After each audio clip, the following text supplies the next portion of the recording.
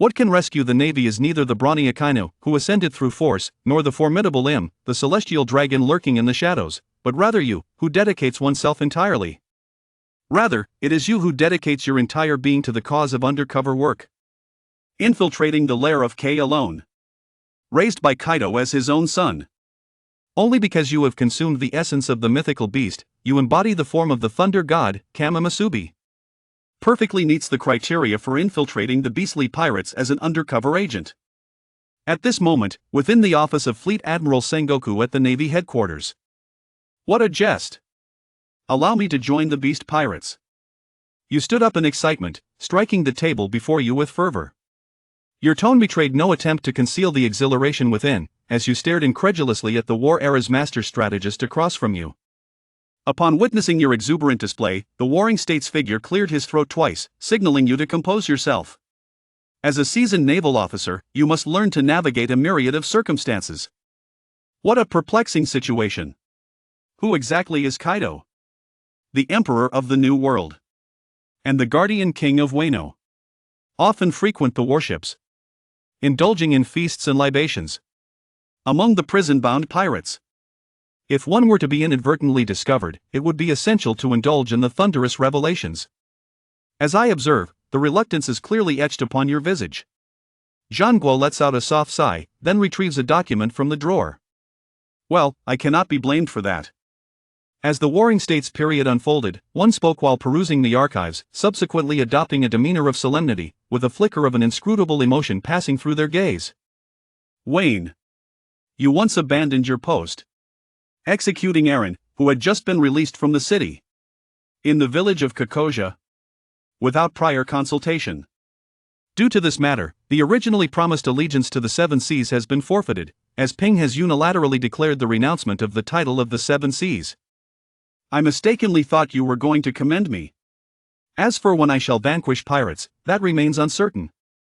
Although a newly appointed warlord of the sea may instill a certain degree of fear among other pirates, they remain, after all, mere pirates. Much like the subsequent war on the top, nearly all participants were merely going through the motions, showing up without exerting any genuine effort. What purpose do they serve? Upon this realization, you resolutely countered. Marshal of the Warring States. It is an injustice. This is because Eren established a fishman pirate crew on my territory. As a naval officer, bearing the weight of justice. How can I possibly turn a blind eye to this? Intervention is necessary. As the Warring States furrowed their brow, they continued to speak. Then why did you secretly execute the local rodent principal? Do you think I am unaware of this matter? You embrace your shoulders with both hands, explaining in a calm and unhurried manner. The reason Eren dares to establish a pirate crew in the locality is due to his association with that rat. You once mentioned that those who conspire with pirates share in their guilt. Therefore, I felt compelled to deal with that despicable rat. Should you harbor any doubts, you are welcome to dispatch someone to investigate. Upon hearing your words, Zhangguo furrowed his brows. For you, indeed, possess a silver tongue.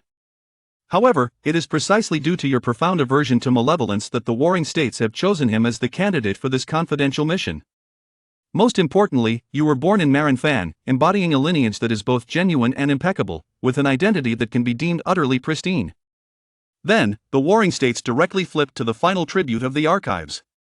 Upon perceiving the aforementioned content, his gaze abruptly turned frigid. His expression transformed into an embodiment of ruthless indifference. Exuding an aura of formidable power. 2 nights ago, in a state of inebriation, you unleashed a tirade against the celestial dragons, labeling them as beasts, in front of all the new recruits. How do you account for this incident? The Warring States gritted their teeth and spoke. Just by virtue of your words, it is sufficient for him to perish 10 times over. In order to prevent this matter from escalating, your teacher, General Zephyr, has exerted considerable effort to quell the situation. But for Zephyrus's protection over you, I would have long since imprisoned you. You tugged at the corner of your mouth. The night before last, due to Smog's promotion to colonel, and after a long reunion with old friends, you indulged yourself and drank to a state of inebriation. To my astonishment, I found myself berating the celestial beings after indulging in excessive drink. Moreover, what he actually stated was that the people of Wulong are inferior even to beasts. He now vaguely recalls that upon waking the next day, he discerned a glimmer of admiration in the gazes of Smog and Tina directed towards him. Throat. I have been wounded by the allure of wine and pleasure, and have descended to such depths. From this day forth, I shall abstain from alcohol. You silently vowed in your heart. After you have been struck, the warring states once again adorn themselves with a smile that bestows great expectations upon the younger generation. Thus, it is no wonder that Zephyr holds such fondness for you, his disciple. In fact, it was he who recommended you for this task. What? You could no longer remain seated, and cried out in astonishment. Recommended by teacher Zephyr. Just as you were taken aback.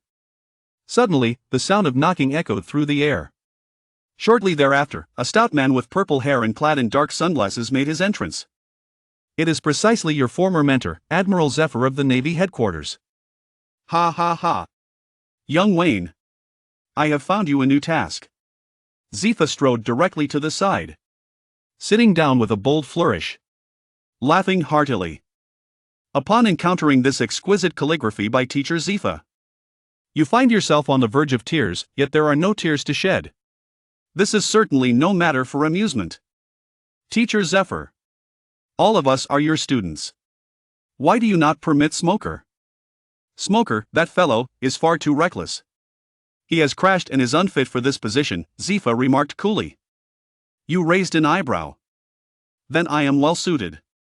When I indulge in drink, I tend to unwittingly reveal my truths. How has life been treating you? You should be most aware of this, yet you persist in denying it. No, you shake your head as if it were a bobbing drum. I have shed blood for the Navy. I have fought fervently for the world government. You cannot treat me this way. All right. Bruce Wayne. I am not seeking your consent, but rather issuing a command. Moreover, I have heard that you have been in pursuit of the true essence of justice. Perhaps this undercover operation will yield significant insights for you. The warring states once again spoke to you. You took a seat. Yet, General of the warring states, I still wish to remain in the Navy, to uphold justice. If I were to become an undercover agent, how could I punish those wicked and ruthless pirates? Hearing these words, the expression of the warring states once again turned solemn, as he spoke with grave seriousness. What are these words? Though not within the Navy, you remain a part of it. Remember this. Whether as an admiral or an undercover agent, you serve the cause of justice. Well said. As a naval commander, one merely needs to remain composed and delegate tasks accordingly. However, to serve as a cunning and enigmatic undercover agent within the Beast Pirates, one must contemplate various significant factors. You gaze with a pleading expression, yearning to make one final stand. Teacher Zephyr. All right, Vane. At this moment, I am no longer your instructor. Nor are you my pupil. Instead, you are a captain of the Navy. You ought to know what actions to take. Zephyr waved his hand dismissively, indicating his disregard for such tactics. During work, the title is referred to as. Subsequently, he retrieved the first dossier from the drawer and handed it to you. Do not assume that the peril of being an undercover agent deters individuals from volunteering. The level of this particular undercover operation is exceptionally elevated. There are additional levels. Wait a moment. Could it be the Blade Brigade? Subsequently, the deserter Wang Kaido joined the group. Upon observing the word sword inscribed on the file folder, your pupils constrict. Goodness gracious, what a sharp blade indeed! At this moment, the warring states calmly elucidated. The Blade is an intelligence organization that does not belong to any specific naval department. Currently, only the Grand Admiral and the Chief of Naval Operations have the authority to know the identities of its members. In other words, your actions possess immense potential, and in the absence of extraordinary circumstances, you may even act according to your own volition. Moreover, the members of the Blade can initiate combat against the 4 emperors and the 7 warlords even in the absence of orders. Words of the warring states resonate with profound significance. Yet you maintained an expression devoid of emotion throughout. Even upon hearing the very last sentence, I couldn't help but feel a hint of amusement. Engaging in battle against the 4 emperors. Why do you not allow me to take the lead directly? To become the sovereign of the seas. After a moment of silence, you tentatively inquired. Warlord of the Warring States. May I pose a few inquiries? Certainly. The Warring States nodded. Aside from me, are there any others besides the previous blade? Perhaps some esteemed predecessors? In truth, you wish to inquire whether the broad-browed, wide-eyed Kuzan is indeed a blade of justice. If that is the case, then his subsequent actions would indeed make sense. However, you did not dare to inquire directly. After all, such matters are classified secrets within the Navy. The Warring States did not respond immediately. Instead, he tapped his fingers lightly on the table, and then, with a grave expression, he spoke. At present, you are the only one. Only I. You exclaimed in astonishment. To be precise, you are the first member selected into the League. Zephyr interjected from the sofa. The proposal for this elite unit, the Blade Force, was jointly conceived by myself and the Marshal of the Warring States. It is an intelligence division specifically established to combat piracy. Nearly 15 years have elapsed since the dawn of the Great Pirate Era. Over the years, pirates have grown increasingly audacious. Especially in the New World, it is nothing short of tumultuous. Moreover, a formidable pirate named Shanks has recently emerged in that region. His strength is unparalleled, and his territory vast, hinting at the potential to become the fourth emperor of the sea. Consequently, the Navy is compelled to devise extraordinary strategies to counter these formidable pirates. The Special Intelligence Unit is precisely such an organization. All right, teacher. So, if I join the Blade, will my salary increase? You gazed intently at Zay, for this was the question that concerned him the most. Seeing your eyes blaze with intensity at the mere mention of money, Zephyr could only smile wryly while resting his forehead on his hand. This matter is of no concern to you, for the remuneration of the skilled bladesmith amounts to 100 million belly per annum, complemented by additional bonuses and comprehensive insurance coverage. Upon your return, we shall dispense your remuneration in accordance with this standard and make adjustments to your position based on your performance as an undercover agent within the Beast Pirates. Upon hearing these words, your eyes sparkled with excitement. This is more like it. There are risks involved, yet also benefits to be gained. It can be classified as a high-risk, high-reward endeavor. At the very least, it does not require one to bear it alone. A meager salary for a life-risking endeavor. Such an opportunity, seized, one might regret for a moment. Yet if missed, the regret could linger for a lifetime. Moreover, if one is determined to escape with their own merits, there are indeed very few who can truly hold them back. Upon this realization, you rose to your feet and executed a formal bow towards the Warring States. Warlord of the Warring States. I have come to a realization. In order to eradicate the inherently evil Beast Kaido, I am willing to join the Blade. The Blade. The Warring States period was marked by a profound sense of contentment and gratification. Well done. You did not bring disgrace to Teacher Zephyr. You may take a seat once more, and continue your discourse. For my final inquiry, how might I infiltrate the Beast Pirates? Should I simply seek refuge under Kaido's wing? Would such intentions be too overt? Although you have never set foot in the New World, you have made a name for yourself in the East Sea. Should you rashly join, it is difficult to ensure that you will not arouse Kaido's suspicions. Wayne. You must descend into the depths of the sea. Only then shall you seamlessly join the Beast Pirates. As Sengoku remarked. Fallen into the abyss of piracy. Indeed, it follows the same path as Drake and Cola's son.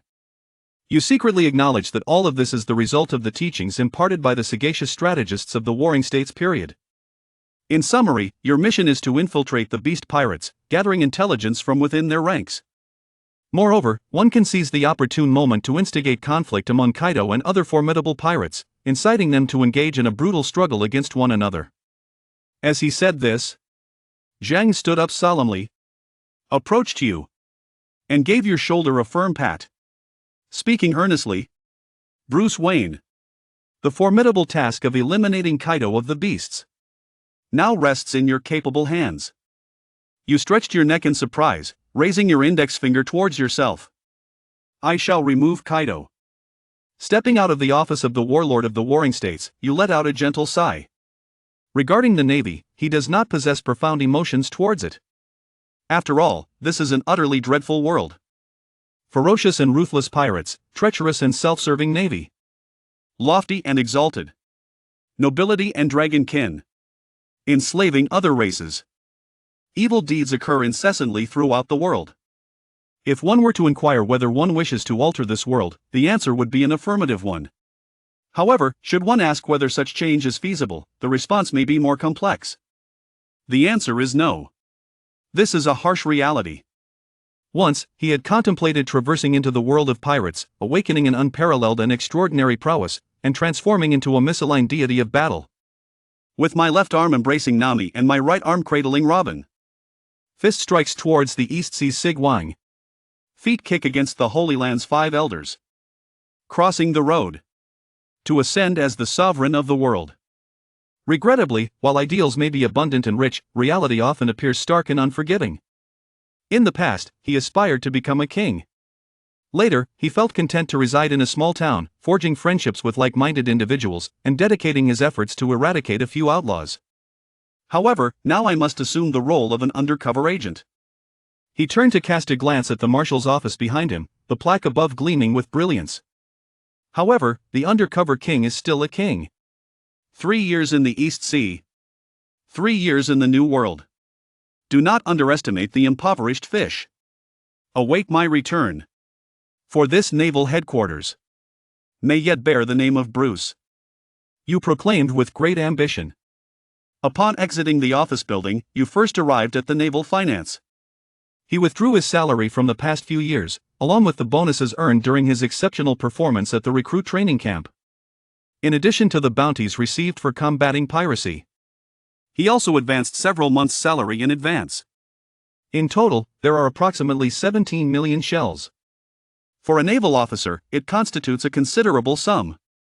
However, to aspire to become a pirate, this sum of money is scarcely sufficient to procure even a respectable pirate vessel. Throat. When one serves in the Navy, it suffices to fulfill one's duties and receive one's wages promptly. However, when one becomes a pirate, there are numerous considerations to ponder. You placed the money into the backpack you carried with you. Subsequently, he arrived at the naval equipment. In order to avert a situation where wealth is amassed yet life is squandered, you resolved to invest significantly. Entering the equipment department. The dazzling array of weapons and equipment captivates your gaze. Conventional handguns, long blades, as well as firearms and artillery of formidable lethality, everything imaginable is at one's disposal. You are greeted by a youthful, beautiful, and vibrant young woman of the Navy. You encountered her at the recent recruit banquet a few days ago. The female naval officer greeted you with great enthusiasm upon your arrival. After all, your bold denunciation of the celestial dragons before so many new recruits is quite gratifying. In private, these recruits regard you as their idol. Welcome, esteemed Senior Wei En. Should you require anything, please feel free to express it to me. You speak without superfluous words, addressing the matter directly. I desire 3 silenced pistols, equipped with 50 standard rounds, 10 seastone bullets, and 10 tranquilizer rounds. Another dagger adorned with a blade embedded with sea tower stones. 2 bundles of rope, 3 small saws, and 4 daggers. The female naval officer stood frozen in place, astonished. The equipment before her was sufficient for an entire squad. With utmost caution, she inquired. Dear Senior Wayne, are you about to undertake a significant mission? You merely waved your hand, indicating that this matter need not concern you. To confront those cunning and ruthless pirates, it is entirely reasonable to carry additional weapons for self-defense. The female naval officer nodded gently. Very well then. Then, you approached the female naval officer and quietly inquired, by the way, does our equipment department possess any poison? Ideally, one that is colorless and odorless. The young female sailor's delicate face was instantly etched with astonishment, as she hurriedly gestured with her hand and spoke. There truly is nothing of the sort. Soon, you will acquire the coveted weaponry and equipment you desire. Moreover, he also procured several pairs of telephones, a number of first aid kits, and various medications commonly utilized at sea. Although he possesses a robust physique that rarely succumbs to illness, it is prudent to be prepared for any eventuality. The one responsible for the checkout is a portly middle-aged naval officer, whose face is etched with shrewdness. He cast a glance at the item you purchased, and it caught his eye. Goodness gracious, a significant client indeed. The selected gear is of the finest quality and the most expensive. Dear Captain Wayne, the total cost of the items you have purchased amounts to 26 million berries. The equipment department has graciously offered you a discount of 100, bringing the total to 25 million berries. Upon hearing this, one cannot help but be astonished. No wonder it is reputed to be more lucrative than a casino. Truly, it is rather nefarious. Is it possible to purchase on credit? The smile on the plump sailor's face instantly faded. Equipment department. No credit will be extended. After a moment of contemplation, an idea suddenly dawned upon you. Indeed, has Smoker customized a weapon made of sea prism stone? Interim remarks. The portly naval officer picked up the grandly customized order confirmation resting on the table. Although I am uncertain of your intentions, I nonetheless inclined my head in agreement. The military baton is expected to arrive tomorrow. You smiled. I have urgent matters to attend to today. So I only brought 5 million berries. When Smoker comes to collect the military baton tomorrow, he will assist me in delivering the remaining funds to you. What do you think? The plump naval officer regarded you with suspicion. It is widely acknowledged that you are the esteemed disciple of Admiral Zephyr, whose prestige within the Navy is unparalleled. It seems that his disciple is not far behind. Simultaneously, you are also a naval captain with a commendable background, hailing from Marin Fan. Is it still possible to run? Upon reflection. Very well. You, Captain. Thank you for your presence. We look forward to your next visit. The stout sailor rose and rendered a military salute to you. Subsequently, amid the enthusiastic farewell of the stout naval officers and the spirited young female sailors, you departed from the equipment department, laden with a hefty bag of weapons, and made your way towards the apartment building you had rented at the headquarters. The good days are drawing to a close. Once one becomes an undercover agent, even a peaceful night's sleep becomes a distant luxury. I am uncertain about the climate of Wano and the general environmental conditions there. Will I be able to acclimatize upon my arrival? Lost in thought, he found himself at the entrance of the apartment building, where he unexpectedly encountered an acquaintance. Former classmates who once trained together at the boot camp. Tina boasts long, pink hair, adorned with a pair of sunglasses perched upon her forehead. Clad in a magenta professional outfit, she accentuates her elongated, slender legs and her poised, curvaceous figure, exuding an air of striking elegance. At this moment, she leans against the wall, a slender cigarette delicately held between her fingers, as if she were awaiting your arrival. You approached, forcing a faint smile, and exchanged greetings. Tina merely cast a fleeting glance before speaking. It seems you are burdened with thoughts. Indeed, has the teacher assigned you an extraordinary task this time? Your expression betrays a sense of worry that Tina has not seen in many years. Caught off guard by Tina's revelation, you were momentarily taken aback. Regarding the matter of being an undercover agent, the general of the Warring States period certainly issued strict orders, emphasizing that it must not be disclosed to anyone under any circumstances. Even Smoker and Tina. Then you gently placed the backpack on the ground. After glancing around to ensure that no one was nearby, you stepped forward and leaned close to Tina's ear, whispering softly. In the Warring States period, that old dang wishes for me to infiltrate the 100 Beasts pirate crew as a spy. You conveyed the entire sequence of events to Na in its entirety. Tina was utterly astonished as she processed this information. She never expected that you would be assigned as an undercover agent within the Beast pirate crew. However, why did you choose to reveal this to Tina? Through your previous explanation, Tina has also come to understand the uniqueness of Sue. Aside from the Grand Admiral and the generals, even the world government remains unaware of the existence of the sharp blade and the knowledge of Liso. To be frank, I initially intended to keep this from you. However, I trust that your words will ensure my confidentiality, won't they? You mentioned that Tina is unlike Smog. She is an exceptionally intelligent woman, and her residence is located in the Grand Line. Perhaps she could prove invaluable at a critical moment. Tina exhaled a puff of smoke. Smoker was aware of this matter. I am uncertain. I do not intend to disclose it to him any longer. That individual is excessively reckless. Smoker remains a fervent and impassioned young naval officer, resolutely committed to bringing any form of malevolence to justice. Cut. Do as you wish. Be cautious. Tina nonchalantly remarked, yet a flicker of worry passed through her eyes. You nodded slightly, preparing to depart with your backpack in hand. Just as he turned around, Tina called out to him once more. Wait a moment. You pause your steps. A surge of emotion wells up within your heart. Indeed, Tina is still reluctant to part with herself. He nonchalantly waved his hand. Do not fret for me, Tina. Although the beast pirates pose a considerable challenge, I shall emerge victorious. No. Tina directly reached out to interrupt.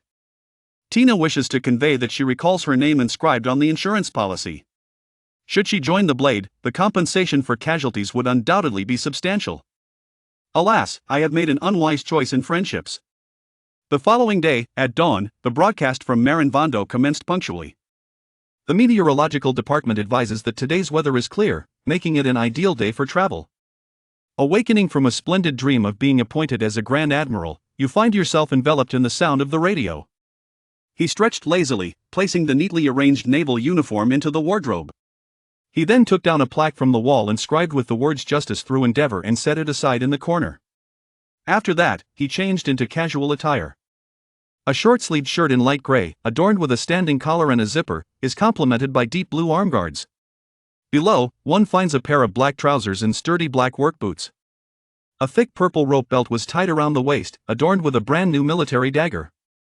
Gazing into the mirror, I beheld a figure standing 3 meters tall, adorned with ebony locks and a visage that exuded a certain charm. Uncertain of when it may be possible, you shouldered a pack laden with equipment and stepped out of the room. The Marin Vanto stands majestically in the world, with a vast square before it, positioned in front of an independent headquarters building, serving as the essential passage to the entrance. Tick-tock. As you just stepped out of your apartment, a gentle drizzle began to fall from the sky. A faint scent of damp earth wafted through the air, evoking the essence of the soil. The meteorological department's reliability seems to be diminishing. They had promised clear skies and favorable conditions for travel, yet here you are, greeted by rain the moment you ventured outside. You uttered a complaint, withdrew an umbrella from your backpack, and unfurled it. After walking for a while, I came upon a familiar figure standing before me. Smog, you whispered the name of the newcomer. Smog did not wield an umbrella, allowing the raindrops to cascade upon him, his gaze fixed intently upon you. Where are you headed, Wayne? Upon encountering Smoker, a surge of excitement enveloped you. You let out a sigh. Was it Tina who informed you? She said you were to depart from the Navy. At first, I found it hard to believe. Only now do I comprehend what it is that you truly desire. Smoker roared at you, his tone laced with profound confusion and indignation. He is 6 years your senior, yet both of them graduated from the same class in the Navy. In his eyes, you have always been a talented individual. Whether in terms of strength assessment or your stance against malevolence, you are the most resplendent presence in the ranks of the new recruits training camp. Even in the depths of Smog's heart, you are still the one pursuing yourself. However, my dear friend has submitted his resignation to Teacher Zephyr early in the morning, wishing to depart from the Navy. Why? Why must he forsake the Navy? In the face of scrutiny, you tugged at the corner of your mouth. He truly does not wish to, yet the rewards bestowed by the General of the Warring States are exceedingly generous. After a moment of contemplation, you slowly began to speak. Smoker, during these recent days, I have come to understand something profound. What is it? Smog drifts gently in the light. As a member of the Navy, the scope of one's actions is ultimately constrained. Not only does one find oneself hampered in undertaking tasks, but one must also heed the trivial commands issued by those in higher authority. Therefore, I shall no longer pursue a career in the Navy. Upon hearing this, Smog's pupils constricted sharply, and he could not restrain himself from roaring in anger. What nonsense is this?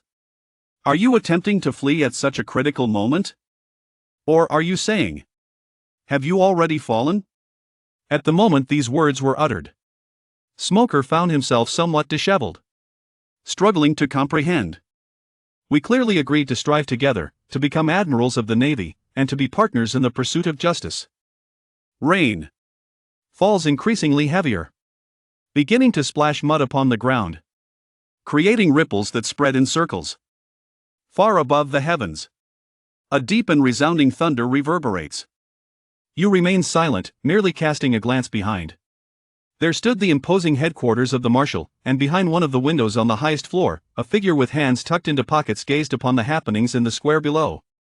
He is aware that this is a type of the general from the Warring States period. Some matters remain ineffable, and at times, justice must dwell in the shadows. Nevertheless, irrespective of the passage of time, I shall always remain true to myself. Smoker.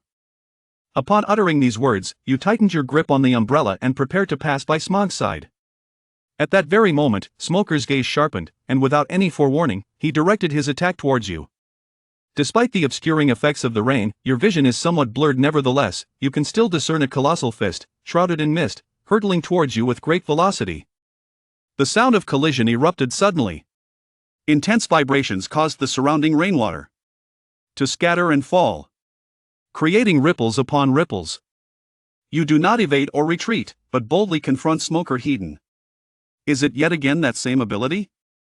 Smoker gritted his teeth and uttered fiercely. Only to behold, your body emanates a rich violet luminescence, a formidable barrier stronger than steel encircles you, successfully repelling the tendrils of smoke that approach. Like Smoker the Smokeman, you too possess extraordinary abilities. His devil fruit was unexpectedly discovered in Rogue Town, a rarity even more precious than the natural type, known in full as Animal Series, Human Fruit. Mythical beast type, Take Manakata. What was just exhibited is indeed the first manifestation of Take Manakata. Summoning a formidable barrier resembling a skeletal framework around oneself to fend off attacks bears a certain resemblance, similar to the Superman-type barrier fruit. It is noteworthy that upon your acquisition of this fruit, it has never been documented in the compendium of devil fruits. There are whispers that the devil fruit is the embodiment of the malevolence harbored within the human heart. Thus, the powers endowed by a brand new demon are not determined by the demon sealed within the fruit. Rather, it is determined by the first individual endowed with the ability to consume it. Do not compel me, Smoker.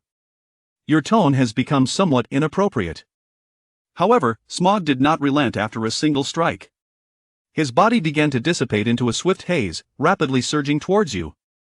Even if it means breaking my own limbs, I shall take you to meet Zephyr. Must one still resort to taking action? A dangerous glint suddenly flickered in your gaze, as you hurled the umbrella from your hand, letting it be carried away by the raging wind. In the next instant, a tangible violet flame erupted from his being.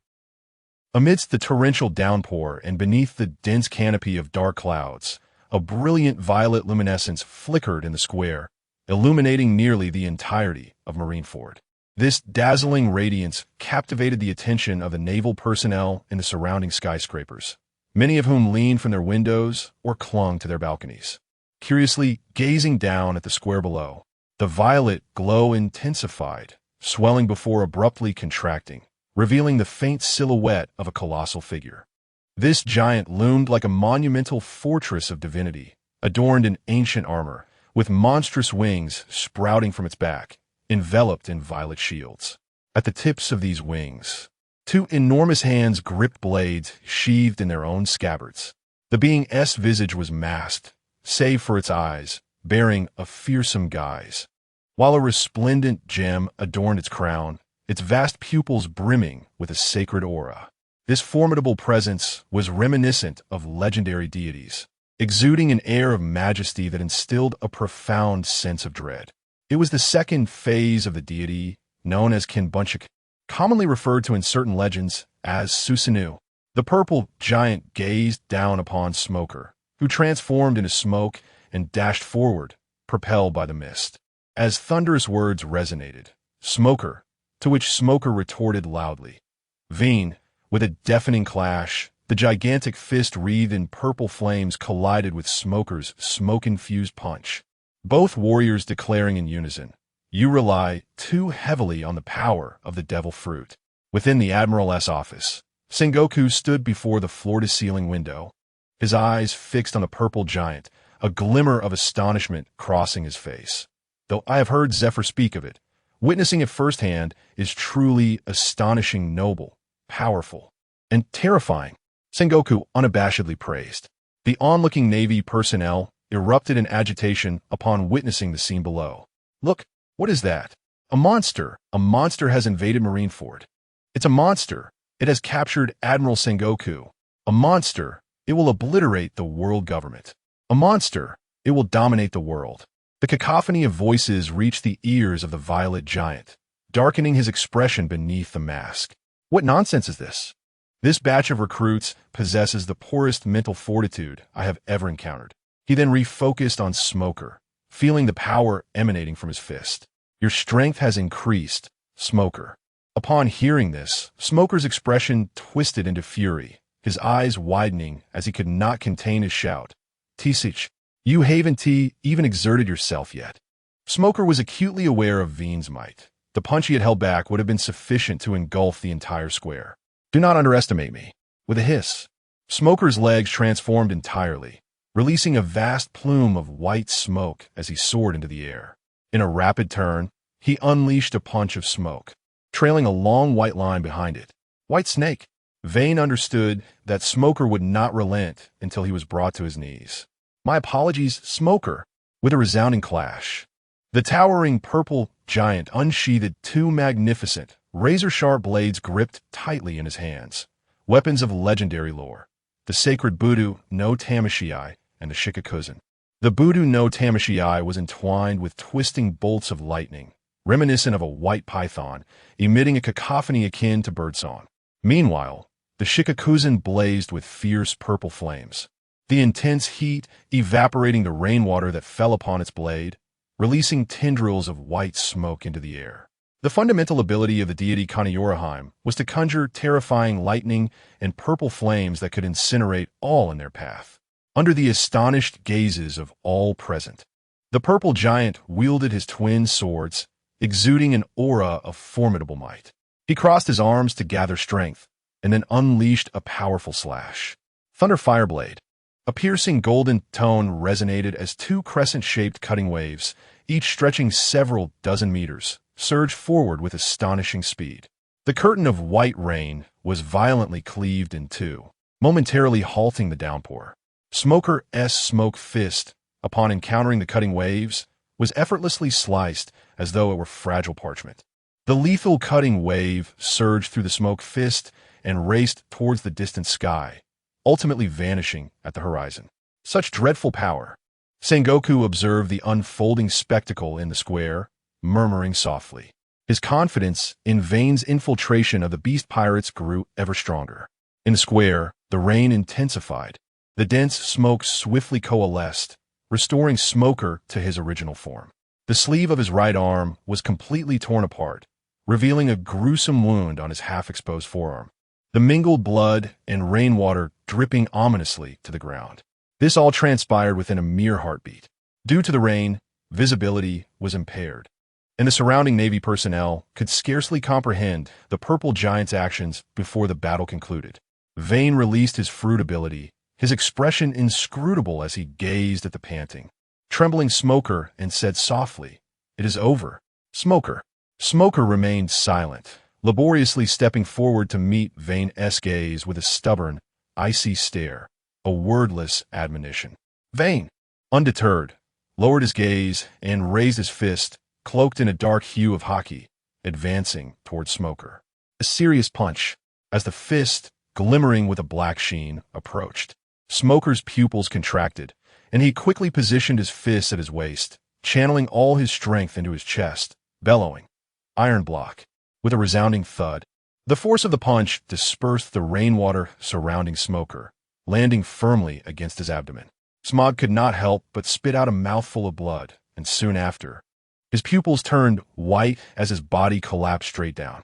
At that moment, the umbrella that had just been thrown into the sky by Wayne swayed in the fierce wind and descended once more, only to be caught by Wayne with a deft hand. Wayne lowered his gaze slightly, observing his comatose yet defiant friend, and a pang of reluctance surged within him. He gradually crouched down, placing the umbrella over Smog's head, then extended two fingers to gently flick Smog's forehead, whispering, "Forgive me, Smog. I hope this is the last time." Chapter 6. On the fleet admiral after Vane's departure, the heavy clouds swiftly dissipated and the torrential rain abruptly ceased, leaving the skies over Marineford once again radiant. Everything seemed as if nothing had transpired. At this moment, within the office of Fleet Admiral Sengoku, Smoker stood beside Zephyr, his hands wrapped in thick bandages, and spoke with a voice laden with emotion. "Teacher Zephyr, it is all my fault. I failed to stop Vayne.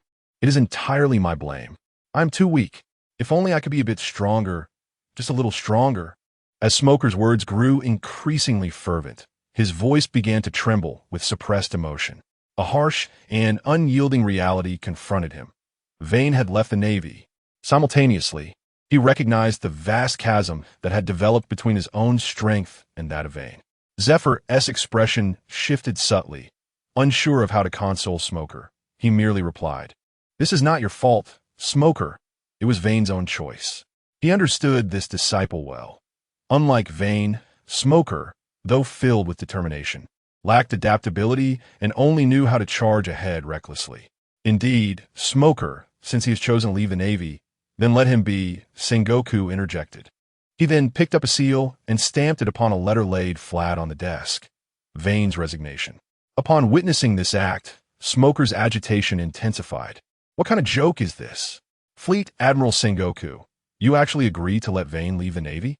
He could not fathom the mindset of these two men. What was this indifferent attitude? How could Sengoku, and even Teacher Zephyr, remain unmoved, allowing a potential admiral to depart? Was this truly the course of action one would expect from the upper echelons of the Navy? "Enough, Smoker. The orders from headquarters have been issued. It is time for you to return to Logtown," Sengoku stated. Well aware that keeping Smoker in the Grand Line could lead to unpredictable actions, it was preferable to send him back promptly. Damn it! Smoker clenched his teeth. Fists tightened to the point of nearly drawing blood. Finally, he spat through gritted teeth. "Fleet Admiral Sengoku, you will come to regret this." "That is enough, Smoker. I am the Fleet Admiral," Sengoku replied coolly, taking a sip of tea.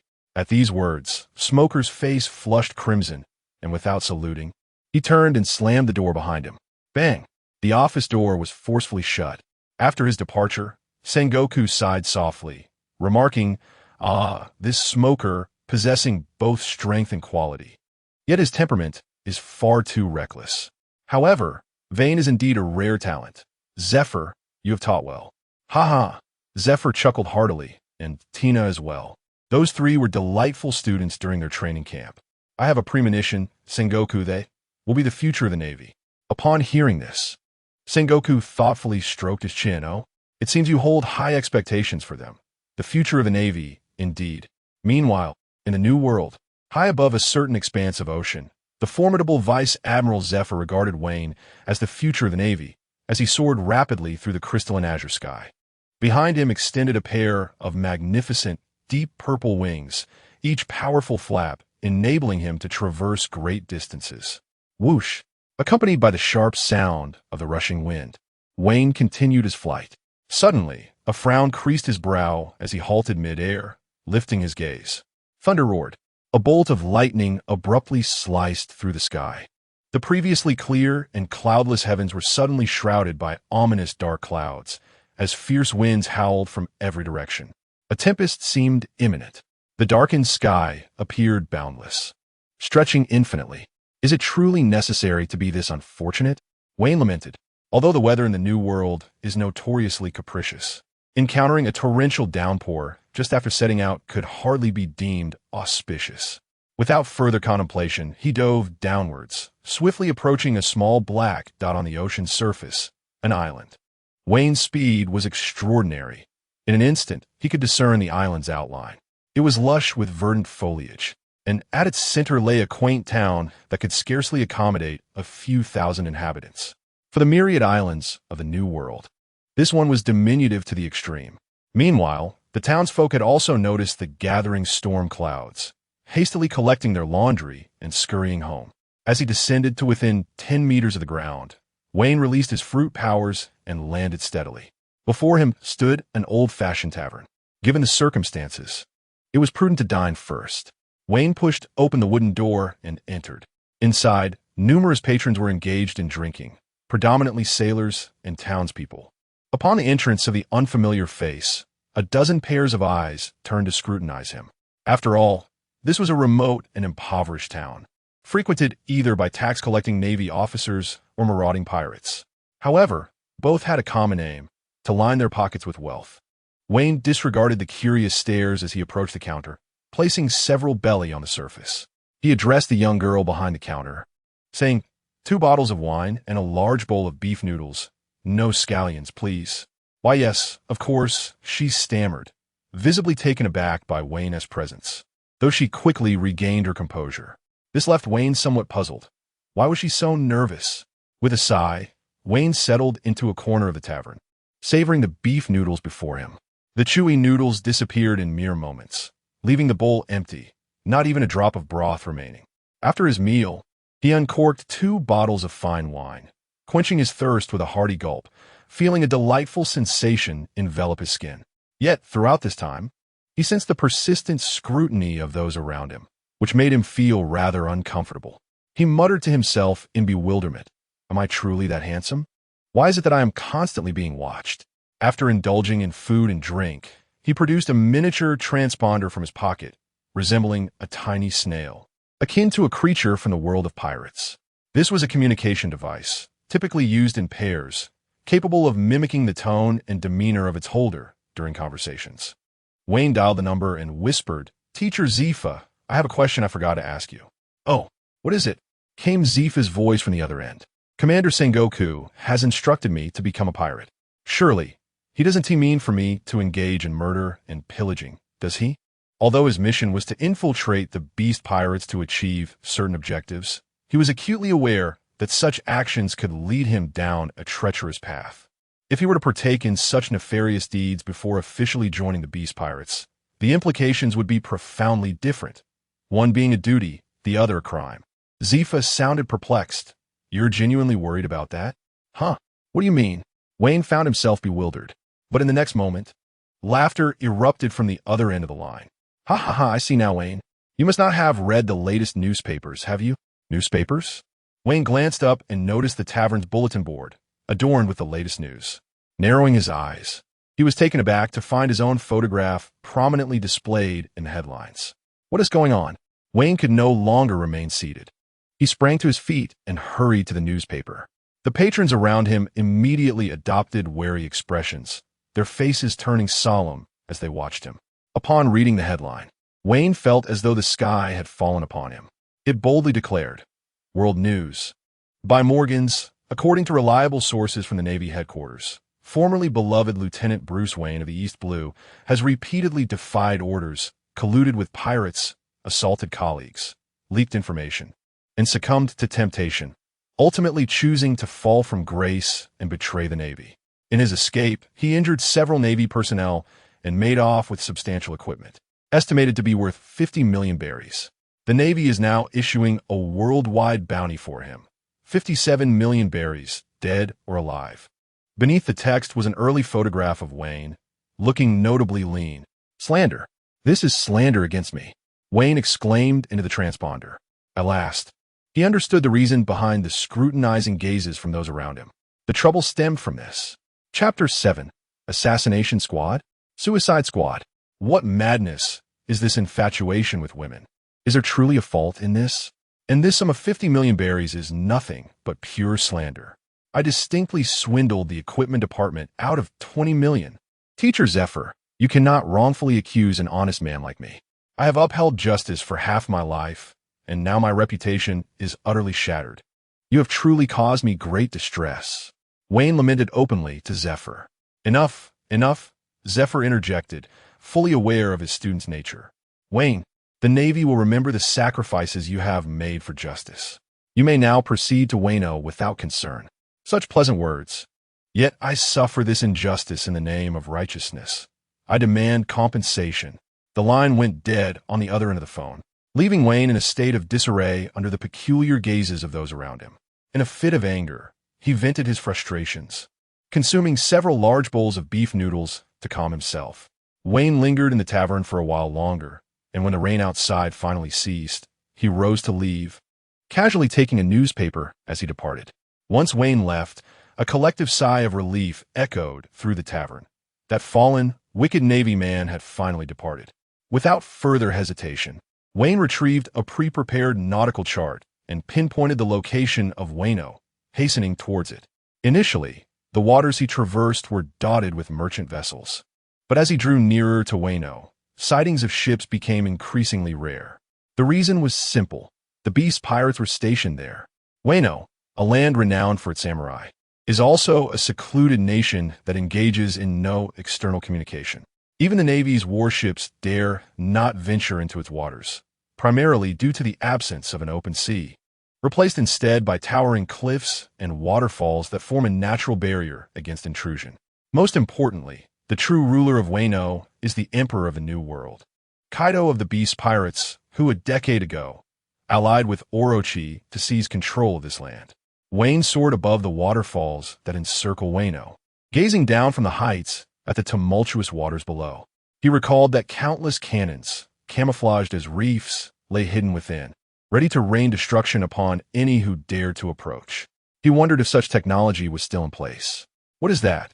Amidst the raging waterfall, a two-masted sailboat was striving to ascend towards the waterfall's brink. On its deck stood around 30 pirates, their skull-end crossbones flag fluttering in the wind. Wayne deduced that this must belong to the Beast Pirates. Many pirate crews seek refuge by aligning themselves with more formidable factions. For instance, Whitebeard had over 40 subordinate crews. After a moment of contemplation, he unfurled his violet wings and dove swiftly downward. What is that? A flying creature. Could it be Jinx? It appears that. No. Step! Step! Wayne leapt to the bow of the ship, a subtle smile gracing his lips as he gazed at the anxious pirates. Do not fret, we are comrades. Comrades? Who are you? A scar-faced pirate retorted with discontent. I have come in search of Kaido, Wayne announced, producing a newspaper from his pocket to display to the crowd. A fallen Navy lieutenant? Wait here. I shall summon the captain. After a brief interval, a burly man with a bushy beard emerged from the cabin. Towering nearly 6 meters tall, his robust physique was striking. His eyes seemed to gaze in opposite directions, lending him an air of peculiar wisdom. This is our captain, Lord Tepu, a notorious pirate with a bounty of 87 million. The scar-faced pirate declared to Wayne. Upon hearing this, a satisfied smile spread across Tepu's face, clearly pleased by his subordinate's words. Ah, so you're Captain Tepu. It is indeed a pleasure to finally meet you, Wayne exclaimed with fervor, extending his hand for a handshake. Oh, you have heard of my tale? Not all, but your visage speaks volumes of stories untold. Nonsense. In the New World, there are countless pirates, and many with bounties exceeding 100 million. How could I possibly remember such a character? Yet, Tepu chuckled heartily upon hearing this. Ha, my dear Wayne, you have come to Wano, surely in pursuit of fame and glory. Indeed, indeed, who in the New World has not heard of the fearsome reputation of the beast Kaido? Wayne, though never a pirate himself, believed that flattering words would be his safest course. Tepu waved his hand grandly. Perfect. Let us embark on a grand venture in Wano. Ha! My crew, hasten our pace. I, Captain Tepu. A grand venture? Wayne found the captain's words somewhat peculiar. However, he had no time to ponder further as the pirate ship reached the waterfall's edge, surging forth and leaping into the territory of Wano. Above the steep cliffs lay a vast inland sea. Among it were 2 major islands.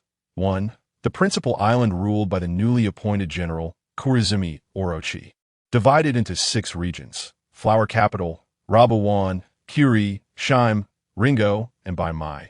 The other, the stronghold of the beast pirates, Onigashima. As the pirate ship entered the inland sea, the first sight to greet them was the imposing Onigashima, adorned with a colossal skull, complete with massive horns that exuded an aura of intimidation.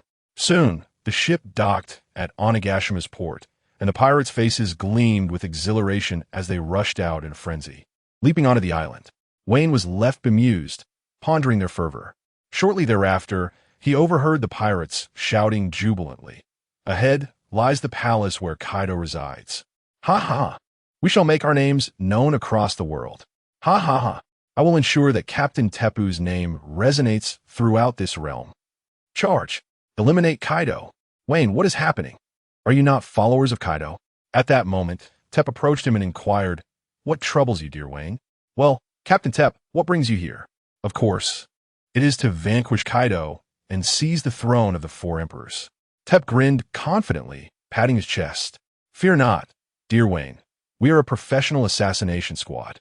The enemies who have perished at our hands number in the hundreds, if not thousands. I hardly regard Kaido as a significant threat. Wayne suddenly realized that they were not part of Kaido's pirate crew, nor had they come to seek his allegiance. Rather, they were here to eliminate Kaido. What a farce! How could such a small group dare to challenge Kaido? An assassination squad? More like a suicide squad. Wayne should have anticipated this. In a world teeming with madness, pirates exist in two extremes. Those who cling to survival with utmost caution, and those who exude supreme confidence, disregarding the four emperors and the seven warlords alike. Unfortunately for him, he had encountered the latter. I must leave at once, Wayne thought.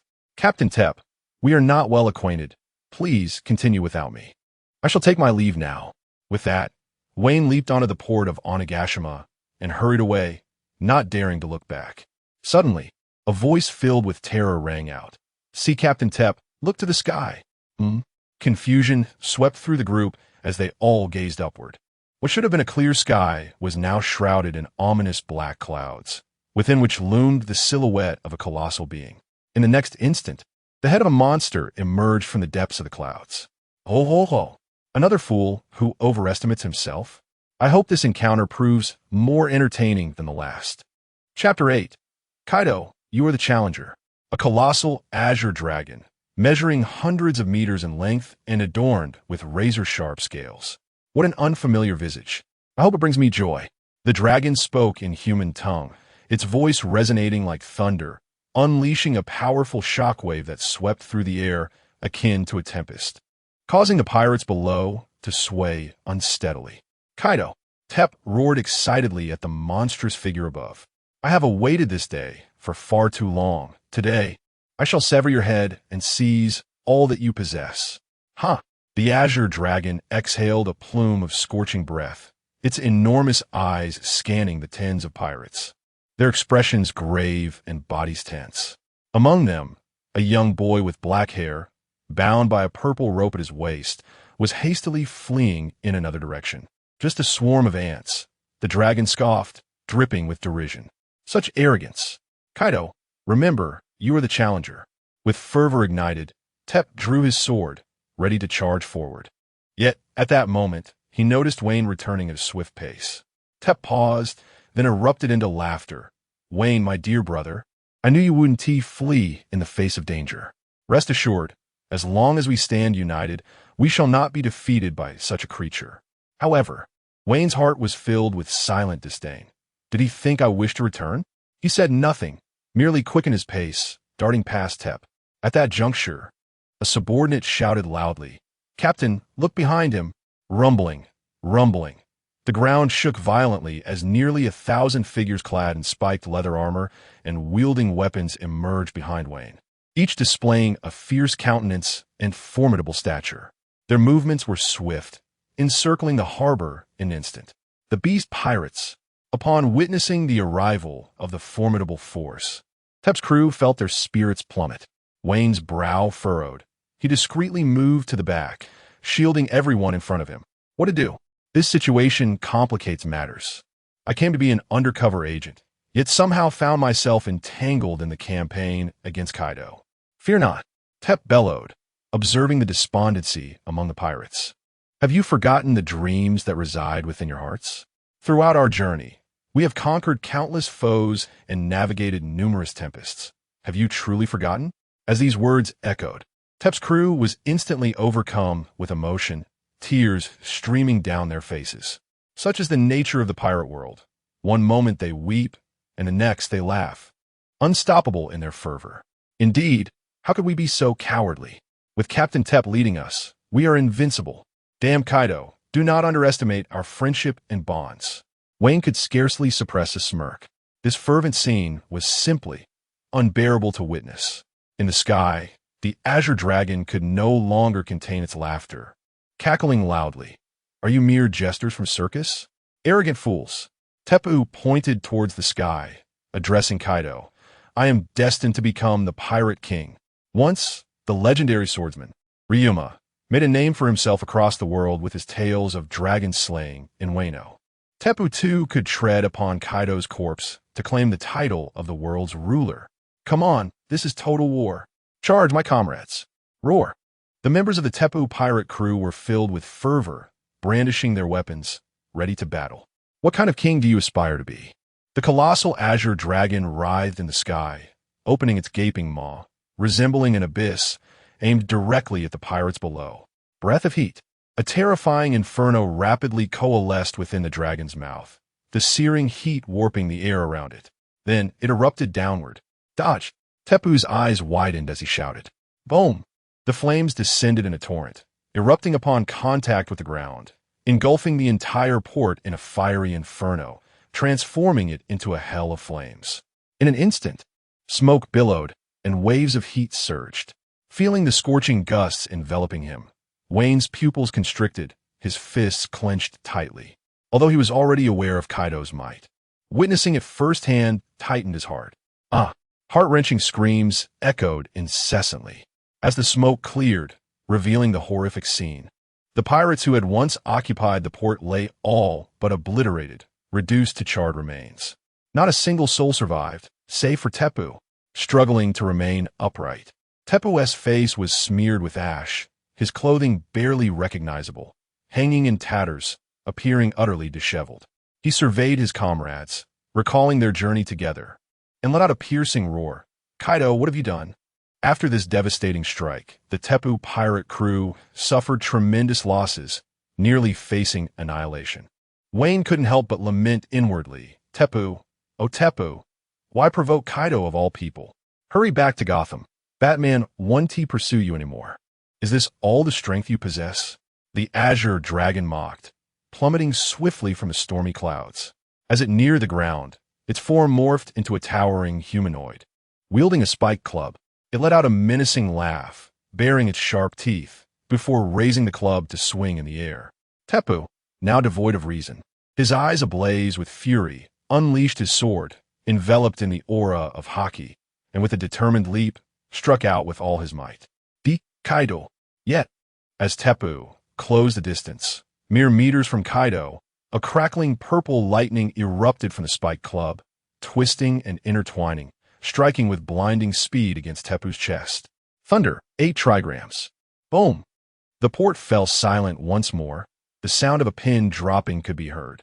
Kaido rested the club on his shoulder, gazing down at Teppu, who lay in a pool of his own blood, a flicker of surprise crossing his eyes, a subtle smirk curling his lips. Do you still have breath left? Truly, you are quite resilient. As Jean awoke, he was invited to join us. Should he resist, he would be cast into the quarry of the rabbit bowl. Kaido called out to his massive army behind him. Soon after, a tall man stepped forward, enveloped in a snug black leather uniform, with a mask and gloves concealing his face and hands, resembling a figure shrouded in darkness. Prominently, a pair of striking black wings sprouted from his back. He was Enzai, the flagship of the Beast Pirates, hailing from the Lunaria tribe. Yes, Mr. Kaido, he acknowledged. And what of that individual? Enzai inquired, casting his gaze towards Wayne, who stood at a distance. At this, Kaido, intrigued, glanced at Wayne, a renewed battle fervor igniting upon his countenance. The young lad possessed remarkable speed, having just evaded Kaido's scorching breath. His strength likely surpassed that of Teppu by a considerable margin. With resolute eyes and steady steps, Wayne approached Kaido. Oh, instead of turning and fleeing in disarray, he dares to advance towards me? Kaido grinned, amusement dancing in his thoughts. The pirates of the Beast's pirates, witnessing this, fixated their attention on Wayne. Judging by his gait, this individual exuded an aura of formidable power. Could it be that Lord Kaido was truly about to encounter an equally matched adversary? On the ground, Teppu, his vision blurred, vaguely perceived Wayne passing by him. His lips twitched in silence, unable to utter a word, yet internally he fervently shouted, "Go for it! Young man, even against Kaido, you must prevail." Under the expectant and curious gazes of the crowd, Wayne reached Kaido, his expression emotionless and seemingly cold. However, in the next moment, he abruptly raised both hands, bowing in respect to Kaido, his voice resonating with fervor as he exclaimed, "Master Kaido!" The entire assembly was left in a state of bewilderment. Chapter 9, drifting through half a lifetime, lamenting the absence of a wise sovereign. The atmosphere was thick with astonishment. All present were left dumbfounded, their mouths agape in disbelief. What had he just uttered? Referring to Kaido as his master? Even Kaido himself was perplexed, as he had never taken on any disciples. While the crowd remained in shock, Wayne produced a newspaper from his pocket, the one that bore his bounty notice, presenting it to Kaido as if submitting a sum. He spoke rapidly. "That old scoundrel Sengoku fails to recognize talent and has wronged me, prompting my escape from the Navy. I have come to join the Beast Pirates. Among all on this vast ocean, I hold you, Master Kaido, in the highest esteem. Hence, I have defected from the Navy and rushed here to join your ranks, to pursue grand ambitions alongside you." Then, with utmost solemnity, Wayne declared, drifting through half a lifetime, lamenting the absence of a wise sovereign. "If you do not reject me, I humbly wish to become your disciple." At this proclamation, everyone could not help but twitch at the corners of their mouths, their expressions a mix of astonishment and incredulity. This Wayne was simply a fool. Tep, lying on the ground, overheard and spat out a mouthful of blood.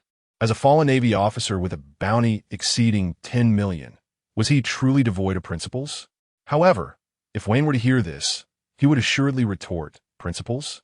What principles? Master Kaido embodies principles." Jin's eyes brimmed with disdain as he thought, "Mr. Kaido, shall we simply send this fellow to the soup pot?" Yet Kaido waved his hand, accepting Wayne's or some with a smirk, declaring, "What? Jin, do you not find this little rascal amusing?" For reasons unknown, upon hearing Wayne call him master, Kaido felt a peculiar joy swell within him. A bounty of 57 million, though somewhat modest, was sufficient for him to join my ranks. "Wayne, my young friend, do your utmost." "Thank you, Master Kaido. I will strive diligently and dedicate my youth to the Beast Pirates." Wayne's face radiated excitement. He had not anticipated Kaido to be so agreeable. It seemed the Beast Pirates genuinely valued talent. No wonder they had so many underlings. Kaido raised an eyebrow, choosing not to speak further, and transformed once more into a colossal azure dragon, soaring towards the towering palace of Onigashima. Once he departed, Jin cast a strange glance at Wayne, cautioning, "Do not rejoice too soon. The weak cannot survive within the Beast Pirates." However, he quickly shifted his tone and said to Wayne, "Come, regardless of the circumstances, you are now a member of the Beast Pirates. Today is the day of the newcomer feast. Let us partake together." With a wave of his hand, the large entourage began to make their way back. Wayne followed suit. Along the journey, Jin briefly apprised Wayne of the current state of Wano. Since the death of Kazuki Oden, rebellions among the samurai had been ruthlessly suppressed. Wano had entirely fallen under Kaido's dominion, yet Kaido showed little interest in governing the nation. Apart from Onigashima, the territory of Wano is predominantly ruled by the new shogun, Kaido. Meanwhile, the Beast Pirates are steadily expanding their ranks. At this moment, however, Jack has just turned 18 and has yet to attain the status of a prominent figure. The position of the 6 Flying Blades has yet to be established, and the only notable leaders within the Beast Pirates are Queen and the formidable Jin. "Hey Jin," Vayne suddenly interjected. A hint of displeasure flickered in Jin's eyes. At merely 37, he found it disconcerting that this young lad referred to him as uncle.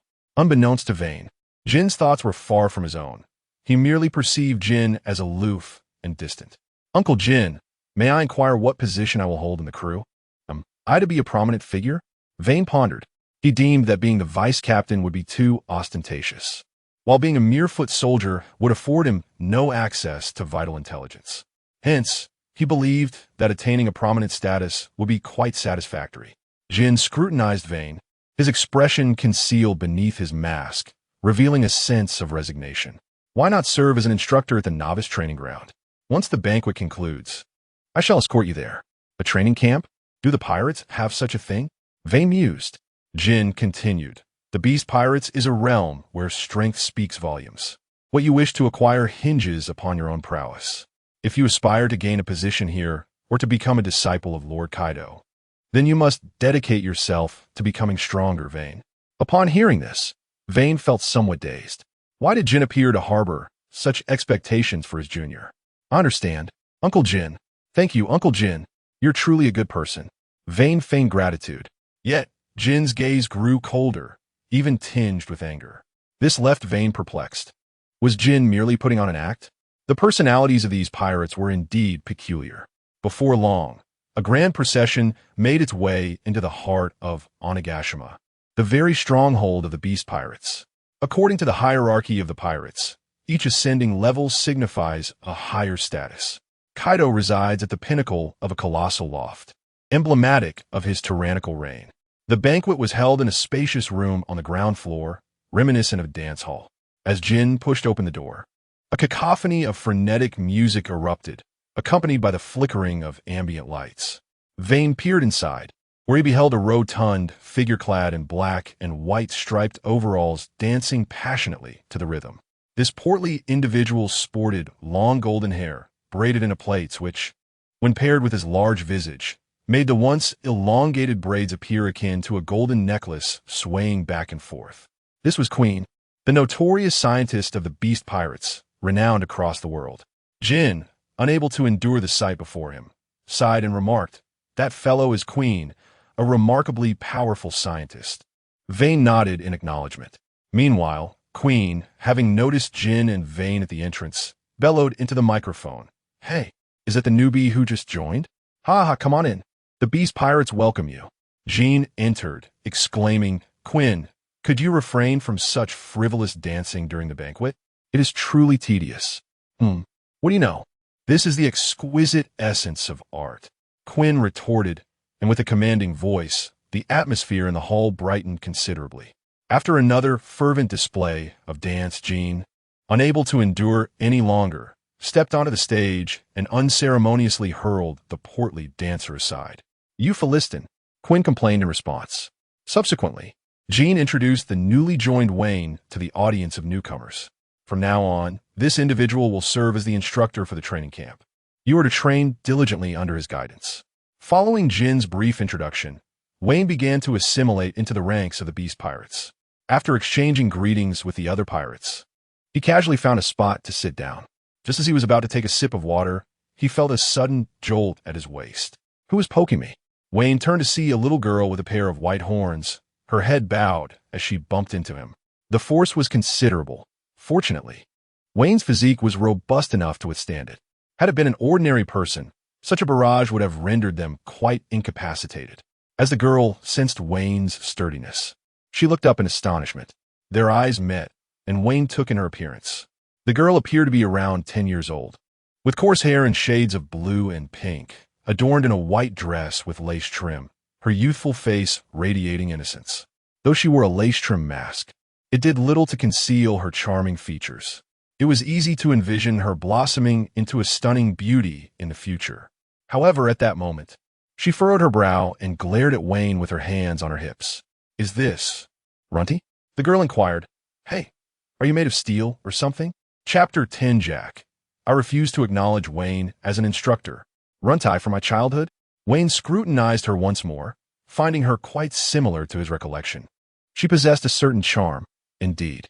Evidently, a pirate like Runty. But what with that headbutt of yours? Thud, thud. Runty bumped her head a couple more times, feeling a sharp pain in her forehead, and reluctantly ceased, glaring furiously at Wayne. "Hey, are you the new instructor? I challenge you." At that moment, Jean approached and explained to Wayne, "This is Runty. Don't let her age fool you. Her strength is formidable. Several instructors have already fallen to her prowess." Wayne nodded, fully aware of this head-butting girl. Runty and her brother, Pejuan, were among the later members of the Flying Six. Their father, a pirate with ties to Kaido, was slain by the Marines during their childhood. Consequently, Kaido took Runty and Pejuan to Onigashima. To survive in this power-driven pirate crew, Runty pilfered 2 dragon fruits from Kaido, becoming a fruit user alongside her brother. Yet, at such a tender age, her violent tendencies were alarming. This beast pirate's crew is truly a menace. "Hey, how come your body is so hard?" Runty clutched her head, grimacing. The headbutts felt akin to colliding with steel. A smirk graced Wayne's lips. He and T employed hockey, but rather the strongest defensive technique of the 6 styles. Iron block. Oh, do you wish to learn? I can teach you, Wayne chuckled. TCH, you must have been a Marine, right? I despise Marines. Run-Eye huffed angrily. Just then, the grand doors of the banquet hall were flung open, and a booming voice resonated. Where's the new instructor? I'm gonna knock him out. Thud, thud, thud. Accompanied by the dull thumping of footsteps on the floor, a tall, robust figure made his way forward. The surrounding pirates hastily cleared a path upon seeing him. Wayne squinted to get a better look. The newcomer wore an iron mask, draped in a fur cloak, with 2 long, white tusks protruding from his shoulders. His brow was furrowed, displaying a countenance of deep-seated grievances. It's you, damn Ship King. Wayne instantly recognized him. Future Drought Jack, the most audacious man of the Beast Pirates. However, it was surprising to see Jack develop so rapidly. At merely 18, he appeared to be in his 30s, far too eager indeed.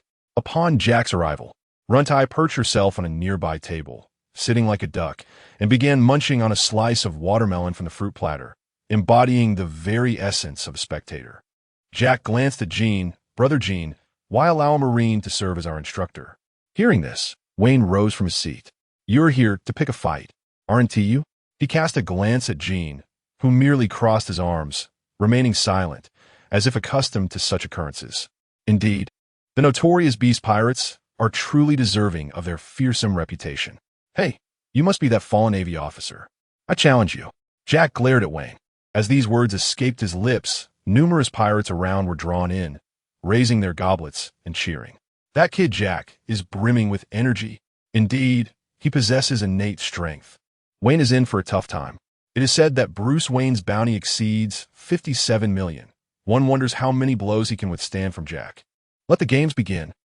Who doesn't relish a good fight? Moreover, Wayne has recently joined the Beast Pirates, and the crowd is eager to witness his prowess, especially considering his bounty surpasses 10 million. This won't take long, Jack taunted. I'll send you flying with a single punch. Wayne's expression shifted slightly. Initially surprised that Jack had singled him out, he quickly realized that this could be advantageous. His mission was to infiltrate the Beast Pirates, and showcasing his strength was indeed the easiest way to capture Kaido's attention. He had never intended to conceal his abilities. Are we fighting here? Who will bear the cost for any damages? Wayne surveyed the surrounding tables and chairs. Of course, whoever loses pays. Jack thundered, his voice booming. How straightforward and brutish. Wayne unsheathed the military knife at his waist, the light glinting off the blade, casting a cold, sharp gleam. A swordsman, is he? Jack inhaled deeply, reaching toward his shoulders to draw the 2 scythes hidden within the ivory. But at that moment, Wayne moved, unbeknownst to him. A silenced pistol had appeared in his left hand, and he pulled the trigger without hesitation. Jack's pupils dilated as he gazed in disbelief at the incoming bullets. Thud, thud, thud. 3 bullets struck Jack's shoulders and arms with unerring precision. Blood sprayed forth, and he gasped in pain. Beyond 7 paces, a gun is swift. Within 7 paces, it is both swift and precise. Although Jack's physique was formidable, he was not yet at the level to withstand bullets, and he remained a reckless youth unversed in hockey. He had expected Wayne to engage him in a fair duel, but to his astonishment, he was being shot at from the shadows. Jack, you are too young.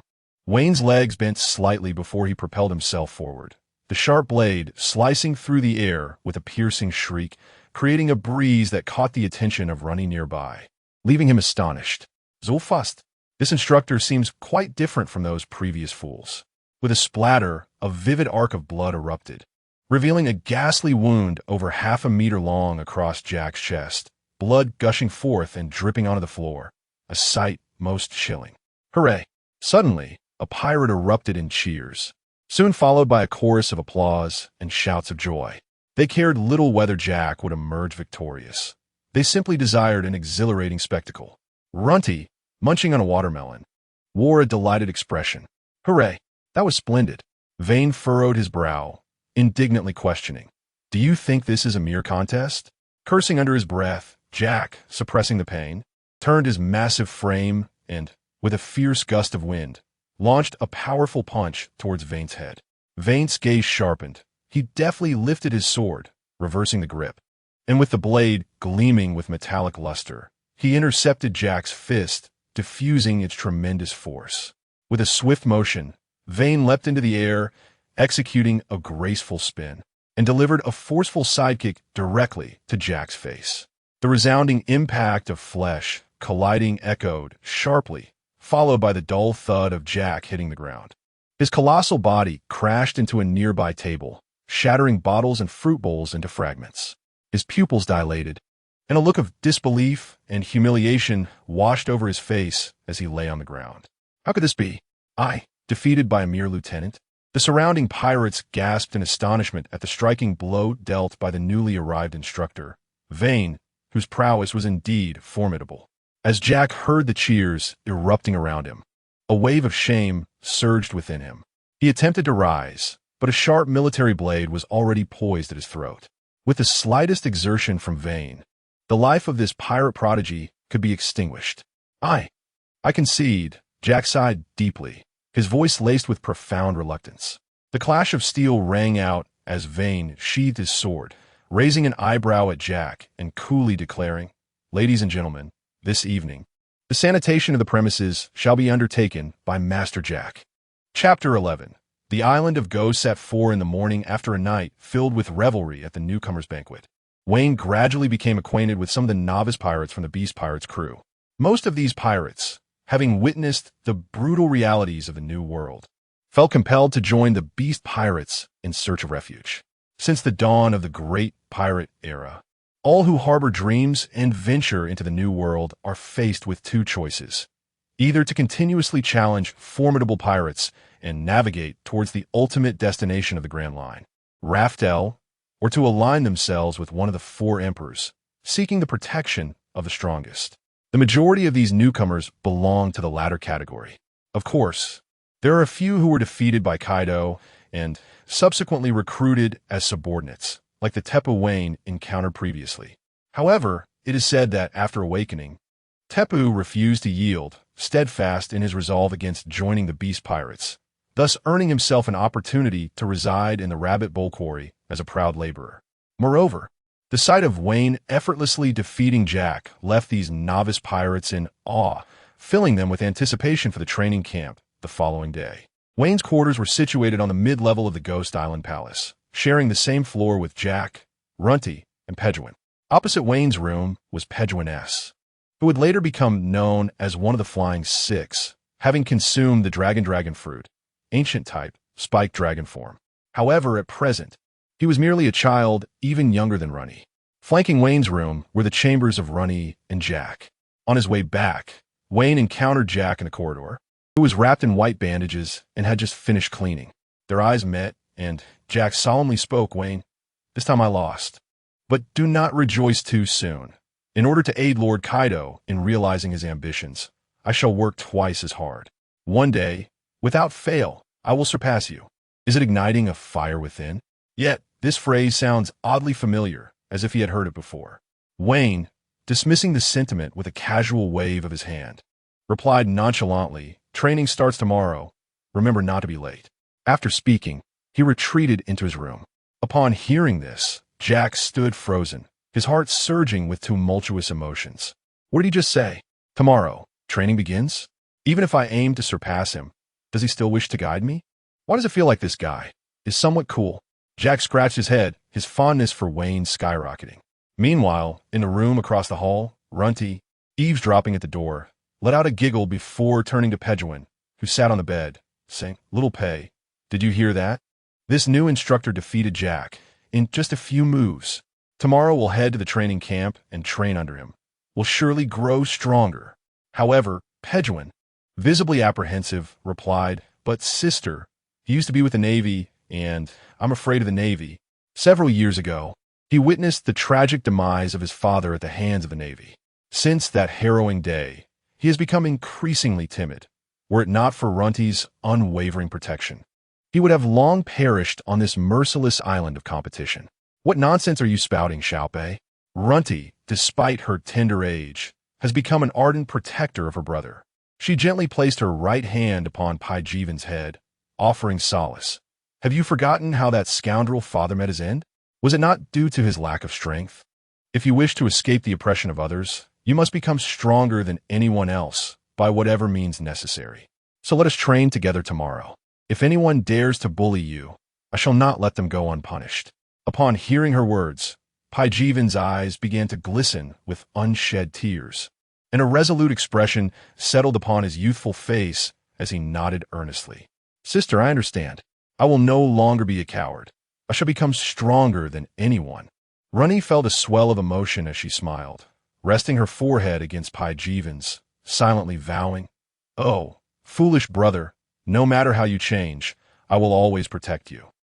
At 4 o'clock in the morning, before dawn had graced the sky, Wayne was lost in a blissful dream when he felt the room begin to tremble slightly, jolting him awake.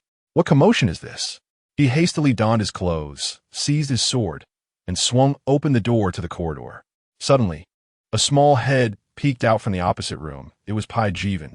With a timid gesture, Paijivan pointed towards Jack's room, whispering to Wayne, "Brother Wayne, that noise is coming from Brother Jack's room." Jack, Wayne, puzzled, approached Jack's door and kicked it open. Upon glancing inside, his brow furrowed immediately. In the room, Jack was struggling to perform push-ups on the floor, his enormous physique causing the ground to shake as if it might collapse under the immense weight at any moment. "So, this is what it is. Oh, Wayne has arrived. Is it time for training?" I can hardly contain my excitement. Jack huffed, not pausing in his exertions. "Has he always been like this?" Wayne inquired of Paijivan. "Indeed, Brother Jack is the most diligent practitioner on Ghost Island. He begins his exercises every day at 4 in the morning.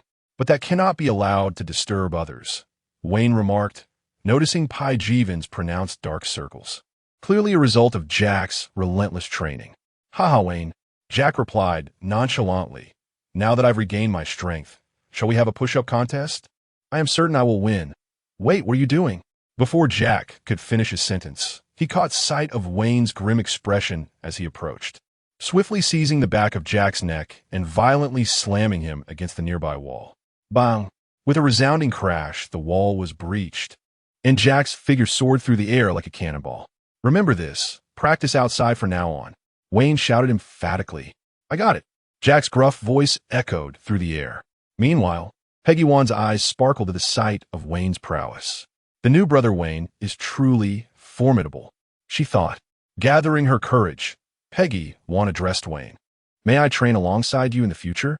I aspire to become a man like you." "Of course. See you at the training ground shortly," Wayne replied, a warm smile illuminating his face, bringing comfort to Peggy Wan's heart. "Wayne is truly a kind soul," she mused. "What will be the focus of our training today?" Peggy Wan inquired, her tone sweet and respectful. "I will teach you a unique technique from within the world government, one of the 6 forms.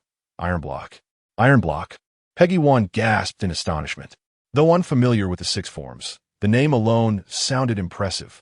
"All right, the first step to becoming a true man is to master iron block." Chapter 12. Let me be the instructor. Train an iron block on the Erie Island, within the confines of the new recruits training ground. One could observe a vast expanse akin to a naval training facility, strewn with various equipment haphazardly. It was said that this area once served as a modest laboratory, a place where Quinn conducted his scientific endeavors. However, due to excessive toxic gas emissions that severely tainted the environment, it was frequently the case that passing pirates would succumb to the noxious fumes, compelling the transformation of this site into a training arena. This morning, the training ground was teeming with new pirates clad in leather jackets and trousers, a sight that resembled a dark, menacing swarm. Under the watchful gaze of the crowd, Wayne ascended the platform. "Today, we shall learn the most formidable defensive technique capable of withstanding any assault, the iron block."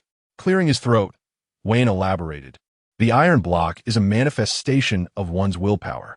To harness its strength, one must rely on the unwavering resolve to become a formidable warrior and an unwavering loyalty to the beast pirates. The potency of the iron block is contingent upon the fortitude of your spirit.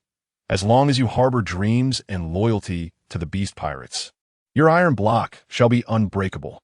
Wayne spoke with fervor, yet he merely touched upon the fundamental principles of the iron block, concentrating all one's strength to the area in need of defense. without divulging the specific techniques. In essence, it was a matter of belief. He was not genuinely there to fulfill the role of an instructor.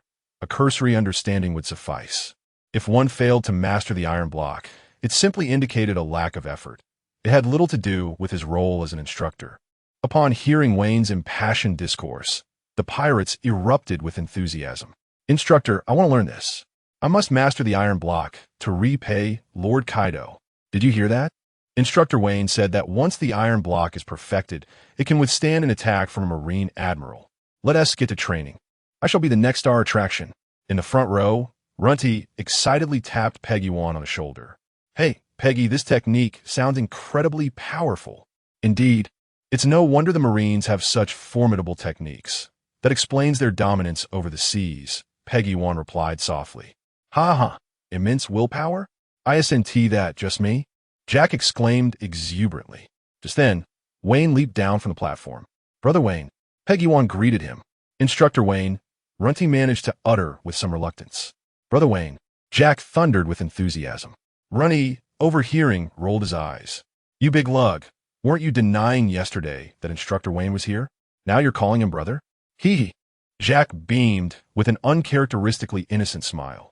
"Brother Wayne is the goal I aspire to surpass. Of course, he is my brother now." Wayne chuckled softly to himself, contemplating that he had successfully infiltrated the ranks of the Beast Pirates, albeit currently holding a rather modest position. According to Jean, only by becoming a true combatant can one genuinely ascend to the upper echelons of the Beast Pirates, at which point one may roam freely within the borders of Wano Country and even gain a portion of military strength. Atop the grand palace of Onigashima, a spacious terrace unfolded before them. The tall figure of Jean stood alongside the rotund Quinn, both gazing down upon the fervent activities occurring in the training grounds. This little brat can actually utilize the 6 powers. What a delightful surprise." Quinn chuckled. Having previously been a member of Vegapunk's scientific team, and, by extension, part of the world government, he was well aware of the classified 6 powers. For beings as physically formidable as they were, the impact of these techniques had become negligible. However, for newcomers, the 6 powers provided commendable combat skills. Jean nodded in agreement. Moreover, this Wayne possesses considerable strength, rivaling that of the vice admirals we have encountered. I believe we should remain cautious. He may harbor ulterior motives. When did you become so responsible, you perverse interrogator? But fear not with me around. No scheme shall ever come to fruition. In this crew, rife with illiteracy, Quinn, as the sole scientist and intellectual, brimmed with confidence. Meanwhile, Wayne remained blissfully unaware that he was the subject of discussion between the 2 prominent figures.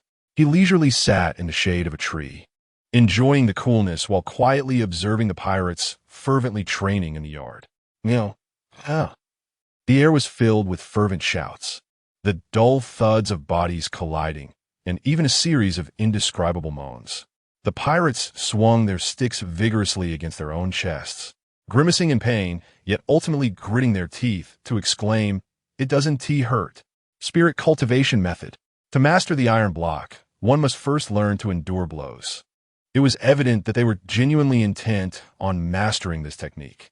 Jack, in his pursuit of perfection, even lifted a hefty blade and struck it against his own chest, blood flowing freely.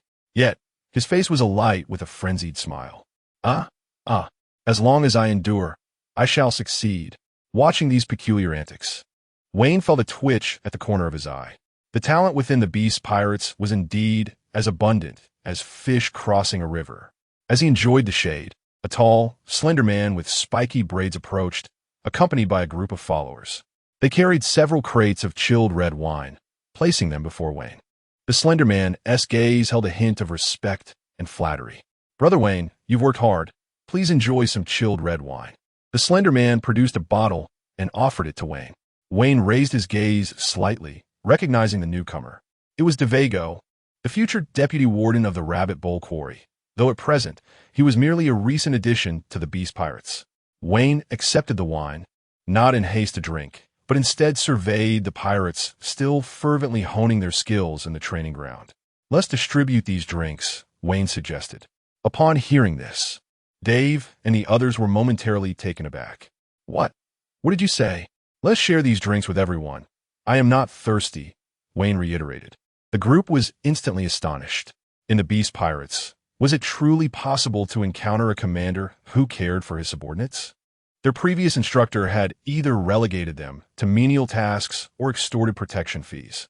Yet, not only did Brother Wayne teach them the formidable iron technique, he was also willing to share his drinks. It seemed that Brother Wayne was not only powerful, but also remarkably benevolent. They resolved to follow him without hesitation. Unbeknownst to Wayne, the excitement of the others was palpable as he struggled to restrain himself. He could not indulge in alcohol. Becoming inebriated could lead to dire consequences. Time flew swiftly, and as dusk approached, the training ground was strewn with exhausted pirates. Jack had long been carried to the infirmary due to excessive blood loss. Truly, the ship's king was fearsome. Wayne silently acknowledged this and turned his gaze toward Runty and Peggy Wan, who had trained tirelessly throughout the day. Their bodies were marred with bruises, sweat dripping from their faces, yet their eyes shone with unwavering determination. These two young pirates possessed remarkable tenacity, which explained their survival in such perilous circumstances. Noticing Wayne's gaze, Peggy Wan cheerfully waved and called out, "Brother Wayne, thank you. Although the process of training the iron technique was arduous, I feel I have grown stronger." This fervent declaration stirred a twinge of guilt within Wayne, prompting him to respond, "Indeed, to grow stronger, continue your training in the iron technique." Chapter 13. The first daughter of the Beast Pirates on the path to the palace of Onigashima, Wayne rode a small dinosaur adorned with brown spots, a fierce creature native to this island, often employed as a means of transportation. Davy Go and 6 or 7 pirate companions trailed beside Wayne, engaged in light-hearted banter, occasionally whistling. "Wayne, big brother, I'm going to follow you from now on." Indeed, through thick and thin, "Wayne, big brother, if you would accept me as your subordinate, I would willingly marry Boa Hancock from Nine Snake Island." Your thoughts are quite fanciful. Wayne was well aware of the intentions of these pirates. They merely sought a protector. After all, pledging allegiance to a leader was part of the corporate culture within the Beast Pirates. However, Wayne did not reject their overtures. Having a group of subordinates could bring considerable advantages, making it easier to gather intelligence. In essence, it was a mutually beneficial arrangement. As the group continued their journey, the grand archway of the Onigashima Palace came into view. Suddenly, Wayne's observation Haki sensed a formidable presence approaching at an astonishing speed. An assassin? Without a moment to ponder, Wayne unsheathed his military sword and flung it into the air. Clang! The sound of metal clashing rang out as the sword was deflected back, and Wayne deftly caught it. He then witnessed a figure plummeting from the sky like a meteor, landing swiftly before his dinosaur. She wore a mask resembling a demon's visage, her hair transitioning from white to green and then to blue, adorned with a pair of crimson horns. Clad in a form-fitting, sleeveless white kimono, with a thick ceremonial cord around her waist and a flowing red skirt below, she was a striking sight. Most notably, shackles adorned her wrists, and she wielded a spiked club, her gaze filled with fury as she fixed her stare upon Wayne. Wayne narrowed his eyes, immediately recognizing her. She was Yamato, the first daughter of the Beast Pirates. Upon recognizing Yamato, Davy Go and the others lost their composure, exclaiming in unison, "Yamato, how could we encounter you here? Run!" In an instant, they fled like lightning, disappearing without a trace. Even the small dinosaur beneath Wayne let out a startled cry and darted away with such speed that it dislodged Wayne from its back. "Hey!" Awazati ready to dismount. "Oh no!" Haven't even mounted the dinosaur. Wayne glared at the rapidly vanishing figures, frustration etched across his face. "How come I never saw you run this fast at the training grounds? Also, weren't you all so eager to face danger? Everyone run. Don't cause trouble for Wayne, big brother." Davy Go's distant shout echoed. Wayne remained silent for a moment before turning his gaze to the formidable Yamato standing before him. Although Yamato is only 18 years old now, the scale of her presence is undeniable. "Yamato, you are indeed one of the D lineage. Hey, look me in the eye. You rascal." Yamato removed the mask from her face, revealing a visage that could easily rank among the most beautiful, even in a world teeming with stunning pirates. Such a fine girl, yet regrettably, she has a sharp tongue. Hey, are you mute? Yamato shouted again. No. Then are you new here? Yes. Can you lift your head? So large and fair. Yamato exclaimed softly, glancing down at her chest, finding nothing unusual, and continued, what are you talking about? In any case, you're a member of the Beast Pirates, right? I'm going to send you flying. Huh?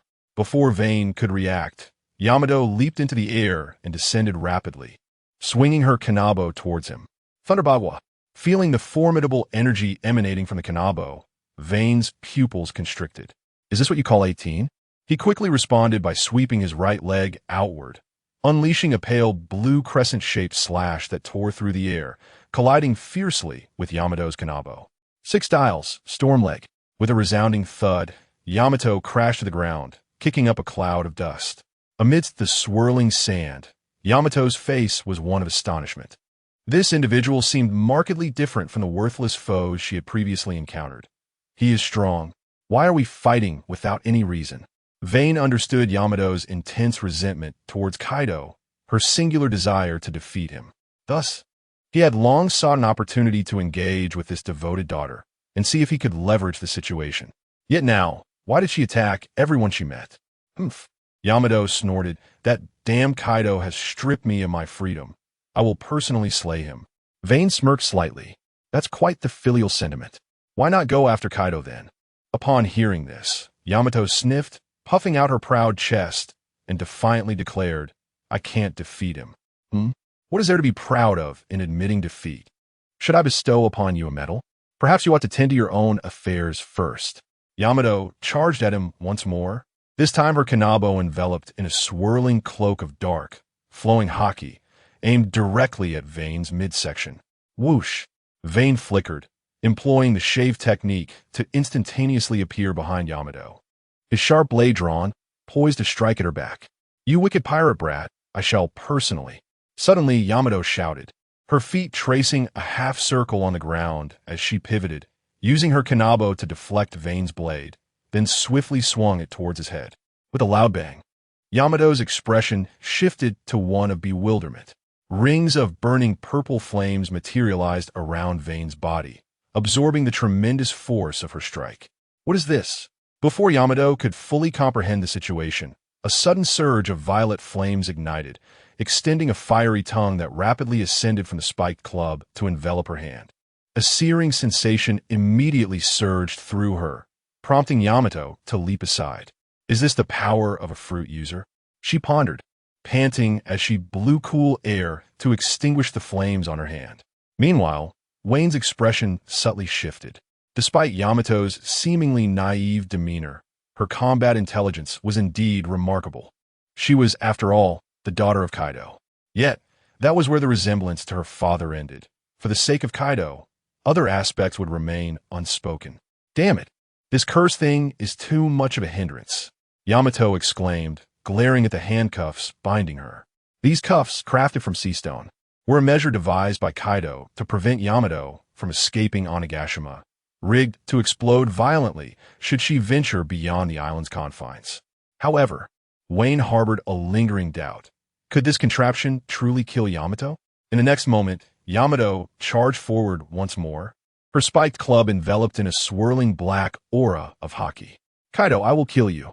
Wayne's expression darkened, feeling utterly exasperated by Yamato's line of thought. You wish to kill Kaido, but what does that have to do with me? Chapter 14. A warning of temptation. Boom. Another fierce collision reverberated through the air.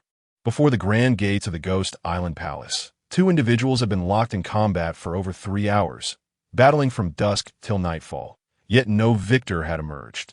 The surrounding environment lay in ruins, with dust swirling and stones tumbling. The ground had caved in, and several trees had been severed at their trunks. Devago and a group of pirates crouched behind a large tree, their expressions tense as they observed the clash between Wayne and Yamato. Is it truly wise to leave Brother Wayne to face this alone? One pirate inquired anxiously. What foolishness is that? In a fight of such magnitude, we cannot possibly intervene, Devago retorted. Both Brother Wayne and young Master Yamato are monsters in their own right. A small dinosaur, timidly peeking out from behind the others, let out a feeble cry of agreement. However, the fact that Brother Wayne can engage with young Master Yamato on equal footing is truly astonishing. In the distance, the two continued to exchange blows. Ultimately, Yamato's legs buckled, and she collapsed to the ground, panting heavily, utterly spent, resembling a deflated balloon. Yet, her expression remained defiant. "I'm so hungry. Had I known, I would have eaten something before coming to fight you. If it weren't for my hunger, I would never have lost." Wayne, too, was not in much better condition, his face covered in dirt. "Alas, without utilizing my devil fruit abilities, this proves to be quite a challenge," he mused, clenching his fist as he felt the remnants of his haki within. He had refrained from using his powers, wanting to gauge the extent of his martial prowess and haki through this duel with Yamato. It appeared he was only slightly stronger than Yamato, who was shackled by sea prism stone. In the grand scheme of the world, he was considered a skilled fighter. However, compared to the top-tier warriors, there remained a significant gap. Though his devil fruit abilities were indeed formidable, Smoker was right. One must not become overly reliant on the powers of the devil fruit. Thus, mastering haki was imperative. Then, glancing at the prostrate Yamato, Wayne called out to the others hiding behind the distant tree, "Hey, stop hiding." Upon hearing his words, Devago and the others cautiously approached. The moment they beheld the fallen Yamato, their faces lit up with radiant smiles. As expected of Brother Wayne, truly impressive. "All right." Wayne waved his hand, halting their flattery. "Bring out the food we brought earlier." "Oh, right. Brother Wayne must be famished." Devago and the others pushed over a cart brimming with provisions from the new recruit training camp, now under Wayne's management. It was laden with an abundance of fruits and beast meat, even equipped with a barbecue grill. They quickly made a fire on the spot and began grilling the meat. After a while, the enticing aroma wafted through the air, reaching Yamato's nostrils. "Is that the scent of meat?" Yamato inhaled deeply, awakening her senses. "Meat?" She turned her head and spotted a few individuals gathered around a makeshift barbecue nearby. Wayne was voraciously gnawing on a large piece of bone-in meat. Instantly, Yamato's saliva flowed like a river, her eyes sparkling as they fixated on the roasted delicacy in Wayne's hand. Wayne, noticing her gaze, smirked and raised the meat in a playful gesture. "Want some?" "Huh, I would rather jump from Onigashima than take a bite of your food," she retorted defiantly. Yet, barely had the words left her lips when her stomach grumbled audibly. Wayne responded nonchalantly with a casual "oh," continuing to devour the succulent meat. The beastly morsel, evidently from a marine creature, exuded a mouth-watering aroma, sizzling with juices. With each bite, Wayne felt an invigorating rush coursing through him, his strength rapidly replenishing. Upon receiving Wayne's tacit invitation, Davy and the other pirates, along with the little dinosaur, began to feast ravenously, reveling in the delectable flavors of the roasted meat, showering praises upon it. To enjoy the barbecue alongside Brother Wayne is simply divine. Davy couldn't resist throwing in a timely compliment. The little dinosaur emitted jubilant cries of delight. Meanwhile, Yamato clenched her eyes shut, desperately forcing herself not to glance in Wayne's direction. However, after a while, her resolve crumbled. With the last of her strength, she shouted in exasperation, "Could you lot find another place to eat meat?" But when she opened her eyes, she found Wayne approaching her, holding a vividly roasted piece of beast meat, bringing it close to her mouth. "Let us have a meat-eating contest. Didn't you just say you lost to me because you weren't full? Really? Is that true?" Yamato paused, momentarily taken aback. Then her dreary expression transformed into one of joy. "All right, I will not lose to you." With that, she gulped down the piece of roasted meat without even chewing, clearly starved. Afterward, she seemed to be instantly revitalized, leaping towards the source of the barbecue. "Let go of that meat, it's mine." After an intense bout of competition, Wayne and Yamato nearly devoured an entire cart of food. At that moment, they resembled inflated balloons, looking as corpulent as Queen. "Delicious," Yamato declared with a blissful expression. This left Davy and the others in sheer disbelief, astonished by their prodigious appetites, which could only be described as monstrous. They had barely had their fill. as most of the food had been swept away by Wayne and Yamato. "Ha ha ha, I am the victor," Yamato proclaimed, her cheeks stuffed with food, as she swallowed the last piece of thigh meat. Beside her, Wayne patted his belly, letting out a satisfied burp, feeling a notable surge in his physical prowess. The world of pirates is decidedly unreasonable. There exist myriad ways to grow stronger, through eating, sleeping, drinking, and even enduring beatings or serving time in prison. Take Crocodile, for instance. He was once unable to best a Luffy who had yet to master haki, yet after languishing and impelled down for several months, he emerged capable of exchanging blows with anyone. Subsequently, Wayne, struggling to rise from his cumbersome form, stretched his fully restored body. Yamato, puzzled, wondered if he truly intended to continue fighting, as it hardly seemed the appropriate moment. She could barely move. Wayne remained silent, inhaling deeply. Life restoration, with a resounding thud. His body reverted to its original state, as if the remnants of food in his stomach had been instantaneously digested. Everyone present was left in stunned disbelief. "How on earth did you accomplish that?" Yamato exclaimed, astonished at such a despicable technique. Wayne had just employed the ultimate move of the six forms, life restoration, an intricate process that channels consciousness throughout the body, allowing for complete control over any part of it. "Oh, did you not claim you would strike me down once I was full?" Wayne teased mischievously. Yamato, feeling a twinge of guilt, waved her hand dismissively, suggesting that such matters could wait for another time. "I still prefer your initial, untamed demeanor." Chapter 15. Yamato, do you truly wish to linger on this cursed island for eternity? As night descends, stars cascade from the heavens like raindrops. In stark contrast to the vibrant atmosphere of the day, the vast expanse of the cursed island now exudes an extraordinary tranquility. In an open space, Wayne and Yamato are seated around a flickering campfire. Meanwhile, Devago and other pirates, accompanied by a small dinosaur, wisely position themselves on a nearby hillside. "Devago, do you think it is wise for Brother Wayne to act this way?" one pirate inquired. Indeed, young Master Yamato has been vociferously declaring his desire to slay Lord Kaido. Another pirate chimed in. "How dare Brother Wayne forge a friendship with young Master Yamato? Should Lord Kaido discover this, might he not exact his wrath upon us?" Immediately, several pirates voiced their agreement. "Should we not call Brother Wayne back?" Silence. "You fools, you fail to comprehend Brother Wayne's intentions," Devago suddenly reprimanded. The pirates were momentarily taken aback, collectively turning their gazes toward Devago. "In my view, Brother Wayne is quite astute," Devago remarked with a sly smile, offering clarification to the group. "You are all aware of the discord between young Master Yamato and Lord Kaido. Yet you have overlooked the fact that young Master Yamato is still very much alive and well."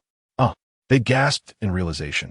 Indeed, while Lord Kaido may be a pirate, he is still a being of emotion, distinct from a mere beast. "He surely yearns for his daughter to acknowledge her faults," Devago continued. Upon uttering these words, Devago suddenly felt a warm, moist sensation at his neck. Turning his head, he discovered the small dinosaur grinning and exhaling hot breath toward him. "Oh dear, how could I have forgotten you? You are certainly not a beast, but rather our dear friend." Devago waved his hands in a flurry toward the creature. At that moment, one pirate exclaimed, I understand now. This means Brother Wayne is approaching young Master Yamato in an attempt to mend their father-daughter relationship. If successful, Brother Wayne will undoubtedly earn Lord Kaido's favor." "Ha ha!" Devago nodded in satisfaction. Precisely. The group erupted in joyous realization, filled with enthusiasm. "Brother Wayne is truly brilliant," they exclaimed, now thoroughly convinced that aligning themselves with Brother Wayne was the wisest decision of their lives. They raised their cups in a raucous cheer. Long live Brother Wayne. The sound of their jubilant cheers reached Wayne's ears, causing him to furrow his brow in confusion. What has these fools so elated? At that moment, Yamato spoke up. "Oh, Wayne, you come from the outside world?" With a simple and innocent heart, Yamato, having shared a meal and exchanged a few words with Wayne, had become friends, entirely forgetting their previous altercation. Tell me, what is the outside world like?" Yamato grinned widely, revealing a toothy smile, the gap in his dirty face displaying a set of small white teeth akin to an innocent child, by the warm glow of the fire. Wayne also noticed several old scars adorning Yamato's face and arms, likely remnants from challenges faced against Kaido. The relationship between this father and daughter is indeed difficult to evaluate. Those familiar with the original work understand that Yamato is a pitiable soul. From a young age, he was confined by his biological father, Kaido, to a cave alongside warriors, and subsequently endured over 2 decades of imprisonment on Onigashima, devoid of any freedom. As for Kaido, he does not harbor animosity towards Yamato. Rather, he possesses a certain emotional connection, albeit expressed through extreme methods. Having been exploited as a war machine by his nation in his youth and later betrayed by it, Kaido believes that only the strong deserve to survive. Furthermore, the fact that Yamato idolizes Kaido's nemesis, Kazuki Oden, is an affront that few could tolerate. This became the catalyst for the rift in their father-daughter relationship. Yet, for Wayne, this development may prove advantageous. The enemy of my enemy is my friend.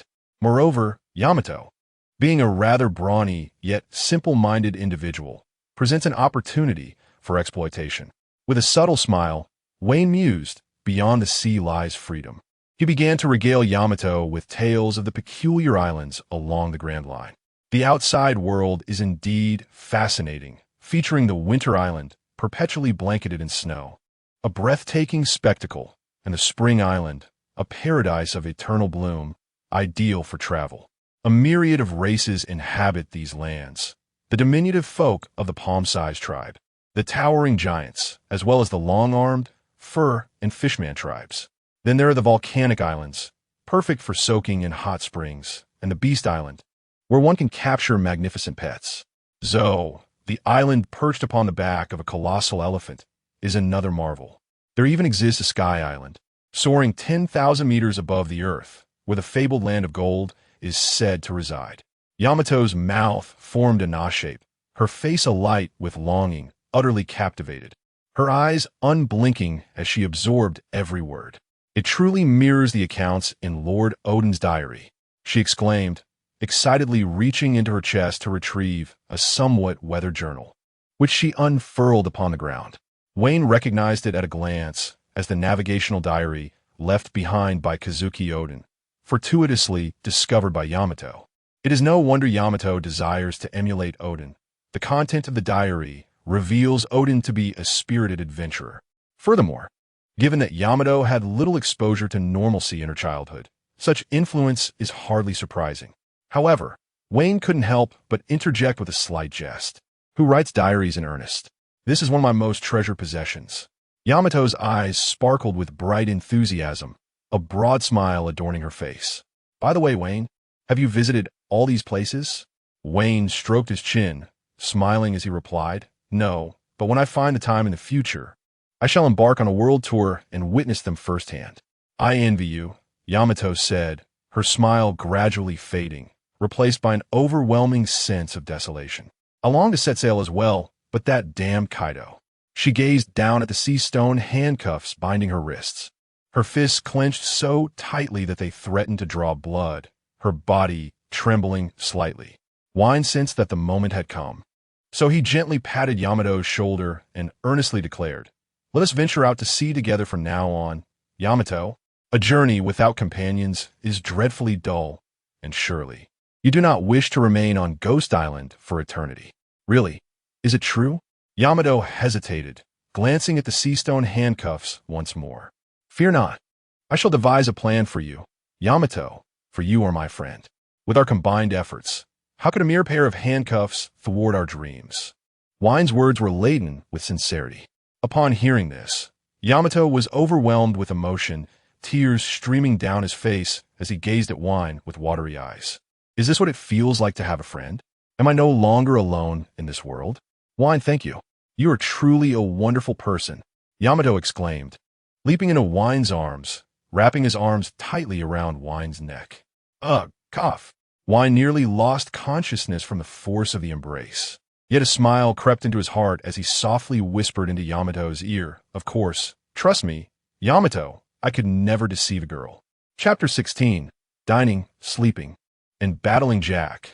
Kaido's attention in the ensuing 7 days under Wayne's guidance, Yamato refrained from challenging Kaido or intercepting members of the Beast Pirates. Instead, he remained by Wayne's side, training alongside the pirates during the day at the rookie training camp and reveling in banquets at night. The pirates were astounded, wondering where the tempestuous young Master Yamato had disappeared to, marveling at his newfound calm demeanor. Only a handful of pirates understood that this transformation was solely the result of Wayne's influence. At the rookie training camp on Onigashima, in a spacious area, Runty perched atop Page One's head, their foreheads pressed together, each refusing to yield, their faces flushed from the exertion. Engaged in a head-to-head contest, Runty, being shorter, had a balance on Page One. "Your head is quite hard." Runty, Yamato, gritted his teeth. "Oomph, I refuse to lose to you," Runty retorted, mustering all her strength. However, suddenly, Page One could no longer bear the weight of their fierce struggle and stumbled, collapsing to the ground with a resounding crash. "Did you see that, Wayne? I won again," Yamato exclaimed, exuberantly waving his arms toward Wayne, who was leisurely resting in the shade nearby. Throughout these days of competition with Runny, Yamato had maintained an unblemished record. Runny picked herself up, rubbing her head, and directed her frustration at Page One. "It's your fault, Page. Why can't you ever stand firm?" "I am sorry, sis," Page One replied, filled with remorse. "Never mind. When I grow up, I want to lose to her again," Runty declared, hands on her hips, glaring at Yamato. At that moment, Wayne approached. Page One joyfully called out, "Brother Wayne?" "Yes," Wayne said, affectionately ruffling his hair. "Little Page has been working hard lately. Keep it up." "Yes, Brother Wayne, I will train diligently." Wayne scrutinized Page One closely and noticed that the boy had indeed become noticeably sturdier. Oh, could it be that this boy also possesses the ability to grow stronger through hardship? "Brother Wayne, let us have another match." Suddenly, a deafening shout echoed as the towering figure of Jack barreled toward Wayne. The entire training ground trembled beneath his steps. Simultaneously, his body began to undergo a rapid transformation. Thick brown fur sprouting forth, muscles bulging, and two massive white tusks extending from the corners of his mouth. In the blink of an eye, Jack morphed from a rugged man into an even larger and more formidable mammoth. Mammoth fruit, ancient type, mammoth form. Jack bellowed, "Brother Wayne, this time, I will not take it lightly. I shall challenge you with my utmost strength." Truly, a man with the potential for greatness.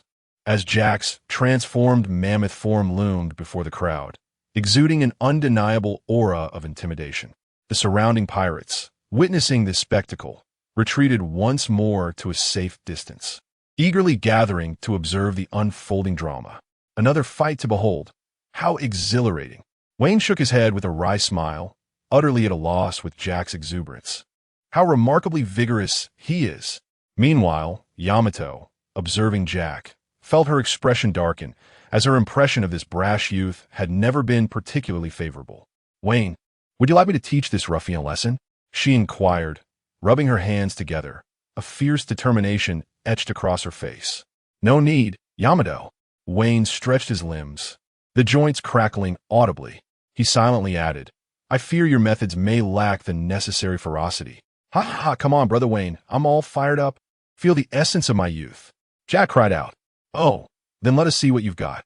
10 minutes later, stop. "Brother Wayne, I concede." The transformed Jack lay on the ground, his face a tapestry of bruises, emitting pitiful wails of agony as he begged for mercy. After a brief continuation of their skirmish, Wayne finally ceased, feeling fatigue wash over him. Surely, this would grant a reprieve for a while. In the opulent hall at the pinnacle of Onigashima, Kaido lounged upon his throne, a bottle of fine wine in hand. He gulped down the contents with gusto, prompting one of his subordinates to promptly present a large jug brimming with several liters of wine. "How peculiar," Kaido remarked, wiping his mouth and wearing an odd expression after taking a sip. "What is it, Mr. Kaido?" inquired Jean, who stood nearby. "It's nothing in particular, merely a sense of something amiss." "What could it be?" Kaido, slightly inebriated, emanated a potent scent of alcohol. The pirates below trembled in fear, hardly daring to breathe, lest they provoke the wrath of this tyrant. When Kaido indulged in drunken antics, it could indeed prove fatal.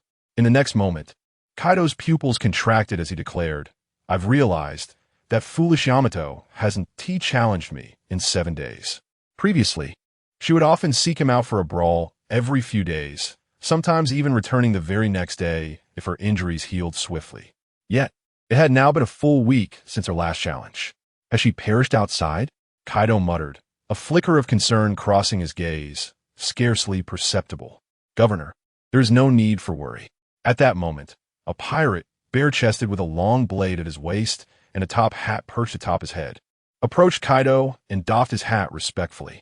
He was Hold'em, currently in the employ of Queen, holding the position of true combatant. Oh, what did you say? No need to worry. Where did you perceive that I was concerned about that foolish child? Kaido bellowed in displeasure, his voice akin to a tempest, striking Hold'em's face with force. Hold'em felt as though this tempest was so searing it might scorch his very skin. In utter disbelief, Hold'em lamented the misfortune of having a father like Kaido. Observing his silence, Kaido's fury escalated. Speak clearly, he demanded. Yes, Lord Kaido. Hold'em regretted his indiscretion, questioning why he had spoken at all. Summoning his courage, he continued, Lord Kaido, to my knowledge, the instructor of the new recruits, Bruce Wayne, has recently grown close to young Master Yamato, and it appears they have become friends.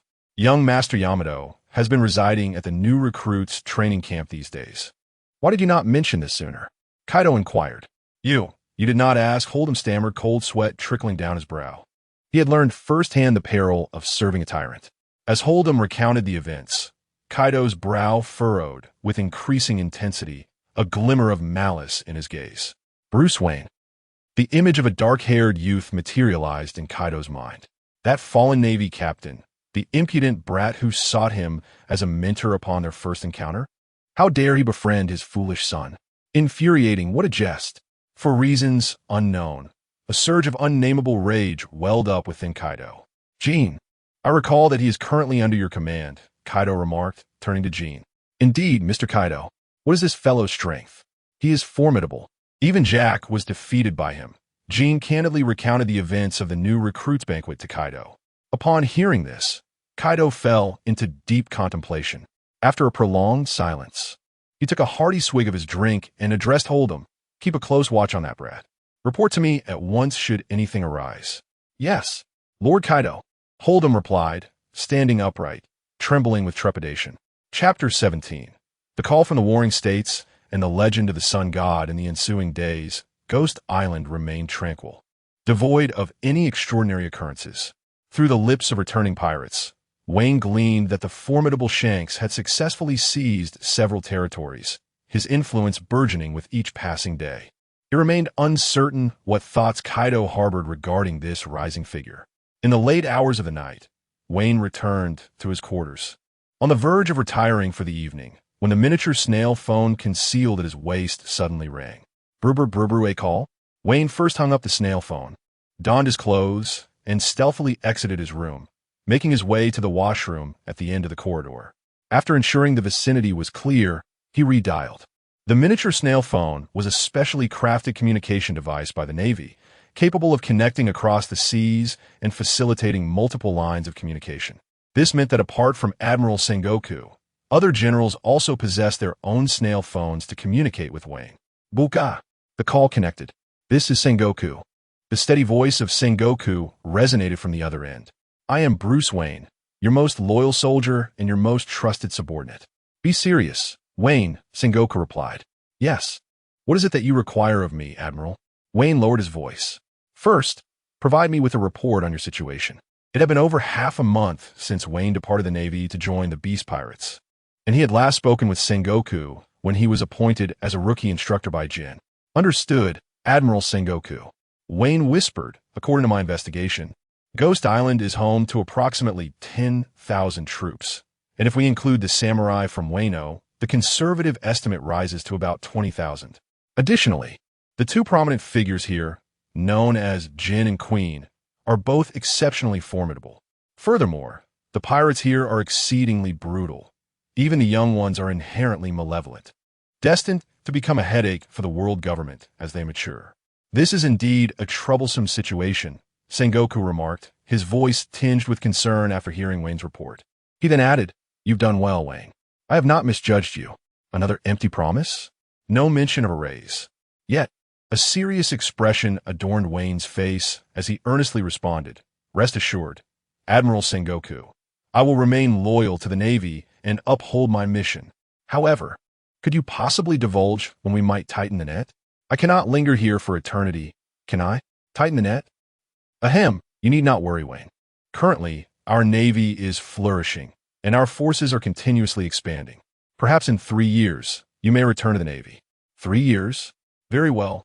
For the sake of future prosperity, 3 years it shall be. One more thing. Recently, a band of pirates has fled into the waters of Wano. Pirates? Wayne mused, aware that countless pirates sought refuge under Kaido. What manner of pirate could capture the attention of the Marine Fleet Admiral so profoundly? Sengoku continued, revealing that the name of this pirate crew is the Fuzufu Pirate Crew, with its captain named Fuzufu, boasting a bounty of 250 million berries. It is noteworthy that he was formerly affiliated with CP9. Fuzufu, CP9? A brazen figure clad in a red bodysuit, and sporting a mask materialized in Wayne's mind. This was the future member of the Sky Six, a Zoan-type user of the cat fruit, ancient variant, in the form of a saber-toothed tiger, who was later defeated in mere moments by Jinbei. That individual, after failing a critical mission, had been imprisoned. Yet, mere months ago, he had the audacity to slay the guards and escape to the seas, establishing his own pirate crew. We had initially planned to corner him on a desolate island, but his counter-surveillance capabilities proved formidable. After evading capture, he piloted his ship towards Wano, and I surmise he is likely seeking refuge with Kaido. Sengoku spoke hastily, seemingly wary of Wayne's potential exposure. Wayne understood precisely why the world government was so excessively concerned with Fuzufu. The mission he had undertaken was to transport the gum fruit. Wayne raised an eyebrow. Nika, the liberator of 8 centuries past, was fabled to be the sun god who would bring smiles to the world, and he was likely the arch-nemesis of the world monarch Im. Although Sengoku did not state it explicitly, Wayne recognized that Fuzufu was placed on the world government's assassination list due to the loss of a Nika fruit. With this in mind, Wayne, somewhat perplexed, inquired, "Wait a moment, Admiral Sengoku, you don't mean to suggest that I should eliminate Fuzufu, do you?" Sengoku on the other end hesitated. "Indeed, how did you know?" Wayne smirked. "Your intentions were rather transparent. However, while I am unwaveringly loyal and would not defy your orders, my position within the Beast Pirates is still tenuous. And given my sensitive identity, it is highly probable that Kaido has already dispatched individuals to keep an eye on me. Furthermore, assassination is not within my skill set. This task truly seems insurmountable." Without a moment's hesitation, Wayne flatly declined. "Insurmountable?" Sengoku's tone grew somber. "Come now, Wayne. Your file clearly states that among the pirates you have captured, countless were eliminated through your underhanded methods, far surpassing even CP0 in their craft." Sengoku stated directly, "Admiral Sengoku, you flatter me. I am hardly formidable without employing special tactics against those wily pirates." All right, Wayne, I understand your predicament. The purpose of this conversation was primarily to apprise you of the current situation. However, this Fuzufu is somewhat exceptional. Several significant figures are quite invested in him. Significant figures. Are they the Gorosei? Wayne feigned ignorance, probing cautiously. "Do not inquire further." Sengoku's tone intensified. At that moment, a sudden and urgent knocking resonated at the entrance of the washroom where Wayne was situated, followed by a melodious yet slightly weary voice of a little girl. "Hey, who's in there? Hurry up, I can hardly hold it anymore." It was Runny. Wayne's countenance darkened. Why did it have to be at this moment? In any case, if the opportunity arose, he would deal with her. "You are a clever naval officer, and both your teacher and I hold great expectations for you. Do your best, Wayne."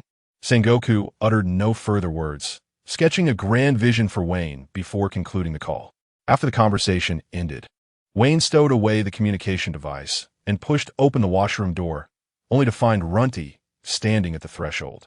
She was clad in a light blue nightgown and had not donned a mask, revealing her exquisite little face. Her hair was tousled and unkempt, and a hint of fatigue lingered on her visage. Runny stood at the entrance, rubbing her sleepy eyes, pouting slightly as she teased Wayne. So it's you, Instructor Wayne. What are you doing hiding in here at such a late hour? Are you up to no good? I must go in and inspect the trash can. Wayne's expression darkened further. How could she so casually utter such words? She was still just a child. He strode forward and, clenching his fist, playfully tapped it against her small head, eliciting a chorus of pleas for mercy from her. I was wrong. I was just joking, Instructor Wayne. A little rascal should behave like one. Chapter 18. Wasn't my visit futile? In a certain expanse of sea near Wano Country, a pirate ship lay quietly afloat on the water, the night air thick with humidity and warmth. On the deck, over 50 pirates sprawled haphazardly, lost in deep slumber. At the helm stood the captain, adorned with a mask that concealed all but his eyes and mouth. His eyes, mere pinpricks, contrasted sharply with his impressively muscular physique. This man was none other than Foz F, the captain of the Foz F pirate crew and a former CP9 agent. His gaze was fixed intently on a colossal waterfall ahead, an entrance to Wano Country. The beast pirates, seems like a rather intriguing choice, he murmured to himself. Memories of a few months prior in prison flooded back to him. The guard who had watched over him had confidently declared, silently pray for the arrival of Nika, the sun god. Nika is a liberator who brings smiles and will one day rescue all slaves. Thus, during his torment, Foz F had earnestly hoped for Nika's intervention. Yet, Nika never came. The following day, that very guard had inexplicably vanished. A shiver of dread still coursed through Foz F. Had he lingered just one more day in his escape, he might have been the next to disappear. TCH, what utter nonsense about Nika. It's all a deception. Believing in Nika is no better than believing in mere light. A surge of inexplicable rage towards Nika ignited within him. He then retrieved a wanted poster from his pocket, featuring the image of a red-haired man with a severed arm, the bounty amounting to a rather intimidating figure. Damn you, Shanks. This is all your fault. Foz F spat vehemently. Were it not for Shanks seizing that cursed devil fruit, he would not have fallen to such depths. Let me not lay eyes on you again in the new world, where you shall lose your other arm as well. The following morning, as dawn broke, Wayne remained asleep, only to be roused by a soft weight pressing down on him. Groggily opening his eyes, he discovered Yamato had entered his room and was casually perched atop his abdomen. Hey, Wayne, wake up. It's time to train for our dreams, Yamato exclaimed, arms wide open, brimming with vivacity, blissfully unaware of any impropriety, her face aglow with a smile. As Yamato settled in, shouts echoed from the doorway. Instructor Wayne, it's time for training. Big Brother Wayne, I challenge you again. Damn you all, you relentless hounds. Wayne grumbled, rolling over and burying his head beneath the covers. He recalled his days as a Navy officer, rising at such an hour for training. Now, as a pirate, he found himself waking at the same hour, inevitably faced with the prospect of training once more. Is this visit truly in vain? He lamented. Instructor Wayne, Lord Jean seeks you. He requests your presence at the port. At that moment, a pirate rushed to the door and shouted to Wayne. Uncle Jean is looking for me? Very well, I understand. Wayne sprang from his bed and quickly donned his attire. He first sent Yamato to the training grounds. Subsequently, accompanied by Jack, Runny, and Peggy Wan, he arrived at the port of Ghost Island, where he beheld the towering figure of Jean. In addition to Jean, there were approximately 100 new pirates gathered, including Dave Go, along with Wayne's own recruits. Upon spotting Wayne, Jean addressed him, Wayne, a pirate ship has appeared in the outer sea and has been anchored for an entire night. You are to take some men to investigate the situation. Wayne was momentarily taken aback by this news. Could it be the Phosphor pirate crew? If so, what a remarkable coincidence. If they are here to ally with Lord Kaido, bring them to Ghost Island. If they are adversaries, dispose of them. Are you capable of this? Absolutely. Thank you for your trust, Uncle Jean. I assure you I will complete the task. Wayne replied with a grin. Wayne, I wish to accompany you. Jack exclaimed excitedly from the side. Me too. Runty raised his small hand enthusiastically. If Brother Wayne is going to fight, then I must join as well, Peggy Wan added softly. Do not fail, Wayne. Lord Kaido has taken a keen interest in you, Jean continued. Rest assured, Uncle Jean. Upon hearing the boy address him as uncle again, Jean furrowed his brow and could no longer contain himself, saying, From now on, simply call me Senior Jean. All right, Uncle Jean. Meanwhile, at the port, Over 100 members of the Beast Pirates had gathered, most of whom were young recruits from the training camp. It seemed Jean intended to seize this opportunity to put them to the test. They soon reached the shoreline where the pirate ships were moored. Upon seeing the vessels, Wayne's initial impression was one of astonishment. He even began to doubt his own eyes, not due to the ship's opulence, but rather, several somewhat dilapidated pirate ships were docked at the shore. The vessels varied in design.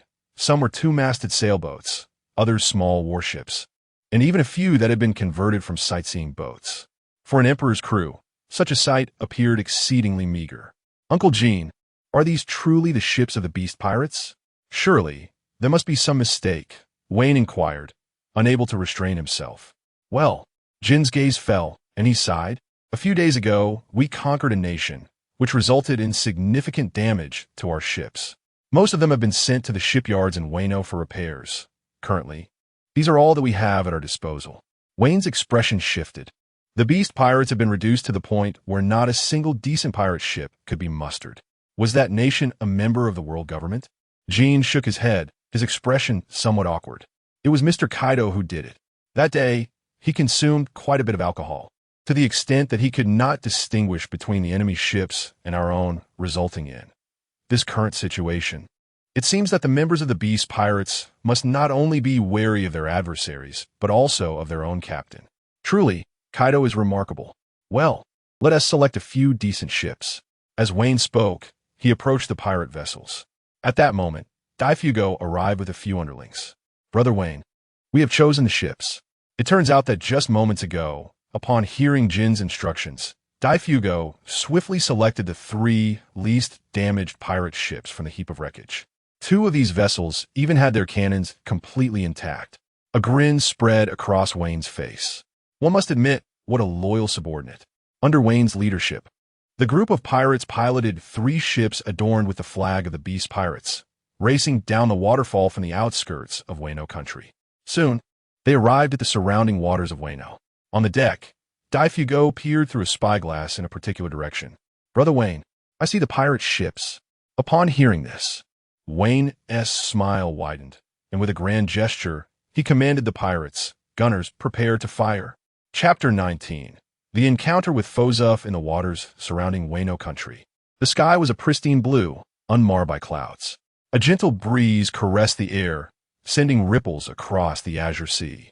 A pirate ship lay quietly anchored, and upon its deck, a pirate stood at the bow, gazing into the distance at 3 pirate ships approaching them.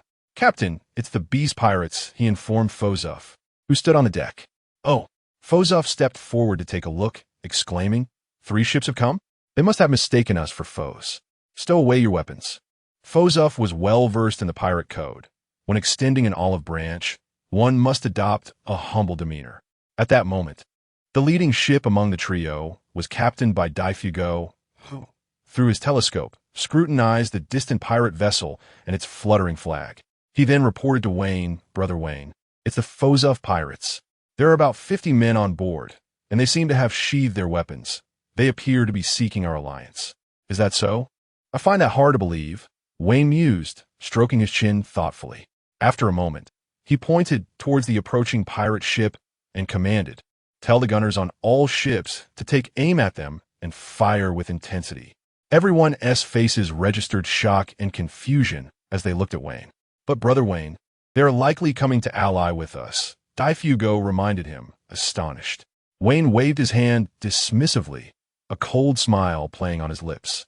I'm merely testing them. Do you understand? Testing? Runny echoed, intrigued.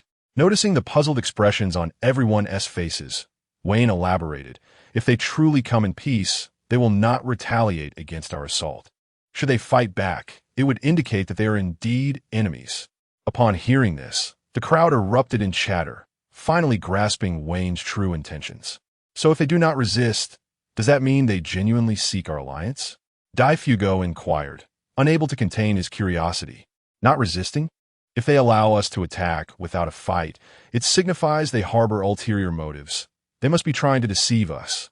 That would further confirm their status as foes. Daifugo scratched his head, feeling a sense of disquiet, but unable to pinpoint why. Runty and Peggy Wan were equally bewildered. concluding that no matter how one looked at it, they were enemies. Truly, Brother Wayne is astute. Just as clever as Brother Quinn, Jack exclaimed, his eyes filled with admiration as he looked at Wayne. The other young pirates, inspired by Jack's enthusiasm, returned to their posts, each readying themselves for the impending bombardment of the distant pirate ships. Training on Ghost Island had been excruciatingly tedious, and this rare opportunity to emerge from the monotony was irresistible. Whether they were foes or allies, they would fire a few shots first and ascertain the situation later. As the pirate ship of Zephyr came within range, Wayne gestured grandly. Fire! Boom! Boom! Boom! The pirates aboard ignited the fuses, and a barrage of dark cannonballs erupted from the cannons, raining down upon the distant pirate vessel like a sudden tempest. Whoosh! A thunderous roar followed, accompanied by the deafening sound of explosions. Although many cannonballs veered off course and splashed into the sea, a few struck the ship's hull and deck, causing it to sway violently. The assault was so abrupt that the pirates aboard Zephyr's vessel had scarcely registered the attack before being struck by cannonballs, their anguished cries piercing the air. What is happening? Zephyr shouted furiously after regaining his balance. Captain, should we retaliate?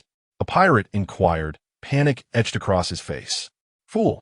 If we counterattack, it would only confirm that we are enemies. Though he spoke with bravado, Zephyr's heart raced with trepidation. If they refrained from retaliating, surely the onslaught would cease. However, to Zephyr's astonishment, as the three pirate ships drew nearer, the bombardment not only continued but intensified with alarming fervor. The pirates aboard Zephyr's ship scurried about, desperately seeking refuge from the relentless cannon fire.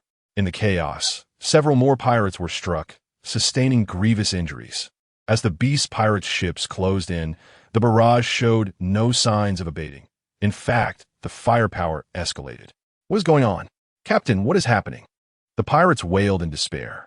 Zephyr, enveloping his right fist with armament hockey, shattered a cannonball that was on the verge of crashing down upon him. Gritting his teeth as he spat, damnable beast pirates. Turn the ship around, retreat. We can't turn around, Captain. The initial unpreparedness for the beast pirates had left their vessels perilously close. By the time they managed to pivot, their ship could very well be reduced to splinters. Damn it! The beast pirates have gone too far. Counterattack! Fire! Yet, just as Zephyr issued the command, a pirate shouted, Captain, their cannon fire has destroyed our cannons. What? Zephyr's pupils constricted, his fists tightening involuntarily. They had reached a dire impasse. The pirates under Zephyr command, lacking in strength, were soon overwhelmed by the relentless barrage, their cries of agony rising in a cacophony.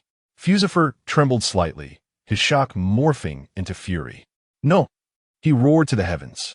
Memories flooded back. Those pirates had shared in his misdeeds, their days of pillaging and plundering vivid in his mind.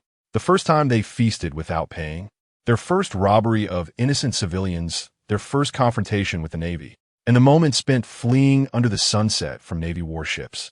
Those were the remnants of his lost youth. Damn the beast pirates!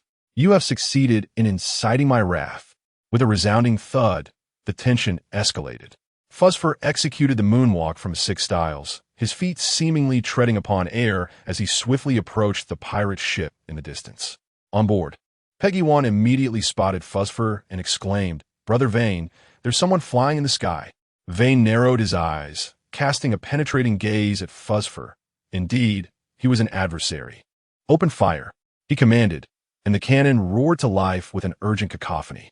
Zephyr's figure appeared remarkably diminutive amidst the storm of dark cannonballs.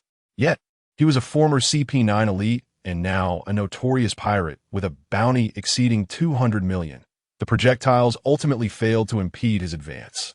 With a final leap, he landed on the deck of the pirate ship, his face a mask of fury as he surveyed Vane and his crew. The pirates, confronted by Zephyr's fierce glare, were momentarily taken aback, with several instinctively retreating a couple of steps. You have forced my hand, he snarled, and with that ominous declaration, Zephyr's body underwent a dramatic transformation.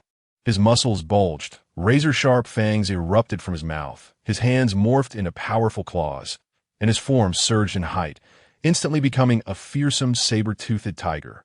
Chapter 20. The fall of Phosphor, what a colossal feline. Peggy, upon witnessing Phosphor's transformation into a beastly form, cowered behind Wayne's thigh, timidly uttering her fear.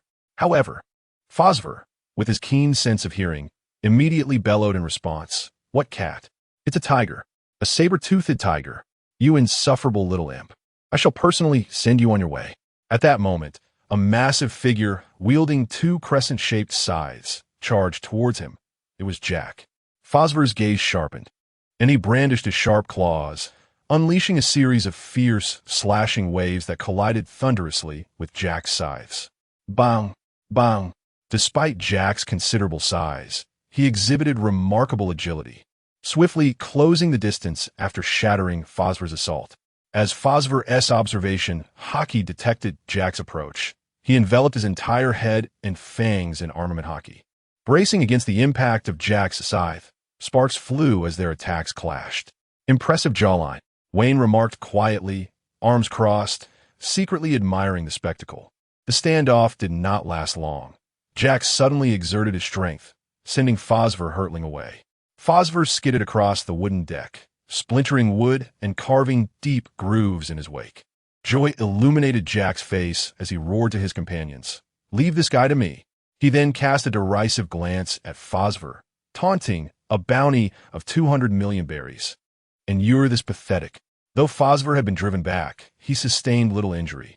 After taking a deep breath, his body underwent another transformation. His hind legs elongated while his forelegs shrank, ultimately rising to a more menacing stance, the saber-toothed tiger in his beastman form.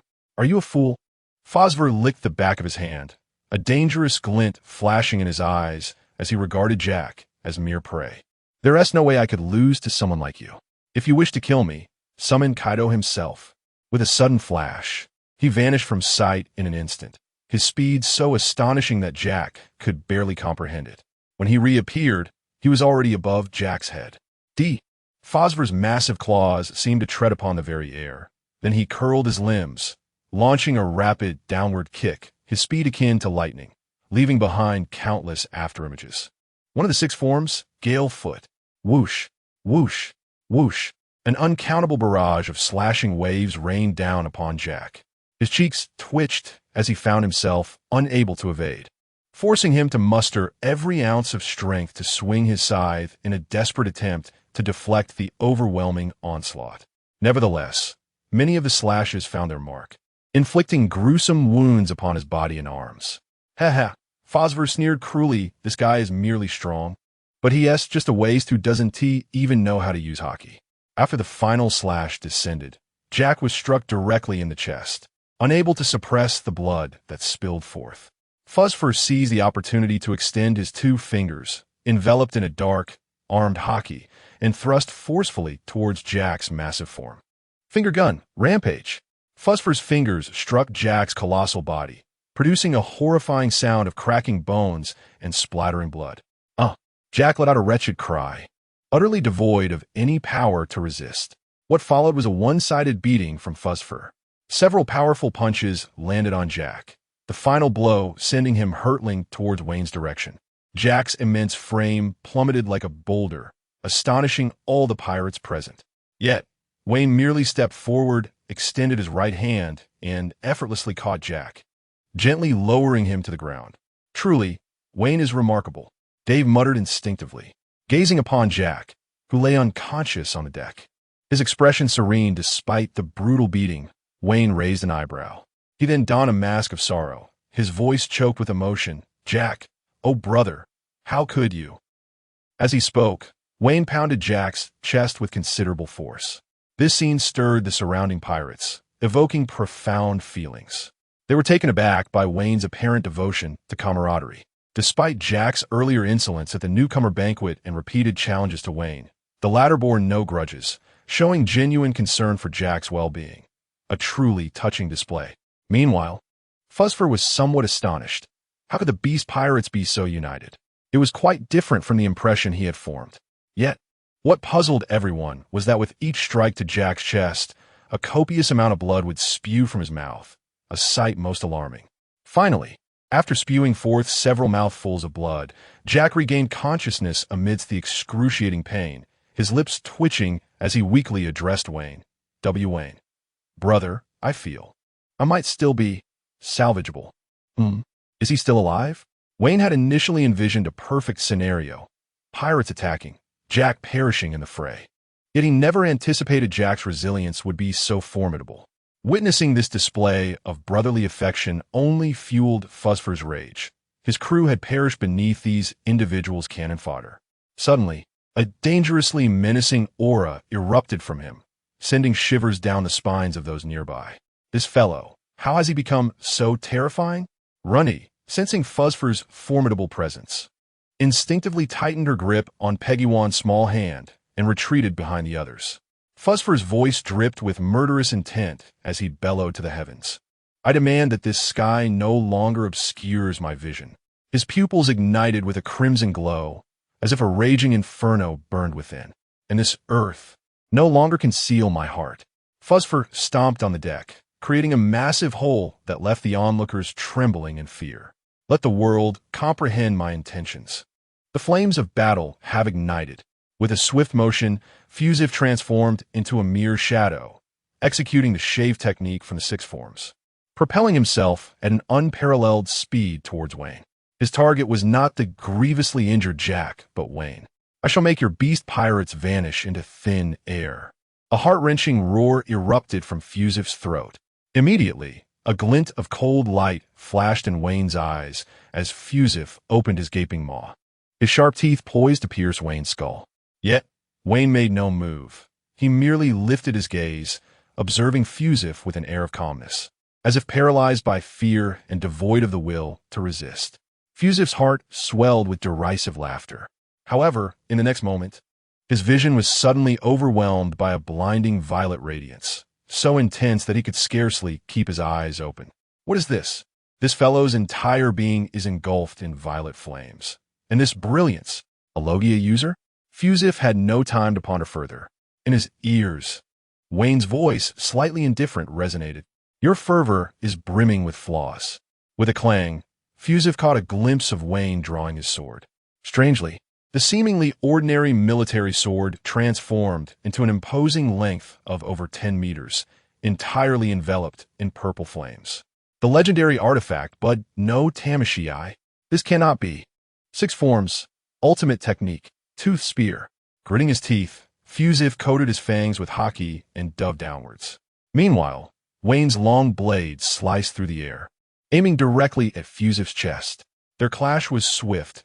Fusive barely made contact with Wayne before he was impaled through the chest, propelled backward, leaving a trail of blood in his wake. Thud! Fusive's body crashed heavily against the side of the ship, his face now devoid of its earlier defiance, replaced by overwhelming agony. He gasped sharply, clutching the ghastly wound on his chest, incredulously staring at Wayne, who remained steadfast, never having moved an inch. In my lifetime, walking on eggshells, how could I be bested by such a mere child? Truly, a disgrace. Chapter 21. Forgive me, I am the Navy in a fleeting moment. Wayne decisively vanquished the notorious bounty of $250 million for Fuzzfur. This revelation sent shockwaves through the ranks of pirates. However, Wayne was acutely aware that the disparity in their strengths was not as pronounced as it appeared. Fuzzfur had expended excessive energy, channeling all his fervor into a grandiloquent declaration, compounded by his ignorance of Wayne's capabilities. In his reckless assault, he neglected to fortify himself with armed haki, resulting in Wayne's blade piercing through his chest. Now sprawled on the ground, Fuzzfur's gaze shifted towards the distant wreckage of the pirate ship, a smoldering ruin consumed by flames, its charred skeleton exposed. A pang of dread struck his heart. Escape! The thought surged within his mind. Crew, I shall return to avenge you. Fuzzfur vowed through gritted teeth, attempting to rise and flee. Yet, just as he was about to lift himself, a powerful hand clamped firmly upon his shoulder, rendering him unable to break free no matter how he struggled. In astonishment, he looked up to find a face adorned with a subtle smile. Wait, I am here to ally with Kaido, he exclaimed. However, Wayne swiftly tightened his grip around Fuzzfur's neck, silencing him completely. then leaned in closer to whisper in his ear. Though your past is indeed tragic, your escape from prison led you to plunder wealth, murder innocents, and massacre an entire town. The incompetence of the world government does not absolve you of your malevolence. Upon hearing this, Phosphor's pupils dilated, his thoughts swirling like a tempest. How could a pirate utter such words? A bold notion flickered in his mind. Could it be that he is a Navy officer? Impossible. Almost immediately, a cold, gray voice echoed in his ears. Your death is not unjust. Phosphor felt Wayne's grip tightening, and despite his desperate attempts to escape and cry out, no sound emerged. Relax, dizziness is quite normal. Wayne's words slithered into his ears like a demonic whisper. With a powerful arm constricting Phosphor's throat, rendering him immobile, his other hand drew forth a blade. A flash of white light illuminated the scene as the sharp edge emitted a haunting wail. Wayne severed Phosphor's throat with a single stroke, blood gushing forth as droplets danced in the air, shattering upon contact with the deck. Phosphor's body convulsed violently a few times before succumbing to the void, marking the end of his nefarious existence. The pirates, including Daifugo, beheld Wayne's resolute method with newfound admiration. Their respect for him soared. His ruthlessness towards enemies was astonishingly cool. With a thought, Wayne's military knife ignited in fierce purple flames, incinerating the remnants of blood, releasing a hissing mist. When facing enemies in the future, do it this way. Understood? Wine addressed the pirates behind him. Yes, Brother Wine. The pirates cheered exuberantly, reveling in their hard-won victory. Meanwhile, the weakened Jack lay on the deck, weakly raising a hand to give Wine a thumbs up. As midnight fell, the pirates hosted a grand feast on Ghost Island. The tradition of feasting is deeply ingrained in the pirate world. It is customary to celebrate together during reunions and farewells, to feast after victories, and even to share drinks after defeats, provided one survives. At the banquet, Yamato rushed over to join Wine, Jack, Runny, and Peggy Wan at a table. You scoundrel, why didn't you take me along to fight? Yamato exclaimed with indignation. Huh, have you forgotten that little device in your hand? Leaving Ghost Island would cause it to explode, Runny interjected while sipping juice heartily. It dawned on Yamato then, right? Enough of that. Let us have a meat-eating contest instead. Wine patted Yamato on the shoulder, adopting a provocative stance. Oh, defeated rival. Allow me to teach you a lesson once again. Yamato's fighting spirit surged instantly. Jack and Runty naturally seized the opportunity to engage with Wine as well. Pazavine. If it's a meat-eating contest, I shall not lose, Jack declared with a confident grin. Meanwhile, Dave Go, aware of the appetites of the group, promptly ordered his subordinates to bring forth a variety of delectable dishes. Among the offerings were fresh sea kings, renowned for their exquisite taste and possessing protein content tenfold that of beef, alongside an array of vividly colored, rich cream cakes, each exceeding caloric limits. The variety and quantity of food were abundant, nearly limitless. Wine mused internally, acknowledging that Kaido truly cared for his subordinates on Ghost Island, yet exhibited extreme brutality towards outsiders. The group began devouring the food voraciously, each determined not to fall behind the others. Surrounding pirates gazed in astonishment at their formidable appetites while continuously bringing forth more food. In the end, Wine emerged as the victor, while Yamato consumed the most. Surprisingly, the seemingly petite Runny out-ate even Jack. After reaching his limit, Jack slumped to the ground, wearied and despondent, nearly on the verge of tears. Did I lose again? Am I truly not a genius? Meanwhile, Yamato, now round and resembling a ball, cheeks stuffed with meat, turned to Runty, who was in a similar state. Runty, you should join me at sea in the future. I no longer dislike you. Yamato, lacking guile, believed that sharing a meal equated to friendship. I have no intention of setting sail with someone like you, Runty retorted, turning her head away, though the smile she could not suppress betrayed her true feelings. During these days of companionship, Runty has developed quite an affection for the boisterous Yamato. It would be even better if she refrained from challenging Lord Kaido in the future. Just as the atmosphere of the banquet grew increasingly fervent, a dark shadow suddenly appeared in the sky above the square, swooping down like a raptor. "Uncle Gene?" Wayne exclaimed, and then used life restoration to mend his body, gazing at Gene as he descended before him. "Uncle Gene, would you care for a drink?" Wayne smiled, offering Gene a bottle of fine wine. Gene shook his head. "Mister, Kaido wishes to see you." "Huh?" Wayne was momentarily taken aback. "Kaido is looking for me? Is it regarding the matter with Fuzufu or Yamato?" At that moment, Gene raised an eyebrow slightly, casting a complex glance at the round Yamato, letting out a gentle sigh. As a loyal subordinate of Kaido, Gene naturally hoped for a peaceful relationship between the father and daughter. "All right, Uncle Gene," Wayne replied without a hint of hesitation, preparing to head towards the stairs. However, Gene reached out to stop him. "Taking the stairs is too slow. I'll take you up." Before Wayne could register what was happening, Gene grasped the collar of Wayne's attire, and with a powerful flap of his wings, they soared into the sky, ascending straight to the dome of Onigashima. The crowd was somewhat perplexed. Why would Lord Kaido seek Wayne at this moment? Meanwhile, Yamato wore a face of concern, seemingly worried that Kaido might take action against Wayne. She attempted to rise and follow, but having overeaten, she could only squirm a few times on the ground. "I see you now." Dave laughed heartily, addressing the crowd with excitement. "It must be that Brother Wayne successfully thwarted the enemies invading Onigashima, and Lord Kaido wishes to reward him personally." Upon hearing this, the crowd displayed expressions of realization. "So that's how it is. I truly envy Brother Wayne. He has only just joined the Beast Pirates, yet he has already caught Lord Kaido's attention." Chapter 22. The Law of the Jungle. "Uncle Gene, just let me go. I can manage to ascend on my own." Wayne felt somewhat uncomfortable being held by Gene. Despite being affectionately referred to as Uncle Gene, Gene exhibited no signs of resistance this time, as if he had come to accept the moniker. "Oh, what do you mean?" Gene seemed to have an epiphany. Wayne smiled lightly, and suddenly, a brilliant purple light flickered behind him, coalescing into a magnificent pair of broad wings adorned with purple scales, extending a remarkable 7 to 8 meters in length. Gene immediately released Wayne, soaring alongside him through the air. "Are you a power user?"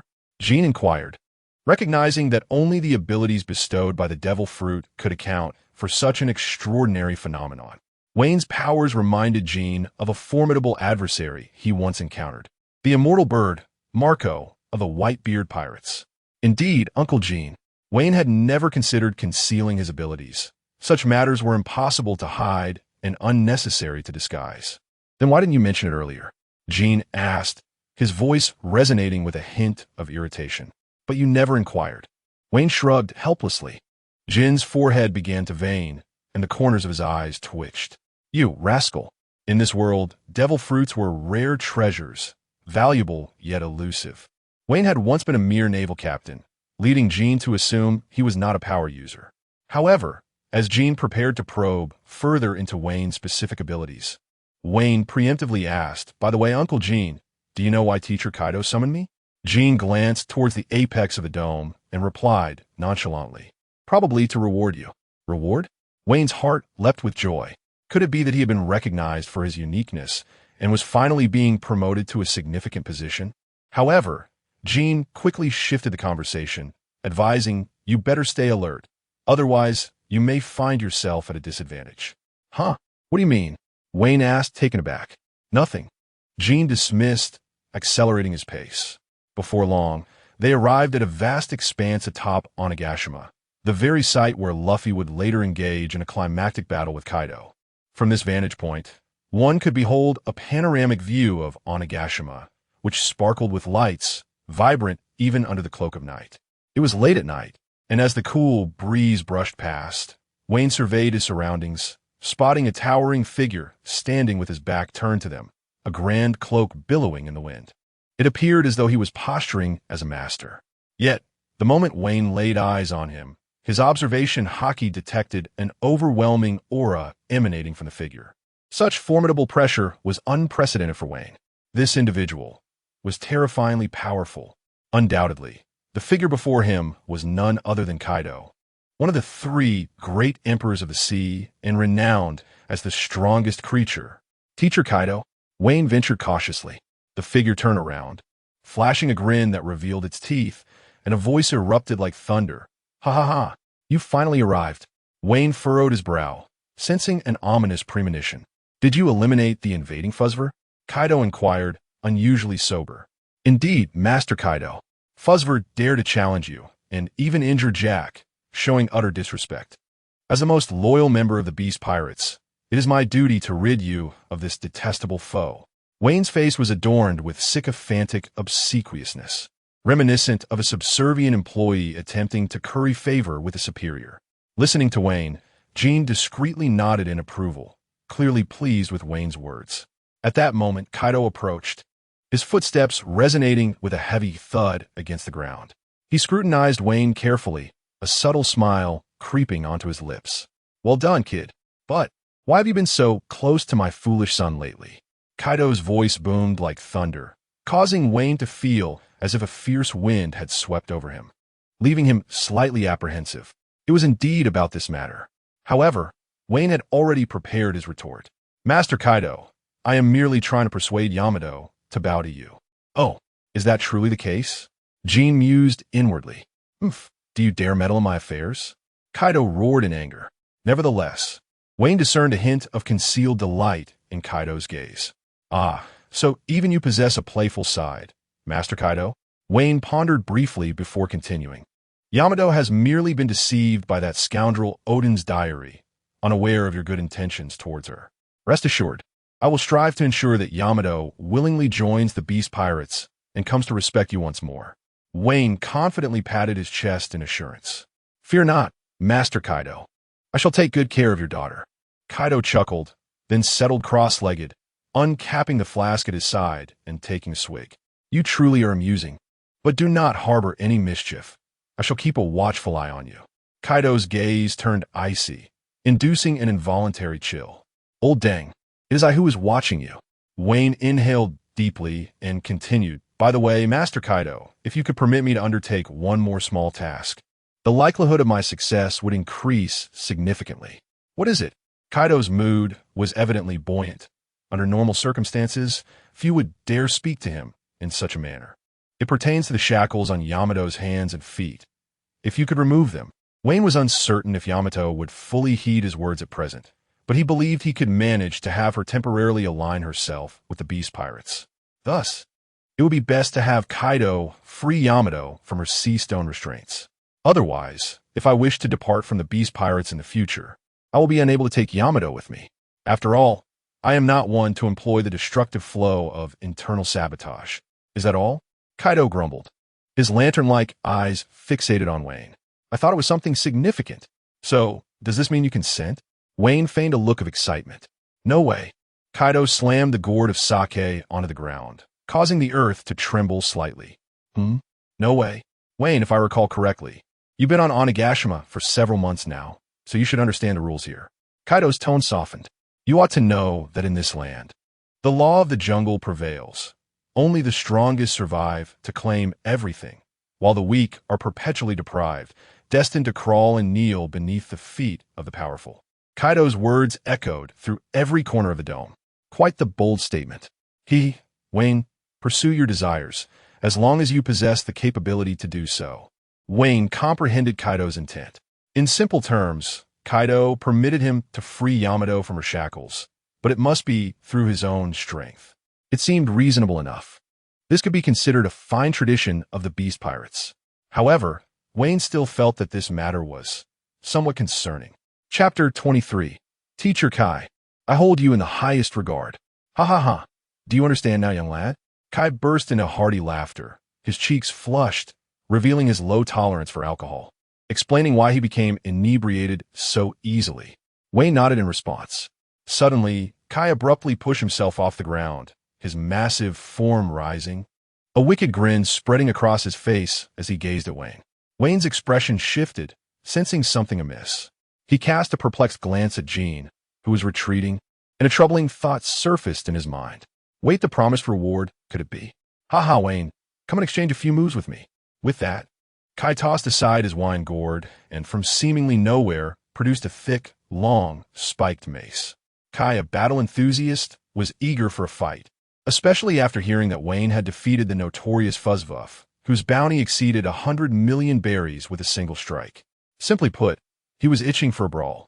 Wayne smirked, his pupils reflecting the purple lightning that enveloped the mace, which loomed larger and larger. Tu knows et 3 rounds. Years later, when confronted again with the Gade mace, Wayne would always recall that fateful night when Teacher Kai introduced him to the thunderous A trigrams. Boom! With a deafening crash, a massive crater formed where Wayne had stood while he narrowly evaded Kai's attack. Teacher Kai, are you serious? Before Wayne could fully comprehend the situation, a fervent glint flashed in Kai's eyes as he swiftly maneuvered, brandishing the mace and charging towards Wayne. Impressive speed, lad, Kai taunted, even while unleashing his fierce assault. Yet, his strength did not wane in the slightest, as he delivered a tremendous blow that crashed into Wayne's chest. Iron block, armament hockey, Kai was a battle maniac, and Wayne dared not slacken for an instant, executing his strongest defensive technique without reservation. With a resounding thud, Wayne was sent flying, his body bouncing off the ground like a ball before finally coming to a halt. Cough, cough. Once steady, Wayne casually wiped the blood from the corner of his mouth, his gaze sharpening. Even with mental preparation, the display of Kai's formidable power left Wayne utterly astounded. At this age, Kai was at his peak. Give it your all, Wayne, or you may very well perish at the hands of Mr. Kai. Not far off, Jean stood with arms crossed, reveling in the spectacle. Kai's maniacal laughter echoed. Ha ha ha, you can't possibly be this weak, can you? Above, the winds howled, and Wayne felt somewhat disoriented, yet he quickly regained his composure. Teacher Kai, I hold you in the highest regard. How could I possibly strike against you?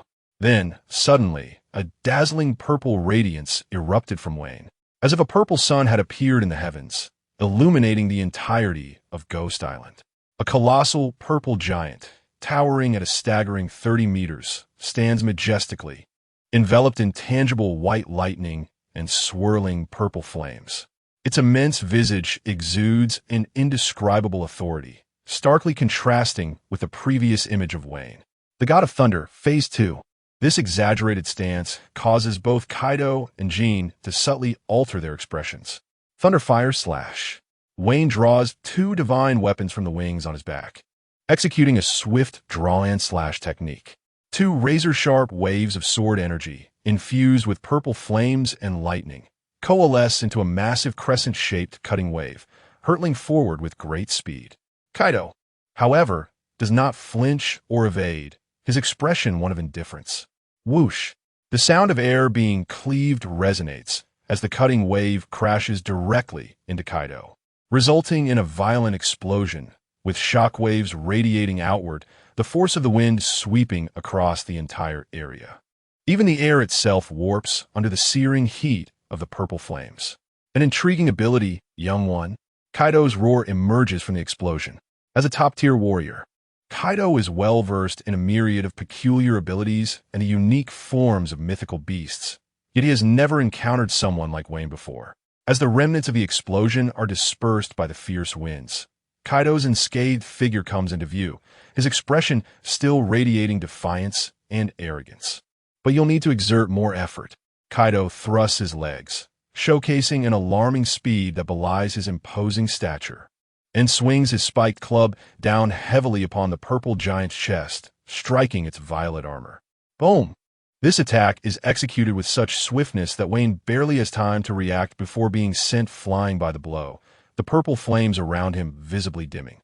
Wayne instantly feels a surge of blood and energy, and with all his might, he flaps his wings to stabilize himself in midair. Kaido, sensing the change in resistance, is momentarily perplexed. Certain devil fruits can enhance the physical strength of their users to some extent, particularly those of the Zoan type. However, after utilizing his ability, Wayne's defensive capabilities have evidently escalated several levels. Moreover, the armor encasing the purple giant, composed of an unknown yet remarkably resilient material, reminds him of the abilities possessed by the user of the barrier fruit, Kurezumi, Kanjuru. Young one, do not become overly reliant on the powers of the devil fruit. As Kaido speaks, his body begins to transform. Blue dragon scales sprout rapidly across his skin, his visage becoming increasingly fearsome and his musculature more robust. the beastman form of the Azure Dragon. Only Haki can surpass all. Kaido flips his spiked club, swiftly spinning it on the ground before propelling himself upwards. Landing atop the purple giant's head, his aura transformed into terrifying lightning, crackling ominously. Truly impressive, Kaido-sensei. While admonishing the reliance on fruit abilities, you effortlessly switched to your dragon form. In my previous life, such behavior would surely invite accusations of double standards. Wayne, his nerves taut, raises his arms as the lightning coursing through him once again glimmers and gathers, forming a shield of thunder. In the blink of an eye, the spiked mace collided violently with the thunder shield, unleashing a dazzling display of electric sparks that erupted with a sharp, piercing shriek reminiscent of 1,000 birds in unison. The fierce power and lightning continued to intertwine with one another. To Wayne's astonishment, the assaults of the two opponents miraculously stalemated. Am I actually able to exchange blows with Kaido?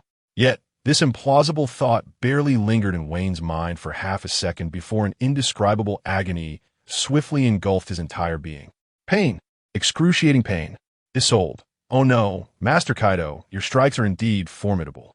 Boom! Wayne was once again sent hurtling through the air, accompanied by several thick arcs of lightning that slithered like serpents, trailing behind him like brilliant white streaks. Whoosh, whoosh, whoosh. As the powerful winds howled past his ears, Wayne grit his teeth in agony. It was uncertain how long or how far he had flown, but suddenly, with a resounding crash, he collided with a massive bull's horn at the edge of the palace on Onigashima, finally coming to a halt. Wayne inhaled sharply. The disparity is simply overwhelming. In that moment, Wayne profoundly grasped the immense chasm that separates royal combat prowess from other tiers, and a deep sorrow washed over his heart like a relentless tide. However, reflecting upon the ferocious onslaught he had just endured, Wayne sensed that his observation haki had been compelled to elevate significantly. He even harbored a faint illusion of being able to foresee Kaido's forthcoming attacks. Yet Wayne understood that this was not an illusion, but rather the advanced application of observation haki. Wayne smiled softly. It seems that only by dancing on the precipice of life and death can one truly unlock their potential. Chapter 24. Teacher Kai assigns homework on the ominous island. Beneath the dome, Jean was profoundly shaken after witnessing the clash between Wayne and Kaido. This fellow Wayne actually withstood 3 blows from Mr. Kaido. This young man is remarkably strong. Although 3 blows may seem inconsequential, one must remember that they were delivered by the innate monster, Mr. Kaido. As for whether Mr. Kaido held back, Jean felt certain he did not, for even when facing his own daughter Yamato, Kaido had never shown mercy. Ha ha ha! Well done! Kaido exclaimed, casting his gaze upon the fallen Wayne, his laughter echoing through every corner of the dome, causing the entire island to tremble slightly. Jean, what do you think of this guy? Kaido suddenly inquired of Jean, who stood nearby. Wayne's strength is formidable, and his methods of dealing with foes are quite ruthless. Jean replied candidly, clearly holding Wayne in high regard. I think so too. This kid is worthy of becoming the next calamity. Their words were unreserved, directly reaching Wayne's ears as he lay feigning unconsciousness. Does Teacher Kaido see me as possessing the potential of a Grand Marquis? Indeed, gold shines wherever it may be. At that moment, Kaido's roar resounded once more, akin to thunder exploding beside him. Kid, stop playing dead and come here. Wayne, momentarily taken aback, then lifted his head. Such powerful observation haki. He can sense my presence from this distance? Embarrassed by Kaido's revelation, Wayne chuckled awkwardly and staggered to his feet, making his way over to Kaido. Teacher Kaido is invincible. I concede, Wayne declared with a beaming smile, his notion of the dignity of a strong man being utterly absent. TCH, how disappointing, Kaido remarked with annoyance. All right, let us get down to business. Business? Kaido offered no further explanation, merely gesturing towards Jean with his eyes before retrieving his wine gourd and resuming his seated position to drink heartily. Wayne, you heard that just now, right? Mister, Kaido intends to promote you. Jean picked up the conversation. Wayne nodded, his expression earnest. Rest assured, Uncle Jean, For the bright future of the Beast Pirates and teacher Kaido's ambitions, I shall strive diligently. Whoever dares to obstruct the path of the Beast Pirates, I, Bruce Wayne, shall be the first to oppose, even if it means an obligatory marriage alliance with the Empress of Amazon Lily for the future of the Beast Pirates. I shall not hesitate. For some reason, as Wayne uttered these words, he felt an inexplicable sense of familiarity. His impassioned pledge of loyalty elicited a newfound admiration in Jean's gaze. Truly, a cultured individual from the Navy, such eloquence is beyond my capability. Excellent spirit. It seems Mr. Kaido did not misjudge you. Jean could not help but exclaim in admiration. Kaido, standing off to the side, let out a dismissive chuckle, as if deriding the exuberant camaraderie shared among pirates. Subsequently, Jean ceased his idle chatter and broached the matter at hand with Wayne. Not far from Wano Country lies the prosperous kingdom of Dressrosa, where Mr. Kaido wishes for you to establish dominion under the Beast Pirates banner. Dressrosa? Wayne was taken aback. The name resonated with him, as it was renowned as the land of love, passion, and fairies ruled by King Riku III. However, it was during this very year that Doflamingo executed his despicable coup. Counting the days, it must have been only a few months ago.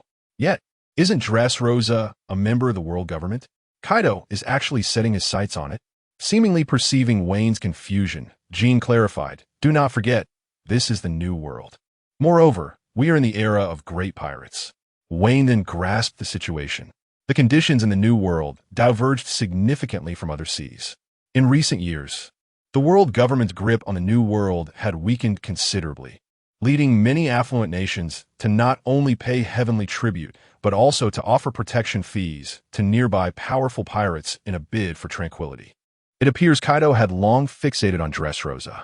It must have been around this time that Doflamingo allied with the formidable pirate, gradually expanding his influence in the New World, ultimately becoming one of the rulers of the underworld. Kaido drained his gourd of liquor, leaving not a drop behind, and inebriatedly declared, "Kid, with your strength, you possess the qualifications." Although he was far from being able to contend with Kaido directly, conquering a nation with relatively weak military power was well within reach, especially under the auspices of the Beast Pirates. Wayne's expression momentarily faltered. How curious fate can be.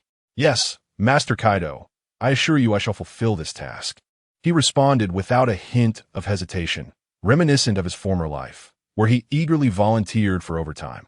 "Then, Master Kaido, how many people may I bring to Dressrosa?" "How many people? You can go alone," Kaido replied casually, as if compelling a member of the world government to bow was as simple as a mere gesture. "Please, Master Kaido, I am not nearly as formidable as you," Wayne protested, shaking his head. He lacked the strength to single-handedly confront a nation, especially with Doflamingo currently eyeing Dressrosa with keen interest, poised to appear at any moment. Kaido shot Wayne a disdainful glance. To become a true powerhouse, cannot even this small realization be mustered? He spoke as if lacking the ability to overwhelm the 4 emperors and 7 warlords rendered one insignificant. At that moment, Jean interjected on Kaido's behalf. "Wayne, you may command the newcomers from Onigashima. That should provide you with some assurance." "The newcomers from the training camp?" Wayne's lips curled slightly. "Are they not merely a group of cannon fodder? The only one with any semblance of strength is that fool Jack. However, having assistance is certainly preferable to being alone." Wayne nodded lightly, acknowledging Uncle Jin's words. "Aha! Work hard, Wayne. I eagerly anticipate the sight of you little ones once you have grown." Kaido bellowed with laughter upon hearing Wayne's response. Wayne found himself momentarily dazed by Kaido's display of concern for his juniors. Could it be that Kaido would truly become a teacher in the future? What are you still dawdling for? Hurry and prepare, Kaido suddenly roared, a gust of fervent wind sweeping across Wayne's face, startling him. Are we departing so soon? Shouldn't we have a farewell feast first?" This remark elicited a laugh from Kaido. When I was your age, I couldn't even get a sip of alcohol. You little ones have it far too easy." Enough of this nonsense. Set off immediately. Wayne ceased his idle chatter, stood at attention, and earnestly proclaimed, "Yes, Kaido-sensei." Chapter 25. Wayne, you are a great person indeed. How wonderful.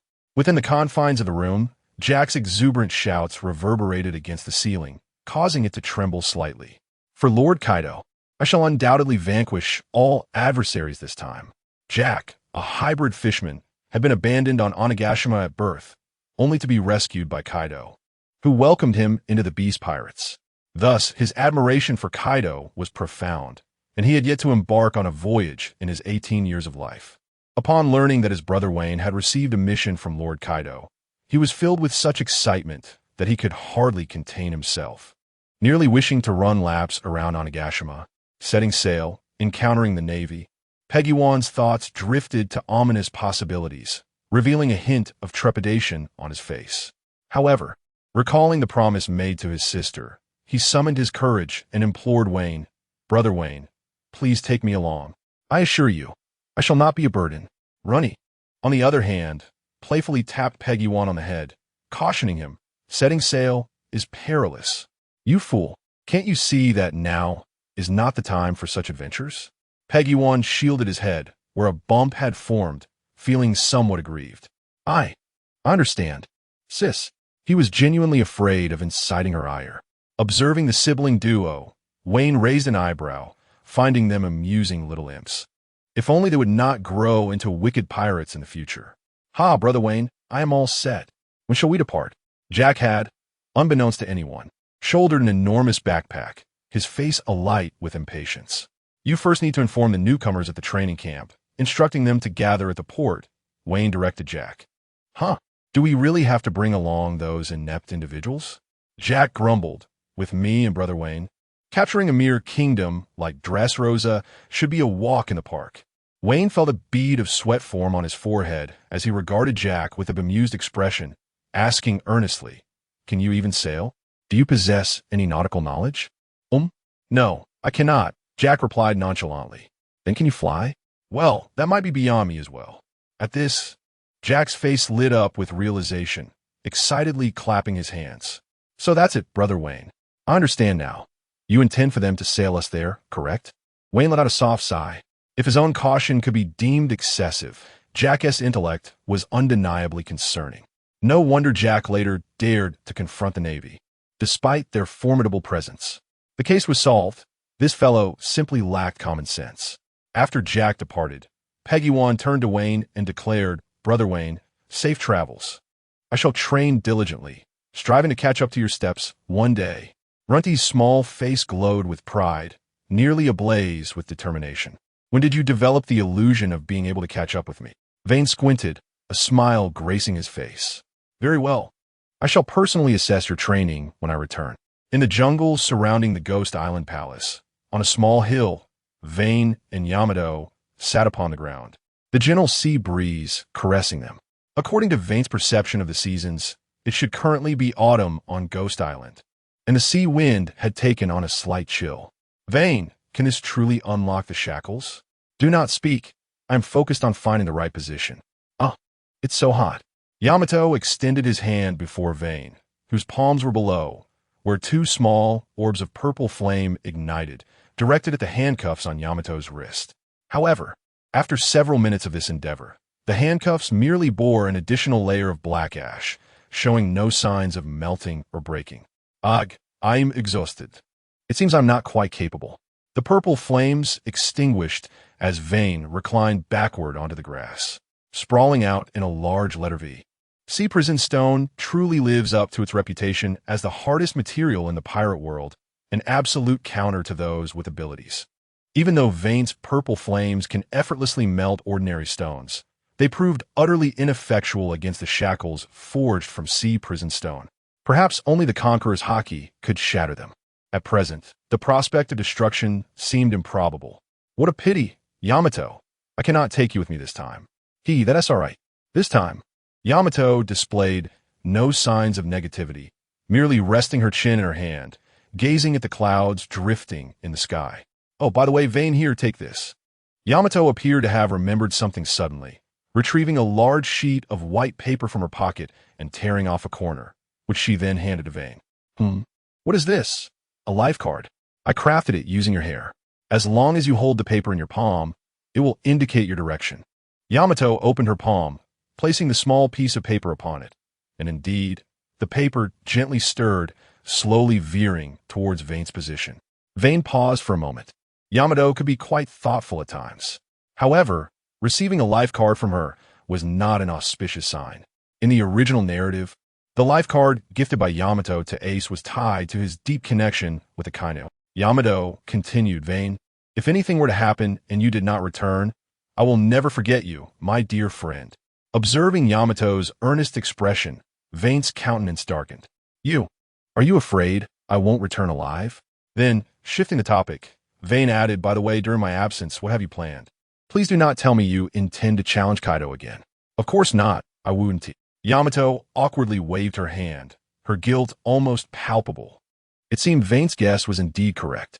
With a sigh, Vane remarked, if you find yourself utterly bored, perhaps you should train with the newcomers at the training camp along with Runny. Sound good. Yamato nodded obediently. However, Wayne, with your strength, you should return swiftly. They exclaimed cheerfully. I suppose so. I must take my leave, Wayne replied succinctly, preparing to depart. After a few steps, he turned back and added, by the way, I heard that Dreyfus Rosa boasts mushrooms that grow several meters tall, and the soup made from them is simply exquisite. Would you care for taste? If so, I shall bring some back. Really? Thank you, Wayne. You are truly my best friend. Day's mouth watered involuntarily, and his eyes sparkled anew. Am I not your only friend? Day pondered for a moment before nodding vigorously, then rephrased, then, Wayne is indeed a splendid person. Wayne smirked at this. Please, do not hand out the good person card so freely. Yet, seeing her exuberant demeanor, he paid it no mind. As a gentle breeze swept through, it tousled Day's charming sideburns. Wayne found himself momentarily entranced by Day's profile, noticing a hint of sorrow in his usually jovial eyes. It appeared that he genuinely yearned for adventure at sea, but perhaps feigned cheerfulness to spare others' worries. Day was, without a doubt, a person of remarkable kindness, especially given his upbringing under such a tyrannical father. Wayne found this admirable. For a fleeting moment, he even entertained the notion of persuading Day to join the Navy. However, that thought quickly dissipated, for it was evident that Day was ill-suited for such a path. Chapter 26. Quinn. Trust in science on the Ghost Island. At the port, the weather was splendid, with a gentle breeze and radiant sunshine, making it an ideal day for departure. Over 100 novice pirates stood at the harbor, their faces brimming with excitement. Yet, the vessels moored at the shore remained in a lamentable state of disrepair. Furthermore, the ship that Wayne had previously sailed on, which could barely be considered decent, had suffered damage during the battle with Phosph. The deck and cabin bore various degrees of destruction. At that moment, shipwrights were working diligently to repair the pirate ship. DeVago approached Wayne and inquired, Brother Wayne, everyone is gathered. When shall we set sail? A frown appeared on Wayne's forehead. Set sail? If we embark on this vessel, we might capsize before even reaching Dressrosa, he remarked, incredulous at their audacity. Yet, Wayne was not genuinely concerned for their safety. Rather, he pondered how much more pleasant the journey could be on a seaworthy ship. Is there truly no good ship on Ghost Island? Wayne asked. Well, DeVago contemplated for a moment before responding. Lord Kaido possesses a grand ship, but it is exclusively for his use. Additionally, there is a pirate ship belonging to Lord Quinn, which he personally oversaw the construction of. It was completed only recently. However, Lord Quinn is quite fond of that vessel, so it is unlikely we could borrow it. Oh, the image of a rotund figure, akin to a spherical mass, instantly materialized in Wayne's mind. It seemed that Quinn had been preoccupied with shipbuilding as he had not been seen lately. You all wait here, Wayne commanded before turning away. In addition to having a chamber in the palace of Ghost Island, Quinn also possessed a separate residence within the lush forests of the island's rear, serving as a laboratory. The scale and design of this laboratory bore a striking resemblance to that of the Ice and Fire Island, presumably modeled after it. Upon arriving at the laboratory's entrance, Wayne knocked on the door, but received no response. Just then, he suddenly caught a whiff of a sweet aroma wafting through the air. As he attempted to discern the source of the scent, the world around him began to blur, and he momentarily envisioned the figure of Admiral Sengoku. Hey kid, Pinch your nose and don't inhale. A hurried voice emanated from within the laboratory. The door swung open, revealing a portly figure clad in a white lab coat and wearing an oxygen mask. Long time no see, Uncle Quinn. Wayne's voice was barely above a whisper. Ah, I am currently developing the latest plague bomb, and this is a toxin that accidentally leaked. Remarkably, you inhaled it and did not succumb to poisoning. That is quite unexpected, Quinn exclaimed, expressing his astonishment. Yet this was the last sentence Wayne heard before losing consciousness. A faint light emerged, causing Wayne to abruptly open his eyes, only to be met with a bloated visage looming before him, prompting him to shut his eyes once more in fright. Aha, you're awake. It seems the antidote is quite effective, Quinn remarked with a grin. Antidote? In a moment of excitement, Wayne hurriedly opened his eyes and instinctively glanced in a certain direction, then let out a gentle sigh of relief. Thankfully, he managed to struggle up from the bed, yet he found himself utterly devoid of strength. Do not worry, it is merely a minor side effect of the antidote. A bit of rest will suffice, Quinn cheerfully reassured Wayne, holding a syringe with a needle that appeared alarmingly thick, with a few drops of the drug still clinging to its tip. Could it be that you just used this to inject me? Wayne surveyed his surroundings, realizing he was in a spacious laboratory filled with an array of intricate instruments. Various solutions and reagents surrounded him, some of which were hazardous, bubbling ominously. Behind Quinn stood a large iron barrel, emanating the aroma of a small bean soup. Wayne lay upon a cold metallic bed, which seemed more suited for experimentation. You are indeed fortunate. I have never once erred in concocting poisons, and yet you happen to witness my first failure, Quinn boasted, his expression brimming with pride. Fortunate? What a jest. However, Uncle Quinn, isn't your poison quite successful? I was ensnared by the scent before I even realized it. Wayne flexed his arm, sensing the return of his strength. Ah. Quinn laughed heartily, of course. I'm the world's most nefarious scientist. Even a failed concoction is not ordinary poison. Yet he lamented. The effects of that toxin were too swift. The enemy had not even begun to feel pain before succumbing to the poison, robbing me of the delight of tormenting them. A nostalgic expression washed over Quinn's face. There is nothing more pleasurable in this world than making one's adversary suffer. Such a vile sadist, Wayne thought, a flicker of disdain crossing his features as he regarded Quinn's perverse psyche. It seems the human body indeed has its limits, Quinn mused. Even a mere toxin is unbearable. In that case, his eyes gleamed as he looked at Wayne on the bed. In that case, what? Join the glorious evolution. Ah. Evolution? Are you suggesting a transformation of the body? Wayne uttered, recalling Quinn's expertise in scientific endeavors. Bingo! Quinn snapped his fingers. The human body is too fragile. The power of science is the mightiest weapon in existence. Do you believe in science, young Wayne? As he spoke, his head and arms executed a peculiar rotation, completing a full 360-degree turn before he retrieved a bowl of the small bean soup from the barrel behind him and then spun back around in the same manner. Wayne smirked slightly. Flesh is weak. Mechanical ascendance, is it? All I can say is, I believe. Suddenly, an idea struck him. By the way, Uncle Quinn, do you have any of those failed gas bombs left? I do indeed. What do you have in mind? Quinn gestured toward a nearby laboratory table, where several transparent glass jars were displayed. Here they are along with the antidote, he said. Since these are merely failed products, feel free to take them, Uncle Quinn. Wayne expressed a keen interest in the fragrant poison gas. Well, Quinn scratched his head, pondering for a moment. All right, since they are failures after all, take them if you wish. With Quinn's consent, Wayne unceremoniously packed the vials of poison and the antidote into his backpack. Thank you so much, Uncle Quinn. You truly are the genius scientist of our beast pirates, Wayne exclaimed, feigning an expression of admiration. Moreover, I have heard that you possess remarkable skills in shipbuilding as well. Haha, you rascal, don't always speak the truth so openly. Quinn responded with delight, enthusiastically patting Wayne's shoulder a few times. Oh, by the way, would you like to see the latest pirate ship I have built? Wayne flashed a grin, a glimmer of triumph flickering in his eyes. That sounds absolutely splendid. Chapter 27. The Queen, fresh from a forge, the laboratory of Quinn was situated near the coast, and Vane swiftly followed him to the shoreline. Before them loomed a magnificent three-masted sailing vessel, its size rivaling that of the medium-sized warships Vane had previously encountered. Numerous cannon ports protruded from the hull, clearly indicating its purpose as a battle-ready pirate ship. The mainsail was crafted from white canvas, emblazoned with large black letters spelling out Queen, while the other two masts proudly displayed the Jolly Roger of the Beast Pirates, fluttering in the wind with a resounding crackle. The ship was adorned in a striking golden hue, and at its bow stood a prominent golden brontosaurus, unmistakably inspired by Quinn's ability to utilize the brontosaurus fruit. Moreover, the hull was decorated with various musical graffiti, reminiscent of Quinn's distinctive style. Lord Quinn, you have arrived. Upon seeing Quinn, several pirates who were fishing and basking in the sun along the coast greeted him with utmost respect.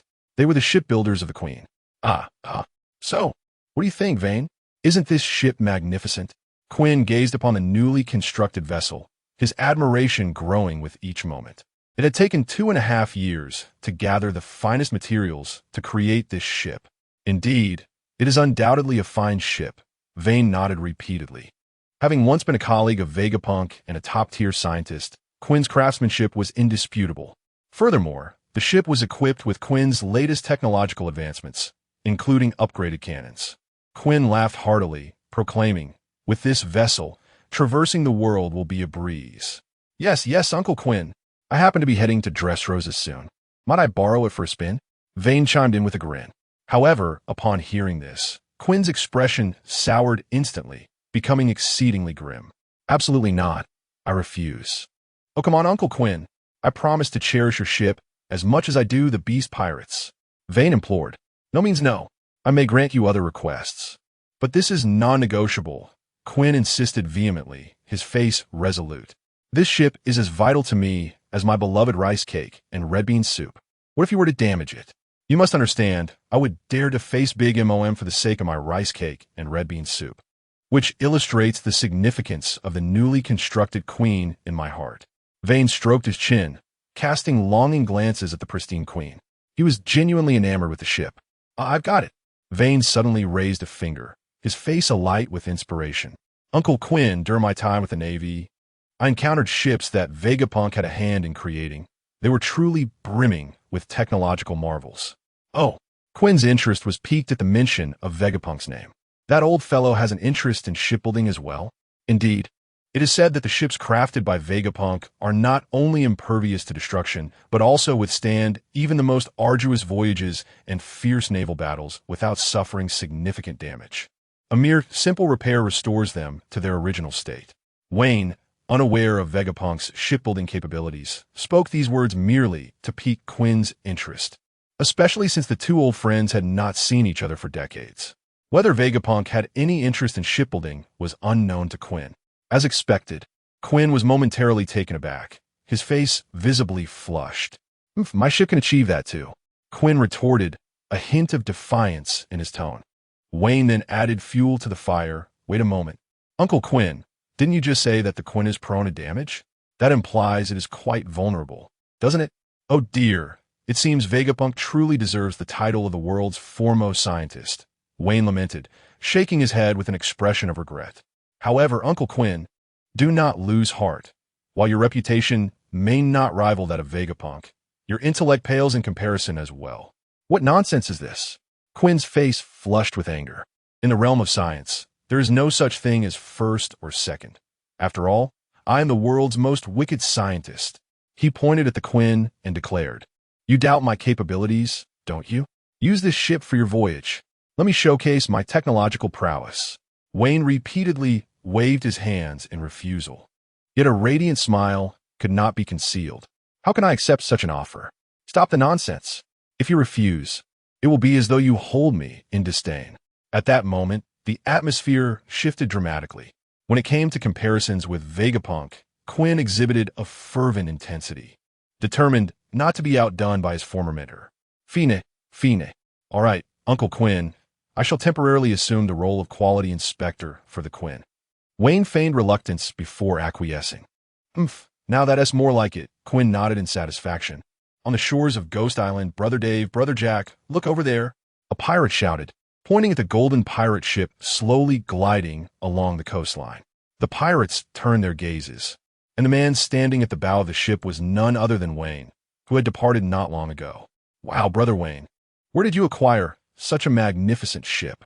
It's truly impressive, Jack exclaimed, his eyes wide with admiration. It belongs to Uncle Quinn. He lent it to us for our voyage, Wayne replied with a smile to the pirates. Hooray! The pirates erupted with excitement upon hearing this. The grand vessel indeed looked imposing. It was the kind of ship befitting the world's strongest pirate crew. Everyone aboard! Wayne called out to everyone at the port. Bring the supplies on board. For this voyage, I expect you to be fully prepared. Yes, Brother Wayne.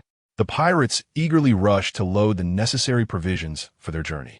Devago's heart was filled with excitement, for he was acutely aware of Captain Quinn's temperament and his profound affection for this vessel. Previously, any pirate who dared to seek a mere glimpse had been met with Quinn's ruthless refusal. The fact that Brother Wayne could procure this ship for their voyage indicated the high regard in which the prominent figures of the pirate crew held him. He truly had not aligned himself with the wrong person. Beside him, Jack harbored a deep envy. He silently resolved that once he ascended to the rank of officer, he too would possess a pirate ship akin to this one, adorned with a mammoth as a figurehead. As all the pirates boarded, the Quinn began to glide away from the harbor, heading towards the waters surrounding Wano Country. Quinn did not exaggerate. This ship was indeed robust. The treacherous plunge down the waterfall was remarkably smooth, with the Quinn diving down without the slightest jolt. Soon, the pirate ship, carrying over 100 souls, descended the waterfall and landed gracefully upon the azure, crystalline sea. It had been far too long since he had sailed the open ocean. Inhaling the refreshing air deeply, Wayne sighed in appreciation. How beautiful the sea is! This was Jack's first voyage, and he stood at the bow, exuberantly waving his arms, as jubilant as a child weighing 800 pounds. Brother Wayne, Devago approached, clutching a nautical chart. Dressrosa is not too far from us. If we proceed at full speed, it will only take about 10 days to reach. Wayne nodded affirmatively. Set sail. Destination Dressrosa. Roar. The pirates responded in unison. Chapter 28. The bullfish beneath the blazing sun. The azure sea shimmered enticingly. A few seagulls soared gracefully above a golden pirate ship. Fluffy white clouds drifted lazily, evoking a sense of languor. On the deck of the pirate ship, a red and white striped sunshade was raised, under which Wayne reclined on a lounge chair, leisurely sipping orange juice concocted by the ship's cook. Bare-chested, his well-defined and muscular physique was on full display, clad only in a pair of flamboyant floral shorts, with a pair of dark sunglasses perched on his nose. In this state, he resembled not a marauding pirate, but rather a young gentleman on a seaside holiday. With a grand ship, ample provisions, and loyal subordinates at his beck and call, he reveled in the splendid feeling of indulgence. A smile graced Wayne's lips, clearly relishing this moment of leisure. In stark contrast, Jack found no joy in this leisurely existence. Initially brimming with excitement as they set sail, he was eager to reach Dressrosa and seize the throne from the old king. However, after 3 days at sea, impatience gnawed at him, and he inquired incessantly about their progress, lamenting the delay in reaching Dressrosa. Why haven't we arrived yet? I am utterly bored, he complained to the crew, pacing restlessly about the ship. The confined space exacerbated his discomfort. Even Devago, fishing at the stern, grew weary of Jack's incessant chatter. He retrieved a fishing rod from the cabin and offered it to Jack. Jack, if you're so bored, why not try fishing? Fishing? Do you take me for someone who finds that trivial? Jack retorted, though his body betrayed his words. Having never fished before, curiosity sparked within him as he accepted the rod and, under Devago's basic guidance, cast it into the sea. Watching Jack's newfound enthusiasm for fishing, Wayne chuckled, recalling his own struggles to catch even a single fish over several days. He anticipated that Jack would soon grow disheartened when the fish remained elusive. A moment later, Jack's spirited shout echoed through the air. Come on, Jack. Tonight's dinner is in your hands. Huh, don't worry, Brother Wayne, Jack exclaimed, full of vigor, the fishing rod appearing almost diminutive in his large hands, akin to wielding a slender toothpick. Of course, the rod size was largely due to Jack's towering stature. Wayne finally found peace, able to savor the tranquil moments at sea. Yet, scarcely had he closed his eyes when a cacophony of shouts erupted from the stern. "Look, what is that? A monster! There's a monster in the water! What's going on?" Wayne furrowed his brow, rising quickly to peer toward the source of the commotion at the rear of the ship. "Brother Wayne, come quickly. What is this?" A voice filled with terror rang out as nearly all the pirates gathered at the edge of the railing, intently staring at a massive shadow beneath the surface. The shadow was enormous and writhed ominously. "Is that a sea king?" Vane's pupils constricted at the sight of the colossal creature in the ocean. "A likely inhabitant of a new world, an ancient sea king." "Fear not. It seems he has not noticed us," Vane remarked. The body of the sea king loomed like a small island, and typically, as long as it is not provoked, one would not face an attack. Meanwhile, Jack was fervently tugging at a delicate fishing rod. Vane, puzzled, glanced at the rod in Jack's hands. "Jack, have you caught something?" "Indeed, Brother Vane.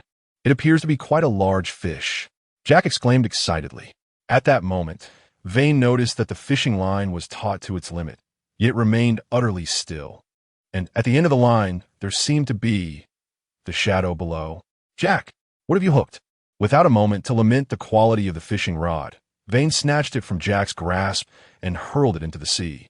However, the very next second, accompanied by a thunderous rush of water, the dark silhouette began to rise slowly from the depths. First, a massive bull's head emerged, adorned with sharp teeth and two prominent horns, with a fishing rod dangling from its mouth. Soon after, its lower body followed suit, leaving only its tail submerged. The sight of this bizarre creature, with its black and white spotted skin, half bull and half fish, left the pirates utterly dumbfounded. Some among them had encountered sea kings before, but never had they witnessed one of such immense proportions, a true behemoth among its kind. The ocean's enigmatic nature lies in the adventures and encounters that abound, with the potential for tempestuous storms or monstrous treasures lurking at any corner. "Dinner's served," Jack bellowed, his mouth watering with greed at the thought of consuming this leviathan, which was nearly 10 times larger than the queen.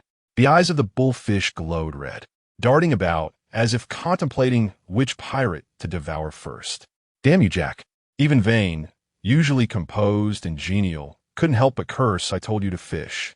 And you catch this monstrosity?" The situation grew dire, and before the pirates could regain their composure from the shock, the massive bullfish leapt from the water, revealing its pale underbelly, and then came crashing down. Instantly, the sky above was obscured, and the pirates' eyes widened in terror, cries escaping their lips. "Beast, do you know who I am?" Jack's pupils dilated as he glared at the bullfish above, his scythe drawn in an instant as he leapt from the deck, charging upward. Vane, however, did not abandon the pirates. After all, they would still require their services for future voyages. Vane raised his cup of juice, assuming a heroic pose. In the next moment, a radiant purple light flickered, dazzling to behold. The giant of light, or rather, the god of thunder, descended, delivering a powerful punch to the bullfish's abdomen. Boom! Jack and Vane's attacks struck the bullfish simultaneously, causing it to grimace in pain, its eyes bulging in surprise. The blow altered the trajectory of the bullhead fish, causing it to narrowly graze the edge of the pirate ship before plunging into the sea. With a resounding splash, a colossal fountain of water erupted on the surface, cascading down like a torrential downpour. "Brother Wayne, look!"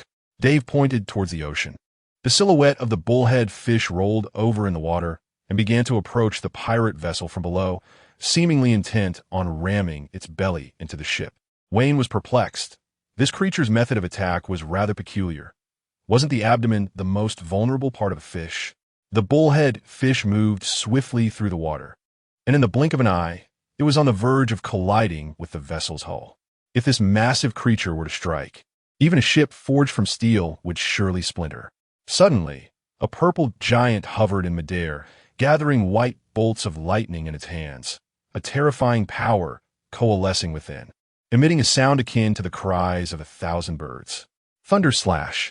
The purple giant plunged downward, and as the lightning orb made contact with the ocean surface, it erupted in a thunderous explosion, electrifying the bullhead fish and causing it to convulse in the water. Remarkably, visible charm marks appeared on the fish's body. With a deep, mournful roar echoing from beneath the waves, the bullhead fish seemed to lose consciousness, its belly upturned as it gradually floated to the surface. "Ah, a complimentary electric therapy session. How fortunate for you," Wayne remarked, observing the fish's incapacitated state. He released his powers, reverting to a boy clad in oversized shorts, and leaped onto the deck. At that moment, a pirate exclaimed, "Brother Wayne, there's something on that creature's belly." Chapter 29. A treasure map? Something in its belly?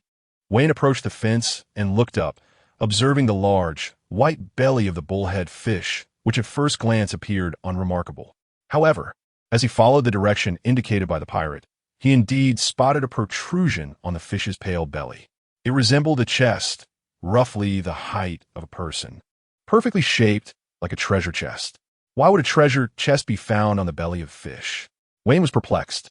Upon seeing the chest, the pirate's eyes sparkled with excitement, each one lost in their fantasies. "It must be filled to the brim with gold coins," exclaimed one greedy pirate. No, it must be a collection of fine wines." Another chimed in. "That large chest must contain a sleeping princess, waiting for a prince's kiss to awaken her after a long drift." "Huh, a princess?" Wayne shot a strange glance at the pirate who spoke, suspecting he had read too many tales. "Bring the ship closer, but be cautious." "Yes, Brother Wayne." As the Queen's ship gradually approached the bullhead fish, the shape of the chest became increasingly clear. The surface of the chest was even adorned with small gemstones, sparkling under the sunlight. Could it truly be treasure? A flicker of anticipation surged within Wayne. If that chest were filled entirely with berries or gold coins, it could sustain the entire crew for several years. However, the chest was lodged precisely within the seam of the fish's belly, neither too deep nor too shallow, with deep crimson marks along the edges, suggesting it had been scraped. Wayne suddenly realized why this sea creature was so fiercely attacking the pirate ship with its belly. It must be in great pain. It sought to dislodge the chest through the friction with the ship. Clomp, clomp. A few daring pirates leaped onto the bullhead fish's belly, cautiously using sharp daggers to slice at the spot where the chest was stuck, trying their best not to injure the creature. Their concern was not out of pity for the bullhead fish, but rather fear that this colossal beast might awaken, which would spell disaster. Soon, the pirates managed to pry the chest free. It seemed heavy, requiring several pirates to labor together to hoist it onto the ship. "Brother Wayne, there must be something valuable inside." Thud! The chest was placed on the deck, and the pirates instantly surrounded it, eagerly gazing at their prize. The thrill of treasure hunting was exhilarating. But just then, with a splash, the bullhead fish suddenly moved, flipping over in the water, its large eyes no longer fierce, but rather adorably vacant as it gazed at the pirates on the ship. This creature had been feigning death all along? Moo the bullhead fish emitted a sound, this time imbued with gratitude, as if thanking the pirates for freeing the chest stuck on its belly. After completing this, the bullhead fish turned and swiftly swam away, disappearing from sight in an instant. Upon witnessing this scene, Zephyr, after indulging in his own imagination, exclaimed with enthusiasm, "Ha ha ha! Brother Wayne must have known about that treasure chest long before, which is why he only stunned that fish. He must have feared damaging the chest by killing the fish directly. Indeed, it must be so. Brother Wayne is truly magnificent." Zephyr's face was filled with reverence. The other pirates nodded in agreement, their eyes sparkling with excitement and admiration as they gazed at Wayne. Wayne couldn't help but smirk. The thought processes of these pirates were indeed peculiar. Next, the focus shifted to the treasure chest. Wayne was equally curious about its contents. "Brother Wayne, there's a lock on it," one of the crew pointed out. The chest was adorned with a rusty iron lock, yet overall it appeared relatively new, suggesting that it had recently been cast into the sea. "Step aside. Let me handle this," Jack shouted with excitement, brandishing a sharp scythe as he aimed it at the chest.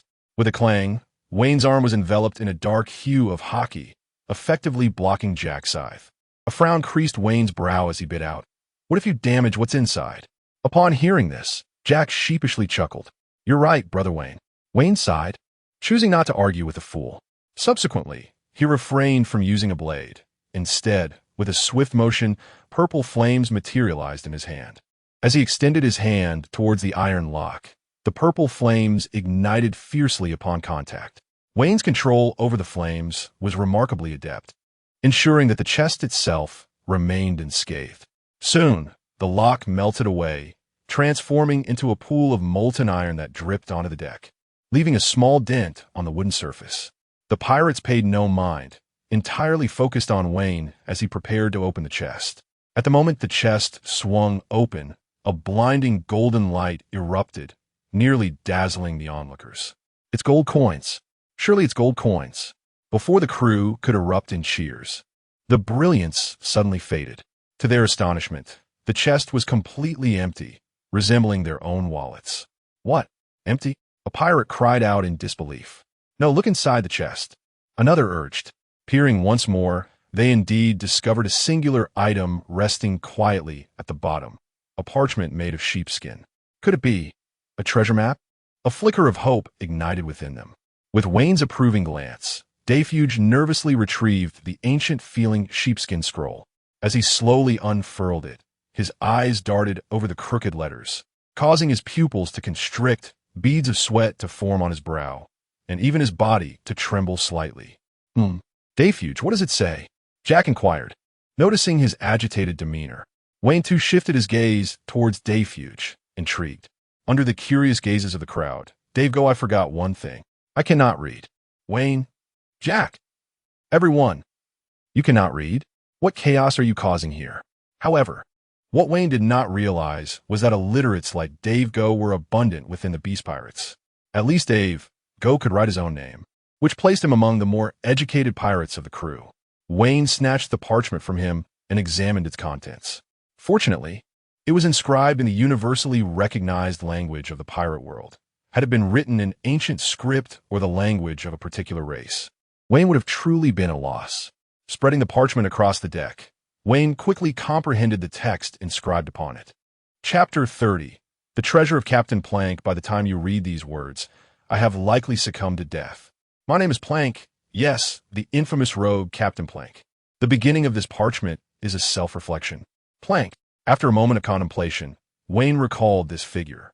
A year ago, the notorious pirate Plank roamed the vast oceans of the New World, thriving on maritime plunder. He had once single-handedly sunk a naval warship, earning him widespread renown. It is said that he wielded a sword in one hand and a pistol in the other, with a bounty of 200 million berries on his head. A truly ruthless individual. Furthermore, he had pilfered the treasures of an entire nation, and rumors suggest that his disappearance was merely a retreat with the riches he had acquired. Throughout my protracted life, I dedicated nearly my entire being to the pursuit of that elusive great treasure. For it I forfeited my wife, my daughter, and even my very life. Upon reading these words, Wayne furrowed his brow. Was this the lament of a pirate in his final moments? He found it somewhat tedious. Where had he been all this time, only now recalling his family as he faced death? Merely an attempt to assuage his own guilt. Wayne continued to read. This nation is called the Wano Kingdom. Damn it, I should not have come here, nor disregarded the priest's advice to venture out for drink in the dead of night. I sustained grave injuries. That man's sword was swift. I scarcely perceived the motion of his draw, only glimpsed a terrifying visage, which appeared to belong to a mere child, yet reeked of the most pungent bloodshed. Perhaps Plank was indeed nearing his end, for the ink of his subsequent words had begun to fade, likely a result of his waning strength. I am a suspicious man. Thus upon my arrival here, I buried all my treasures beneath the cathedral, which is a pity, and I harbor a disdain for churches. For I am a man steeped in sin, and surely God would be angered by my presence. How perplexing it is that a pirate would find solace in faith. The sea breeze is rather tumultuous, what an undignified manner of dying, not even knowing who took my life. Yet, I harbor no regrets. If given another chance, I would still choose the path of the sea. I am nearing my end. Should you seek those treasures, venture to the cathedral of the Wano Kingdom, for I have concealed all my riches there. Wayne gazed at the contents of the parchment, his mind awash with reflections. This Plank, who dedicated his life to the pursuit of great treasure, only remembered his family in his dying moments. A lamentable yet contemptible fate. Was it truly worth wagering everything for a dream? Moreover, in this age of grand piracy, countless individuals akin to Plank exist. What surprised Wayne, however, was that this parchment indeed recorded the location of Plank's treasure. As for the riches Plank spoke of, they undeniably existed. For the nation that had been plundered later sought aid from the world government due to famine. During a class, Zephyr mentioned this matter and even organized a fundraising event. Smog donated a substantial portion of his living expenses for over half a year, leading him to rely on Wayne for meals in the following semester. Consequently, Wayne remembered it distinctly. However, it could also be a fabrication. Wayne stroked his chin, lost in contemplation. Pirates are notoriously cunning, especially those like Plank who have a reputation so sullied that one cannot trust a single word. Yet, what if? Furthermore, the Rommel Kingdom. It sounds oddly familiar. And the young swordsman who strikes so quickly that even the notorious sea pirate Plank, with a bounty of 200 million, cannot discern him. Seems to echo from some distant memory, but he could not recall. This parchment had thoroughly ignited Wayne's curiosity for exploration. What does it say, Brother Wayne? Jack inquired impatiently from his side. Be quiet. I am pondering, Wayne replied. Jack, understanding the cue, promptly fell silent. DeVago and the others looked on in surprise at Jack. Ever since Wayne had arrived on Ghost Island, another had emerged capable of keeping him in check. Fetch the navigator, Wayne instructed DeVago. If they had not discovered this treasure map, it would have been one thing, but now that they had seen it, not investigating further would surely torment Wayne. What if? If they went and found nothing, then it would simply be nothing. However, if they did not see it with their own eyes, even if it were indeed nothing, in Wayne's heart, it would still hold significance. The allure of the unknown was simply irresistible. Yes, Brother Wayne. DeVago obediently dashed towards the cabin, swiftly retrieving the navigator. How far is the Rommel Kingdom from us? Wayne asked the navigator. Although Wayne held a low rank within the Beast Pirates, he was now the captain of this ship, and the navigator dared not be negligent, quickly perusing his charts. Rommel Kingdom here. Found it. It is quite close to our current location. The navigator handed the chart to Wayne and indicated the position of the Rommel Kingdom. The course of the Queen was heading straight towards Dressrosa, and the Rommel Kingdom happened to be situated on an island adjacent to this route. If they diverted to the Rommel Kingdom first and then proceeded to Dressrosa, it would only add 3 or 4 days to their journey. Wayne's lips curled into a smile. It seems even fate is on my side. Good fortune is surely coming my way. Brother Wayne, are we changing course? DeVago, perceptive as ever, had already guessed Wayne's intentions. Indeed, we will first visit the Rommel Kingdom. As for the reason, it is unnecessary for you to know. However, it certainly is not because the parchment indicates the location of treasure. Is that clear to everyone? The crew of pirates. Wayne gazed at them with a smile, the threat in his eyes unmistakable. Upon seeing that gaze, the crew's expressions tightened. Although Brother Wayne is usually refined and amiable, he is, without a doubt, a true pirate, having once been a nefarious member of the Navy, skilled in formidable tactics. Moreover, compared to those hot-tempered commanders, Brother Wayne possesses an exceptionally gentle disposition, a rarity among leaders that one would be hard-pressed to find even with a lantern. Thus, the group tacitly agreed to keep this matter confidential. However, there always exists a handful of brave souls among pirates. Brother Wayne, I oppose this, exclaimed a young pirate, whose inexperience in both age and piratical endeavors was evident. Yet, as soon as the words left his lips, regret washed over him. The surrounding pirates glared at him with fury, their expressions dark and menacing, eyes glinting with malice. Wayne raised an eyebrow, contemplating how to deal with this rebellious spirit. In the next moment, Jack lunged forward, positioning himself before the young pirate, his face a canvas of rage. Everything Brother Wayne does is right. Your opposition to him marks you as a spy sent by the Navy. If the Navy stands against Brother Wayne, then he must be in the right. Jack bellowed, spittle flying from his mouth and landing on the young pirate's face. Realizing his blunder, the young pirate hastily admitted, Brother Jack, I was wrong. Humph. Be more cautious in your next life, Jack retorted, And then, with a swift kick, he sent the young pirate tumbling into the sea. Chapter 31. I am a pirate. I fear not. 2 days later, the pirate ship arrived at the island that housed the kingdom of Rommel. Brother Wayne, why does this island seem so peculiar? It is shrouded entirely in fog. A pirate exclaimed upon witnessing the eerie scene before him. Wayne squinted into the distance, confirming that this was indeed the kingdom of Rommel. The travel guide had noted that due to the perpetual mist enveloping the entire island, Rommel was also referred to as the City of Great Fog. As the pirate ship docked, the ominous, fog-covered royal city loomed ahead, accompanied by faint, ghostly wails, as though monstrous creatures were lurking within the mist, ready to pounce and ensnare them. Even the most ferocious of pirates felt their courage wavering, nearly soiling themselves in fear. Jack, a hulking figure among them, cowered in a corner of the ship, trembling as he succumbed to terror. Oh dear, this island grows ever more sinister. One pirate lamented, I think I've contracted a disease that prevents me from setting foot on land. I feel the same, came the chorus of frightened voices. Wayne's expression was one of exasperation. What use are you all? He sighed at the sight of these quaking cowards, unable to even grip their weapons. In this state, bringing them ashore would only impede his progress, and the treasures of the island were best enjoyed alone. Never mind, you lot stay here and guard the ship. If anything happens on the island, I shall notify you using this sea snail. With that, Wayne handed a fragment of his life card and a communication sea snail to Daifugo. The communication sea snail served a similar purpose as a telephone bug, being a unique communication tool from Wano Country.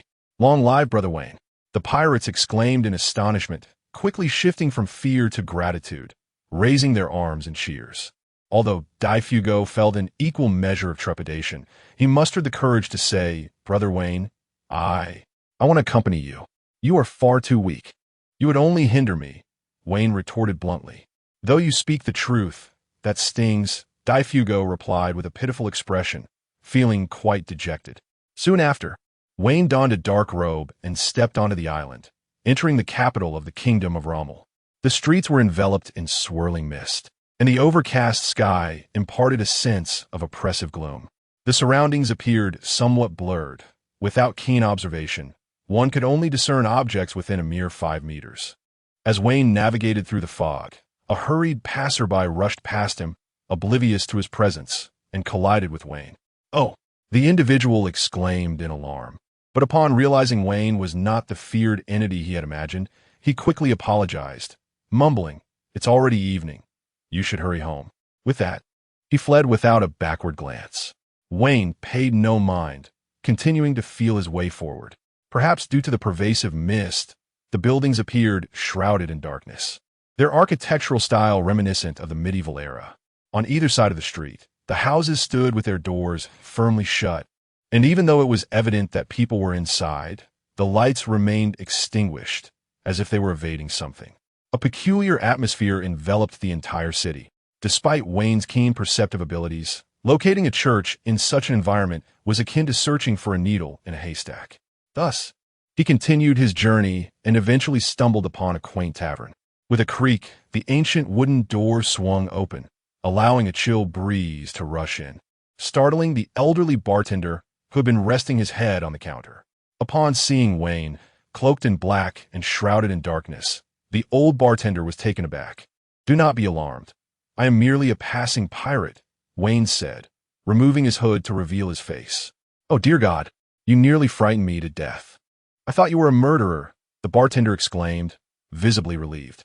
Please, take a seat, pirate sir. I shall fetch you a cup of coffee. The old bartender wore a look of false alarm as he eagerly prepared a spot for Wayne.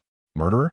Wayne raised an eyebrow, perplexed at the thought that a murderer was perceived as more terrifying than a pirate in the minds of the locals. He sat down, but declined the steaming cup of coffee offered by the bartender. You need not be anxious. I merely wish to inquire about a few matters. Pray tell, where is the cathedral? The cathedral? Ah, you must mean St. Lis Cathedral, the bartender replied. It is just down this street. Turn left upon exiting, and it will take you about 10 minutes to reach there. Wayne felt a sense of relief wash over him. He wouldn't have to waste any more time searching. Are you intending to pray at the cathedral? The bartender asked again. Wayne nodded, rising to head towards the door. However, at that moment, the bartender stepped directly in front of him. "Wait a moment, pirate, sir." Wayne furrowed his brow, extracting a single belly coin from his pocket and placing it on the table. "Oh, dear God, I swear that is not my intention," the bartender stammered, discreetly slipping the coin into his pocket. "Listen to me, pirate, sir, you are not from this island. So you are unaware that venturing out at night can lead to encounters with a murderer." The bartender's expression was serious, indicating he was not merely attempting to frighten Wayne. Oh, Wayne was momentarily taken aback, but as he recalled his earlier experiences, he began to sense that something was amiss and quickly inquired, "What is going on?" "Do not ask, you are still young. Trust me, if you wish to pray, wait until dawn. Do not venture out at night," the bartender implored earnestly. Observing the bartender's murky eyes and recalling the panic he had witnessed among pedestrians and the citizens who remained indoors, Wayne sighed. "You need not worry. I am a pirate, and I fear nothing." Seeing that Wayne was not the type to be easily intimidated, the bartender shook his head in resignation and began to explain. Approximately a year ago, a malevolent killer emerged in the capital, prowling only under the cover of night, exhibiting an extraordinary degree of brutality and savagery, attacking anyone in sight. Initially, one would awaken to find the streets littered with a multitude of corpses. The very thought of that scene still sends shivers down my spine. Subsequently, the king dispatched the most elite royal guard to eliminate this fiend under the cloak of darkness. However, at this point, the old tavern keeper's face contorted in terror, revealing that they too were mercilessly slain by the killer. When discovered, their bodies were drenched in blood, riddled with gashes inflicted by a sharp blade. As Wayne listened intently to the tavern keeper's account, his brow furrowed in deep concern. Chapter 32. The Church, the Old Priest, and the Widower. Is this murderer a swordsman? It is not merely a matter of whether he wields a sword. He embodies a rare and indescribable kind of insanity. Regrettably, the persistent fog of night obscures his face from any living soul. The old innkeeper's words seemed devoid of deceit, for Wayne discerned profound fear reflected in his murky gaze. Only emerging at night, wielding a sword, the corpses riddled with wounds, Wayne began to piece together the identity of this fiend. "Young man, consider spending the night here. Wait until dawn to approach the church. The murderer does not venture out in daylight," the old innkeeper urged once more. "Who do you think I am? Be it a murderer or a demon, I am a pirate who slays without hesitation." "Stand azide," Wayne retorted fiercely, pushing past the innkeeper and striding purposefully out of the tavern. The innkeeper watched Wayne's departing figure, letting out a deep sigh. Alas, another soul is destined to perish at the hands of the murderer. Upon exiting, a biting cold wind assailed him, the temperature plummeting sharply. The night lay still, as silent as water, with an eerie quiet enveloping the surroundings. Clang!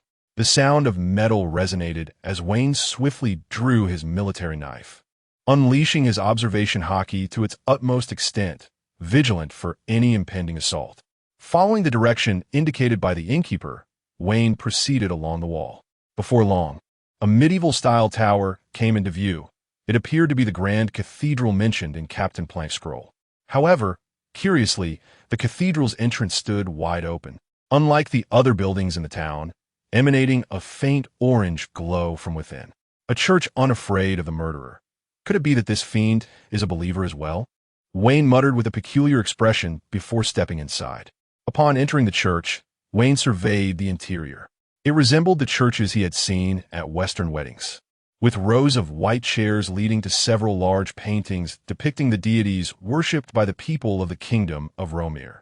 Beneath the images lay a square coffin adorned with several bouquets of white flowers, a tribute to the deceased. At that moment, an elderly man clad in a black monk's robe, leaning on a staff, stood solemnly before the coffin. His hair was grizzled, his face weathered, and his deep-set eyes exuded an air of authority. He appeared to be uttering an incomprehensible prayer for the person within the coffin. "Father?" Wayne inquired tentatively. In the world of pirates, islands and nations are countless, each with their own peculiar customs. Wayne had limited knowledge of various religious cultures. However, upon seeing the monk's robe and the thick book resembling a Bible in his hands, he could not help but associate him with the term priest. Welcome to the Church of St. Les, traveler. Please take a seat. The old man exhibited no surprise at Wayne's arrival, speaking in a calm demeanor and even inquiring about Wayne's purpose. Are you not afraid that I am a murderer?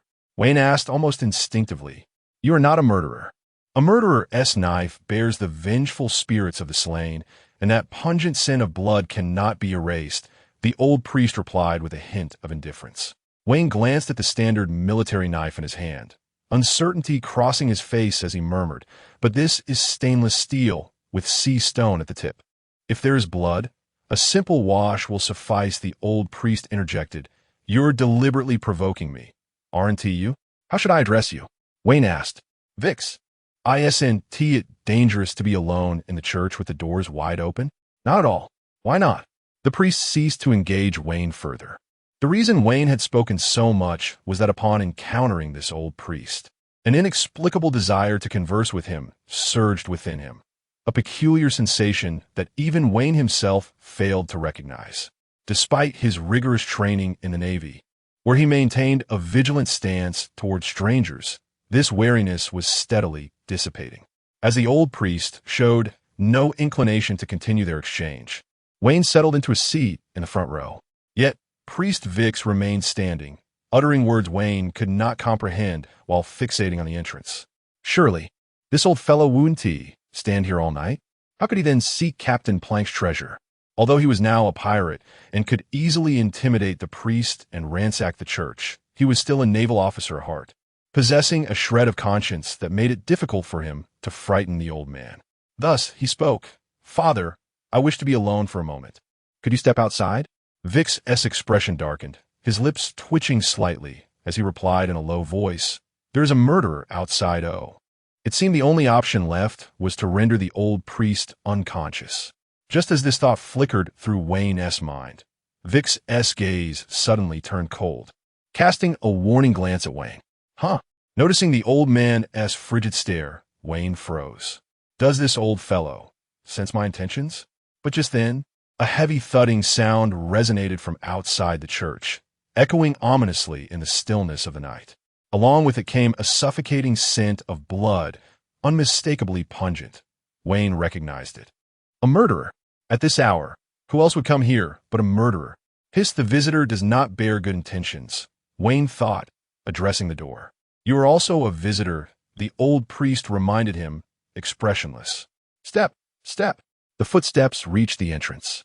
Instinctively, Wayne tightened his grip on the military knife, directing his gaze towards the increasingly distinct shadow at the door. In the next moment, a slender, middle-aged man entered the room. He was clad in a somewhat ill-fitting black suit, which hung loosely from his diminutive frame. His face was unremarkable, the kind that would be lost in a crowd, adorned with stubble and bloodshot eyes that conveyed an air of profound weariness. Father, the man spoke, his voice barely above a whisper. Carlo, you have arrived. The elderly priest seemed to recognize him. Strangely, Wayne, who was on high alert, furrowed his brow in confusion as he scrutinized the man named Carlo. After his entrance, the scent of blood had inexplicably vanished. Was he not the killer? Had he simply imagined it? Carlo, you finally came. I thought you were indifferent to Melon's death. Vix remarked, a hint of reproach in his tone. How could that be? Carlo, the disheveled man, managed a faint smile. I loved Melon. I would do anything for her. No one in this world loved her more than I did. As he spoke, Carlo cast a fleeting glance at Wayne before redirecting his gaze and stepping toward the front of the church. Upon reaching the coffin, he paused, lifting his eyes to peer inside. His voice trembled as he spoke. I'm sorry, Melon. I'm late. It's my fault. I should have stopped you from going out that night. At this scene, Wayne began to comprehend. The man's wife had likely fallen victim to the killer. Rising from his seat, he intended to offer some comfort to the man named Carlo. However, as he approached the coffin, he inadvertently caught sight of the blonde-haired woman lying inside, her face marked by terror. She appeared to be in her 20s, strikingly youthful. Her body bore numerous grievous wounds, inflicted by a sharp blade, clearly consistent with the method attributed to the notorious killer. Yet, when Wayne noticed the gash on the woman's neck, his gaze sharpened. His eyes instantly filled with vigilance as he turned to Carlo. At that moment, Vix spoke up. Mr. Carlo, I recall that your wedding to Miss Mellon was officiated here. What a pity that she has met such a fate at such a tender age. Carlo's body seemed to tremble violently from the weight of his sorrow, and he choked back his words. Yes, it's all my fault. I brought this upon her. Alas, that demon will eventually face retribution, Mr. Carlo. But do try not to be too despondent. Vix's tone remained even, as though he had witnessed such tragedies far too often. Yet, he abruptly shifted the conversation. While it may not be the most appropriate time, would you care to share the tale of your love with Miss Mellon? Chapter 33. The pure swordsman with a sigh of relief. Carlo exhaled a cloud of frustration. I have known Merlin since childhood. She is 26 years old, rarely ventures outside, and thus has few acquaintances. Her disposition is remarkable. She never engages in quarrels and regularly visits the orphanage to offer solace to the unfortunate children. The neighbors all recognize her as a virtuous lady. She is quite concerned for my well-being, often inquiring each evening about my day and whether I have had any disputes with clients. As you may know, I work at a bank and frequently encounter unreasonable customers who question why nefarious pirates can withdraw money freely while humble citizens like ourselves struggle to access our own funds. Last night, I unexpectedly had to work late and did not return home promptly, but to my astonishment, she came looking for me. It is entirely my fault. I truly deserve this. Carlo's voice grew increasingly agitated, and a profound sadness washed over his face. He staggered, instinctively reaching for the shoulder of the old priest, Vix. However, in a swift motion, Vix evaded him, leaving Carlo to tumble to the ground in utter disarray. His expansive suit met the floor, yet curiously, it did not crumple as anticipated. Instead, it emitted a sound akin to metal striking stone. Clearly, something was concealed within. The abrupt noise reverberated through the silent church, creating an awkward atmosphere. How did you discern that, Father? At that moment, Carlo sprang to his feet, revealing a sharp, long knife in his hand. The blade glinted ominously in the dim light, exuding a menacing aura. The moment the knife appeared, the acrid scent of blood wafted through the air. Vane furrowed his brow at the pungent odor. Surely, this knife must have been marinated in blood for years. With a swift motion, Carlo lunged at Vix with the blade. In a flash, Vix vanished from sight, reappearing 10 meters away. You are indeed an intriguing old fellow. You possess strength as well. Perfect. With your blood, this cursed blade shall elevate my power. Carlo's lips curled into a cruel smile, his eyes burning with intensity as they fixated on Vix. Despite the tense atmosphere, the old priest maintained a calm demeanor. He positioned his staff upright, gripping the handle firmly, and slowly drew forth a slender sword concealed within it. The blade shimmered with a chilling light under the flickering illumination. Indeed, you are not a conventional priest, Carlo remarked mockingly. Before becoming a priest, I was a bounty hunter of pirates, Vix replied with an air of indifference. It matters not. Soon, I shall escort you to meet the Almighty, just as I did with Merlin. The two men locked eyes, exuding formidable energy, poised on the brink of an intense confrontation. At that moment, an incongruous voice pierced their ears. Wait a moment. I believe it is essential for you to clarify before proceeding. As it stands, we only know that Carlo is the murderer of Merlin, yet we remain in the dark regarding his motive. Furthermore, what is this demonic blade he speaks of? Is he truly a remorseless killer? And you, old priest, what peculiar abilities do you possess? I think it would be prudent for us to sit down and discuss this matter in depth. Carlo furrowed his brow, a dangerous glint flashing in his eyes as he turned to Wayne. In an instant, his hand moved with lightning speed, and a pitch-black handgun materialized in his grip. Without hesitation, he aimed it at Wayne and pulled the trigger. Bang! With the sound of the gunshot, Wayne collapsed to the ground. Huh, well, a lot of nonsense. Carlo chuckled. I had thought you were formidable, but it seems you are quite feeble. Had I known, I wouldn't have wasted so many words on you. He then turned his gaze to Vex, eagerly proclaiming, Now, it's your turn, priest. Carlo, it is truly you. The priest sighed, murmuring, For the past 6 months, you have evaded me, eluding the church. I found it peculiar at the time, but alas. It was my failure to investigate you back then that has led to this predicament. Carlo burst into raucous laughter. Who in this kingdom does not know the name of Priest Vex? They say you can see into the hearts of men. How fearsome. I dare not take the risk. Yet here you are today. That is only because of you. You, under the guise of the church, placed Merlin's body in a coffin, compelling me to seek you out if I wished to see her. I had no choice. She was my beloved. Carlo ground his teeth, nearly roaring. Pausing for a moment, his expression shifted to one of arrogance. I expected you would summon the navy or the soldiers of the kingdom to ambush me, but I have thoroughly scouted the area and found no one. Vex, are you truly this confident? Or is it that you fear your former identity being exposed? Vex did not counter Carlo's words. Instead, he replied with a teasing tone, "You are correct. I have always been quite confident. That is no laughing matter." With that, Carlo bent his legs and charged at Vex. Due to his incredible speed, he appeared as nothing more than a blur. Clang! The sound of metal colliding echoed violently as the long blade met the sword within the staff, sending sparks flying and illuminating the dim church for a brief moment. Whoosh! The two figures swiftly separated only to collide once more. They darted through the room at a pace so rapid that they were nearly indistinguishable. Each clash of their sharp blades produced a sound that sent shivers down the spine. Unbeknownst to them, beside the coffin containing Merlin's body, Wayne began to rise slowly. A dark bullet pinched between his fingers. Observing the fierce battle between the two, an expression of exhilaration spread across Wayne's face. Through the swordsmanship and physical prowess of these two individuals, as well as the swiftness of their strikes, it is evident that both are indeed masters of the blade. However, it is worth noting that their combat has unfolded without the invocation of any overwhelming aura. Purely sword fighters, perhaps? Such formidable warriors are indeed a rarity. For among the renowned swordsmen, who does not cultivate their aura, Wayne, on the other hand, does not classify himself as a swordsman. Although he employs a saber in battle and utilizes the two divine weapons, Buddhism's soul and the ten-fist sword, bestowed upon him by the god of thunder, his sword is merely a conduit for wielding aura and physical techniques. Thus, if one were to engage solely in a contest of swordplay, Wayne might not even surpass Zoro, who is still honing his skills at the Gung Shirlang Sword Dojo. What a thrill it is to witness a clash between pure swordsmen. Indeed, even in the face of death, this spectacle would be worth every penny. Chapter 34. There's only one truth once. Teacher Zephyr imparted to Wayne that the physical form is the foundation of all. Any form of domineering presence or fruit-based ability is contingent upon a robust physique.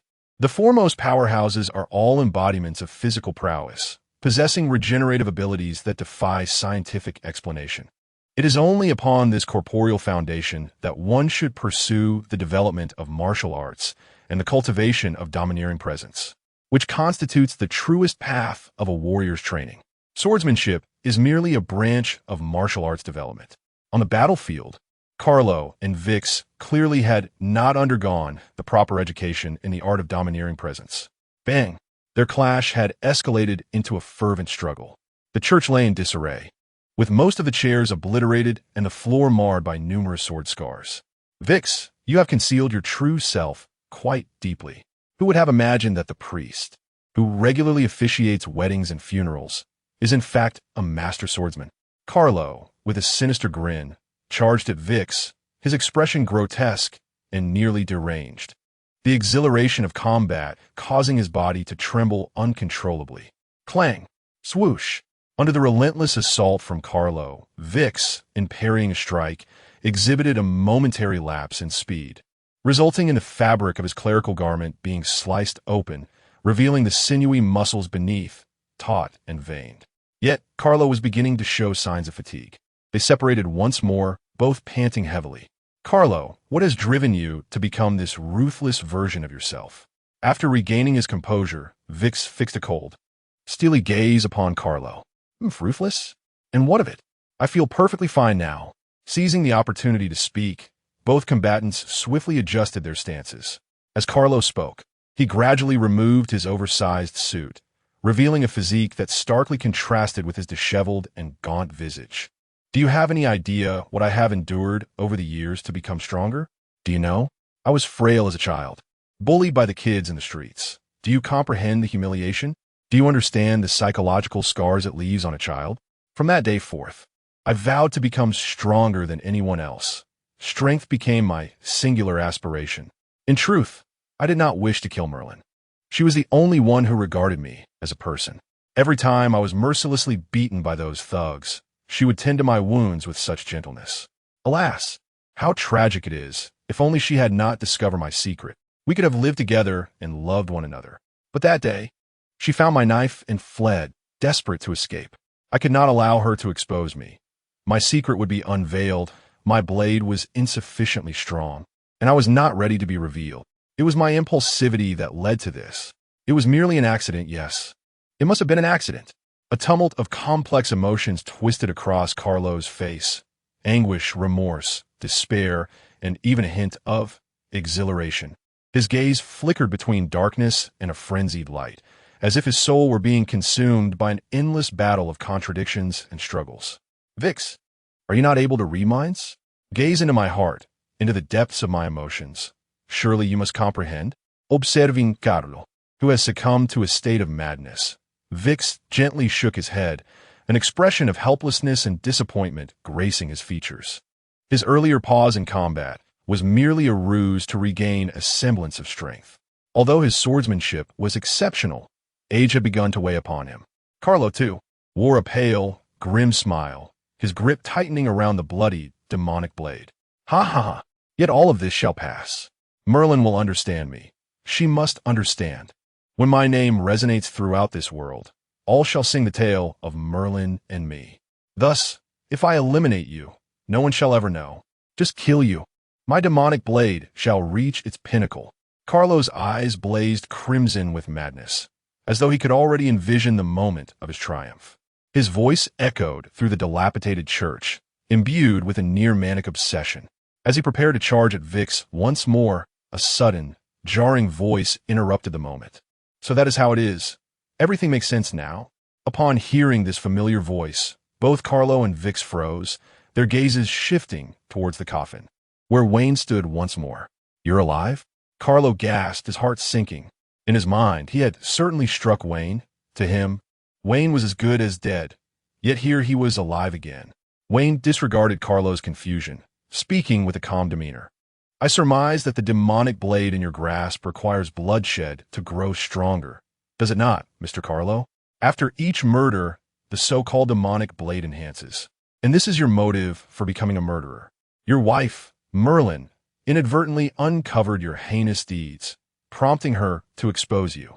But you discovered her intentions and thus silenced her. Yet, after committing that act, you must have felt a sense of relief, free from attachments and constraints. No longer burdened by the fear of being watched or the anxiety of returning home to find your blade exposed. Before Wayne could continue, Carlo erupted, enough. Silence. Wayne smirked mockingly. What is the rush? Did I strike a nerve? You cannot blame me. Your expressions betray you. That exhilaration is practically written across your face. Silence. Silence. Carlo roared, his eyes nearly bursting, crimson tears spilling from the corners, his pale visage and the stench of blood rendering him a figure of demonic terror. You know nothing. You do not comprehend how deeply I love her. You understand nothing. Carlo's voice was a strained howl, as if he sought to mask his inner turmoil with fury. Yet at that moment, Vix, who had remained silent until now, interjected, Do not deceive yourself any longer, Carlo. The lad spoke the truth. You profess your love for Maylin, yet it is merely a deception of your own making. I have discerned the truth within you, and it is inscribed with but 2 words, murder. After Vix ruthlessly delivered the final blow, Carlo's defenses crumbled entirely. He erupted in fury, akin to a cornered beast, unleashing a torrent of curses. Damn it, curse Vix, cease your antics. With a sudden surge, Carlo's eyes transformed to a deep crimson, and he charged at Vix with a speed surpassing before.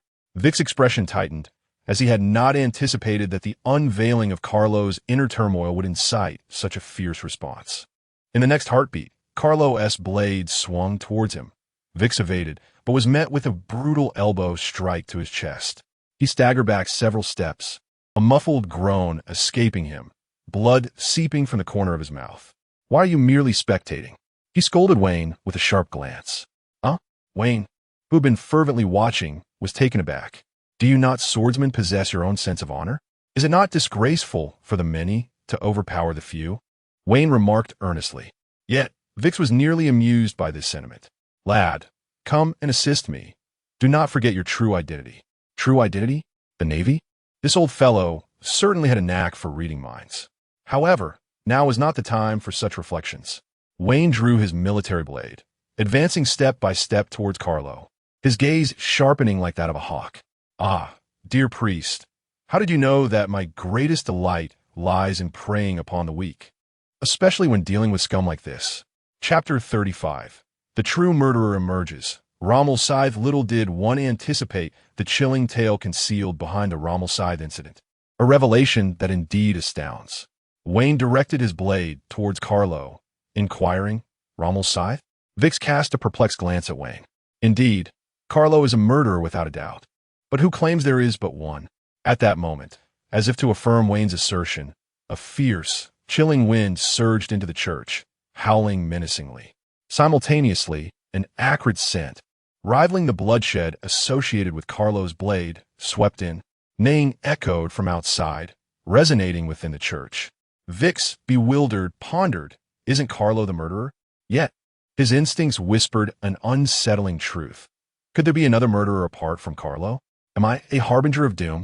Wayne muttered under his breath, for it seemed that the murderer had indeed arrived.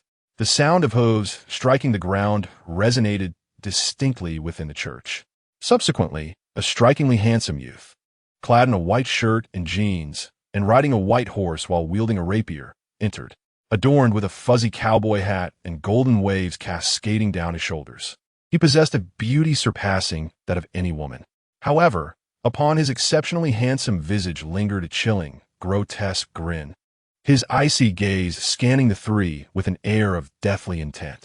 It was unfathomable that such a terrifying expression could manifest upon the face of a mere boy, seemingly no older than 15 or 16. Wayne's pupils constricted as he fixated on the dashing youth, his expression revealing a foreboding realization. Upon hearing the old tavern keeper's description, Wayne had surmised the truth. The youth's name was Cavendish, the prince of the New World's bourgeois kingdom, later to become the charming captain of the beautiful pirate crew, the foremost leader of the Straw Hat Fleet. His tale was nothing short of fantastical. From a young age, his extraordinary beauty had drawn women to the palace gates in droves, all yearning for a glimpse of Cavendish. As he entered his teenage years, the situation escalated. Women across the kingdom swore they would marry none but him. This predicament caused the king much distress. Should it continue, the nation would be in peril once Cavendish reached adulthood. Thus, the king hastily sentenced Cavendish to exile. Eventually, Cavendish found himself in the Rommel kingdom. It was here that he stumbled upon the revelation of his dual personality, one that was cruel, bloodthirsty, and nearly twice as potent as his own. Whenever he succumbed to slumber, this persona emerged, transforming him into a murderous demon. Initially, Cavendish harbored concerns about eradicating this other self. However, the subsequent reports of a murderer's rampage ignited a sense of attention he had long craved, a delightful sensation that filled him with exhilaration. Thus, he chose to remain. By day, he mingled among the noble women of the kingdom, relying on his handsome visage. By night, however, he transformed into a bloodthirsty killer. The malevolent deeds of Cavendish also brought to light the affairs of Carlo. To be precise, Carlo leveraged Cavendish's notorious reputation to engage in nefarious acts. Their objectives diverged. One sought to become the center of attention, while the other aimed to hone his deadly blade. Yet, both traversed the shadows as harbingers of death. Wayne swiftly organized the events surrounding the killer in his mind, a process that took but a fleeting moment of 1 or 2 seconds. When he regained focus, he found Vix staring at him, his expression filled with astonishment. Wayne began to speak. I can see everything you are thinking. However, this is not the time for such discussions. Once we deal with these two, I shall reveal all, Vix replied with a steady tone, his gaze fixed intently on Cavendish and Carlo ahead. Wayne nodded in agreement. Meanwhile, Carlo's countenance betrayed a hint of fear upon seeing Cavendish approach. How did this fellow find me here? He pondered. Step. The handsome prince rode slowly into the church, illuminated by dim lighting. resembling a specter of death. In that moment, Wayne recalled a phrase from the esteemed Mr. Lu Sun in his past life. The one riding the white horse is not necessarily the Tang Song. He may very well be a killer. Carlo furrowed his brow, clearly apprehensive of Cavendish. After all, he was a creature capable of single-handedly slaying an entire Royal Guard squad. His own blade was not yet formidable enough. He had to bide his time. He stepped back a few paces, maintaining a respectful distance from Wayne, and called out to Cavendish behind him. "Hey, you must be that killer, right? Those two scoundrels seek our demise. Perhaps we could collaborate." But before he could finish, Cavendish suddenly darted from his horse like a gust of wind.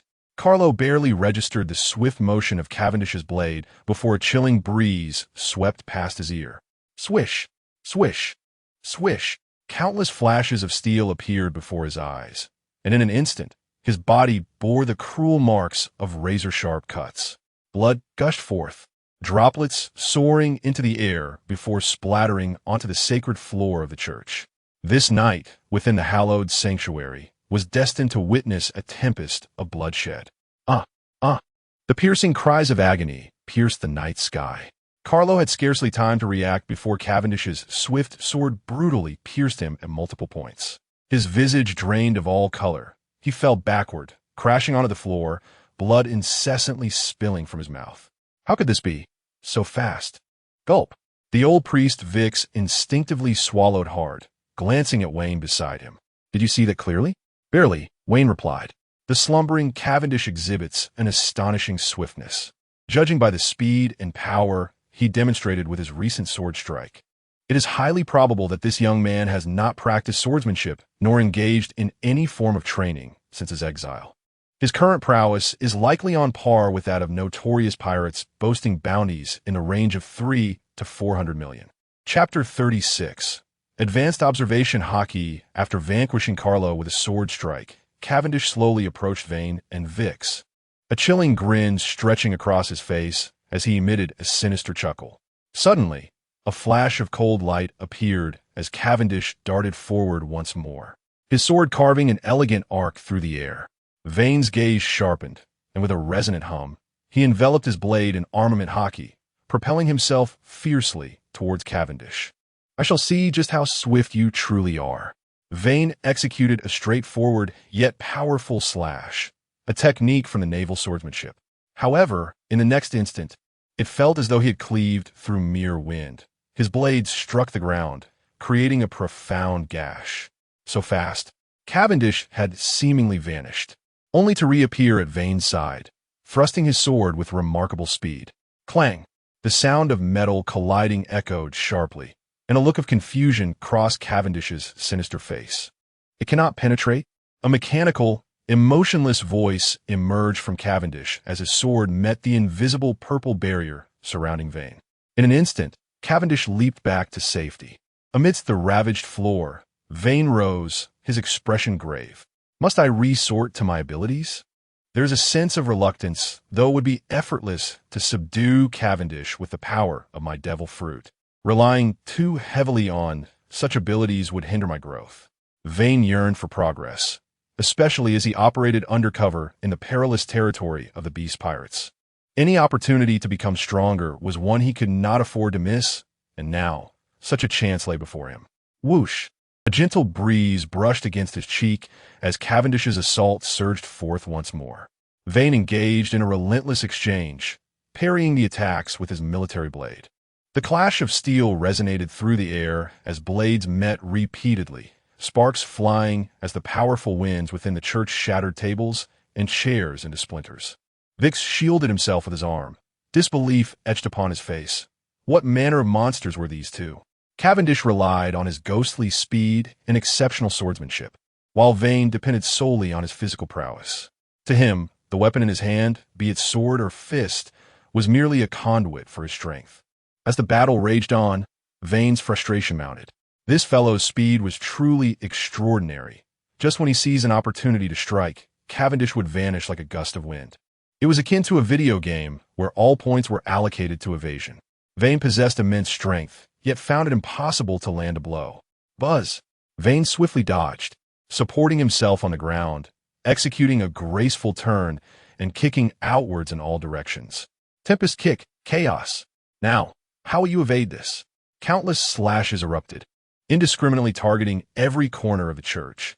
Murals on the walls, chandeliers from the ceiling, and the furnishings within were all severed. My church!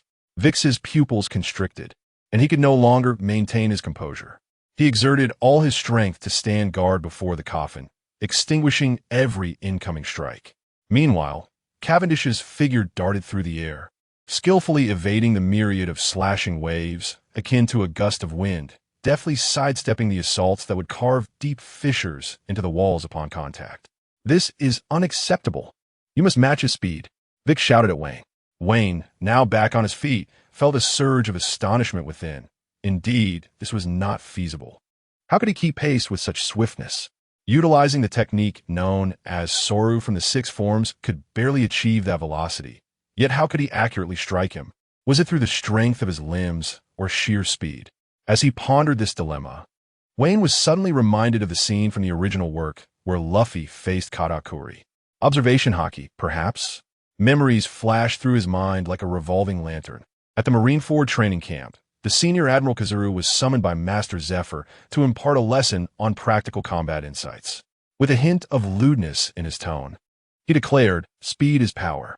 To attain speed, one must first perceive it, not with your eyes, but with haki, specifically observation haki, always capturing the opponent's position, even predicting their next move. That is the advanced application of observation haki." Senior Kazuru, I understand. Wayne's eyes lit up. After being struck thrice by Kaido, he had indeed experienced that sensation, the ability to foresee his opponent's next action. Now was the moment to harness that feeling to its fullest potential. With a swift motion, a rapier lunged toward Wayne's eyes, yet he tilted his head aside and executed a backflip, spinning gracefully in midair before landing solidly. Even Vix was momentarily stunned. How did you evade that? The swordsman's instincts told him that if he had faced that attack, he would not have escaped unscathed. Wayne chuckled softly, a smile curling at the corners of his mouth. Ah, I see it now. That fleeting glimpse of the future. Advanced observation haki. Achieved. Now it's my turn. With a flick of his arm, Wayne's aura shifted, and Cavendish sensed the change, instantly retreating and vanishing into the shadows. However, in that instant, Wayne flashed forward, transforming into a phantom that followed closely behind Cavendish. Soru, one of the six forms, utilizing explosive power for high-speed movement. White blade, gunshot. The military sword thrust forward. No matter how Cavendish attempted to evade, he could not escape. Thus, he pivoted, using the momentum to slash. Yet Wayne did not even attempt to dodge, as Cavendish's actions had already been laid bare before him. Whoosh! Their forms barely grazed each other, and Wayne, like a whirlwind, instantaneously passed through Cavendish's body. Cavendish arched his back, mouth agape, staring at the ceiling, his body trembling slightly. In the next moment, a series of sharp sounds echoed through the air. His garments suddenly tore apart, and the belated onslaught surged forth like a frenzied beast, delivering merciless, razor-sharp strikes that raked across his body. Cavendish was besieged by a multitude of gaping wounds, each one gushing forth crimson torrents. Ultimately, with a resounding thud, he collapsed heavily into a pool of blood. Chapter 37, The Unforgiven Fallen. Wayne sheathed his sword and directed his gaze towards Carlo, who lay sprawled on the floor. Though injured, the man was not yet dead. Carlo, stop pretending to be dead. Upon hearing this, Carlo immediately sprang to his feet, one hand clutching his wounded chest and the other grasping the knife, fleeing in terror toward the door. Attempting to escape? Just as he was about to reach the exit, the sound of clashing blades echoed in his ears. Wayne struck him on the back with a swift blow, followed by a forceful kick that sent him sprawling to the ground. Bang! Carlo tried to struggle back up, but a powerful hand pressed down on his head, slamming it back onto the floor. The impact was so severe that Carlo felt as though his skull might shatter, and a flurry of stars danced before his eyes. But it was not over. Wayne seized a handful of Carlo's sparse hair, yanked his head upward, and brought it crashing down once more. No, I concede, he shouted with every ounce of strength he could muster. Boom! The response was a sharp pain radiating from his head. This brutal treatment continued several more times until Carlo was on the brink of unconsciousness, utterly incapacitated. Only then did Wayne rise and dust off his hands. Years of experience dealing with outlaws had taught Wayne that when confronting such scoundrels, delivering a final blow was always paramount. Meanwhile, Father Vickers, from a corner of the church, swiftly retrieved a thick iron chain, binding the fallen Cavendish securely. "Why is there a chain in your church?" Wayne inquired with a perplexed expression. Cough, cough. "As a priest, it is reasonable to have a chain for self-defense. Is it not? Truly, you are no ordinary priest." Wayne waved his hand dismissively, then picked up the long knife that had fallen from Carlo's grasp with his military blade. What was the true nature of this cursed blade? Was it truly, as Carlo claimed, that killing would make one stronger? Wayne scrutinized the knife closely, yet found nothing particularly remarkable about it. Aside from its strong metallic scent, the blade appeared quite ordinary, even showing signs of dullness. In terms of sharpness, it was inferior to the specialized military knife he held. "It is merely an ordinary knife." Vickers shook his head, stating, "I have delved into his psyche. That knife was purchased from a street vendor, and his belief that it grants strength through murder is merely a self-deceiving excuse. In his mind, he is utterly convinced of this notion." With a sigh, Vickers lamented, "Carlo is truly a madman." So that is how it is. Observing the blood-stained, cursed blade, Wayne used his military knife to impale it into the floor. With a thought, a wisp of violet flame ignited from his hand, roaring to life upon contact with the cursed knife. At that moment, Carlo, lying on the ground, suddenly opened his eyes wide, immediately fixating on the cursed blade engulfed in violet flames. "No!" Carlo screamed in a heart-wrenching cry.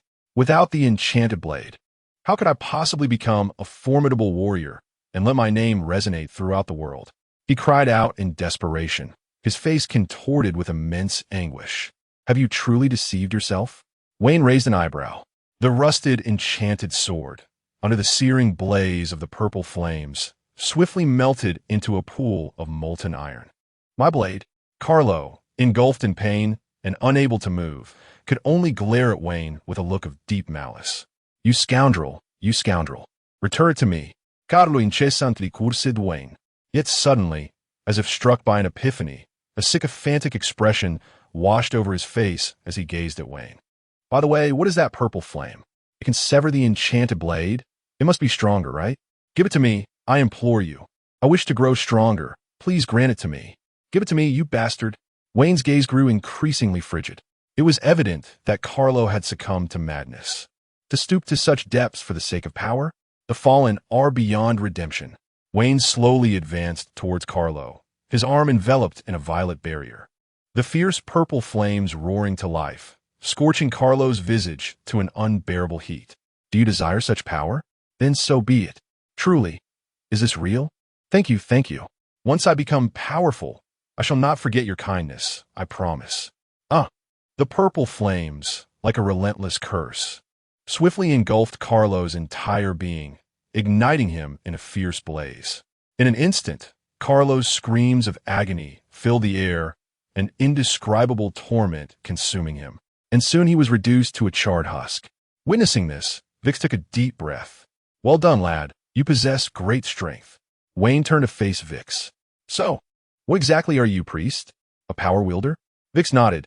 "I am a user of the reading fruit. As long as I engage in continuous communication with others, I can perceive their innermost thoughts. Moreover, those who approach me are subtly influenced, becoming more inclined to converse. It is this very fruit that has significantly aided me in becoming the most beloved priest in this land." Upon hearing Vix's words, Wayne was momentarily taken aback. The ability to read minds, such a devilish fruit exists. Devil fruits are categorized into three main types: natural, Zoan, and paramecia. Within the paramecia category, many abilities can be deemed as overpowered. For instance, the mind-reading ability before me. If employed as an interrogator in a prison, not a soul would dare to utter a word. To serve as a mere priest here is indeed a waste of talent. At this moment, Vic spoke again. "By the way, there has been something I wanted to ask. You noticed something was amiss with Carlo from the very beginning, didn't you, when you saw Marin's corpse?" "Indeed, the wounds on her body were inconsistent. The rumored killing demon strikes like the wind, yet Carlo's blade was far too slow. Even I could discern that the force was entirely off. Vix nodded slightly. Indeed. Father Vix, since you possess the ability to discern my innermost thoughts, you must be aware of my purpose for being here. Wayne chuckled lightly. A wry smile flickered across Vix's lips as he replied with resignation. Do as you wish, but do not create too much chaos. It was truly regrettable that Plank had buried treasures beneath his own church. How unfortunate that he hadn't taken the time to delve deeper into his thoughts. As Wayne surveyed the disarray of the church, he couldn't help but laugh aloud. Surely, it couldn't become any more chaotic than it already was. He began to pace across the church's floor, attempting to uncover the location of the hidden treasure. Soon, he detected a hollow section of the floor. He crouched down, placing his hand upon it, and with a swift motion, his fingers transformed into claws, emitting a resonant hum as his armament hardened. Without delay, he commenced digging. His sturdy, ebony hands proved just as effective as a shovel, crushing the stones upon contact.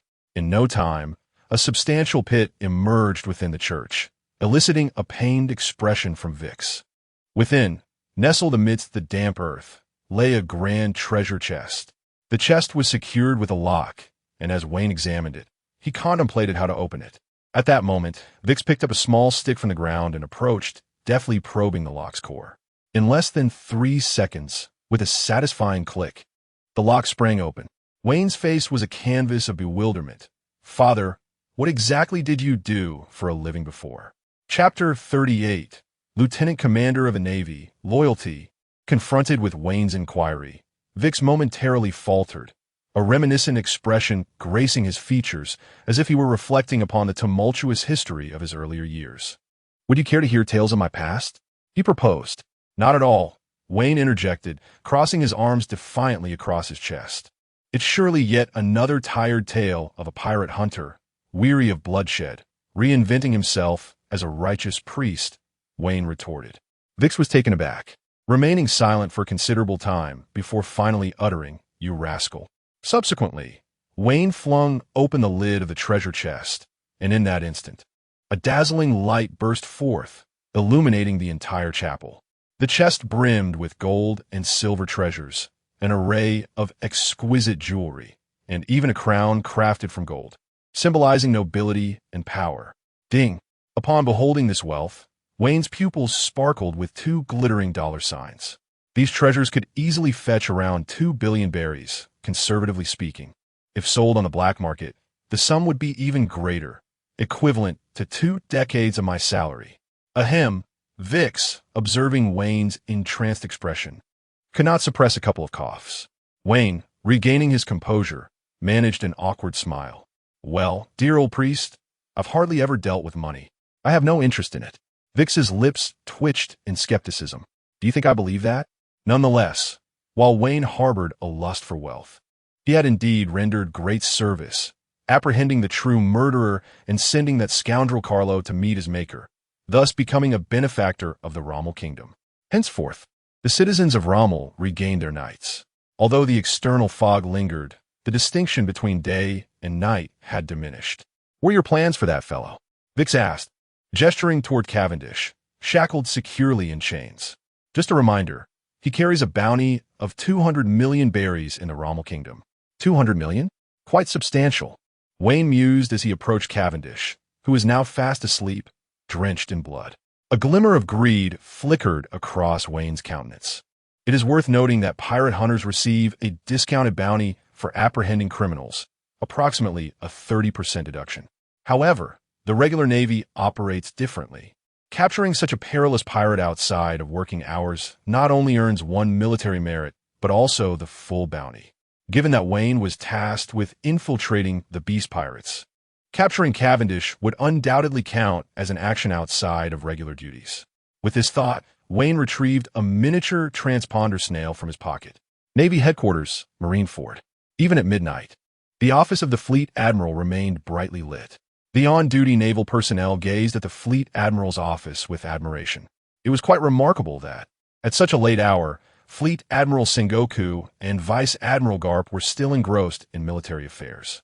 At this moment, within the Fleet Admiral's office, as Sengoku gazed at the old rascal Garp, who was voraciously munching on rice crackers at his desk. A blaze of frustration ignited within him. This old coot would always come here in the middle of the night, rousing him from slumber whenever his grandson provoked him, all while indulging in his cherished snacks. Garp, that wretched grandson has declared he no longer wishes to be a pirate. Garp bellowed, his mouth full of rice crackers. Sengoku paused, taken aback. No longer wishing to be a pirate? Isn't that rather splendid? Garp's grandson, Monkey D. Luffy, had previously clamored to set sail and embrace the life of a pirate, causing considerable distress to Garp, the renowned marine hero. It was essential to note that Garp's son, Monkey D.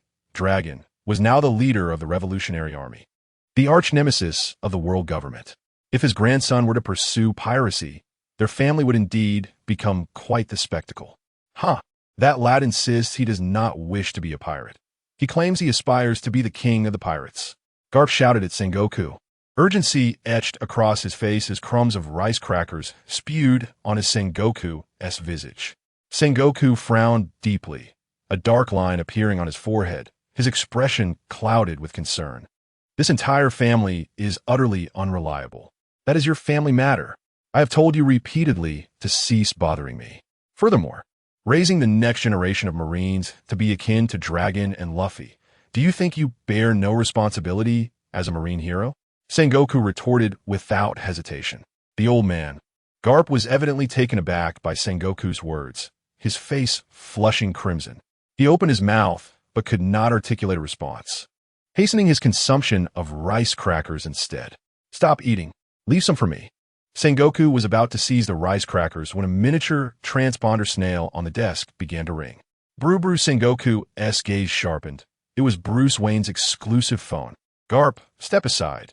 This is classified information meant only for those of Admiral rank. TCH, what Admiral or not? I have turned down promotions to Admiral several times. Garp scoffed nonchalantly, picking his nose with a look of disdain. Sigh, you old coot, Sengoku sighed, not insisting on Garp's departure. Their friendship spanned decades, and such matters need not be concealed from him. Buka. Sengoku, answer the call. This is Sengoku. Lieutenant Bruce Wayne of the Marine Headquarters, reporting in, sir. Hearing Wayne speak in such a casual tone, Sengoku gritted his teeth and snapped. You better take this seriously. Yes, Fleet Admiral Sengoku. I have urgent news to report. Sengoku, realizing that Wayne's call at this hour was significant, asked gravely, what is it?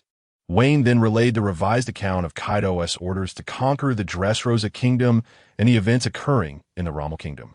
That scoundrel Kaido compelled me to conquer the Kingdom of Dressrosa, a task I resolutely refused. However, he insisted, even resorting to threats, to avoid arousing his suspicions. I had no choice but to comply. Later, upon arriving in the Kingdom of Rommel, I learned of a malevolent murderer lurking there, with a sense of justice guiding me. I could not stand idly by, so I took action.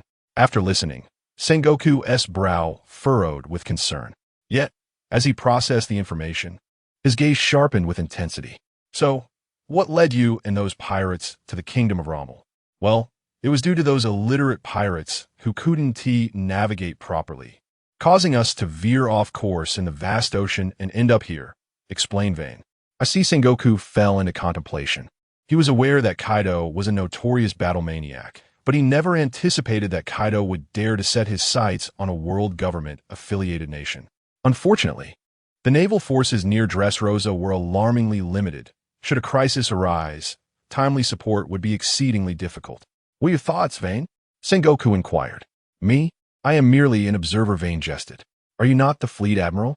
Sensitivity to national matters is not my forte. I wouldn't want to inadvertently shoulder the blame should things go awry. What can we do?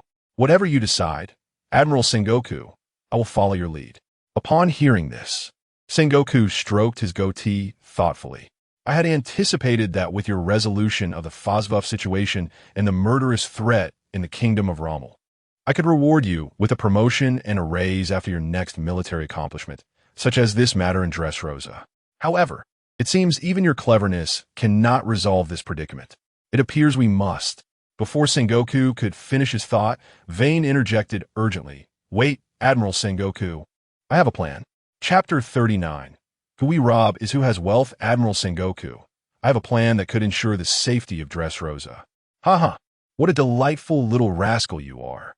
Carp, sitting across from Sengoku, could not contain his laughter, doubling over in mirth. Is Carp also here? You rascal, Wayne. Sengoku shook his head in exasperation. Nevertheless, he was genuinely curious about what scheme Wayne could possibly devise to thwart the madman Kaido. On the other end of the transponder snail, Wayne continued, Admiral Sengoku, isn't it true that Kaido desires Dressrosa's submission? Then let us allow Dressrosa to submit to him. After all, I will act as the intermediary, and I can also cultivate informants within Dressrosa. When the time comes to confront Kaido, we can execute a strategic collaboration. Besides, what Kaido truly seeks is the kingdom's acknowledgement of his supremacy, while the protection fees are merely secondary, an insignificant sum for the affluent Dressrosa. Sengoku inhaled deeply upon hearing this. Was he suggesting they let Kaido have his way? Such a notion would be an immense disgrace for the world government. Moreover, Wayne, you cannot possibly expect our navy to persuade the king of a world government allied nation to surrender to a pirate. Sengoku's words carried weight. Wayne chuckled on the other end. Admiral Sengoku, it seems you're unaware of King Riku. He is, in fact, a commendable ruler. When threatened by the now warlord Doflamingo, fearing for his people's involvement in war, acquiesced to the outrageous demands and managed to gather a staggering sum of 10 billion berries from the entire populace. Of course, that was merely a pretext for Doflamingo's usurpation. King Riku is terrified of even the warlords, let alone the Emperor Kaido. It is worth noting that Doflamingo himself trembles at the mere mention of Kaido. Admiral Sengoku, if you trust my judgment, you may entrust this matter to me. Do you intend to subjugate Dressrosa through warfare? Sengoku's tone heightened. If Wayne meant that, he would never consent. No. Relying solely on brute strength and a pair of fists is the hallmark of inferior navies. I have a method to ensure that the king of Dressrosa willingly submits, albeit temporarily, to the beast pirates, while guaranteeing the safety of the civilians. Upon hearing Wayne's assertion, Sengoku noticed Carp's expression darken ominously. You little rascal, who are you implying relies solely on brute force? Carp. Sengoku hastily intervened to calm Carp. After a moment of contemplation, he finally spoke with a measured tone. Very well, Wayne, I shall place my trust in you this once. But remember, should any unforeseen circumstances arise, you must communicate with headquarters. You are still young, and I truly hope you do not err in such matters. Sengoku's words were heartfelt. Rest assured, Admiral Sengoku. Vayne paused and then recalled something. He required comprehensive intelligence and recent developments regarding a certain pirate crew. Which crew, you ask? The 7 warlords of the sea, specifically the Don Quixote family, led by Doflamingo. Inside the church, Vayne hung up the transponder snail with satisfaction. He had already reported Cavendish's situation to Admiral Sengoku, and soon, a warship would arrive to escort him to Impel Down. The bounty of 200 million berries had been transferred to Vayne's name. Additionally, he had successfully located Captain Plank's treasure. Coupled with his newfound mastery of advanced observation hockey, this evening could indeed be deemed a resounding success. Without lingering, Vayne reinforced the chains binding Cavendish once more before bidding farewell to Father Vix and returning to the Queen. Look, what is that in the sky? It's coming closer. It's a monster. No, it's Ultraman. DeVago retorted angrily. Huh? The pirates squinted, soon realizing that the figure soaring through the sky was none other than their brother Vayne returning. Brother Vayne, you're finally back, exclaimed Jack, who had been terrified of monsters emerging from the fog during Vayne's absence. With a thud, Vayne landed gracefully on the deck. Enough, you cowardly lot. What sort of pirates lack the courage to confront the unknown? He placed a hefty sack of treasure upon the deck. Instantly, the pirates' greedy gazes shifted towards the bounty. But upon meeting Vayne's icy stare, they chuckled awkwardly. The treasure had indeed been claimed by their brother Vayne himself. According to pirate code, they could attempt to seize it, but only if they believed they could overpower him. Now that the task is complete, it's time to let Dressrosa experience the awe of the beast pirates. Vayne waved his hand. Crew, turn the ship around. We set sail for Dressrosa. Upon hearing they could finally leave this cursed place, the pirates erupted with excitement. Yes, Brother Vane. Days passed, and at last the Queen arrived at Dressrosa. As they docked, fishermen and merchant ships spotted the skull flag of the pirate ship. Look, what is that? It's a pirate ship, and it's the Beast Pirates. How can this be? Why is the Beast Pirates here? Run.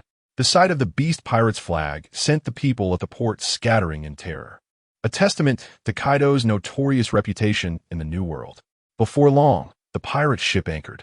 Vane and his crew disembarked onto the island. Brother Vane, can we start pillaging now? One pirate inquired. Pillaging? Who are we pillaging? How we plan to do that? Vane immediately fixed his gaze upon the pirate. Of course, we'll be robbing the civilians. Ascent burning, killing, and plundering what we pirates are meant to do? He replied candidly. As soon as the words left his lips, Wayne shot him an indignant glare. Robbing commoners? You actually intend to rob the innocent? How utterly vulgar. Foolish. You are nothing but a base pirate. This scathing reprimand left the pirate trembling in fear. What had provoked Wayne's sudden fury? Had he truly erred in his speech? Yet, wasn't this the common practice among pirates? What is your level of education? Wayne inquired further. Education? I am merely a pirate intern with 2.5 years of training at the Ghost Island Rookie Camp, Brother Wayne. Illiterate. Not only are you illiterate, but you are also a thief devoid of insight. Wayne exclaimed sternly. What worth is there in robbing the common folk? They've been drained dry by the nobles. Let me enlighten you. As a competent pirate, if you wish to seize wealth, you must first discern who possesses it. The pirates were momentarily taken aback, realizing they had encountered invaluable knowledge. Mark my words, Wayne declared, gesturing towards the towering castle in the distance. In the future, our beast pirates shall not prey upon the impoverished. We shall only target the affluent. Chapter 40. The King's Apprehension of the Beast Pirates. Violet and Cyrus come to negotiate do not rob the poor. The pirates pondered, realizing they had stumbled upon a profound lesson. Vane continued, moreover, when plundering the wealth of noble merchants at sea and elsewhere, one need only seize the treasures, leaving some provisions and fresh water for them. When we encounter them again on our next voyage, we can continue our profitable cycle. A collective gasp resonated among the pirates as they grasped the folly of their previous actions. Vane, you truly deserve the esteem of Lord Kaido, they exclaimed. Understood, Vane. Very well. Vane nodded. Let us first procure a meal. Leading a throng of pirates, he made his way to a grand restaurant, causing pedestrians to scatter in fear. The Beast Pirates. What brings them here? Upon entering the establishment, the locals, fellow diners, and even bounty hunters promptly vacated the premises, eager to avoid confrontation. This time, they were spared from encountering reckless youths eager to challenge the 4 emperors and 7 warlords.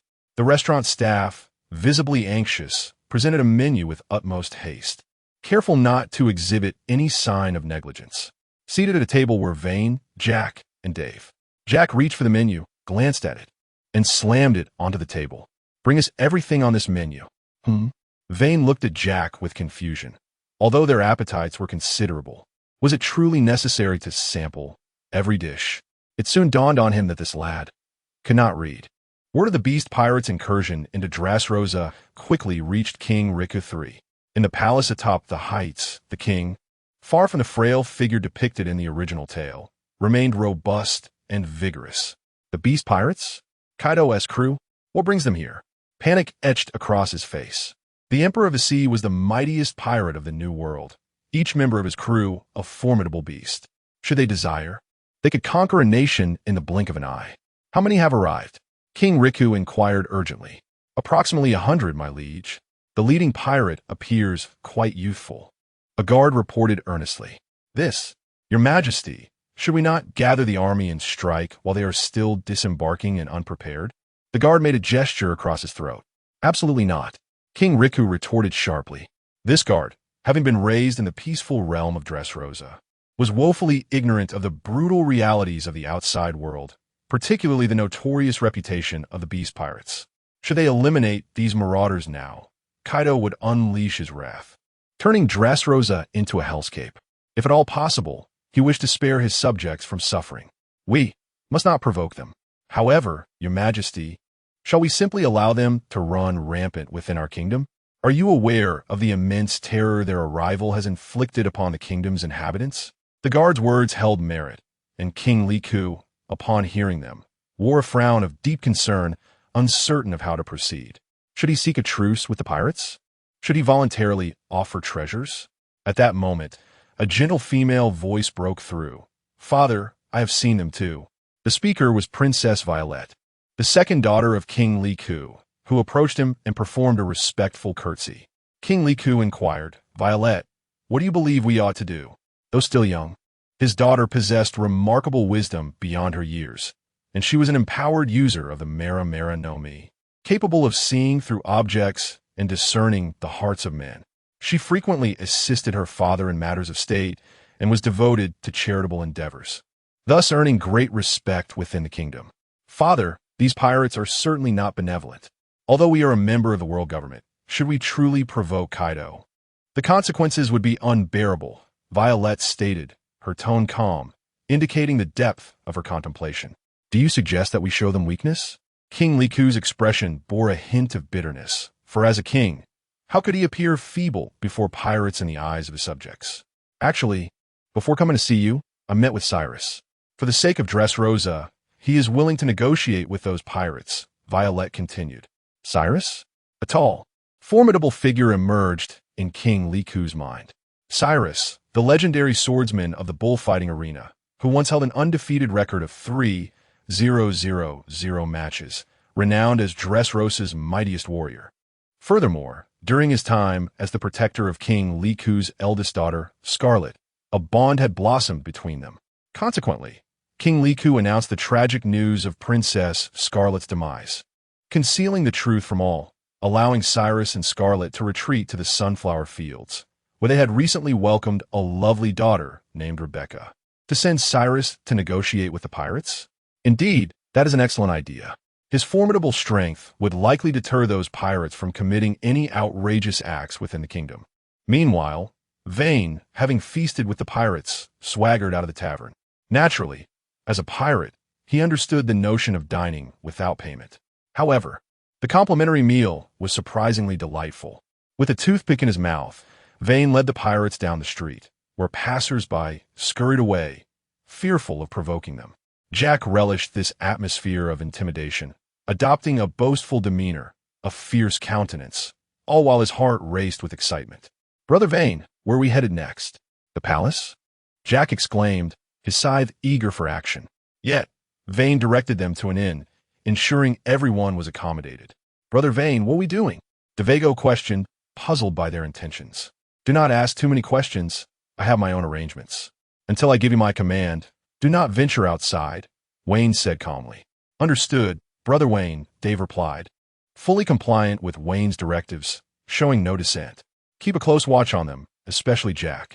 Yes, Brother Wayne. To ensure Jack would not become restless, Wayne specifically visited Jack's room under the pretext of sparring, thoroughly beating him into submission before feeling assured enough to leave. At that moment, the night had deepened. The streets lay in eerie silence, with two figures walking in succession. Scarlet, are you certain they are in this inn? Cyrus inquired, somewhat taken aback, as he recalled that pirates typically frequented brothels or casinos during the night. Truly, the Beast Pirates exhibited a level of discipline that set them apart from lesser pirate crews. Violet cast a glance at the tall man clad in arena armor, his imposing stature evident. Indeed, my Dingeki fruit allows me to see through all objects, perceiving people and events from miles away without error. Yet, in the next moment, her tone shifted to urgency. Someone is exiting the inn. It appears to be the leader. Chapter 41. The abduction of Cyrus and his young sister-in-law. Let us reminisce. Cyrus tightened his grip on the dagger at his waist, his expression solemn. The presence of a band of pirates within the realm weighed heavily on his heart, for as a righteous warrior, he found it difficult to bear, despite the repeated admonitions from His Highness, Prince Liku, to avoid antagonizing these marauders. Wait, Cyrus! He suddenly vanished. Violet exclaimed anxiously. What is happening? Cyrus was well aware of Violet's abilities. Those who fell under her gaze had never managed to escape her sight. Whoosh! A sudden gust of wind swept through. Cyrus keenly sensed a formidable presence approaching him. "Dodge, Violet!"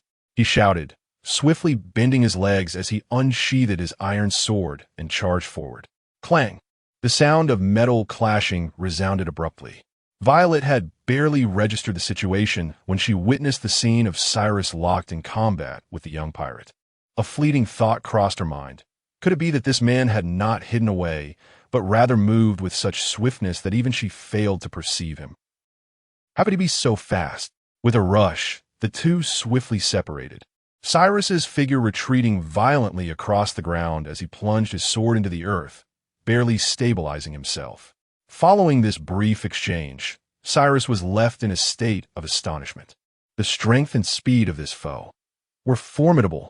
If his own combat prowess was rated at 30, then this young man before him was at least 100. "Hey, why did you suddenly attack?" "This is Dressrosa." Once a captain of the Royal Guard, Cyrus could not help but issue a warning.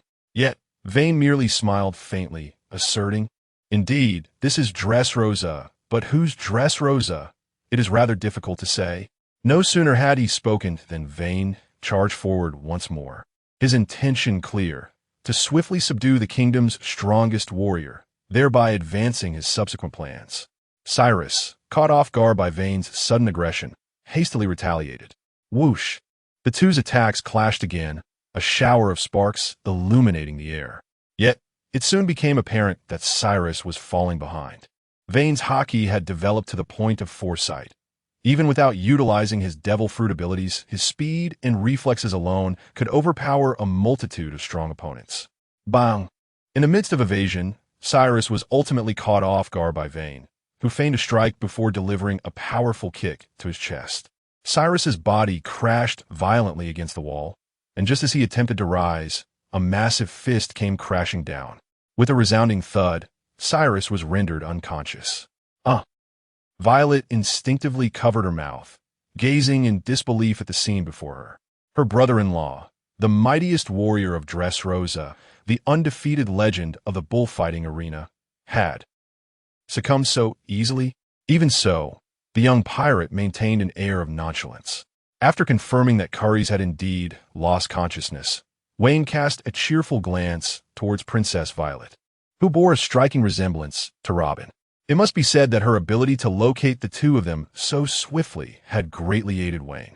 With her mastery of observation haki at an advanced level, she could sense hostility and murderous intent, although she believed her stealthy observations would go unnoticed.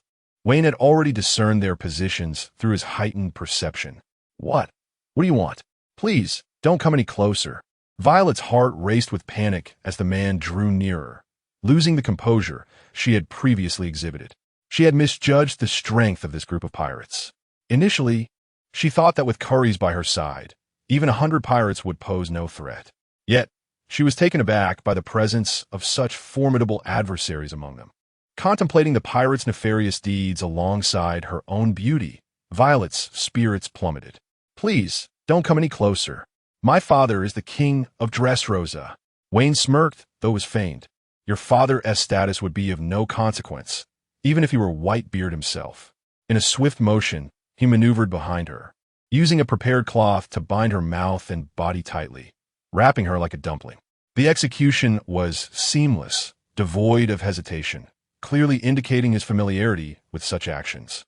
Outside the city, amidst a dense thicket, Curries struggled on the ground, his mouth gagged and his body bound by coarse ropes, covered in leaves and dirt. "There's no use in struggling. You cannot escape," Wayne remarked as he approached and removed the cloth from Curries' mouth. He was unperturbed by the thought of Curries calling for help. They were deep within the forest where no one would hear, and with his level of observation haki, he would sense any approaching presence immediately. "Who are you? What do you want? Where is Violet?" Curries shouted, nearly in a roar. "As you may know, I am a pirate and a member of the strongest pirate crew on these seas, the Beast Pirates." Curries was momentarily taken aback. He was aware of this, but he could not comprehend why Wayne had attacked him upon their first encounter. "Do not be alarmed. The fact that I have not killed you signifies that we can engage in a proper discussion." Is this how one conducts a proper discussion?" Curries frowned deeply. "You knock someone unconscious and then claim to want to talk?" My head still aches terribly. Cough. That was merely to avoid unnecessary trouble, Wayne replied. Curries, do you believe that tonight, Dressrosa will witness an event capable of altering the course of its history? An event? What do you mean? Wayne did not respond to his inquiry. Instead, he retrieved a pocket watch, glanced at the time, and then tucked it away, based on the intelligence provided by the Navy.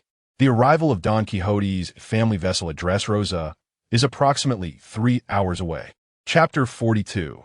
The pirate escort of performance. What exactly do you intend to do? Where's Violetta? Cyrus's voice rose in pitch. Do not fret. She is quite safe at present, Wayne replied with a sly grin playing upon his lips.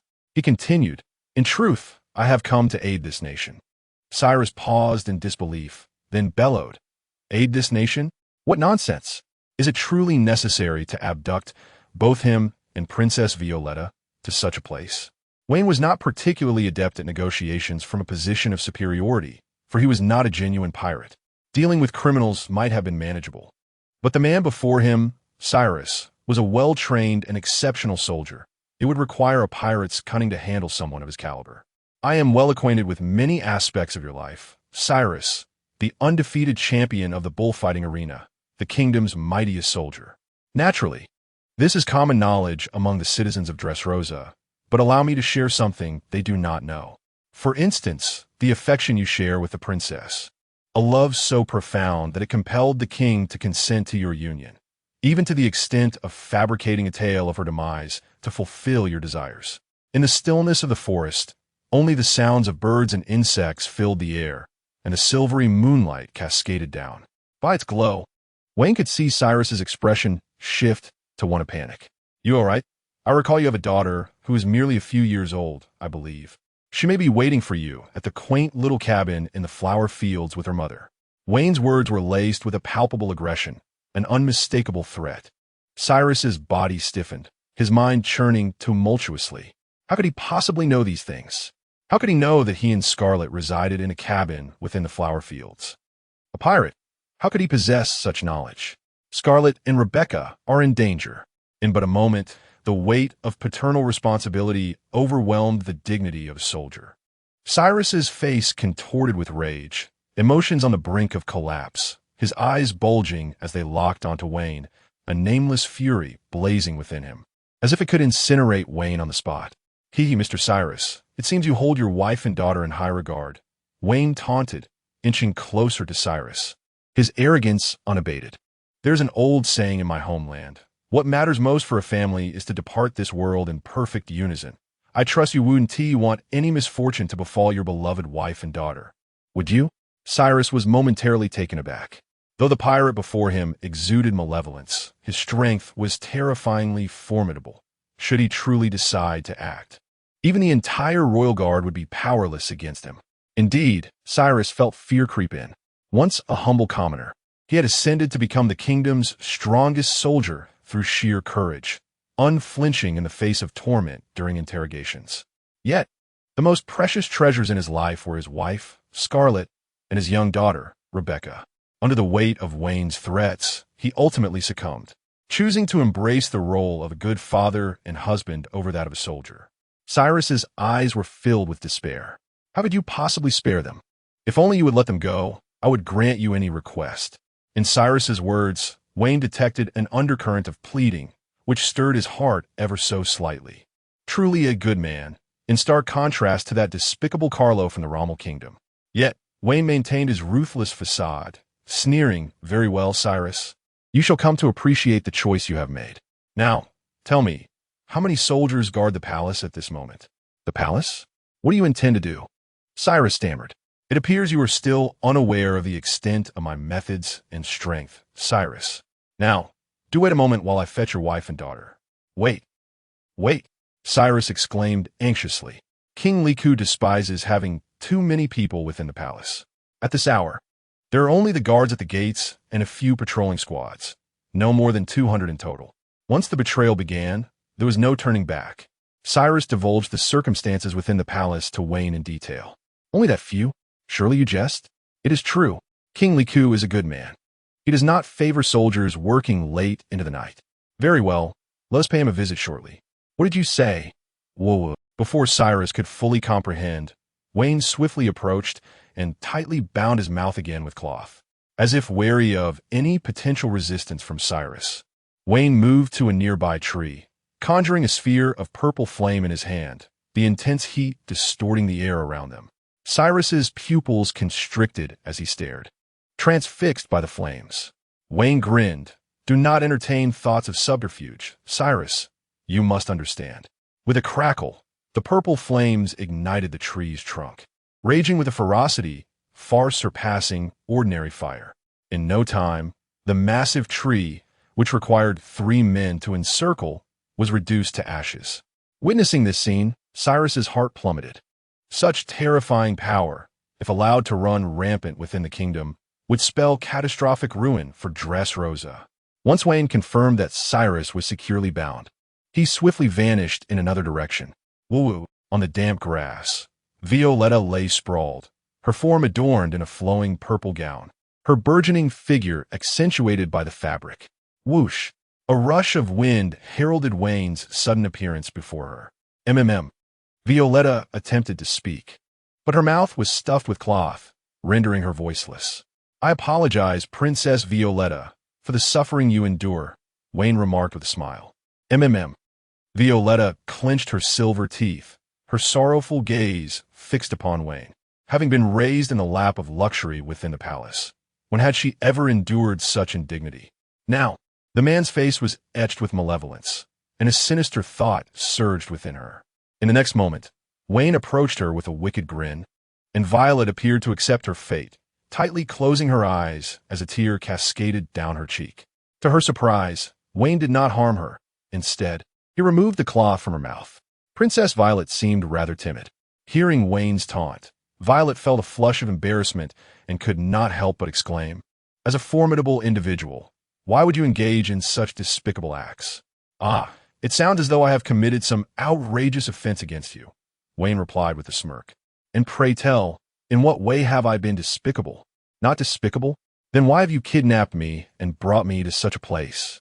Violet retorted, glancing around at the surrounding dense forest, which certainly did not seem conducive to virtuous deeds. "I hadn't intended to bring you here, but since you've arrived, I thought it best to take you along. However, I believe we can engage in a more profound conversation," Wayne said, his expression one of sincerity, at least from his perspective. Yet to Violet's ears, his words took on a completely different tone. "Scoundrel." Chapter 43. Surely, none of you wish for war to befall Dressrosa? A scoundrel? Vane's expression darkened, momentarily uncertain whether it was his acting prowess or Violet's vivid imagination that had stirred such a reaction. "I shall pose you a singular inquiry. Do you desire to see Dressrosa plunged into chaos?" Upon hearing this, a look of confusion crossed Violet's face before she firmly declared, "Of course not.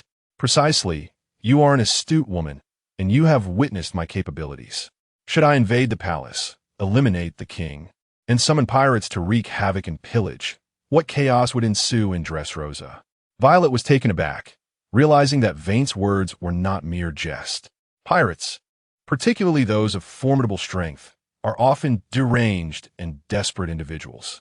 There was indeed a possibility that Vane could carry out such a deed. Thus, Princess Violet, you too would not relish the thought of your country descending into turmoil, would you? I certainly do not wish for that. What are your terms? Despite her youth, Violet grasped Vane's intent and inquired proactively. Vane raised an eyebrow, impressed by her quick comprehension. After all, she had been trained by Doflamingo to become the covert assassin known as Violet. However, the thought soon followed. Are you really going to such lengths? Using the kingdom's peril as leverage for the sake of? Violet's cheeks flushed, her gaze lowered, unable to meet Vane's eyes, and she spoke in a tone nearly laced with shame. "For me?" Vane fell silent, a furrow appearing on his brow as he smirked slightly. "Let me reiterate, I harbor no interest in you, Miss Violet. I implore you to maintain your dignity. Who would believe such a statement? The more you protest, the more it affirms your true feelings." "Very well, I do think that way. Indeed, a scoundrel. So, no matter what I say, I am deemed a scoundrel? Regardless, from this moment forth, you shall heed my commands, until I grant you permission, You are to utter not a single word, nor make any sound. Should you defy me, trust me, I am far more ruthless than you can imagine. You wretched cat. Violet felt a bitter pang in her heart. It could only begrudgingly nod in agreement. That is well. Come, I shall take you to witness a splendid spectacle. With that, Vane stepped forward, tucking Violet under his arm, and swiftly departed, returning to the location of Cyrus. Upon seeing Vane arrive with Violet, Cyrus's expression shifted. Hey, could you please ensure Princess Violet is placed in a safe location? Silence. Vane disregarded Cyrus's plea and advanced, seizing the edge of his garment. Suddenly, a pair of massive purple wings unfurled behind him, and he soared towards the palace's heights, carrying both of them. Wings? Is this still human? Violet was utterly astonished.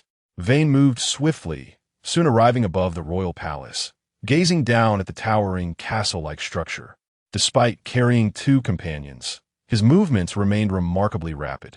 Akin to a fleeting shadow, and with the guards proving woefully inadequate, the trio quickly infiltrated the depths of the palace. Where is King Liku's chamber? Vane inquired of Cyrus. This time, Cyrus offered no resistance, directly indicating the direction. Once one begins to betray, it becomes a habit. This revelation surprised Violet. Had Cyrus truly been coerced by him? This pirate was exceedingly nefarious. After traversing several corridors, Vane led his companions to the entrance of King Liku's quarters. The king was not asleep. Rather, he was anxiously pacing the room, awaiting reports from his daughter and son-in-law. Just then, the curtains began to flutter violently, a cold breeze sweeping in, causing King Liku to shiver involuntarily. In the next instant, a figure burst through the window, holding Cyrus and Violet under his arms. Who are you? Why do you bound Cyrus and Violet?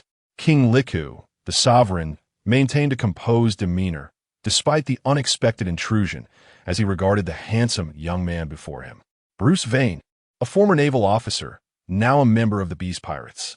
Vane set Cyrus and Violet down on the ground and strode to a nearby sofa.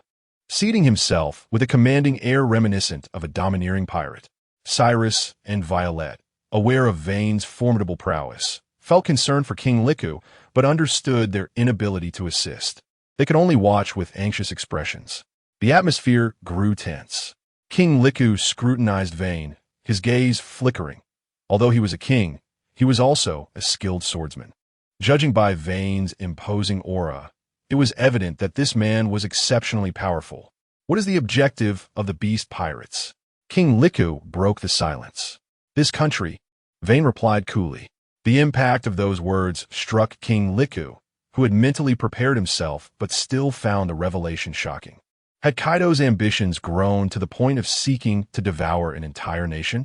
However, you must understand, Dressrosa is a member of the world government, he countered. The world government? Do you really believe they would mobilize against a nation like Dressrosa? Vane retorted, a smirk playing on his lips. Let us not forget we are pirates. We are capable of anything, be it raiding merchant ships near Dressrosa's waters or setting fire to a few streets. Oh, by the way, my esteemed colleague Queen has been developing a new type of plague bomb. The moment it is inhaled, it induces excruciating death. Just imagine if we were to unleash one of those above Dressrosa. Vane continued leisurely, a smile gracing his face. After listening, King Riku finally lost his composure. He was filled with trepidation at the prospect of war, fearing for the safety of the citizens of Dressrosa.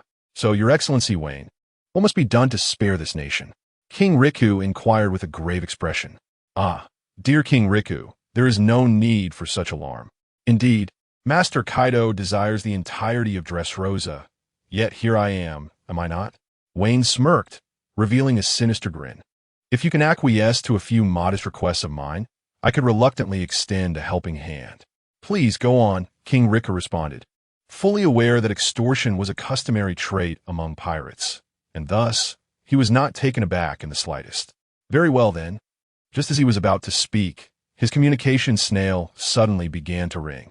Oh, arriving sooner than expected, it seems, Wayne remarked as he answered the snail. Brother Wayne, you were right. There are indeed pirate ships approaching the harbor. One of Wayne's more astute subordinates had been stationed at various ports. ready to report any developments through the communication snail. How many ships? Wayne inquired.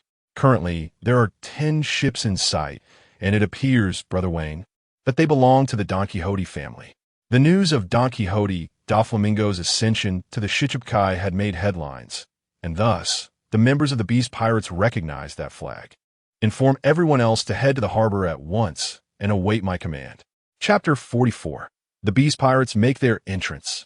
In the New World, in a maritime expanse on the periphery of Dressrosa, a formidable warship glides across the surface of the sea. At the bow, 3 figures clad in naval uniforms stand, gazing towards the distant island that is barely discernible, their justice cloaks billowing like dragons behind them. Admiral Tsuru. At that moment, a naval officer rushed over in haste. It has been confirmed that all pirate vessels belonging to the Don Quixote family are swiftly approaching Dressrosa. I understand, the elderly vice admiral nodded. Despite her diminutive stature and graying hair, she commanded immense respect within the Navy. Tsuru, the vice admiral of the Navy headquarters, acknowledged the situation. Indeed, Fleet Admiral Sengoku was correct. Don Quixote Doflamingo certainly intends to make a move on Dressrosa. Beside Tsuru stood a tall, strikingly beautiful female officer in a breezy uniform. She was Vice Admiral Peach Rabbit, a member of the Navy headquarters. Just days prior, they had received an urgent directive from Fleet Admiral Sengoku to secretly monitor the pirate ships under Doflamingo's command and to report intelligence back to the headquarters without delay. Tsuru had been taken aback, as Doflamingo had been granted the title of Warlord of the Sea years ago due to his dealings with the world government, prompting the Navy to largely turn a blind eye to this pirate crew. Sengoku's rationale for this operation was alarming. Doflamingo was attempting to usurp the nation. This shocking intelligence had been relayed to Sengoku by the enigmatic Vane. Sister Tsuru, what should we do? Doflamingo holds the title of Warlord of the Sea, and mishandling this sensitive situation could lead to dire consequences. At that moment, another female officer interjected, "Why don't we simply charge in and arrest them all? I've had enough of these pirates." The speaker was a young female officer, her figure accentuated by a fitted, ultra-short dress, though her face bore a youthful innocence. There was an undeniable allure about her. She was Peacock, Tsuru's granddaughter and a lieutenant of the Navy headquarters. "Peacock, do not act impulsively," Tsuru replied with a steady voice. "In times like these, we must maintain our composure." As she spoke, another naval officer approached, holding a den mushi resembling Sengoku. Perhaps this thorny issue is best left for Sengoku to deal with. Amidst the sound of waves crashing violently against the ship's hull, the warship advanced steadily towards Dressrosa. In the royal palace, within the chambers of King Riku. "Speak. As long as your demands are not too excessive, I shall accommodate you," King Riku stated in a somber tone. The astute monarch, Vane, provocatively snapped his fingers. "The conditions of the Beast Pirates are quite simple. We require Dressrosa to be designated as the territory of the Beast Pirates, an annual protection fee to be paid to Wano, and the allowance to construct factories here, while ensuring the port is fully open to Wano." These stipulations represented the utmost limits of what Vane could propose. Had it been Jack or Queen negotiating, the matter would have been far more complex. Upon listening, King Liku's eyes flickered with a complex expression. After a moment of contemplation, he nodded in resignation. As it stands, this appears to be the most favorable outcome. There is no war, no casualties. Furthermore, being under the protection of the Beast Pirates will, to some extent, mitigate the plundering by other pirates. Thus, let it be for now.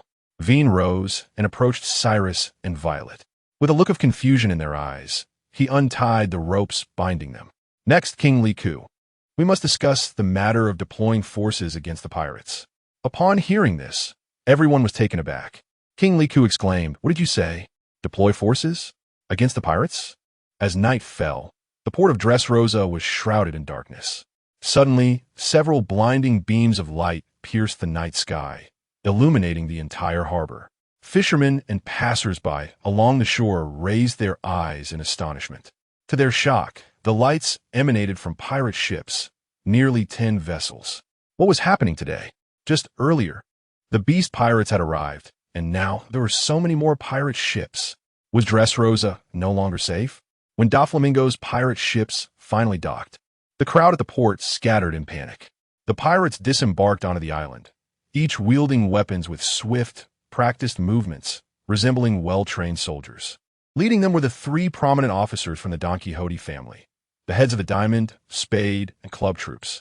Toripole, with his runny nose and golden cane, commanded the pirates. Did you all understand the young master's orders? Understood. The pirates responded with wicked grins. The mere thought of what was to transpire that night thrilled them. Once this evening passed, this beautiful kingdom would belong to the Don Quixote family. They merely awaited Doflamingo's command to launch their assault. Diamante, dressed in flamboyant attire, resembling a jester, unsheathed his rapier. Moments ago, Doflamingo had already utilized the powers of the string fruit to make his solitary way to the palace of Dressrosa. With a peculiar laugh, Pika, a burly man clad in armor, eagerly anticipated the moment the young master ascended the throne. The pirates cheered in jubilation. But in the very next instant, boom, boom, boom, accompanied by deafening explosions, several dark cannonballs flew in from an unknown source, crashing directly above the pirates. A chorus of anguished screams erupted, shattering the night's tranquility. This initial barrage nearly obliterated dozens of pirates. Yet it did not end there. Before the pirates could react, countless cannonballs descended from the sky like a torrential downpour. "We are under attack," they cried. Buzz. Boom. With a swift strike, Diamante cleaved the incoming cannonball in two, bellowing in indignation. "To dare harm a member of my family is utterly unforgivable." A sharp, explosive sound erupted from Pika's mouth. He then harnessed the power of the stone fruit to upheave the ground, erecting a stone wall to withstand the barrage of cannon fire. Soon, the cacophony of explosions faded into silence. Torbol and several of his subordinates cast furious glances at the approaching silhouettes from the distant street. As they drew near, the figures became discernible, all clad in black, spiked leather attire, their expressions twisted in malevolence, with cruel smirks gracing their lips. Some bore cannons, while others wielded long blades. Their ostentatious demeanor suggested they were not soldiers of the Navy or the kingdom, but rather pirates. At the forefront stood a towering, formidable figure, reminiscent of a small mountain, adorned with an iron mask, his eyes blazing with fury as he glared ahead. Before Torbol could utter a word, the imposing man thundered. "How dare you assault the territory of the beast pirates? Who do you think you are?" Chapter 45, Doflamingo, What Have I Done Wrong? Within the palace, Wayne disclosed Doflamingo's plot to usurp the kingdom to a few individuals. "What did you say?" King Liku gazed at Wayne in disbelief, his steps faltering. "You claim that the Don Quixote family has returned, and under the banner of the Seven Warlords? This is utterly absurd. The Don Quixote family were the rulers of Dressrosa 8 centuries ago, one of the 20 royal families that ascended to celestial dragon status. After the Don Quixote family journeyed to Mariewa, the ruling power shifted to the Liku family. Violet immediately utilized her abilities to spy on the waters surrounding Dressrosa. In the next moment, she trembled and exclaimed with a tone filled with dread, "Father, there are indeed numerous pirate ships at the northern port, flying the Jolly Roger. I have no need to deceive you, for in a sense, we are on the same side. If Doflamingo wreaks havoc in this nation, it would pose significant trouble for me as well," Wayne stated calmly. "However, how do you know such things?" Cyrus questioned, uncovering a blind spot. Wayne's expression darkened. "Why do you have so many questions? Do not inquire into matters that do not concern you. I shall not disclose that I have placed an undercover agent within the Don Quixote family." The trio fell silent for a moment. King Liku asked, "What shall we do now?" Wayne smiled. "What else can we do? Do you wish for Doflamingo to storm the palace directly? If not, swiftly send troops to the port to confront the Don Quixote forces." Upon hearing this, King Liku pondered for a brief moment before determination etched itself across his face. From Wayne's demeanor, it was evident that the beast pirates and Doflamingo harbored irreconcilable conflicts that could only be resolved through war. Perhaps the beast pirates' actions in Dressrosa were aimed at thwarting Doflamingo. Yet, King Liku had no choice. For the sake of his people, he was compelled to involve himself in the conflict between these two pirate factions. "All right, I understand." Having made up his mind, King Liku turned and commanded the guards to summon the commander of the kingdom's army, ordering all soldiers to head to the port and intercept the Don Quixote family.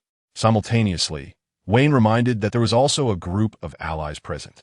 He did not wish for Jack and his crew to be overwhelmed. If that were to happen, he would be unable to return to Wano. As night deepened, the lights in King Liku's chamber were extinguished. With his orders in effect, the entirety of the palace fell into an eerie silence, as if nothing had transpired. Suddenly, a figure flickered by the window. Accompanied by soft footsteps, a blond man clad in a pink feathered coat and tight-fitting trousers stood on the narrow ledge of the window. Sporting sunglasses and an exceedingly arrogant expression, he smirked at the figure lying on the bed. "Heh, sleeping quite soundly, aren't we?" Doflamingo taunted. Yet, King Liku did not awaken, nor did he even stir. Doflamingo's expression was tinged with embarrassment, his lips twitching slightly, as he realized he had indeed fallen into a deep slumber. Yet, in an instant, a sinister smile crept across his face. "However, this shall be your final repose in this world." With a swift flick, a transparent thread extended from his fingertip, darting towards the figure lying on the bed. But just as the thread was about to make contact with the king of the pirates, a pale hand emerged from beneath the covers and seized it with a firm grip. "What?" Doflamingo's expression tightened. What remarkable reflexes! It was inconceivable that his white thread could be so easily captured, especially considering that the king of the pirates could not possibly possess such skill. Moreover, that strong hand. It bore no resemblance to the king's. A thought flickered through his mind. Wasn't he the king of the pirates? A cold chuckle resonated from beneath the blankets as the young man on the bed threw off the covers and flung them towards Doflamingo. Doflamingo's pupils constricted, and he quickly grasped the situation. 5 colored threads shot forth from his 5 fingers, as sharp as blades, slicing through the luxurious silk duvet. The feathers spiraled into the air like snowflakes, while Doflamingo regarded the young man who had casually leapt from the bed with a grave expression. "Doflamingo, what have I done to earn such disrespect from you?" The man smirked. "You, who refused to even address me as king." No sooner had he spoken than Wayne suddenly produced a green vial and hurled it violently at Doflamingo. Doflamingo swiftly severed the vial midair, but the liquid inside transformed into a fragrant gas upon contact with the air, instantly flooding into Doflamingo's mouth and nostrils. Poison. Doflamingo's heart sank in shock. Yet, as soon as he realized this, he instinctively employed the powers of the string fruit to seal off all his organs, preventing the toxin from spreading throughout his body. Simultaneously, he meticulously used his threads to block his respiratory system, hindering the poison's entry. Wayne, having taken an antidote in advance, observed this turn of events with some surprise. It must be said, Doflamingo had truly mastered the string fruit, transforming what was once merely a tool for weaving and mending into a divine fruit that encompassed offense, defense, and healing. "You bastard!" Doflamingo glared at Wayne, ready to voice his indignation. However, Wayne, undeterred by his previous failure, leapt into the air and delivered a powerful kick to Doflamingo's chest. Doflamingo raised his arms in defense. Thud!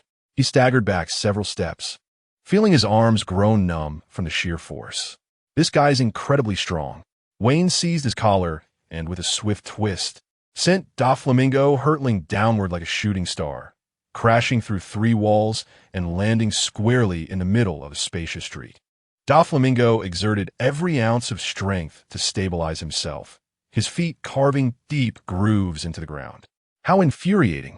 In the presence of this unpredictable individual, a profound sense of trepidation enveloped Doflamingo, a feeling he had not experienced in a considerable time. With a glare directed at the sky where Wayne was approaching, he unleashed a barrage of white threads, shooting upwards like a torrential downpour. Meanwhile, violet flames erupted from beneath Wayne's feet, blazing fiercely as if acting as an accelerant, propelling him into a rapid descent. To Wayne, the white threads, swift as bullets, appeared surprisingly slow, even without the advanced observation hockey. Evading them was a trivial task. As he neared the ground, a surge of white lightning and purple flames enveloped him, intertwining in a magnificent display. In Doflamingo's eyes, filled with terror. This energy coalesced into a colossal purple giant. With a thunderous impact, the giant's fist struck Doflamingo's head with immense force, driving him deep into the earth. A spurt of blood erupted from Doflamingo's mouth. He felt as if each cell in his body was enduring excruciating agony. This singular blow nearly cost him his life. Subsequently, Wayne hoisted him effortlessly, smashing him down towards the ground once more. The previous crater was ruthlessly struck again, sending powerful shockwaves radiating outward from the epicenter, shattering the very pavement of the street into fragments. Chapter 46. Jack, I shall strike 10. With a shudder, Doflamingo's hand, once pressed against the floor, trembled as he opened his palm wide, only to tighten it abruptly. A thick, crimson line shot forth from his palm, aimed directly at the visage of the colossal purple giant. Superb strangle line. Clang. The sound of metal colliding echoed as the line, capable of piercing steel, halted against the impenetrable mask of the giant, made of an unknown material, unable to advance further. Doflamingo, are you still oblivious to the chasm that lies between us? Vane seized the strangle line, yanking it forcefully, propelling Doflamingo into the air. He then unleashed a punch, enveloped in dark hockey, that crashed into Doflamingo's chest. Boom! With a thunderous impact, the blood-soaked Doflamingo plummeted to the ground like a meteor, consciousness fading into the abyss. Doflamingo emitted a feeble groan, ultimately succumbing to the inability to resist. Your strength is rather lacking, Vane remarked calmly. In Vane's memory, Doflamingo exuded an overwhelming aura, hence he had held nothing back, employing the second phase of the Thunder God technique from the outset. However, he was taken aback. Doflamingo was far beneath his expectations. There were no signs of his fruit power awakening. Yet, that was to be expected. The current Doflamingo was merely a fledgling, having just ventured from the North Sea into the New World. The title of Warlord of the Sea was a tenuous acquisition, born of his past as a celestial dragon and various other circumstances. He was worlds apart from the formidable warlords, such as the Empress of Amazon Lily or Draculmihawk. Cough, cough. Doflamingo's chest heaved as he spat out several mouthfuls of blood, his complexion pale as a ghost. Yet, his eyes burned with resentment as they fixated on Vane, filled with defiance. Hey, Doflamingo, I imagine you have many questions, don't you? No need to rush. We can converse at our leisure. Vane rose, retrieving a bundle of ropes he carried with him, and directly bound Doflamingo. He then ascended into the air, returning to the chambers of King Riku. At that moment, King Riku and Violet awaited within, having witnessed Vane's remarkable feat from the window. The extraordinary display of power had left them utterly astounded. To think he vanquished a warlord of the sea so effortlessly. This fellow is truly a monster, Violet exclaimed in astonishment. Never had she heard of such an individual in the New World. It seemed the beast pirates were indeed a congregation of formidable warriors. It was no wonder Kaido was hailed as the Emperor of the Sea. A flicker of relief passed through King Riku's mind. Thank goodness we did not antagonize such a brutal and formidable pirate crew. Otherwise, Dressrosa would surely have met its doom. Thud! Vane dispelled his fruit power, ushering Doflamingo into the room. King Riku, where are the items I instructed you to prepare? Upon hearing this, King Riku promptly retrieved a pair of handcuffs from the guards at the doorway. The handcuffs contained the rare mineral sea stone, a potent tool specifically designed to restrain those with devil fruit powers. As Dressrosa is a member of the world government, it naturally possesses several pairs of such handcuffs. Although this individual would remain bedridden for several days, it would be prudent to secure him first, Wayne remarked to King Riku. Both he and Violet were users of devil fruit abilities, so it was only fitting that King Riku took on this task. Once Doflamingo was firmly restrained, Wayne dashed out the window, his violet wings unfurling as he soared northward. Father, I find this fellow somewhat peculiar, Violet spoke to King Riku after Wayne's departure. Indeed, this band of pirates avoids the stairs and prefers to use the windows. How strange, King Riku replied. That's not the point, Father.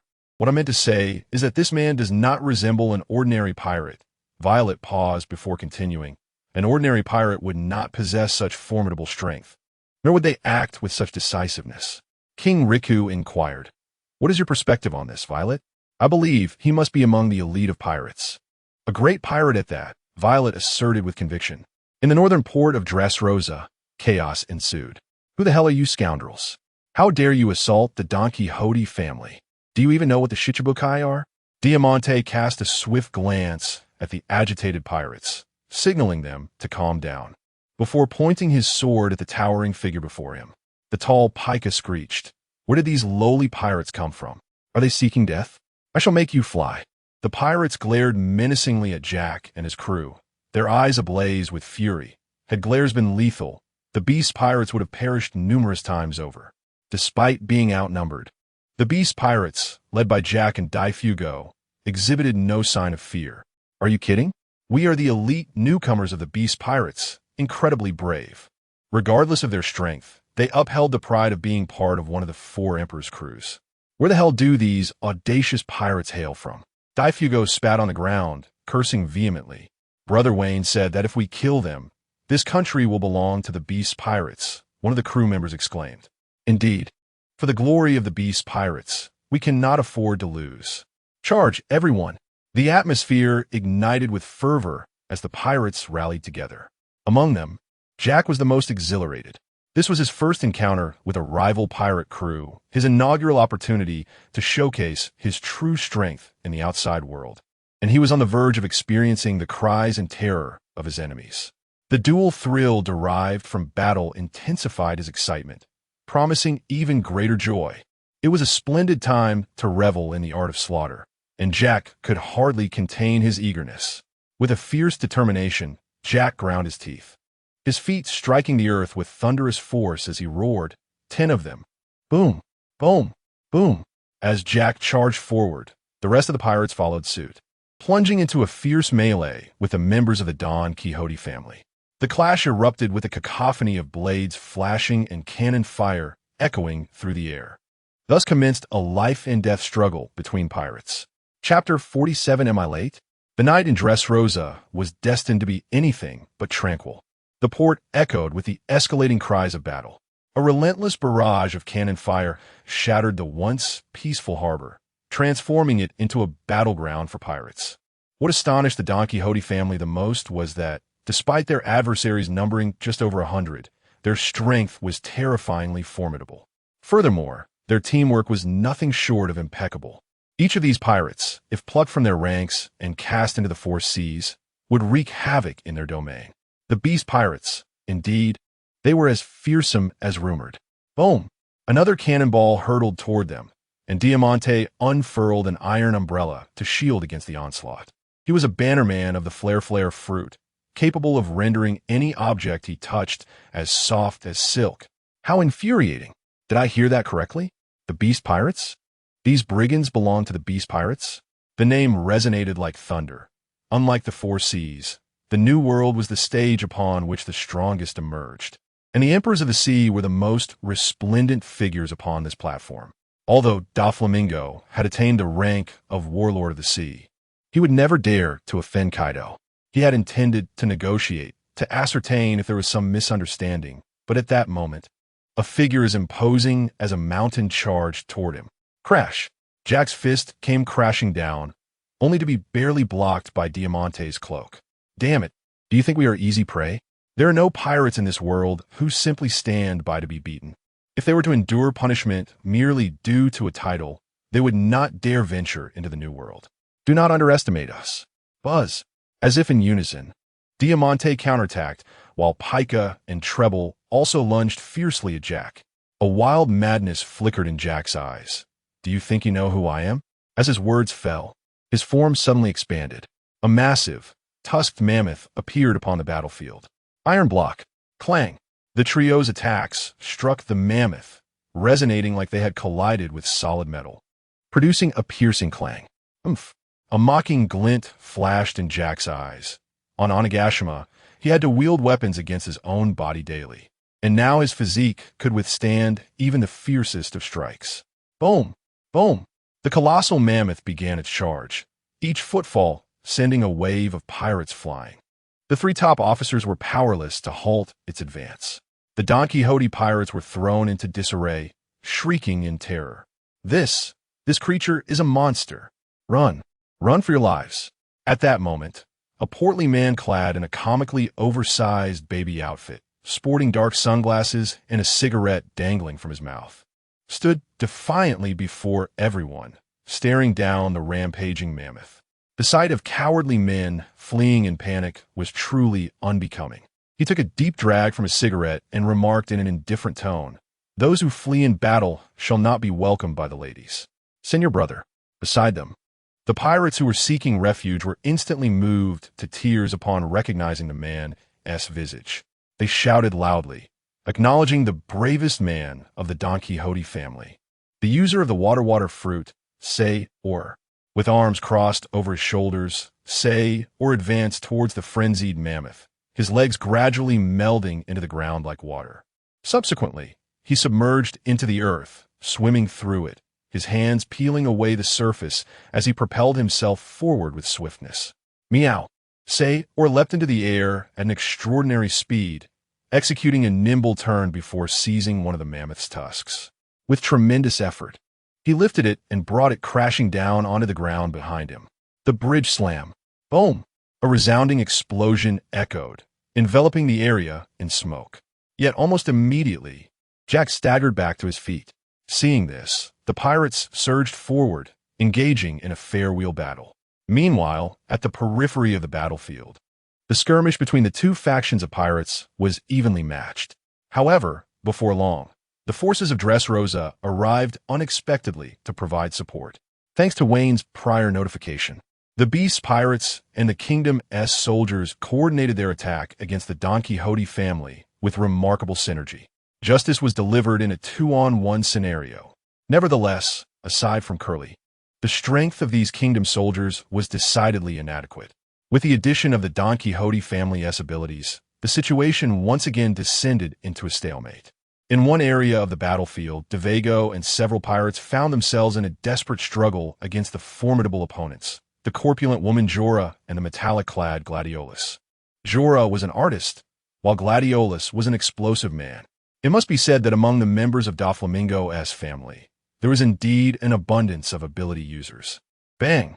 Another explosive blast erupted as Gladiolus sent a pirate soaring into the sky. Jorah, too, utilized her powers to ensnare several pirates. Is this what the Yonko crew is like? Not so impressive after all, Gladiolus remarked, flexing his wrist with a tone full of mockery. Jorah chimed in, hee. Those old fools in the world government are quite deluded, believing such a feeble pirate crew could become a Yonko crew? Utterly laughable. Dreadfully, Devago gripped his long sword, beads of sweat forming on his forehead. The Beast pirates had indeed encountered worthy adversaries this time. Just as Gladiolus prepared to unleash another explosive wave, a military knife suddenly hurtled towards his face like lightning, too swift for him to react. Slicing through the air, the knife ruthlessly grazed his chest, leaving a vivid crimson streak in its wake. Accompanied by a harrowing scream, Gladiolus collapsed to the ground, writhing in agony. Almost immediately, a purple figure darted across the night sky, deftly grasping the military knife in a reverse grip, crouched low with a faint smile upon his face as he surveyed the crowd. Am I late?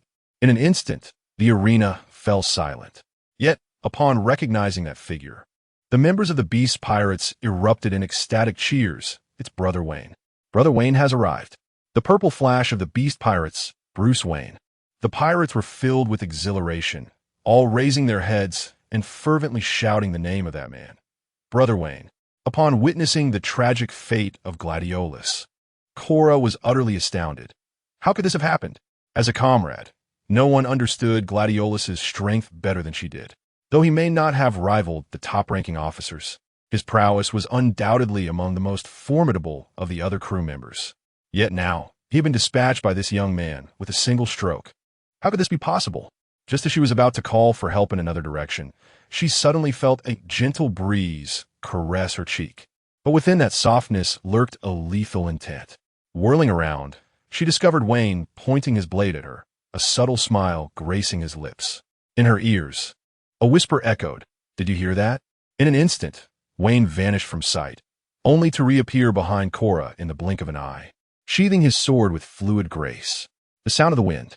One sword style, gentle breeze slash. A sharp, piercing sword aura manifested before Korra, extinguishing her very life. With a thud, Korra collapsed to the ground, her pupils gradually fading into emptiness. Chapter 48. The Power of the Gods. Susanoo, Brother Wayne, how formidable you are! The pirates exclaimed with genuine admiration. Wayne surveyed the brutal battlefield and instructed the others, "You should begin your retreat. The ensuing battle is no longer suitable for you." The onslaught of the thunder god, Kanyorihiko, was excessively fierce, posing a significant risk to our allies. With that, he soared into the air, heading directly to the heart of the battlefield, where purple flames blazed fiercely around him, causing the temperature to rise dramatically. What? Who is that? The pirates of the Don Quixote family also noticed Wayne, gazing upwards. For reasons unknown, this man instilled a sense of dread within me. Diamante met Wayne's gaze, feeling a shiver run through his heart. Others shared a similar sentiment. Judging by his stance, this individual was terrifyingly powerful. Brother Wayne, save me. Below Jack, surrounded and beaten by pirates, was bloodied and bruised. Wayne was taken aback. He had not anticipated Jack's presence here. What are you doing here, flaunting your lack of strength? Rushing into the fray as if you were Whitebeard? No, even Whitebeard wouldn't have your audacity. Never mind now. Wayne unsheathed the military knife from his waist, resting it on his shoulder as he softly declared, "Change."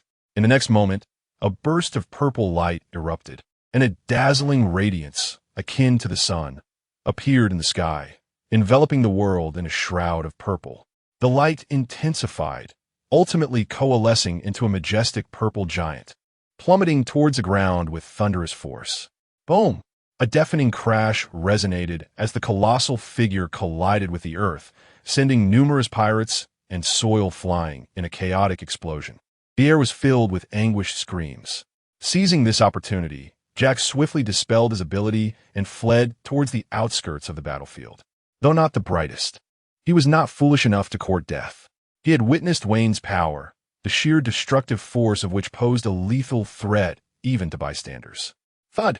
Diamante was struck by the tremendous impact, unable to suppress a mouthful of blood as he staggered back several meters, barely managing to steady himself.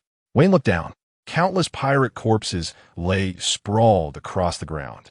As the smoke dissipated, the remaining pirates were engulfed in terror. The outer pirates even felt a sense of relief that the recent strike had not struck them directly. Suddenly, they discovered that purple flames had inexplicably clung to their bodies, burning fiercely like a malignant curse. The searing heat elicited desperate cries of agony. What is this? It's ghost fire. It's ghost fire. In the darkness, the sight of hundreds of pirates being scorched by the purple flames was utterly horrifying. Yet, there was no time to mourn the defeat of these pirates. Several high-ranking officials of the Don Quixote family immediately joined the fray.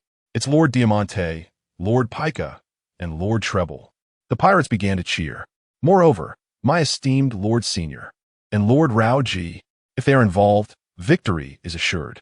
Indeed, if there is anyone capable of resisting this colossal purple giant on the battlefield, it must be these distinguished individuals. With a crackling sound, the purple giant's body began to shimmer with lightning, and its formidable eyes brimmed with disdain for the pirates. It extended 2 fingers from its right hand, forming a gesture of incantation. Its resounding voice echoed like thunder from the heavens. This is the divine power, Susin. Above, amidst the dark clouds, streaks of lightning flashed, accompanied by a deep rumble of thunder, as if responding to the god of thunder, Takmenakata. The surrounding officers stood in awe, their hearts racing. This stance evoked memories of the legendary deities. Is it truly possible for such a fruit ability to exist in this world? How chaotic this is! Seeing the panic in the crowd, Diamante stepped forward, brandishing his iron sword and charging at the giant. In an instant, he struck the giant's leg with a force capable of slicing through iron. The sharp clang resonated through the silent night, echoing for what felt like an eternity. The blade met the giant's leg, encased in a protective barrier, yet could not penetrate even a fraction. What formidable defense! Diamante's expression shifted as he quickly activated his fruit ability, attempting to float back to a safer distance. But how could Vayne allow him such an opportunity? With a serious punch, the massive form exhibited astonishing speed, delivering a colossal fist, imbued with dark energy, straight into Diamante's face.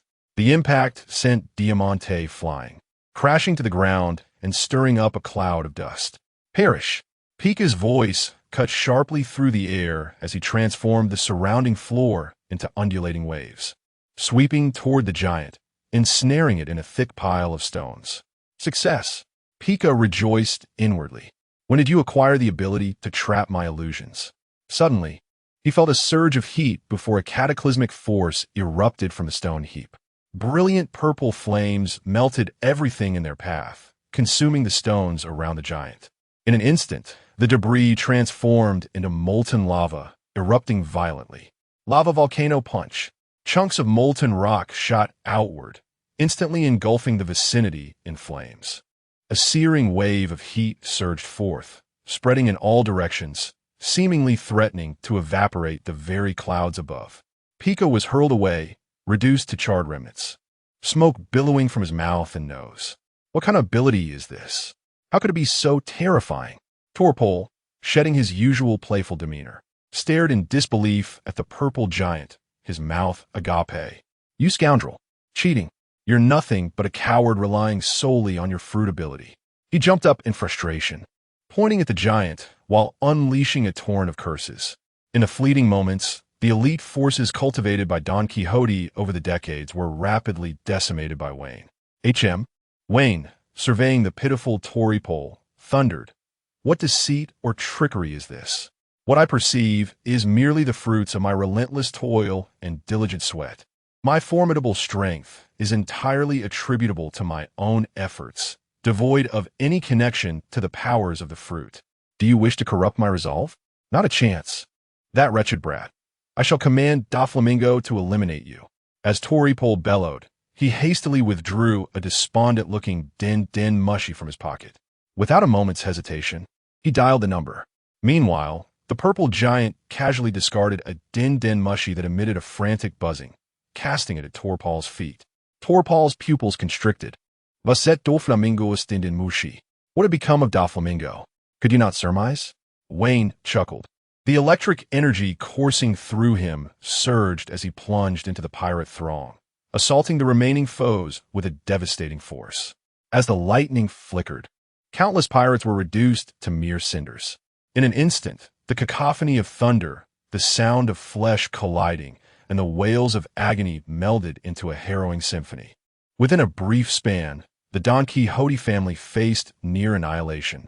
Cough, cough, an elderly balding comrade, Lao Ji, after enduring several heavy blows and electric strikes, succumbed to the ground, yet a semblance of relief graced his countenance.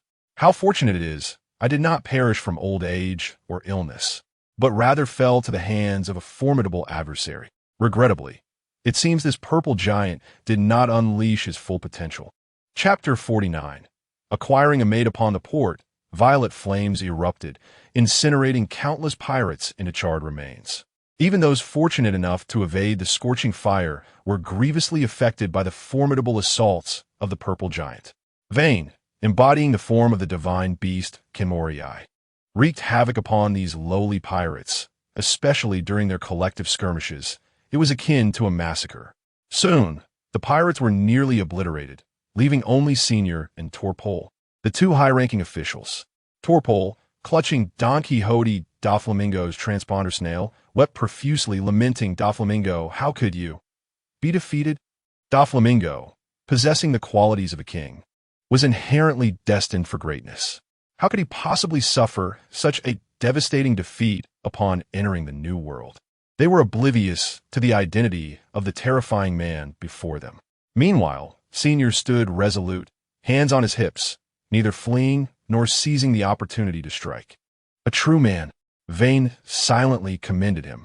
Yet, accolades aside, their allegiances differed, and Vayne could not afford to spare him.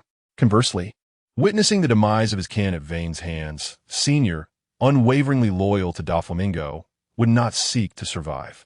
Only through combat could this turmoil be resolved. Senior's body began to meld into the earth, his arms adopting a swimming posture as he glided toward the purple giant. The solid ground flowed like water. And as he reached the giant's feet, Senior executed a perfect dive, spinning gracefully in midair before launching a powerful fist at the giant. Meow meow, cyclone fist. Though the strike was easily avoidable for Vayne, he raised his right fist to deliver a crushing blow to Senior. Boom! Their attacks collided fiercely. Yet, within mere seconds, Senior was sent hurtling backward like a severed kite, crashing into a deep pit and kicking up a cloud of dust. Thus, the battle concluded, with the Don Quixote family nearly annihilated. In the distance, the pirates of the Beast's pirates, observing the scene, were profoundly stunned, their mouths agape and eyes wide, too captivated to blink, lest they miss such an exhilarating confrontation. One incredible display of power. How thrilling! Witnessing Brother Vayne's formidable strength made even death feel worthwhile. Indeed, it seemed Brother Vayne was destined to become the next calamity for our beast pirates. Calamity? Surely, he is the vice captain. Flattering words reached Vayne's ears, darkening his expression. Calamity. Vice captain. Enough already. If you continue, I might just find myself intrigued. Subsequently, at Vayne's behest, DeVago, accompanied by several agile pirates, maneuvered the Don Quixote family's ship closer, a precaution against any potential escape by the remaining pirates. Vayne was acutely aware of the importance of eradicating threats completely. Brother Vayne, we found several children on the deck. Dave and several pirates, as if lifting little chicks, brought the children before Wayne.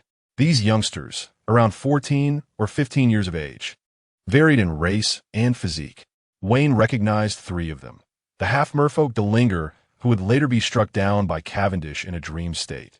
The rotund Buffalo, a user of the spin fruit, capable of transforming into a helicopter and soaring into the skies. And the tall, charming girl dressed as a maid, known as Baby 5, who possessed the weapon fruit abilities. Captured by Dave, Baby 5 struggled fiercely in midair, kicking her legs. You bastards, let me go. I will kill you. Baby 5 was no ordinary child.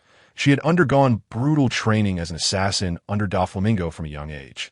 In the next moment, her arm morphed into a cannon, aimed directly at Dave, and she pulled the trigger. Before Dave could react, the dark cannonball expanded in his vision. Boom! Wayne had already deactivated his fruit powers, darting over and slicing the cannonball apart, the shockwave hitting Dave's face and causing him to stagger back several meters, though he sustained no fatal injuries. Phew, that was close. Thank you, Brother Wayne. Dave's face was still pale with shock. He then drew his sword, glaring fiercely at the dangerous little girl. You wicked little demon. I will personally wait. Wayne interjected, halting him. In the next moment, bastard. What kind of monster are you? Baby 5 transformed her arm into a large blade, preparing to strike Wayne's head. Clang! Wayne, with his arms enveloped in hockey, caught the blade directly and regarded her with keen interest. Baby 5, if I recall correctly, this woman's ability is to grant any request. With this thought, a smirk played on Wayne's lips as he extended a hand towards her. Baby 5, I need you. Be my lifelong maid, and I shall never abandon you. WH, what did you say? Baby 5, who just moments ago had seething anger in her eyes, suddenly blushed, covering her face in a bashful manner. W, you really need me? Yes, yes, Wayne nodded earnestly. I truly need a loyal maid by my side. Come here. Realizing she might have to acquiesce to this unreasonable request, Baby 5, with all her strength, leaped into Wayne's arms, nuzzling against him like a small kitten. With teary eyes, she gazed up at Wayne. Why you really want to abandon me? Of course, Wayne gently stroked her silky black hair, whispering in her ear, Trust me, Baby 5, I could never exploit a girl's emotions. Baby 5 nodded vigorously, tears streaming down her cheeks. She felt needed. What a blissful, wonderful feeling. Wayne. Is his name Wayne? This scene left the surrounding pirates in utter shock. Truly, Brother Wayne is remarkable, with just a few words. He turned the enemies against each other. What a spectacle. Clearly, they have misunderstood the situation. According to Baby 5's character, she would unhesitatingly comply with any request made of her. However, at this moment, Buffalo, held by the pirates, was incensed and shouted furiously at Wayne, You bastard! What have you done? Baby 5 is a member of the Don Quixote family. How would you treat her like this? Witnessing a comrade's betrayal was something Buffalo simply could not bear. Yet, Wayne refrained from further derision or scorn, calmly stating, "The cruel sea is inherently merciless. However, rest assured, Buffalo, I will take good care of Baby 5. As for you lot, you may join the Beast Pirates. I can offer you this opportunity." "Bah," spitted the fishman hybrid Dringe. "What do you take us for? Betraying the young master is more humiliating than death itself. Do not forget, pirates also have their code of honor." Upon hearing such impassioned words, Wayne was visibly moved. "Very well, I acknowledge you." He then turned to Dave and commanded, "Take these individuals back and send them to the rabbit bowl for labor." Chapter 50. Crane, have I come in vain? In the span of a single night, Don Quixote was vanquished, and even Doflamingo was captured, an astonishing turn of events for a pirate crew of the Seven Warlords.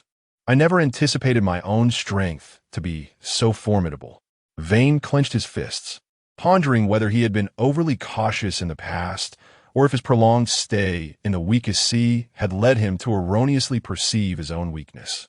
As he contemplated, Baby 5 wrapped her arms around his, her eyes transformed into heart shapes, gazing at him with adoration. "My Lord Vane, how should I address you henceforth?" "Perhaps." "Master?" Vane forced a smile, deciding it best to stick with my Lord Vane. "Very well, my Lord Vane. Feel free to command me." "You traitor, Baby 5. I shall not forgive you." Biafro bellowed at her. "Humph, what nonsense are you spouting? My Lord Vane is my most cherished master," she retorted, her demeanor shifting dramatically as she delivered a swift kick that shattered Biafro's front teeth. Moments later, a blue and white naval vessel approached from the distance, its blinding lights illuminating the entire port. "My brother Vane, it's the Navy, a large warship, likely of at least the rank of a rear admiral. What should we do? Should we retreat?" Vane squinted as he gazed towards the figures on the ship's bow. Prior to arriving at Dressrosa, he had notified Admiral Sengoku, requesting reinforcements, primarily out of concern for his own ability in combat. However, he had not anticipated that Doflamingo would prove so easily subdued. He had hardly exerted himself before the villain fell. Yet, Vane was taken aback to learn that the veteran Crane, a rear admiral, was aware of his joining the sword. Upon reflection, it made sense, for Admiral Sengoku, Crane, and Garp had been comrades who had faced life and death together. It was only natural that Crane would be informed. "What should we do, my brother Vane? Retreat? Or shall we face the Navy in battle?" Daifugo asked nervously. He was genuinely concerned that Vane might choose to confront the Navy, especially after his recent engagement in combat, which must have left him fatigued. Jack had also sustained serious injuries and was being treated nearby. Daifugo was uncertain of the intentions of the Dressrosa soldiers outside. It hardly seemed like the opportune moment for a clash with the Navy. Vane's expression remained impassive as he raised a hand slightly, signaling indifference. "It matters not. I shall take action." With that, he cradled Baby 5 in one arm, pushed off the ground with his feet, and soared into the air towards the approaching warship. The six-form style was indeed an impressive martial technique. Although each move was deceptively simple, its practicality was undeniably profound. The reason he brought Baby 5 along was quite straightforward. Her character was exceedingly perilous, and he feared that if he left her behind, she would be deceived back into the clutches of those unscrupulous individuals. A mate acquired must not be allowed to escape. In the eyes of the pirates, Brother Wayne was astonishingly charging toward the warship with nothing but that girl for their safety, instantly stirring their emotions. One by one, they knelt and wept. "Brother Wayne, you are truly magnificent. Please do not go." Wayne stumbled in midair, nearly plunging into the sea, the veins on his forehead bulging. "Are you all weeping at a funeral?" In no time, Wayne found himself hovering above the warship, gazing at the three ladies standing at the bow. There was Commander Crane and Senior Guillaume, alongside another figure. Peacock, all familiar faces from his time in Marineford. Upon spotting him, the Navy soldiers on the deck raised their rifles and cannons, taking aim. "Who is that?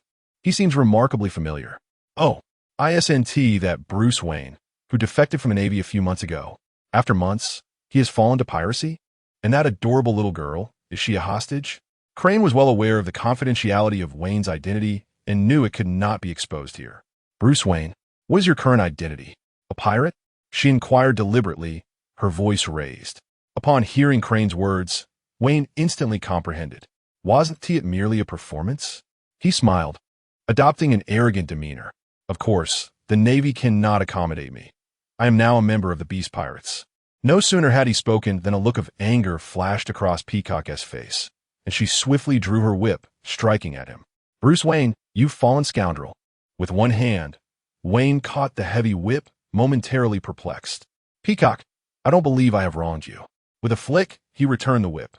Baby 5, nestled in his embrace, gritted her teeth, and exclaimed, You dare lay a hand on Master Wayne?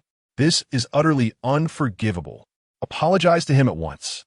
At her words, Peacock's fury intensified as she glanced at the maid-clad Baby 5. I didn't expect you to find yourself a maid, and a minor at that. Wayne's expression darkened. Do not slander me. I am merely assisting a homeless little girl. Peacock continued. Have you forgotten what you previously proclaimed? Did you not say that celestial dragons are even worse than beasts, and that one day you would bring the Navy to conquer the Red Line? It suddenly dawned on Wayne. Indeed, during his drunken state at the newcomer banquet in Marineford, he had uttered such words, and Peacock, a lieutenant at the Navy headquarters, had been present. Peacock, retract your earlier statement. Beside her, Guillaume quickly interjected, cautioning such words must not be uttered. Yet, Guillaume felt a twinge of confusion, for she was acquainted with Wayne. Although he was not as extreme as Sakazuki, Wayne represented the hawkish faction within the Navy when it came to pirates. How could such a righteous Navy officer descend into piracy?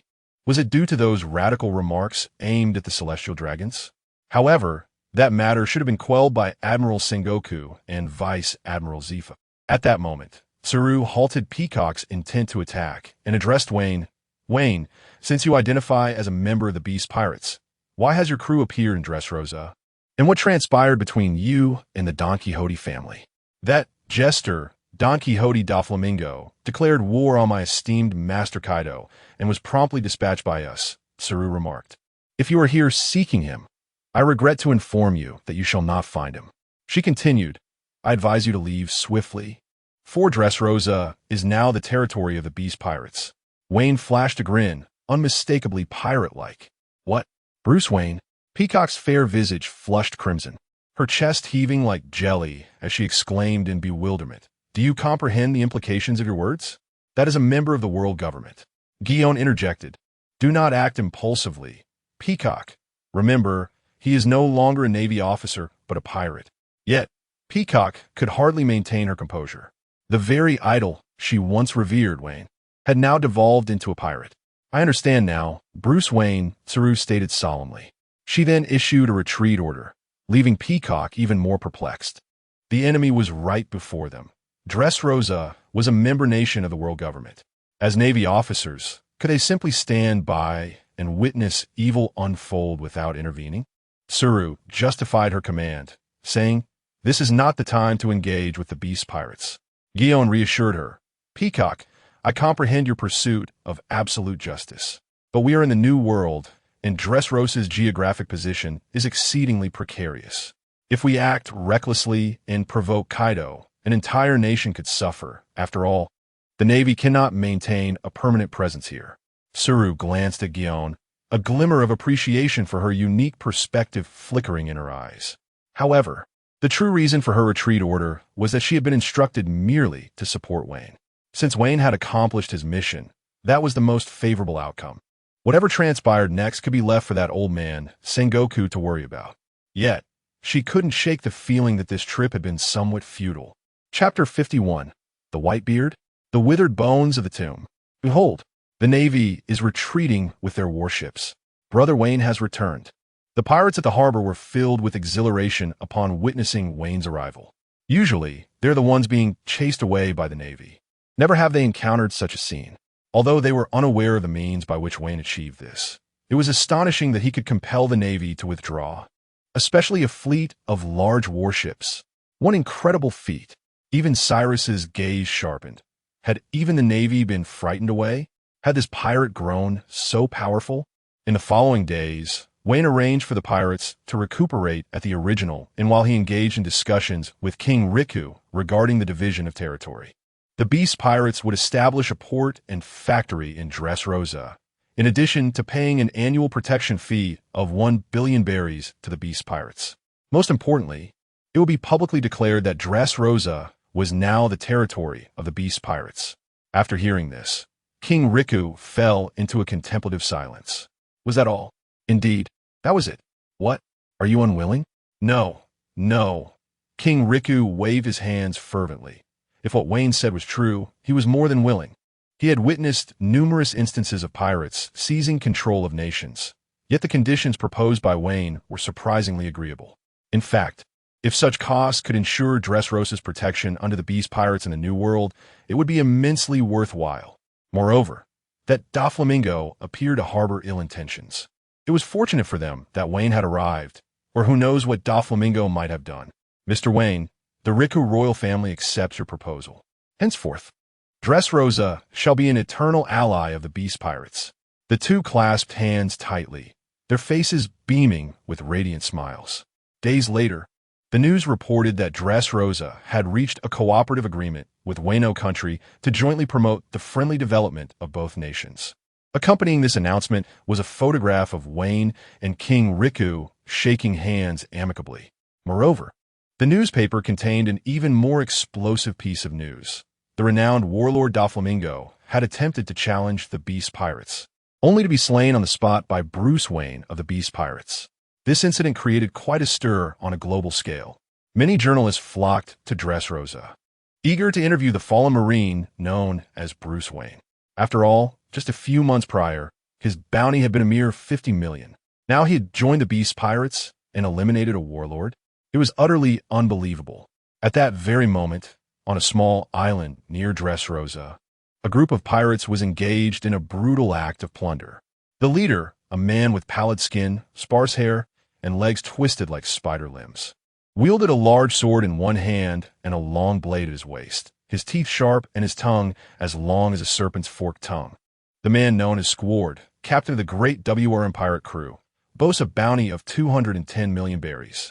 He is also a son adopted by Whitebeard. Brother Squard, a pirate hurriedly approached, respectfully presenting a newspaper. I just shot down a newspaper, Seagull. Oh, a newspaper? Does it contain any intriguing news? Squard licked his lips and began to peruse its contents. However, upon catching sight of the headline, his pupils constricted and a nameless fury began to surface in his gaze. Through clenched teeth, he enunciated, once again, it's that beast pirate crew, Bruce. Vain. Squard had been under Whitebeard's wing for many years, holding immense respect for his father figure. 10 years prior, the detestable Kaido had seized Wano Country and slain their former comrade, Odin. When Odin perished, their father had wept in sorrow. Yet, even when the crew proposed to avenge Odin by vanquishing Kaido, their father refrained from launching an assault on Wano, citing the treacherous terrain that would cost them many lives. Squard, however, disagreed vehemently, believing that their father was overly cautious. In truth, the Beast pirate crew was insignificant compared to the Whitebeard pirates. Kaido deserved death. Likewise, the Beast pirate crew should perish. Squard was a man of extreme convictions, and later, he would showcase his filial prowess during the Marineford War, spurred by a few words from Akainu. Clearly, he was incensed once again. How dare they? To incorporate nations allied with the world government into their domain, spreading infamy across the globe. This was an act only the strongest pirate crew, the Whitebeard pirates, could accomplish. Squard summoned several hundred pirates under his command and commanded, Dressrosa is not far from us. Set sail. It is time for the Beast pirate crew to pay a price. The pirates around him voiced their concerns. Brother Squard, should we not consult father first? What are you afraid of? Who dares to defy Whitebeard while on these seas? If it were Jin or Queen, perhaps I would think twice. But a mere fallen naval lieutenant is not worthy of my concern. A lieutenant? I've slain rear admirals before. I am Whitebeard's son, and I cannot lose face. The pirates, daunted by Squard's resolve, complied with his orders and set sail towards Dressrosa. In Dressrosa, within the palace dungeon, Doflamingo was firmly bound to the ground by chains forged from sea prism stone, rendering him immobile. Vane lounged casually in a nearby chair, his legs crossed, while Baby 5, beaming with joy, massaged his shoulders. Ha ha ha, who would have thought I would lose to a brat like you? It's quite vexing, even reduced to a cornered beast. Doflamingo laughed uproariously, exuding a defiant air as if he were the victor. Vane was momentarily taken aback, his expression subtly shifting. Truly, he was in the presence of a formidable figure endowed with the conqueror's haki. Setting aside mere strength, Doflamingo's disposition was not something an ordinary person could rival. Doflamingo, it seems your ambitions will come to an end here, Vane remarked nonchalantly. Doflamingo, unfazed by Vane's provocation, cast a curious glance at Baby 5. Upon observing her actions, a grin spread across his face as he cheerfully declared, "It appears you know this child quite well. Rest assured, I shall take good care of her." "That is reassuring." Vane chuckled softly. "She is a rather unfortunate yet good-hearted child." At these words, Vane's expression faltered. In that moment, Doflamingo could have easily commanded Baby 5 to launch a surprise attack on him, or to never pledge her loyalty, yet he refrained from doing so. Was it that he found such actions meaningless, or did he genuinely care for the safety of his so-called family? Just as Vane was about to speak again, a soldier rushed in with urgency. "My Lord Vane, a pirate ship has arrived at the harbor, flying the flag of the Whitebeard pirates." The Whitebeard pirates? Vane was indeed taken aback. What could they possibly want at this moment? Before long, Vane and his companions arrived at the harbor. Curious, Daifugo, and the bandage Jack were all present. Jack, who had been recuperating in bed, had been advised that he would remain bedridden for several months due to his injuries. However, upon hearing that the world's strongest pirate crew was approaching, he sprang from his sickbed, insisting on joining the fray. There were many things he could forego, but he could not miss out on a fight, especially when it came to the Whitebeard pirates. With the fierce sea winds howling, Squardo and his crew had already landed on the island, directly confronting Vane and his group. "Hey, which one of you is Bruce Vane?" Squardo shouted angrily. Upon recognizing the newcomer, Vane could not help but laugh. Was this not the most doting son of Whitebeard? It seemed this fellow's intellect was lacking. As he dared to venture here, perhaps this would serve as a splendid opportunity to ignite a conflict between the Whitebeard pirates and the Beast pirates. With this thought in mind, Vane casually responded, "Hands in his pockets, Grandpa is here." Squardo was momentarily stunned, only to be consumed by rage as he shouted, "Damn it! Do you know who I am?" "Ha, who are you?" "We are the Whitebeard pirates." One of the pirates beside Squardo proclaimed with pride. Vane smirked slightly. Whitebeard had indeed spoiled them, allowing them to believe that having a great father meant they could act with impunity. Thus, Vane feigned ignorance and asked, "Who is Whitebeard?" "Huh." Squardo felt as though he had just heard a joke. "Kid, are you trying to play dumb with me? Let me tell you, do not be so arrogant. When you fall into our grasp, we shall sever your hands and feet and hang your head upon a flagpole. At that moment, you shall truly comprehend who Whitebeard is. Oh dear, how frightful Whitebeard truly seems." A look of sheer terror suddenly adorned Wayne's face. Of course, it was merely an act. He pretended to be so frightened that he stumbled back a few steps, extending his hand for Cyrus and Dave to steady him. However, the surrounding pirates, well aware of Wayne's penchant for theatrics, stifled their laughter behind their hands. Cyrus observed the frightened Wayne, his expression tightening, feeling a touch of embarrassment. Is it truly appropriate for a strong individual to indulge in such dramatics? "Oh, I am utterly terrified," Wayne exclaimed, his voice trembling once more. "Why do my hands tremble uncontrollably? Why does such dread consume my heart? I genuinely fear that Whitebeard will come to sever my hands and behead me." Yet almost immediately, he rose slowly, a change washing over his face, and he began to laugh boisterously, a smile that could not be suppressed gracing his lips. He turned to Squard and coldly declared, "Let me enlighten you. Whitebeard is nothing more than a decayed corpse in a grave." Squard retorted, "You, when Roger was alive." Whitebeard knelt behind him, bowing in submission, even offering up his own crew for the sake of survival. After Roger's demise, he remained a failure, never achieving the status of a true king. "My master, Kaido, personally slew Odin, yet what of it? Where was Whitebeard at that time?" Huh? Go back and inform your old man, that if he dares to venture to Wano. As he spoke, Wayne drew a pistol from his waist, retrieving a bullet to display to the crowd. I bestow upon him a single bullet. Chapter 52. The electric spark of fingertips, 1,000 birds. Squard trembled with rage, his body quaking with fury. Had his gaze possessed lethal intent, Wayne would have perished several times over. You shall not insult my father. This era is ruled by Whitebeard. As the words left his lips, Squard unsheathed a massive 5-meter-long cleaver, surging forward with murderous intent on reducing Wayne to mere fragments. Confronted by the onslaught of the filial blade, Wayne narrowed his eyes. Was this fellow not carrying a bounty of over 200 million berries? However, to Wayne, who wielded advanced observation haki, Squard's actions were riddled with flaws. With a direct slash, the colossal blade descended upon Wayne's head like a force of nature. Yet at the precipice of impact, Wayne merely sidestepped, artfully evading the assault. Clang! The sharp sound of metal colliding echoed violently. In an instant, Wayne drew his military knife.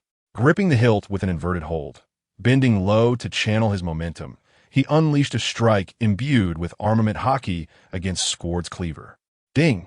In the face of Squard's astonished expression, his finely crafted steel cleaver, untouched even by a single dulling, snapped in two.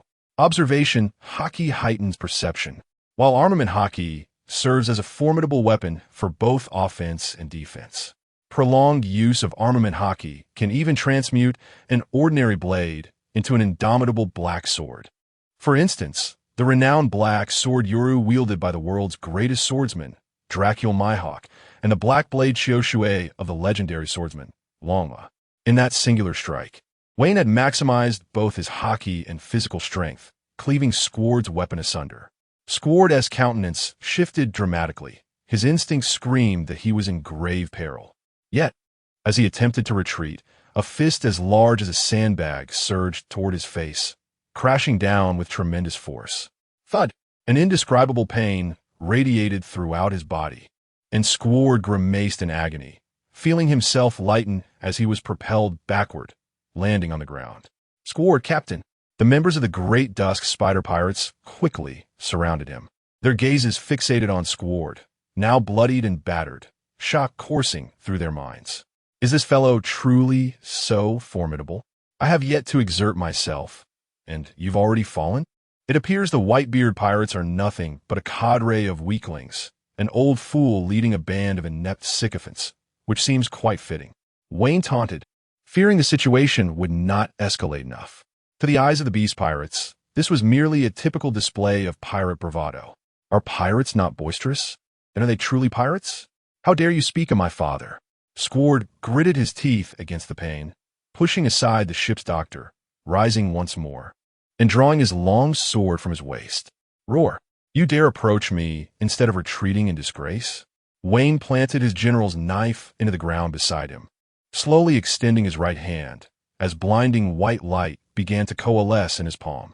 Ziz! Countless silver bolts of lightning intertwined and coiled, their tremendous power resonating with a sound akin to 1,000 birds singing in unison.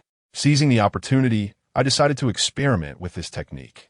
The god of thunder, Kanamitsuke's, possesses the extraordinary ability to manipulate lightning at will. Although he cannot transform his body into pure elemental form, the unique constitution granted by his devil fruit powers allows him to completely resist the onslaught of this terrifying natural force. Lightning? Squard paused momentarily. No, it seems there is also haki within the lightning.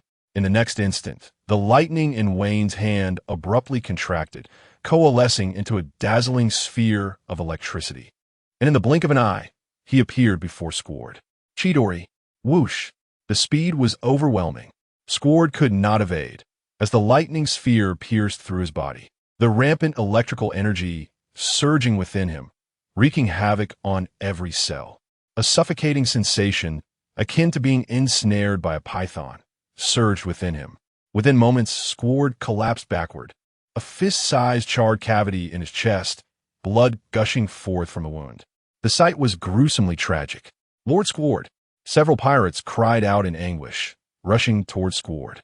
At that moment, Wayne abruptly lifted his leg, unleashing a wave of slashing energy that swiftly struck down several individuals, extinguishing their lives. Witnessing this, the remaining pirates of the Great Worm, Spider Pirates, recoiled in fear, glancing at Wayne standing beside Squard's lifeless body, none daring to advance further, terrified that this merciless foe would strike again. After coldly surveying the crowd, Wayne calmly declared, "Return and inform Whitebeard that in the New World, he should lower his head and act with humility. If he refuses, let him come to Wano to face me.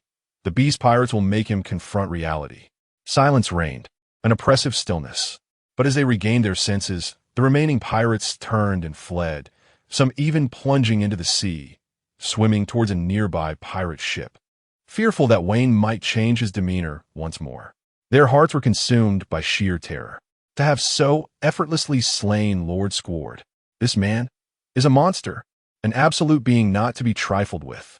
The Beast Pirates are terrifying. Even an unnamed minion possesses such formidable strength. It is unfathomable to consider the true might of the Beast Pirates, two Calamities, and Kaido himself. Perhaps this fellow speaks the truth. The Whitebeard Pirates are no longer the most powerful crew upon these seas. Wayne's lips curled into a subtle smile. He turned to gaze at the charred corpse, a testament to Squard's unexpected surprise.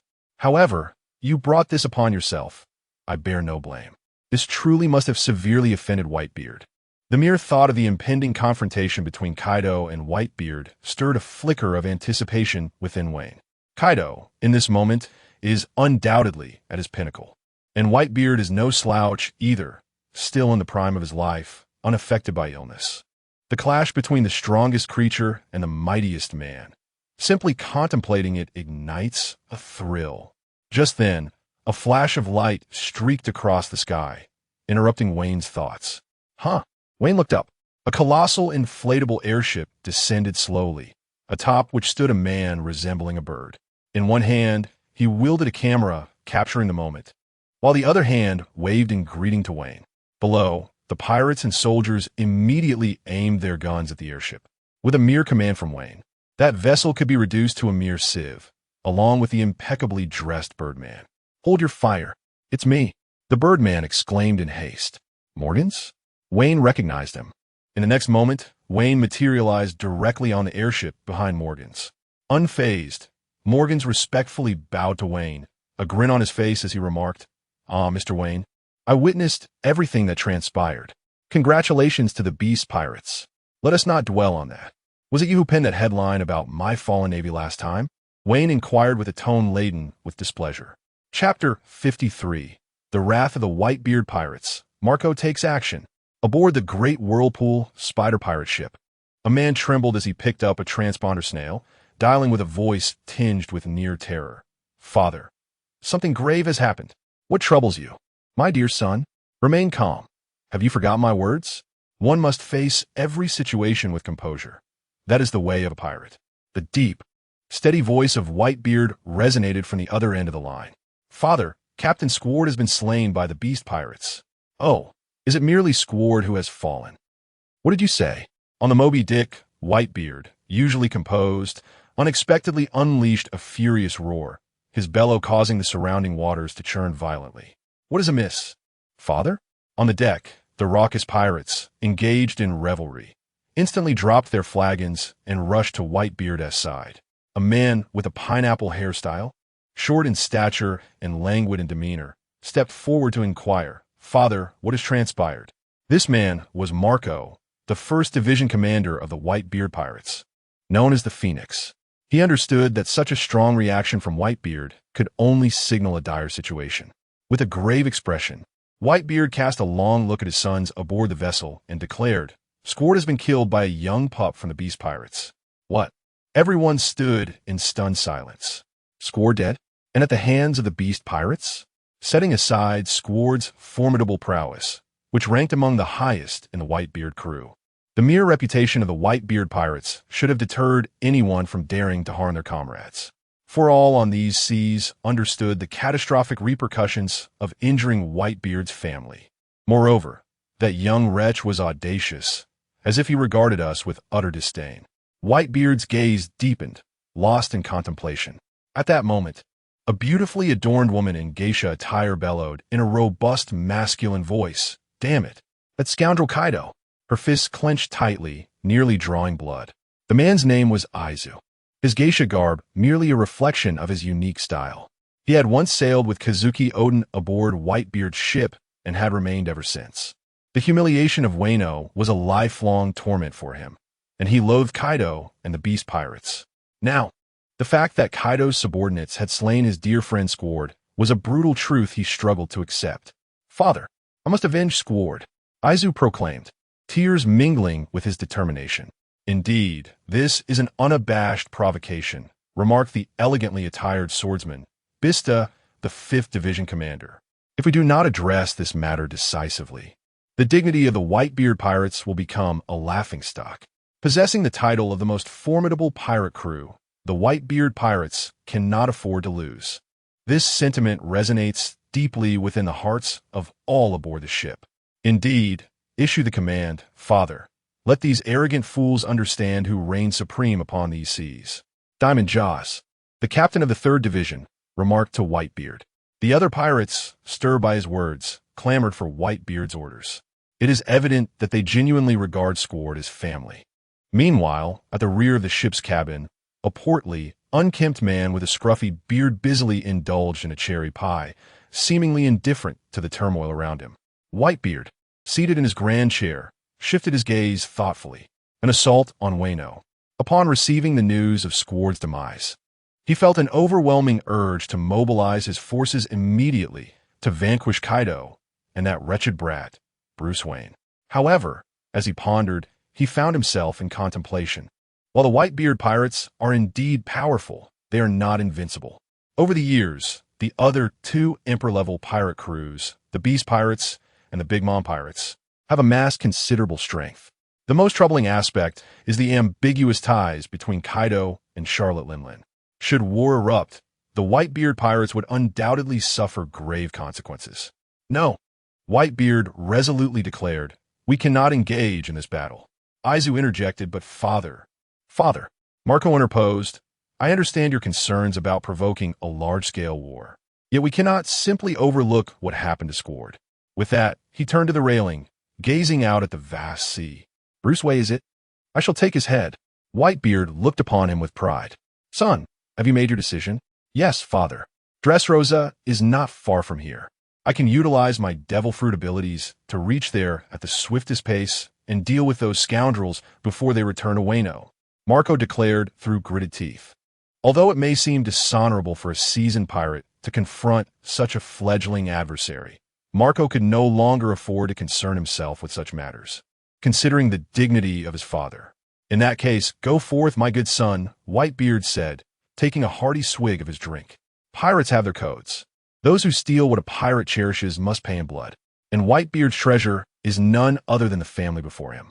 Subsequently, after gathering intelligence from the great whirlwind pirates, Marco positioned himself at the railing, his gaze fixed intently on the direction of Dressrosa. At that moment, Aizu approached with concern. Marco, that Bruce Wayne is not as simple as he appears. You must exercise caution. Oh, there is no need for worry, Marco replied confidently with a smile, waving his hand. Although that fellow's abilities may be troublesome, I will prevail. As soon as he finished speaking, his hands transformed into wings ablaze with blue flames, propelling him into the distance. Dressrosa, aboard the airship. That headline was pinned by you, wasn't it? Wayne's tone was rather unfriendly as he inquired of Morgans before him. Well, perhaps it should be, right? Morgans, upon seeing the grim expression on Wayne's face, felt a pang of anxiety. Noticing Wayne's hand moving towards his waist where his pistol was holstered, Morgans hastily interjected, Please, Wayne, that headline was merely a misunderstanding. Admiral Sengoku insisted that our newspaper amplify the portrayal of your misdeeds, and considering you are now a pirate, such negative press could be seen as beneficial for you. Wouldn't it? At these words, Wayne smirked slightly. You do have a point there. Nevertheless, Wayne still harbored no fondness for the sensational news. So, what brings you to Dressrosa this time? Haha, Morgans replied, quite familiar, as he clapped Wayne on the shoulder. Of course, I am here to conduct an exclusive interview with our pirate prodigy, Bruce Wayne. Chapter 54. Teacher Zephyr, a yearn for progress interview? Indeed, the once-beloved Justice Navy has now allied with the Beast Pirates, transforming into a notorious pirate bent on conquering nations, even going so far as to slay Whitebeard's crew and openly insult him. If this were to be penned as a headline, it would surely be captivating. Morgans exclaimed, brimming with enthusiasm. As a journalist, nothing excites him more than witnessing the astonished expressions of readers as they peruse the newspaper. Moreover, I share a long-standing rapport with your Captain Kaido. Thus, young Wayne, we could collaborate. Wayne pondered for a moment and found merit in his words. The more fuel for the fire, the greater the potential for conflict. Very well. Considering your dedication in coming personally to Dressrosa, I shall reluctantly acquiesce to your request. Thus, Morgans commenced his interview. Mr. Wayne, may I inquire why you chose to leave the Navy and join the ranks of pirates? Is there a dark inclination within you? Or perhaps a hidden hardship?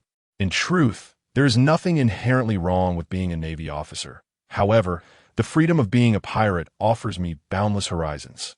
At this juncture, I must interject, for those aspiring to become pirates or seeking to transition from other crews, you are welcome to join the Beast Pirates, where we provide food and shelter along with excellent remuneration. Now, may I ask whether the recent provocation towards Whitebeard was instigated by Kaido, or was it your own sentiment? Mr. Wayne, the Whitebeard pirates are merely a collection of weaklings. They are unworthy of the title the strongest pirate crew. That honor rightfully belongs to us, the Beast Pirates.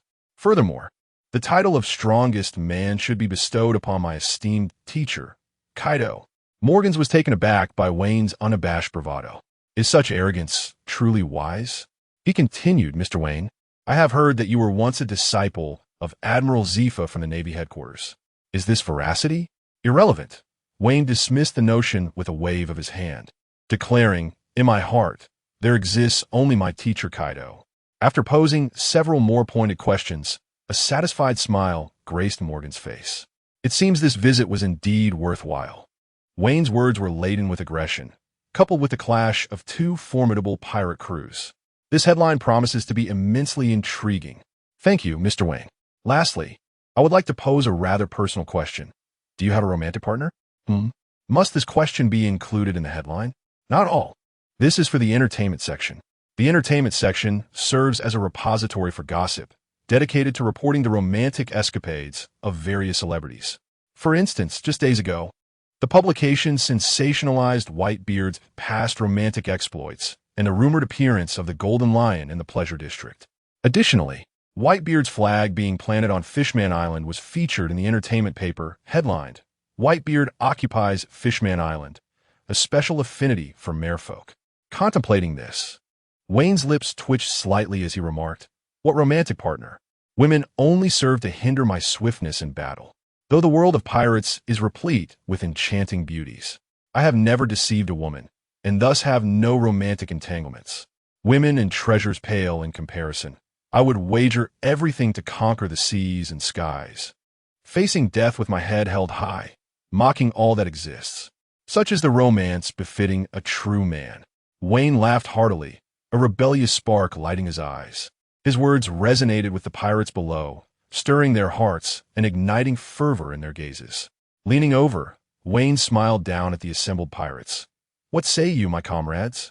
Are you prepared? The era of the Beast Pirates begins now. A roar of cheers erupted, so loud that it sent a small wave crashing against the rocky shore. Wayne, our esteemed leader, we pledge our lives to you. I shall be the first to follow. Let us eradicate all pirates of the world, for then we shall be the most notorious of them all.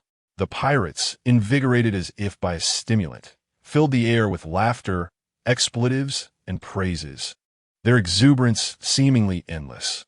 Even the soldiers of Dressrosa were nearly swept up in Wayne's enthusiasm, almost joining the jubilant throng. Witnessing this scene, Morgans was momentarily taken aback. Who would have thought this young Wayne harbored such ambition? Seizing the moment, he produced the camera hanging from his neck and pressed the shutter. A day later, Wayne, who allowed you to act as an undercover agent. Zephyr's roar emanated from the transponder snail, startling Wayne. Lower your voice, Teacher Zephyr. If others hear, I could find myself in a predicament. Surely, You don't wish for my undercover status to be compromised? At that moment, Wayne reclined in a lavish chamber of the royal palace, sipping juice through a straw. You better clarify the recent news, Zephyr demanded. Oh, it's all due to timing, or rather, Morgan's fault, Wayne replied, picking up a newspaper from the bed, where a sensational headline caught his eye. The man who publicly humiliated Whitebeard, Bruce Wayne. Indeed, the title was quite misleading. The article itself was even more outrageous, recounting how Wayne single-handedly faced the Don Quixote family and dramatically depicting the royal family of Dressrosa desperately seeking the Beast Pirate's protection. Eventually, it claimed that Wayne begrudgingly planted the flag on Dressrosa as soil. However, the news became increasingly absurd, stating that Bruce Wayne had killed the captain of the Don Quixote pirates, Squardo, with a mere glance, and declared war on Whitebeard, proclaiming his intent to become the Pirate King. He openly derided the Navy as fools, asserting that Admiral Zephyr's teaching prowess paled in comparison to Kaido's.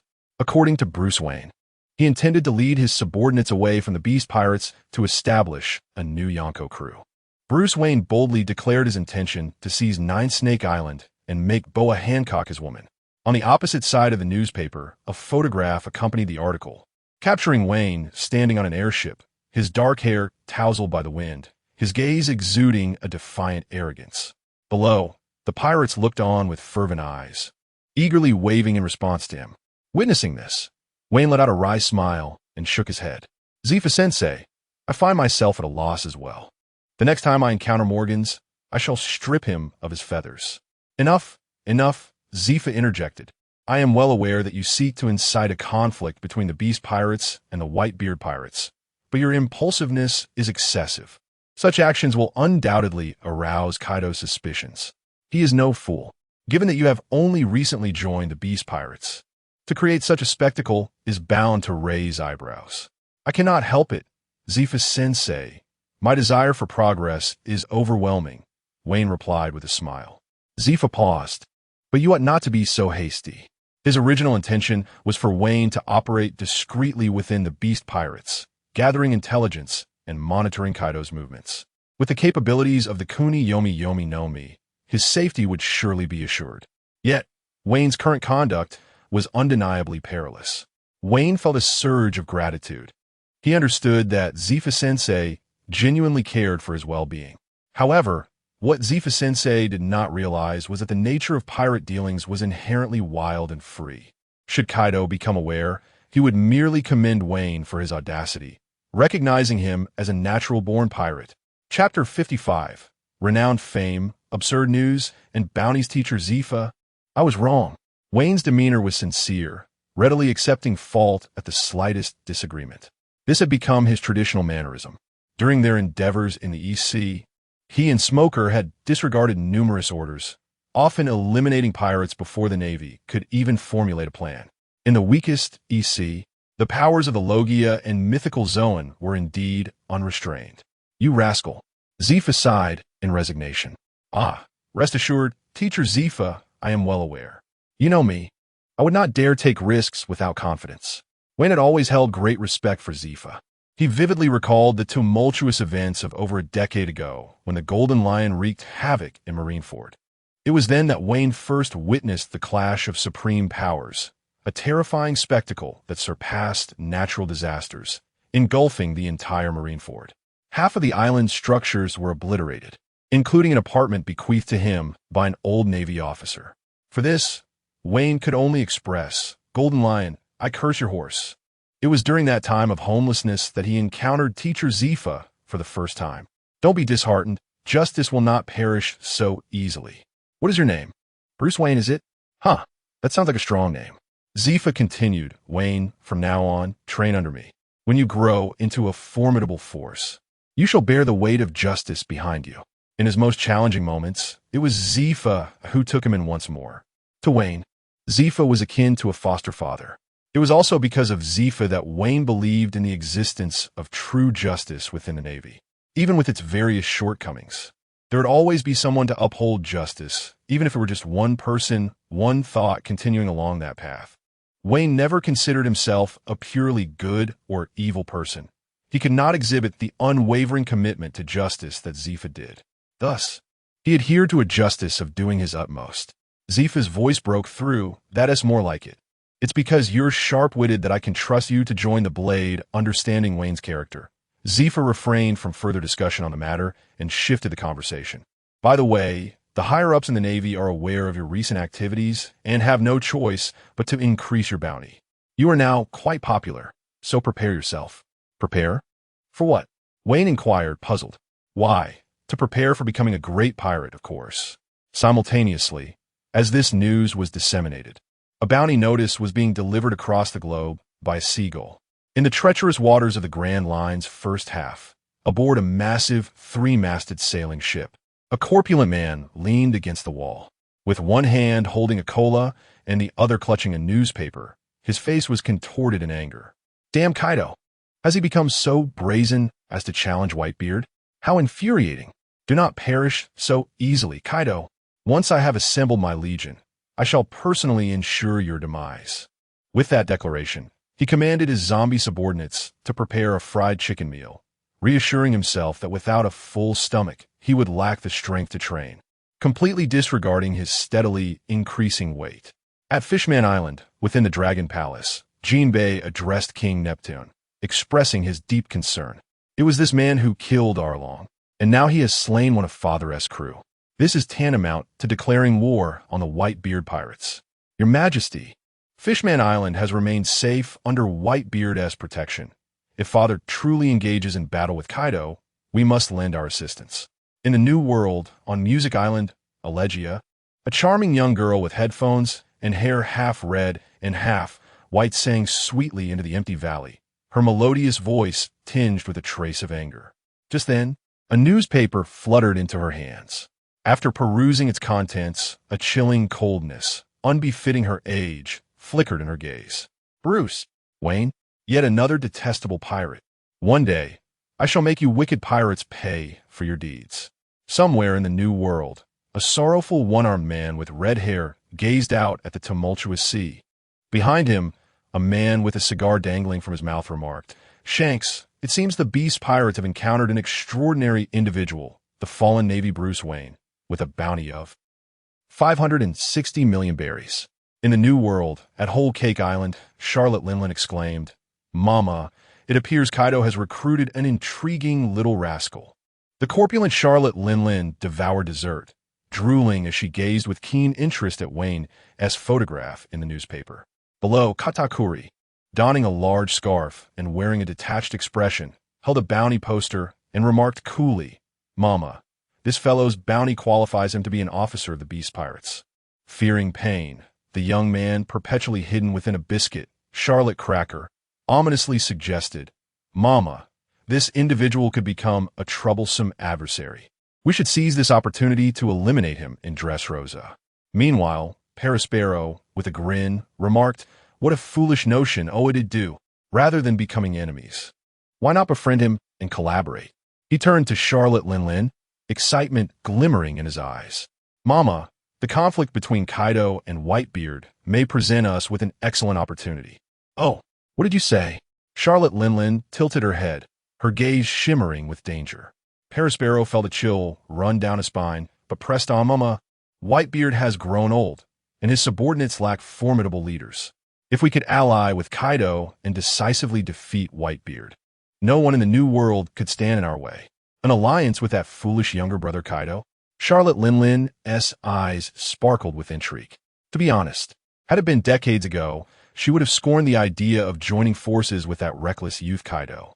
Yet, after years of navigating the New World and encountering numerous formidable creatures, she increasingly realized that establishing dominion over the world and becoming the sovereign of the seas solely through her own might was indeed a formidable challenge. However, should she join forces with Kaido, a monster on par with her own strength, the situation would be markedly different. Years had passed, and their current standings were intimidatingly high. Occasionally, conflicts arose among their respective pirate crews, leading both parties to hesitate in proposing an alliance. However, if the adversary were Whitebeard, with this thought, Charlotte Linlin burst into a gleeful laugh. Mama, my most astute son, This matter shall be entrusted to you, Perispero. Convince Kaido to accept the position of my vice-captain. Me? Perispero was taken aback by his mother's outrageous suggestion. You want me to persuade Kaido? To bend the strongest creature to the will of Big MOM? What a jest! He would surely eliminate me. Yet, Charlotte Linlin merely chuckled again. Oh, Perispero, you are still so timid. Look at how frightened you are. I was merely jesting. Upon hearing his mother's words, Perispero sighed in relief, inwardly grumbling that such jokes were no trifling matter. They could genuinely terrify someone. Very well, Katakuri, you shall journey to Wano, and take your siblings along for some training. Additionally, Smoothie, you should also meet this charming young lad. If you could win his affection and bring him to Whole Cake Island for marriage, he would be ours. Mama political alliances through marriage were quite common in Whole Cake Island, and no one expressed surprise at this notion. Understood, Mama. Charlo Katakuri, devoid of any emotion. Yes, Mama. A tall, striking woman with brown skin stepped forward. Her long, wavy white hair framed her beautiful features, and she donned a snug pink bodysuit that accentuated her elongated, slender legs. She bowed respectfully to Charlotte Linlin, her expression unwavering, as if the prospect of marriage was merely another ordinary task to her. Chapter 56. Negotiation with Doflamingo. The secrets of the Celestial Dragon's 560 million? Wayne exclaimed, astonished. After years of pursuing justice, the total bounty of all the pirates he had apprehended barely amounted to that sum. Teacher Zephyr, may I claim the bounty myself? Certainly, as long as you can bring your own head along, Zephyr replied. Perhaps I shall forego that idea. By the way, Wayne, Zephyr continued, there have been recent reports of the Golden Lion's whereabouts in the New World. While the accuracy of this information remains unconfirmed, I advise you to stay vigilant in the coming days. The image of the boastful, golden-haired figure of the Golden Lion flashed in Wayne's mind. There was a ferocity in that man's gaze reminiscent of a lion. Undoubtedly a scoundrel, yet one could not deny his innate regality.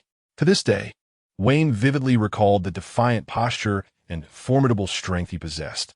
However, hadn't he gone into hiding? Wayne pondered silently.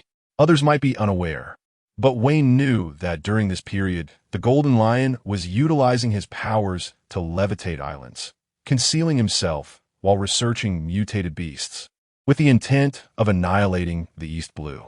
All right, Wayne, I merely wish to remind you, your focus should be on Kaido's movements, Zephyr instructed. Understood, Teacher Zephyr. After exchanging some recent intelligence, their conversation concluded. Subsequently, Wayne exited his chamber, intending to head to the underground prison of the royal palace. Upon stepping out, Baby 5 leaped into his arms, her soft skin pressing against him. Good morning, Lord Wayne. She greeted cheerfully. This time, Baby 5 had changed out of her maid outfit, donning a vibrant, youthful ensemble instead. The cropped white top paired with ultra-short shorts showcased her long, slender legs, which bore an almost exaggerated contrast to her petite frame. For an inexplicable reason, Wayne found himself struck by a peculiar thought. What if Yamato were to wear such an outfit? No, it would surely burst at the seams, regaining his composure. Wayne gazed down at the adorable girl in his embrace, her eyes sparkling with innocence, and felt a slight twitch at the corner of his eye. A wave of unwarranted guilt washed over him.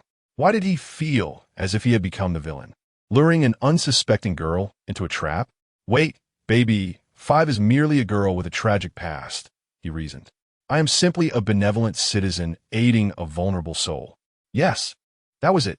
With this reassuring thought, Wayne felt justified as he gently pinched Baby 5's soft cheek and led her towards the prison.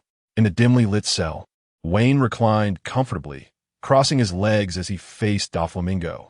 Although Doflamingo had been made homeless by his foolish father during his childhood, he had later leveraged his identity as a celestial dragon to negotiate with the world government, even daring to threaten them.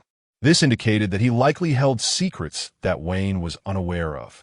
Even the treasures of the celestial dragons, ancient weaponry, and the elusive surgery of immortality are at stake. Wayne is genuinely eager to know. By the way, where did we leave off in our last discussion? Wayne folded his arms, speaking in a nonchalant tone. Is this how you engage in conversation? Doflamingo cast a sidelong glance at the chains binding him, a hint of mockery gracing his lips. You ought to comprehend your situation.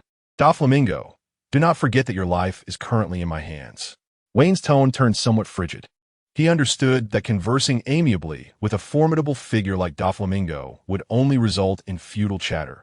Practicality was indeed preferable. With but a single word from me, you could vanish from this world without incurring any cost. A 7 warlord stripped of power is hardly a matter of concern for anyone.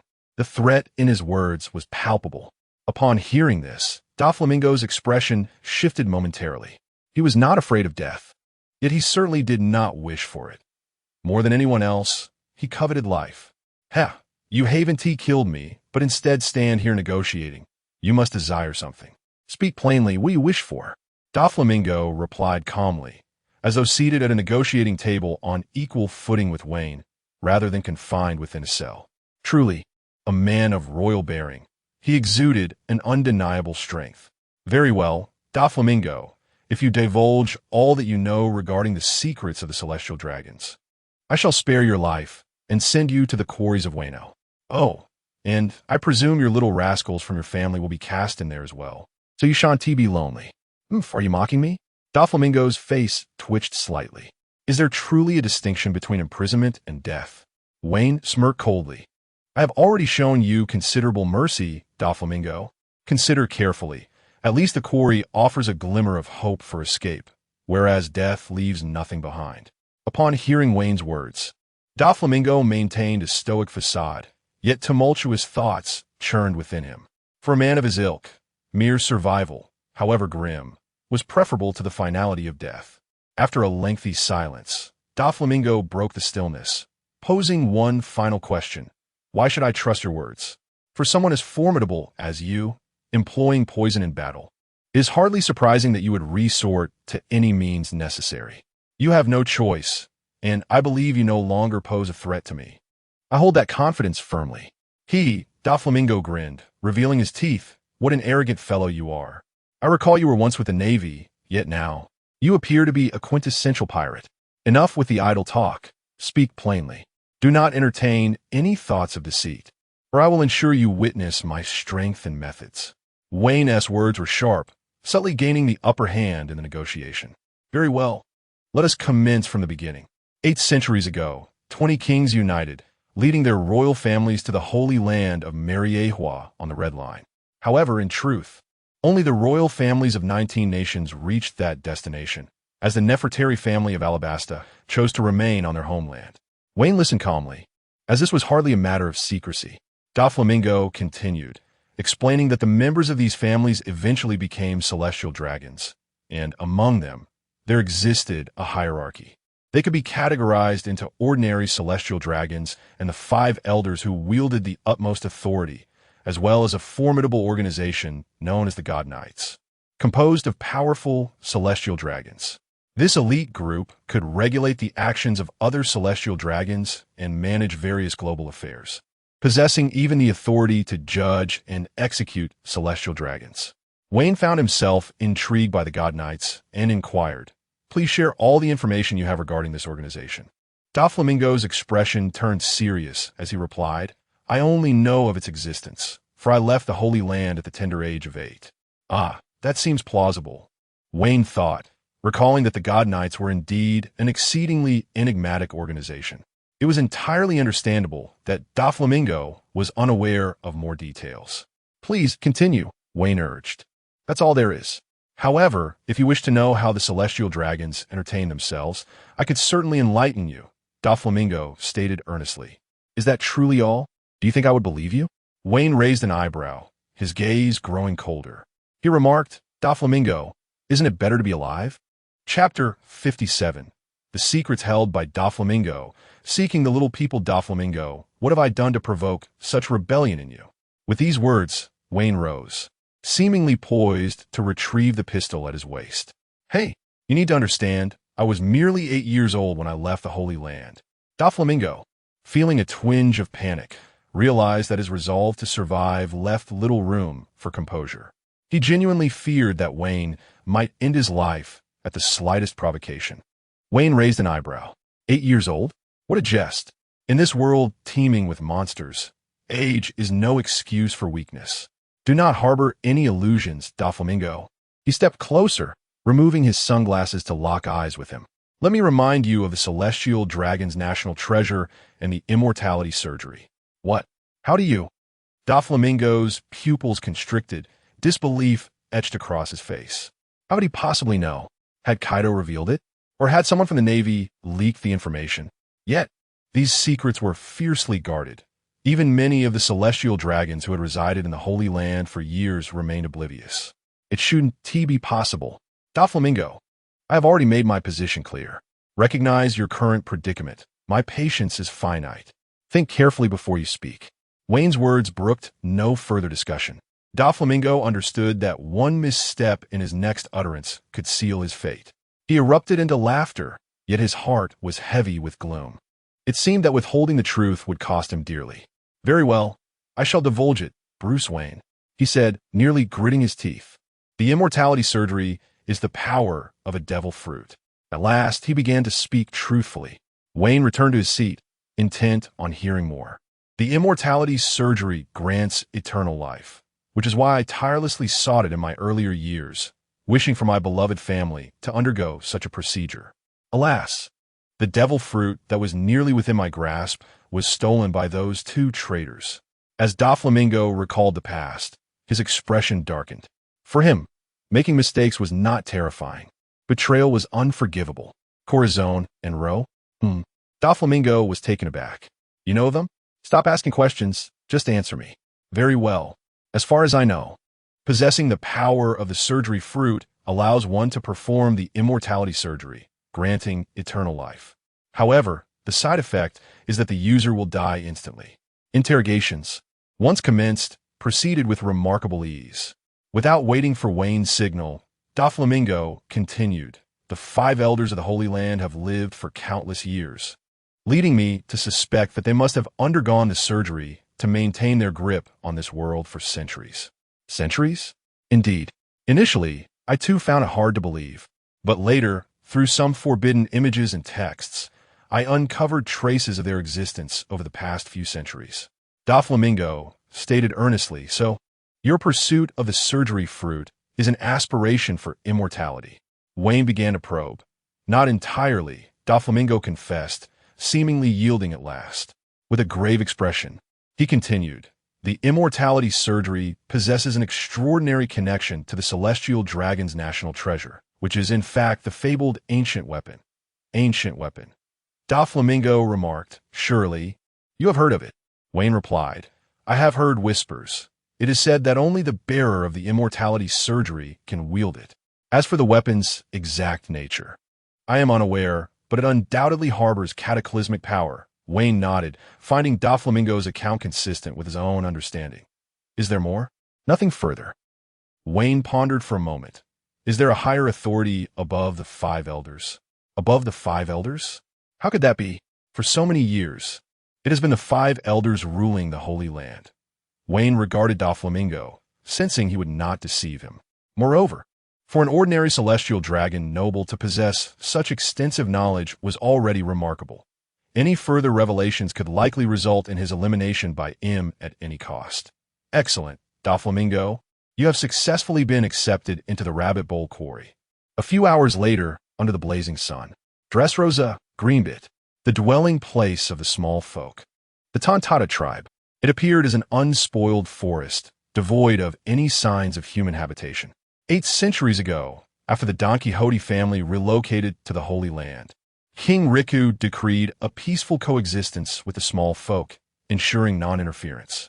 Although some of the small folk occasionally ventured into towns and were inadvertently discovered by humans. Such encounters were romanticized into urban legends. Wayne, Jack, Baby, 5, and Cyrus ventured into this woodland. An hour later, Brother Wayne, aside from towering trees and vines. It seems there is nothing else here. This hardly resembles a place where a doctor might reside. Jack, his body wrapped in bandages, queried while wielding a sickle to clear the obstructing vines. I would not deceive you, Jack, came Wayne's voice. After interrogating Doflamingo, Wayne had brought his companions here under the pretense of seeking a miraculous healer for Jack's ailments. After all, Jack had suffered grievously in the previous battle, first from Wayne's own blows, followed by an onslaught from the Don Quixote family as subordinates. Upon hearing Wayne's intentions, Jack was deeply moved, deeming him exceedingly kind. Thus, the four had journeyed to this place. However, after searching for over an hour, they discovered only the endless expanse of forest, seemingly devoid of anything else. Even Jack, having swung his sickle for so long, felt the wounds on his body threatening to reopen. "Mr. Wayne, you do not intend to seek out the small folk, do you?" Cyrus inquired, perplexed. Although he had never witnessed it firsthand, he had heard whispers of the diminutive race. "Hush!" Wayne gestured for silence, his gaze suddenly fixating on a thicket. "I've found him," he declared. Taking a couple of steps forward, he raised his voice. "Hey, don't hide, come out." A few others turned their attention to the same spot. The verdant shrubs indeed began to tremble, and soon a furry little figure sprang forth. Its appearance bore a striking resemblance to that of a human, albeit standing at a mere 20 centimeters tall. It had an oversized head, a nose reminiscent of an elf's, pointed and elongated, and atop its head sat a green wizard's hat with a silver needle fastened at its waist. A tail, akin to that of a squirrel, trailed behind it, creating a delightful contrast to its disproportionate form. "Oh, what is this? An elf? How adorable! I just want to pet its fluffy tail, baby," Five exclaimed, her eyes transforming into heart shapes at the sight of the little creature. "Is it from the Duntata clan?" Cyrus murmured in surprise. "It is, the little people," the diminutive figure exclaimed, eyeing Wayne and his companions with a mix of surprise and curiosity. "What brings you here?" "Fear not. We are pirates," Wayne replied nonchalantly. "Ah, so you're pirates. What? The infamous and wicked pirates, as the legends say? How dare you come here?" The little one's voice rang with the innocence of child. "Ha ha!" Jack chuckled deeply, his expression dripping with mockery as he regarded the tiny being. "This little one is quite amusing. Humph, do not underestimate me." Anger flickered across the little one's face as it firmly aimed the silver needle at the group, declaring, "I am the captain of the youth guerrilla team of the Sacred Little People, Leo of the Duntata clan." Chapter 58. I shall enforce a cruel 6-hour slavery on the little people. The Dongtata tribe can be regarded as the most benevolent race in the pirate world. In their worldview, the concept of a lie is non-existent. Vane positioned himself before the group and stated, "Leo, although we are pirates, we harbor no ill intentions. My dear brother has sustained grave injuries, and I wish to request the assistance of Princess Mancheri of the little people to heal him." Upon hearing this, the other three were momentarily taken aback. Was such earnestness truly expressed? Nevertheless, to request an audience with the princess of a tribe upon first meeting seemed utterly improbable. However, in the next moment, Leo exclaimed, "Oh, is that so? My sincerest apologies." He quickly stowed away his petite weapon and approached Jack, gazing with compassion upon the wounds adorning his body. "You must be in great pain. Allow me to escort you to the fierce Princess Mancheri." The three were left dumbfounded. Had they misunderstood? Was he truly so readily trusting? Did he perhaps harbor some grudge against the princess? Vane merely chuckled softly. Indeed, sincerity was the ultimate weapon against the little people. Leo had not even contemplated how Vane was aware of Mancheri's fruit abilities. The little people were such that they simply needed to unconditionally believe in others and maintain their innate kindness. Conversely, those who sought to enslave or deceive them had far more to consider. "Mr. Vane, could there be a hidden agenda?" Cyrus inquired anxiously. "Does he appear to be someone who contemplates schemes?" "Well, that too seems plausible." The group followed suit, gradually delving deeper into the primordial forest. Though small in stature, Leo's speed was not inferior to that of an ordinary human. Before long, they arrived at the base of a colossal tree, its trunk riddled with various size hollows, revealing it to be the stronghold of the Dongtata tribe. At that moment, Vane's observation Haki detected numerous pairs of small eyes peering at them from the surrounding grass, tree trunks, and flowers. "Hey, everyone, quickly fetch Princess Mancheri. I have brought an injured adult," Leo called out loudly. Subsequently, a rustling sound erupted as hundreds of diminutive members of the little people emerged from the corners. "Wow, it's an adult. And that one with the large teeth. Could that be the legendary elephant?" "No, the elephant's trunk isn't that short." Upon witnessing such an array of adorable little sprites, Baby Five's youthful heart was instantly ignited. She bent down, poised to reach out and touch the nearest little person. Yet, suddenly, with a swift motion, the little being darted away. How fast? Baby Five exclaimed in astonishment. Do not underestimate them, Vane elucidated. Though they are small in size, their strength and speed surpass that of ordinary humans. Vane's gaze shifted. The little people were born experts in cultivation, reputed to be able to grow any plant in the world, and their physical prowess was remarkably formidable. Aside from their overly simplistic minds, they are truly remarkable beings. If I could win them over, they would form an extraordinarily powerful legion. No. Why am I even entertaining such thoughts? Wayne tugged at the corner of his mouth. After all, he was a peace-loving member of the Justice Navy. How could he consider exploiting the benevolent little folk? Hey, Princess Mancherry has arrived. A voice interrupted Wayne's reverie. From the largest tree hollow emerged a procession of little people, at the forefront of which was a golden-haired girl clad in a white dress, her fair skin glowing like porcelain. Princess Mancherry. Behind her followed the elder of the Dong Tata tribe and a cadre of little soldiers in matching uniforms. Were the injured? Mancherry inquired softly. This was her first encounter with the larger folk, and she appeared quite bashful. It's this big fellow. Baby Five pointed at Jack. Is this a giant? The little princess gasped in surprise at Jack, who loomed like a small mountain, her mouth forming an A shape. Hey, slow-witted Princess Mancherry, hurry and treat him. You wouldn't want to witness his suffering, would you? Leo urged from his side. Why, you rude? Leo Mancherry suppressed her anger, maintaining a shy smile, and nimbly leaped onto Jack's head. Don't move, big guy. I'm here to heal you. Her soft voice reached Jack's ears, prompting him to nod instinctively. Wayne chimed in. Jack, be sure to accept the treatment. Princess Mancherry's abilities are nothing short of miraculous. Mancherry possessed the powers of a paramecia-type devil fruit, specifically the healing fruit, which allowed her to conjure special light particles to heal all ailments of living beings. Moreover, her tears held the same restorative properties. Not only that, Wayne recalled that she seemed to possess the ability to restore objects, albeit at the cost of her own vitality. Heal, Dandelion. Mancherry spread her arms wide, and a few tears welled up at the corners of her eyes, transforming into luminous particles that floated through the air like dandelion seeds, gently cascading down upon Jack's form. The wounds on Jack's body swiftly closed. Even the scars from his training began to fade. The treatment concluded rapidly, without surgery or medication, relying solely on a few droplets of tears. This left Baby Five and Cyrus utterly astounded. This fruit ability, it's simply extraordinary. Jack, feeling immensely relieved, couldn't help but exclaim, wow, I'm healed. Thank you so much, Princess Mancherry. If anyone ever bullies you, just come to me. I've got your back. His exuberance was evident. However, Leo, standing nearby, rolled his eyes and disdainfully remarked, Princess Mancherry doesn't need anyone to look after her. Her demeanor is all an act. In truth, she is quite the tyrant, often bullying others. Wayne's mouth twitched at this. Leo, it's no wonder you remain single. Vane glanced at Mancherry once more. Her eyes curved into a smile, albeit somewhat awkwardly. Yet, from her demeanor, Vane sensed an overwhelming aura of hostility. At that moment, an elder from the diminutive tribe emerged, dressed in attire befitting a chieftain. Ah, esteemed beings of the great tribe, is your sole purpose here merely for recuperation? Upon hearing this, Vane stepped forward with a cheerful grin and added, there is one more matter. I intend to capture you and take you back as slaves. What? You mean to enslave us?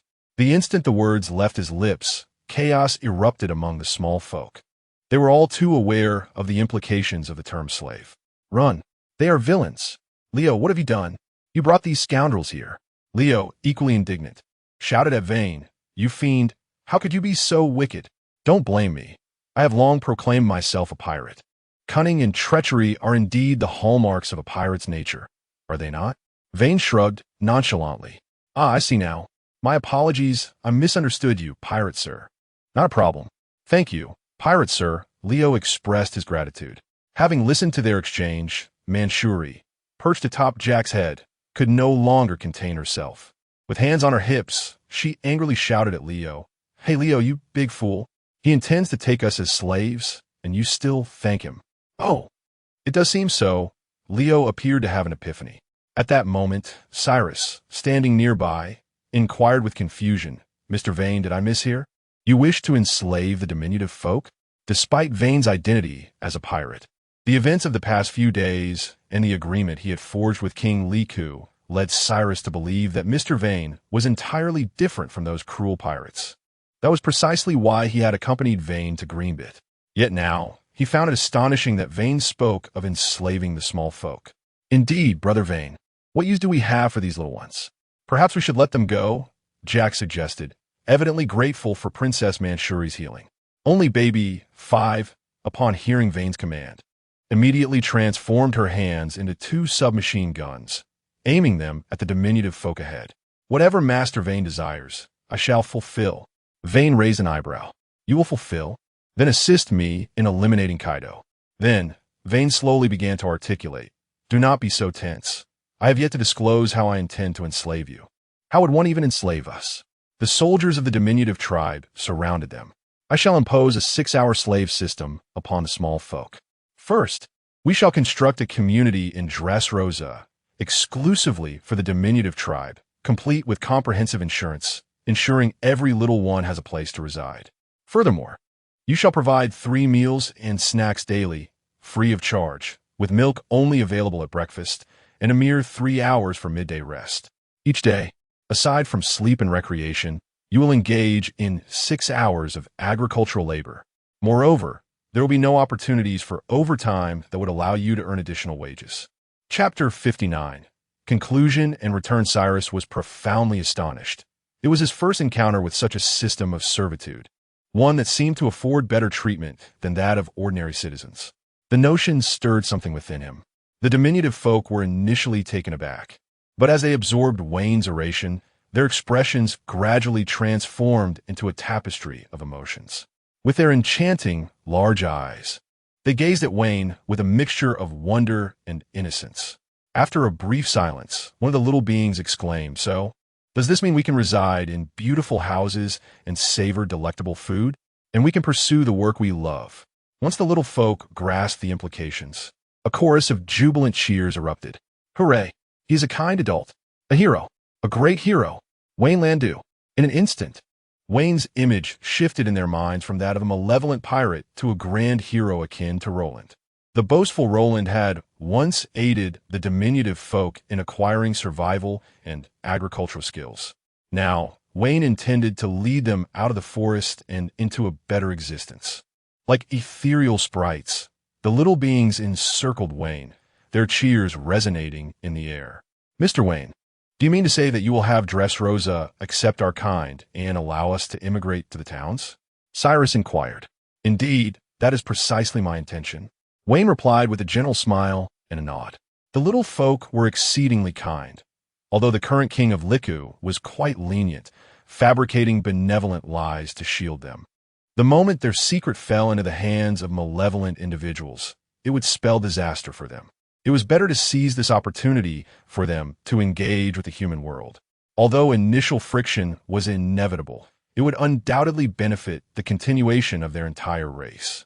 Moreover, with Dressrosa now recognizing him as their leader, enlisting the little folk to aid in agricultural and economic development was a strategic move. Leo said, his face flushed with embarrassment as he bent his diminutive form in a deep bow of contrition to Wayne. Wayne waved his hand dismissively. It is quite all right. Lao. Thank you, Wayne Landu, he replied gratefully. Subsequently, Wayne turned his attention to the doll-like Princess Manchuri, inquiring, by the way, beautiful Princess Manchuri, would you care to join me on a voyage? A voyage? She echoed. Indeed, your abilities are remarkable. Should you become my companion, I would receive timely healing in moments of injury, Wayne stated candidly, for he had never been one to deceive a lady. Upon hearing this, a look of yearning blossomed on Manchuri's delicate face. Oh, really? The adventurous life at sea. I have longed to see it. It appeared that Princess Manchuri harbored a desire for the ocean as well. She then turned to the chieftain, her gaze fervent, as if seeking his approval. She had previously contemplated venturing out to seek adventure, just like Roland, but the chieftain had always cautioned her about the perils of the vast sea, thus denying her request. Now, in the face of the hero's invitation, Mancheri's heart fluttered once more. The leader of the little people sighed, conceding, "Very well, you may go, Mancheri. But you must bring Leo along, for only then can I rest easy." Upon hearing this, Mancheri turned to Wayne and asked, "Is that acceptable, Wayne Rando?" "Of course." Wayne nodded in agreement. Leo, as a user of the Stitch fruit, has great potential that could be harnessed. Moreover, as the strongest soldier among the little people, Leo's prowess is commendable. "Splendid," Mancheri exclaimed, enthusiastically pumping her small fist and joyfully hopping beside Leo, shyly linking her arm with his. "Leo, did you hear? We shall embark on adventures with Wayne Rando." Leo scratched his head, bursting into a hearty laugh. "Indeed, indeed. Wayne Rando not only aims to assist the little people, but will also take us to witness the magnificent ocean and partake in thrilling escapades. How splendid that is." However, abruptly, Leo's tone shifted, and with a look of disdain, he remarked, "But just the thought of the headstrong Princess Mancheri accompanying us gives me a headache." "Lao, you insolent scoundrel!" Mancheri could no longer contain her fury. Her countenance turned fearsome as she began to pummel Leo's back. Leo fled in a frenzy, shouting, "How terrifying! An angry Princess Mancheri is the most fearsome of all." In the ensuing time, Wayne and King Riku devised plans for the emigration of the little people and various cooperative endeavors. Soon, the day of departure arrived. On this day, the streets were lined with the citizens of Dressrosa, who gathered to bid farewell, overflowing with gratitude. They even presented baskets of vegetables to the members of the Beast Pirates, leaving the pirates both amused and bewildered. This was the result of the embellishment of events by Wayne and King Riku regarding the conquest of the nation. In the eyes of the populace, Wayne was a great hero who led the pirates in repelling the encroaching warlord of the sea and fostered amicable relations with the little people. He assured them that he would protect Dressrosa from any pirate incursions in the future. Where could one find such a paragon of virtue? Thus, these pirates experienced such treatment for the first time, unable to suppress their smiles. It was indeed delightful to be appreciated and receive gifts. It was far more gratifying than taking by force.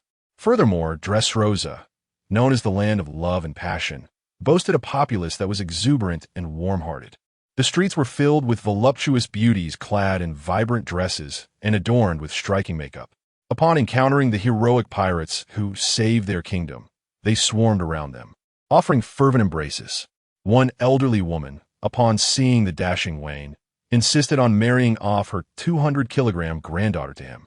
However, Wayne politely declined her offer. Meanwhile, Jack and Dave stood expressionless in the midst of the jubilant crowd, utterly unfazed by the cheers and accolades surrounding them. However, Dave Go was aware that Jack was merely feigning indifference, for deep within, he was elated as he too was putting on an act. Soon, amidst the enthusiastic farewell from the townsfolk and the diminutive folk, they arrived at the harbor and boarded the Quinn, adorned with the head of a brontosaurus. "Farewell. Upon my return, I shall undoubtedly emerge as a valiant warrior of the seas." Leo clenched his fists, his gaze resolute as he looked towards the diminutive compatriots on the shore. "Farewell, everyone." Mancheri joyfully waved her arms. Wayne bared his teeth in a grin, casting a glance towards the distant ocean. "Well, the mission to conquer Dressrosa has been accomplished splendidly, and I can hardly contain my anticipation for the look of joy on Teacher Kai's face." Beside him, Dave Go nodded vigorously. Under the leadership of Brother Wayne, this expedition encountered minimal casualties, and they even acquired 2 fruit users. Brother Wayne's bounty has reached a staggering 560 million berries. It seems that Lord Kaido's decision was indeed sagacious. With Brother Wayne's addition, the Beast Pirates are truly flourishing. Chapter 60. Marco, would you feel better if I apologized? The azure sky stretched above, with clouds drifting leisurely. The sea breeze was gentle, warm, and humid. The Quinn sailed upon the cerulean waters.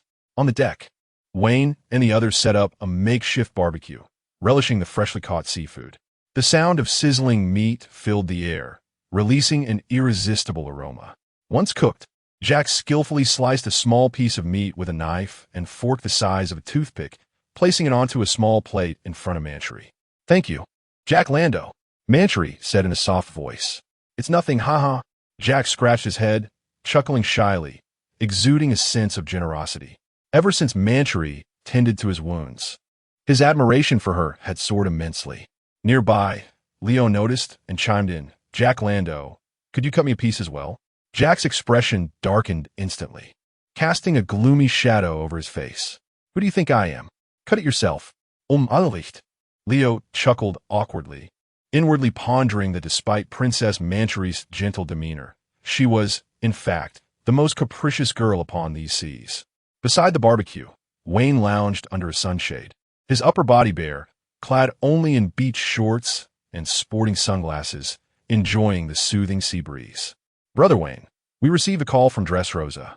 Patrolling soldiers spotted Marco of the Whitebeard pirates." "Marco?" Wayne mused. It seems they still dare not confront Kaido directly, opting instead to send Marco to deal with me. Not entirely foolish.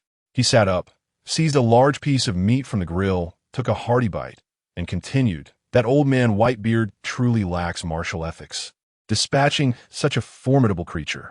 Although Marco appeared to be a mere meat shield with seemingly weak offensive capabilities, that was only in comparison to the top-tier warriors.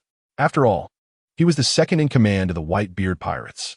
Frankly speaking, had Wayne not been aboard this vessel, and only Jack and Leo remained, Marco could easily sink the Quinn without breaking sweat. Wayne wasn't too afraid of him. At worst, they would engage in a mutual contest of strength. His primary concern lay with the crew aboard, the agreement signed with Dressrosa, and the protection fee. A surprise attack by Marco could spell trouble. David pulled out a nautical chart he'd obtained from the navigator, spreading it out before Wayne with a smile. "But rest assured, Brother Wayne, Lord Quinn's ship is exceedingly swift, and we are steadily accelerating. We should return to Wano in about half a day's time. I believe Marco, no matter how strong he is, wouldn't dare follow us here." Wayne grinned, letting out a hearty laugh. "You're absolutely right. The Whitebeard pirates are indeed lacking." The two exchanged a glance, both breaking into wicked grins, though Wayne himself was unsure why he felt compelled to display such a distinctly piratical smile. As soon as Wayne's voice fell, an intense sense of crisis surged within him. "Huh?" Wayne turned his head and beheld a colossal bird engulfed in blue flames, rapidly approaching the Queen's ship with its wings flapping. "Look up at the sky." The pirates on the lookout tower also noticed the situation. "Is that a seagull delivering news?" "It's enormous." "You fool, are you out of your mind?" "That is clearly a roasted flamingo." Wayne's expression darkened. "What flamingo?" "The one known as Flamingo, Da Flamingo, is still locked in the cabin." Beside him, Daifugo exclaimed in surprise, "It's Marco. He has really come after us."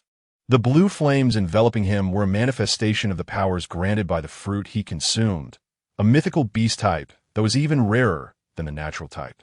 "Like you, Brother Wayne, it is said his recovery ability is exceptionally strong. Even bullets cannot harm him." "Oh no, that fellow is charging at us like a ball of blue fire." As the immortal bird drew near, poised to collide with the pirate ship, Wayne's lips curled in a grimace, veins bulging on his forehead. He kicked Daifugo aside and bellowed, "This is not the time for explanations." Ah, indeed, Daifugo finally realized. The sound of flames intensified, and the immortal bird's form began to swell, coalescing into a massive ball of blue fire that howled toward them. On the deck, armed pirates instantly pulled their triggers, a volley of bullets erupting in unison. However, the rain of bullets was swallowed by the flames upon contact, causing no harm and failing to impede its charge. "We're doomed." The flaming orb, comparable in size to half of the Queen's ship, seemed ready to crash down. Just then, a purple flash suddenly burst forth from the deck, expanding in the air until it coalesced into a towering purple giant wielding a sharp long blade, which struck the blue fireball with immense force. Boom! Boom! In an instant, a tempest unleashed, shockwaves radiating outward in all directions. The sea roiled, waves crashing outward. The Queen's ship was also affected, swaying precariously. All eyes were drawn to the sky, filled with admiration and longing as they gazed upon the purple giant. "It's Brother Wayne." The dire crisis was intercepted by Wayne, transformed into the deity of thunder, Take Manakata. The immortal bird's momentum surged once more. its fierce flames charging toward the purple giant. Wayne's heart tightened as he unleashed terrifying lightning, channeling it into the blade of Budu Mitsukyum, then struck fiercely at the heart of the flames. 1,000 birds, with a resounding cry reminiscent of 1,000 birds singing. The crackling bolts of lightning surged forth like a dragon striking at the blue fireball. Boom! The fireball seemed to sense the threat, leaping upward, soaring to even greater heights. The flames began to condense, and under the blazing sun, an immortal bird, its foot bound by a golden chain, spread its wings and appeared in the sky. The immortal bird, Marco. It is Marco. The pirates aboard the ship recognized the newcomer. Ah, the voice of the purple giant resonated powerfully, akin to the thunderous roll of the heavens, instilling fear in the hearts of many. You, of all people, resort to ambush? Murmured the phoenix in the air, pondering whether haki had been employed in the previous attack. Subsequently, the phoenix spoke with human words. Humph, you were the one who killed Squard, weren't you? I shall make you aware of the price for harming Whitebeard's family and insulting him. Influenced by Marco himself, the phoenix's immense pupils were adorned with the patterns of glasses, his eyes reflecting a similar lifeless gaze. Wayne couldn't help but smirk inwardly, setting aside his identity as a Navy infiltrator. The desire to eliminate Squard stemmed from personal motives. By common reasoning, if Squard sought out a challenge and fell to a superior opponent, it was simply his own folly. It appears that Whitebeard has truly spoiled these sons of his. With a powerful father like that, do they genuinely believe they have become sovereigns of the sea? Wayne chuckled softly. Apologies, Marco, for killing your brother. Would it ease your heart if I were to express remorse? Chapter 61. Smuji's marriage intentions and Katakuri's upgraded flame sword on the vast ocean, not far from the land of Wano. A magnificent three-masted pirate ship was slicing through the waves. The vessel was adorned with a vibrant pink hue, while greasy cream hung from the railings, and the pirate flag fluttered proudly, featuring a skull marked with lipstick. At the bow, a whimsical jester was astonishingly singing a cheerful tune. Mama Mama Big Momevra. The singing ship. At this moment, on the deck, Katakuri, a tall figure with his lower face obscured by a scarf, gazed stoically ahead. Behind him, a group of 7 or 8 children of diverse races were playfully chasing one another, their laughter ringing through the air. The youngest among them appeared to be around 5 or 6, while the eldest was merely 15 or 16. Among them stood a quiet blonde girl with thick bangs, clad in a white pleated skirt, who watched the lively group from the back of the cabin, her demeanor shy and hesitant. "Hey, don't run around on the ship. You'll fall," cried Bruley, resembling a witch with her red nose, as she attempted to soothe her crying siblings while admonishing another rowdy group. "Brother Katakuri, why did Mother make us bring these little brats to Wano?" Bruley lamented, feeling as if her head were about to burst from the chaos of caring for them. The most rambunctious of the bunch was the bubblegum-chewing Flampy, who, despite being only 5, delighted in teasing the others. "Perhaps she wishes for them to glimpse the world beyond," Katakuri remarked, crossing his arms with a hint of indifference. At that moment, Smuji approached with her long, graceful legs. "Brother, I would like to inquire about something." Katakuri's eyes flickered slightly. "What is it? What does marriage mean?" Smuji asked, her tone unassuming. "Huh?" Bruley was taken aback, surprised that Smuji was unfamiliar with the concept of marriage. "I only know that after marriage, one must live with their husband and, like Mother, bear many children." Smuji's gaze fell. As the second strongest woman in the world and the youngest sweet commander, Smuji had been groomed as a natural warrior since birth. Even during her siblings' wedding ceremonies, she had merely observed from a distance, let alone engage in romance, an affair unrelated to battle. Marriage signifies that 2 individuals, regardless of aging, illness, or wealth, will love each other eternally and remain together forever, Bruley answered, rubbing her hands together with excitement, her eyes shimmering with longing. Smuji's expression shifted in contemplation. "Is that so? It seems a bit dull. However, Sister Bruley, how do you know all this?" Smuji probed, recalling that Bruley also seemed to be single. "Hee." Bruley chuckled awkwardly. "I heard it from the priest in the chapel." Smuji turned her gaze back to Katakuri, but he noticeably shifted his body away, clearly reluctant to delve into the topic further. Indeed, He is also a confirmed bachelor. However, for a man of such noble standing and formidable strength, the line of women vying for his affection, along with princesses from other kingdoms wishing to marry him, stretches from the Eastern Sea to the New World. Yet, he merely wishes to conceal his vulnerabilities from others. Thus, Smuggy shifted the topic and inquired, "Brother, what do you think I should do to make that fellow fall in love with me?" This, Katakuri pondered seriously for a moment, then narrowed his eyes as if a realization dawned upon him, responding with utmost sincerity, "I believe that as long as you are stronger than him, he will undoubtedly keep you in his thoughts, always concerned about you." "Is that so?" Smuggy nodded slightly, finding Katakuri's words quite reasonable. "So, defeating that Wayne is all it takes? Marriage indeed seems like a trivial matter then." Meanwhile, Brule wore a peculiar expression, sensing something amiss. Yet, upon reflection, she concluded that anything spoken by Brother Katakuri must be correct. Thus, she patted Smuggy's shoulder and chuckled. "Indeed, Smuggy, with your strength, that fellow named Wayne will surely become infatuated with you." In the midst of their conversation, a young soldier wielding a spear rushed over to report, "Lord Katakuri, we have less than half a day's journey to Wano Country." "Very well. Let us hasten our advance and strive to arrive before nightfall." "Yes, Lord Katakuri." Simultaneously, above the Queen's ship, the Phoenix seethed with rage. "What nonsense! Do you take the Whitebeard pirates for fools?" Perhaps fueled by anger. The blue flames enveloping the Phoenix visibly swelled, exuding an aura of terror. The flames not only possessed healing properties, but could also transform into fierce, aggressive fire.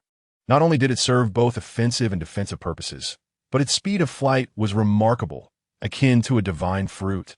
To engage in battle with such abilities, Marco, do you not feel a pang of conscience? Wayne silently lamented, finding it utterly unfair for someone like him, who relied on hard work.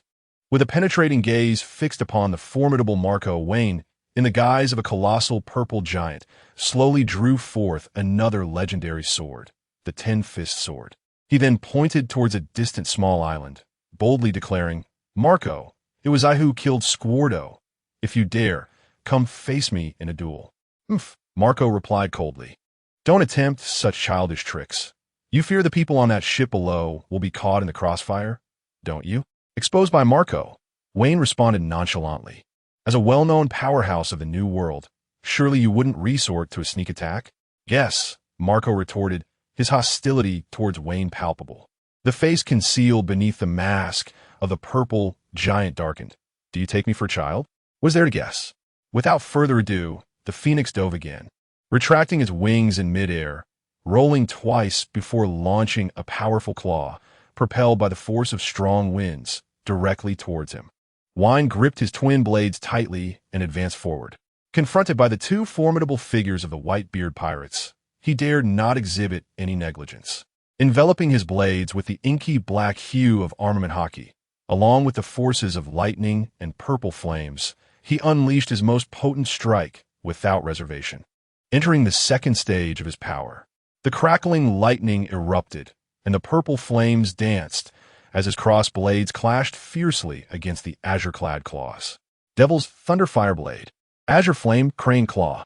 The collision of their attacks resonated with a terrifying tremor, causing Wine's hands to tingle. The purple and blue flames contended fiercely, each consuming the other in a vile competition. This spectacle was truly alarming, leaving the pirates below agape in astonishment. Flames, these are clearly Zoan-type users, yet they wield the power of fire, and it seems even more ferocious than ordinary flames. DeVego remarked, "This is not the time for such musings." Jack shouted, brandishing his scythe towards the Phoenix in the sky. "Wine, brother, I come to aid you." With a thunderous cry, Jack bent his legs and leaped into the air, his massive form propelling the entire ship downward significantly due to the force of his jump. The clash between the purple giant and the Phoenix continued, when suddenly they noticed a figure swinging a scythe aimed directly at the Phoenix's head. In an instant, the blue flames condensed sharply, transforming the Phoenix into its beastly form, which then attempted to evade Jack's strike with a swift kick. However, Wine's keen senses detected the movement, and he delivered a powerful slash to its calf. A small spurt of blood erupted, only to be instantly vaporized by the searing heat. Just then, Jack's assault reached its climax, as Marco executed a graceful spin mid-air, his enormous wings fanning down upon Jack with tremendous force. The roar of flames erupted suddenly, as Jack was sent hurtling backward, crashing through the railing and crashing onto the deck, creating a gaping hole that emitted black smoke. Injured and scorched, Jack lay within, his body marred by burns. Wine's heart sank. That was Uncle Quinn's newly crafted ship. No, why should I care about that? At that moment, Mansherry's healing dandelions blossomed once more, transforming into numerous specks of light that surged towards Jack and the purple giant in the sky. Seeing this, Wine grasped the healing tears and absorbed them instantaneously. He felt his strength revitalized, recovering swiftly from the fatigue of his earlier strike. Shifting his gaze, he once again met Marco's indifferent eyes. Meanwhile, DeVago observed Jack lying in the hole on the deck, seemingly struck by a revelation. Jack, during my adventures in the New World, I once heard some devil fruit users mention that when a user suffers grave injuries, there exists a minuscule chance of entering a state called Fruit Awakening. Given your current condition, perhaps you should refrain from healing for now and see if you can manifest that awakening. Jack's pupils constricted, and the corners of his mouth twitched violently beneath the mask. What the hell do I know about the awakening of fruits? Chapter 62, Marco. You have already chosen your path to demise. Thousand Blade Slash. The twin swords of the violet giant erupted in brilliant lightning, unleashing countless crescent-shaped slashes that hurtled towards Marco. Flaming Peacock. Marco folded his wings, then abruptly unfurled them, releasing a torrent of flames imbued with terrifying heat that clashed violently with Wayne's assault, dissipating in an explosive display. The two monstrous beings resumed their fierce melee, exchanging blows without yielding an inch. The resounding impact echoed from above, causing the entire sea to simmer with tension. The pirates aboard the Queen's ship were buffeted by the overwhelming pressure of the winds from above, clinging tightly to the railings and flagpoles for support. Leo adeptly scooped up Mangzili and dashed to the lookout, using his Stitch Fruit ability to secure himself firmly in place, lest the wind whisk him away. As the violet giant clashed with the immortal bird, Mangzili released her healing tears, which floated towards the giant's form. After several exchanges, Marco steadied himself in mid-air, his expression grave. He had discerned a crucial detail. The diminutive girl's ability appeared capable of healing Wayne's injuries, potentially even replenishing his stamina. Luckily, he had realized this in time. Otherwise, he would eventually be worn down. Is that so? Soaring crane assault. Enveloped in searing azure flames, Marco focused intently, transforming into a complete immortal bird, altering his course directly towards the Queen's ship. His speed was akin to a meteor descending from the heavens. Wayne rushed forward to intercept, slashing his sword, accompanied by the thunderous roar of lightning, as thick bolts of white electricity surged towards the immortal bird with unerring precision. There were only two choices: evade or block. To Wayne's mind, Marco had no third option. But the next instant, the immortal bird brazenly absorbed the oncoming attack. Instantly engulfed by lightning, a massive electric storm materialized in the expanse between sea and sky. With a crackle, the azure flames surged, acting as a defensive shield against the lightning, and then the blue firebird erupted from the tempest. It hurt. The immortal bird gritted its teeth, yet its velocity towards the pirate ship remained unwavering. Wayne instantly comprehended. This creature sought to exchange injuries, the price being the wounds of those below. One could not help but admire the creature's audacity and tactical acumen. With heightened observation haki, Wayne, foreseeing the moment of peril, unleashed a powerful punch into the air, generating a cylindrical shockwave. Boom! Crash! The resounding clash of impact and splintering would resonated simultaneously. Wayne's heavy fist struck the immortal bird's abdomen squarely, causing it to veer off course towards the pirate ship, yet it still collided with the vessel's right side. A quarter of the railing, along with that section of the cabin, was obliterated. Flames erupted, and thick smoke began to billow. The lookout tilted precariously, leaning towards the sea. Lao! with one arm wrapped around Mang Zili and the other wielding a silver needle, swiftly maneuvered in the air. Upon landing gracefully on the deck, he suddenly tugged, and a colossal web materialized in mid-air, ensnaring the pirates who had nearly been shaken off into the sea, bouncing them back. With a remarkable elegance, Leo descended, cradling Manchiri securely in his arms. As she lay nestled against him, her eyes sparkled with tender affection, akin to a damsel gazing at a gallant knight who had just rescued her from a ferocious dragon. However, in the next moment, Leo disdainfully remarked, "Princess Manchiri, you ought to lose some weight. You are quite heavy."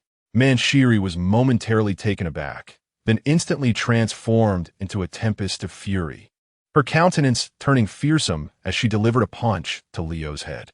"You big fool, Leo." The scene inside the cabin, which had been punctured by the ceiling, unveiled itself to the onlookers. It was a prison-like chamber where a man was shackled with handcuffs and leg irons, holding a recent newspaper in his hands. "What is happening?" Doflamingo appeared utterly bewildered. He had been perusing the newspaper and humming a tune when suddenly a bright light caught his attention. Initially believing he had arrived in Wano, he was taken aback to discover that the ceiling had been torn away. Vane's expression darkened, his gaze turning steely. After finally engaging in a fair duel, you have allowed me to suffer such a complete defeat. Marco, you have sealed your fate. In stark contrast, the immortal bird continued to spread its wings under the sun, despite a gaping wound in its abdomen that was quite alarming. Yet, as the azure flames blazed, the injury gradually healed. It seemed that the time for the purple flame beast to exit the stage had arrived. To repel, or even defeat Marco, he would have to resort to that formidable power. Alas, a last resort indeed. He had intended to save it for when Kaido pursued him during his escape. With this thought, Vane cast a meticulous glance below. Although the ship had sustained damage, it remained seaworthy. In fact, the loss of a cabin might even expedite their journey. Moreover, Manchiri was still inexperienced with the fruit's capabilities. Having utilized so many healing tears earlier, she had reached her limits. Leaving them behind would only hinder his ability to wield that destructive power. Devago set sail. The purple giant bellowed, his voice akin to thunder. Upon hearing this, Devago, whose face was dusted by the residual shockwave, along with the other pirates, was profoundly moved. Baby Five's eyes brimmed with tears, although reluctant to depart. Vane had issued a command. In their eyes, when Vane uttered such words, it implied he was prepared to fight with all his might to hold back Marco. Would he sacrifice his life to buy them time to flee? It was truly, overwhelmingly touching. Thus, the pirates reverently turned towards the purple giant, tears flowing as they shouted, "Brother Vane, thank you for your guidance. I shall never forget you. Brother Vane, rest assured, I will take good care of Yamato and the others. Brother Vane, when it comes time for the feast, I will make sure to serve you extra delicacies." The cacophony of sounds invaded Wayne's ears, causing a twitch at the corner of his mouth. "Why didn't Team Marco just obliterate you all?" he urged. "Yes, Brother Wayne, we're leaving." The ship slightly tilted and resumed its journey towards Wano. Marco wished to pursue, but his observation, Haki, suddenly blared a warning. He sensed the aura emanating from the purple giant had transformed into something extraordinarily terrifying. Truly, the most formidable lieutenant of Whitebeard. This is quite troublesome. As he thought this, Wayne's aura surged dramatically, his breath quickening. Kaminari no Mikoto. First phase, he summoned a portion of the purple barrier to withstand the assault, unleashing the power of purple flames. Second phase, he transformed into the legendary Kaminari no Mikoto, wielding 2 divine artifacts and releasing the force of lightning. Now, it was time for the third phase. With a roar, the purple giant's form began to swell, its body and armor transforming into tangible white lightning. The dual blades seemed to melt away, merging into the giant's essence. No longer could it be referred to as merely a purple giant, for its entire being had fully transformed into lightning, becoming a colossal figure entirely composed of electrifying energy. 50 meters, 80 meters, 100 meters. The lightning giant continued to grow until it reached 100 meters, marking the pinnacle of Wayne's current capabilities. He infused 90% of his physical strength and willpower into this transformation, wholly becoming a manifestation of lightning. Unlike ordinary lightning, this form carried the intensity of willpower. The stronger the willpower, the longer this state could be sustained. The destructive power of the lightning intensified correspondingly. Chapter 63, The God of Thunder, Third Stage. Lightning, you cannot seize me. In an instant, the atmosphere shifted dramatically. It was uncertain whether this was due to the capricious weather of the sea or the influence of the God of Thunder. Thunder rolled through the dark clouds, illuminating the earth with flashes of lightning. The colossal figure of the thunder giant stood majestically between heaven and earth, as if summoned by the storm, embodying the wrath of the gods. With my robust physique and indomitable will, the third stage of the God of Thunder commenced. In a heartbeat, the wind howled and thunder roared. Waves surged in relentless succession, filling the air with a suffocating dread, as if the apocalypse had arrived. Marco gazed at the towering 100-meter thunder giant, instantly drenched in sweat, an inexplicable sense of trepidation washing over him. The lightning did not merely cloak the giant. Rather, the giant had entirely transformed into lightning. What a jest! Elemental transformation? How could that be? While the phoenix in its own form was enveloped in immortal flames.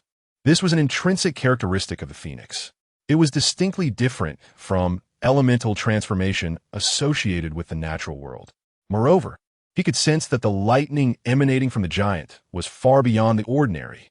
Before Marco could ponder further, the thunder giant surged towards him. It seemed there was no choice but to engage. Buzz! The pitch-black hockey enveloped the entirety of the phoenix's head as it unfurled, its wings ignited in azure flames, charging toward the thunder giant. Elemental transformation mattered not. Hockey, my boy. The two collided, unflinching in their resolve. Terrifying lightning, like a serpent, penetrated the phoenix's body, each bolt imbued with hockey. An indescribable pain engulfed him, causing Marco to grimace. Yet he gritted his teeth and thrust his beak toward the thunder giant. However, in the next moment, an unbelievable turn of events unfolded. Marco's attack passed straight through the lightning, hurtling onward. Crackle! The deafening sound of thunder reverberated. Looking at the phoenix, it was engulfed by the onslaught of lightning. Its azure flames fiercely blazing, rapidly mending its wounds. How could this be? His earlier strike had clearly made contact. At that moment, the thunder giant boomed with a resonant voice. Lightning, you cannot seize me. In this state, Vayne would sustain no harm, not even from hockey. This was not the elemental lightning. It was a concept dictated by Vayne's own hockey and physical prowess. To defeat Vayne, one could only await the conclusion of this third stage. A swift resolution was imperative. Instant thunder flash. A spear, entirely forged from concentrated lightning, manifested in the giant's grasp. Locking onto the phoenix with observation hockey, he launched it with great force. Whoosh! The lightning spear sliced through the air, accompanied by a fierce gale, hurtling towards the phoenix. Boom! Upon impact, the lightning spear erupted violently, creating a terrifying tempest of thunder that engulfed the phoenix within. Amidst the tempest of thunder and lightning, the world was engulfed in a blinding radiance. Wayne sensed the position and condition of the immortal bird, his heart fluttering slightly. Not far away, amidst the storm clouds, the azure flame immortal bird spread its wings once more, its flames tattered yet still showing no signs of severe injury. Such a tenacious ability? Wayne inhaled deeply. One must say, truly befitting of a vice-captain of the Whitebeard pirates. What troubled Wayne was that he seemed to be at a disadvantage against this formidable foe. The third stage was inherently a considerable drain on both hockey and physical stamina, exchanged for a brief period of multiplied offensive prowess. The greatest concern was encountering such a colossal shield. At that moment, Marco steadied himself in midair and exclaimed, I am genuinely curious. How could a powerhouse like you defect from the Marines and ally with someone like Kaido? Do you not have dreams? Dreams? Wayne paused, then replied slowly, perhaps it is merely a matter of differing aspirations. Did you not also acknowledge a weakling like Whitebeard as your father figure? What's this? Planning to go solo? Marco's expression faltered for a moment, his lips twitching slightly, yet he soon appeared to find peace. Indeed, it is just a matter of differing aspirations. My dream is to witness the moment my father ascends to the throne. Until then, I shall never fall. Even if I perish, it would only signify that I was nothing more than this." As his words echoed, the azure flames surrounding the immortal bird flared up dramatically, engulfing it in a torrent of fire, with hints of golden hues beginning to surface. Golden chains materialized from thin air, entwining around the immortal bird, interspersed with the defensive haki to withstand the impending assault. The immortal flame shield. At this sight, Wayne's heart raced. If haki proved ineffective, would he abandon the offense entirely and focus solely on defense? I must concede, Marco, among the adversaries I have faced in life or death struggles, none surpass you in excellence. I, Bruce Wayne, shall proclaim you the strongest. Time is of the essence. The final strike. If victory eludes me, then retreat is imperative. Wayne would not be foolish enough to engage in a deadly clash with Marco, yet he would not lack the courage to attempt. The piercing roar of thunder resounded once more, as the titan of lightning radiated a dazzling glow, the formidable power of electricity coalescing within its colossal hands. A bow, spanning several meters, manifested in the giant's grasp. The giant drew the bowstring taut, aiming at the equally vibrant immortal bird. Then, akin to a twisting serpent, the lightning coiled and writhed, ultimately manifesting words at the arrow's tip. Thunder, roar, arrow.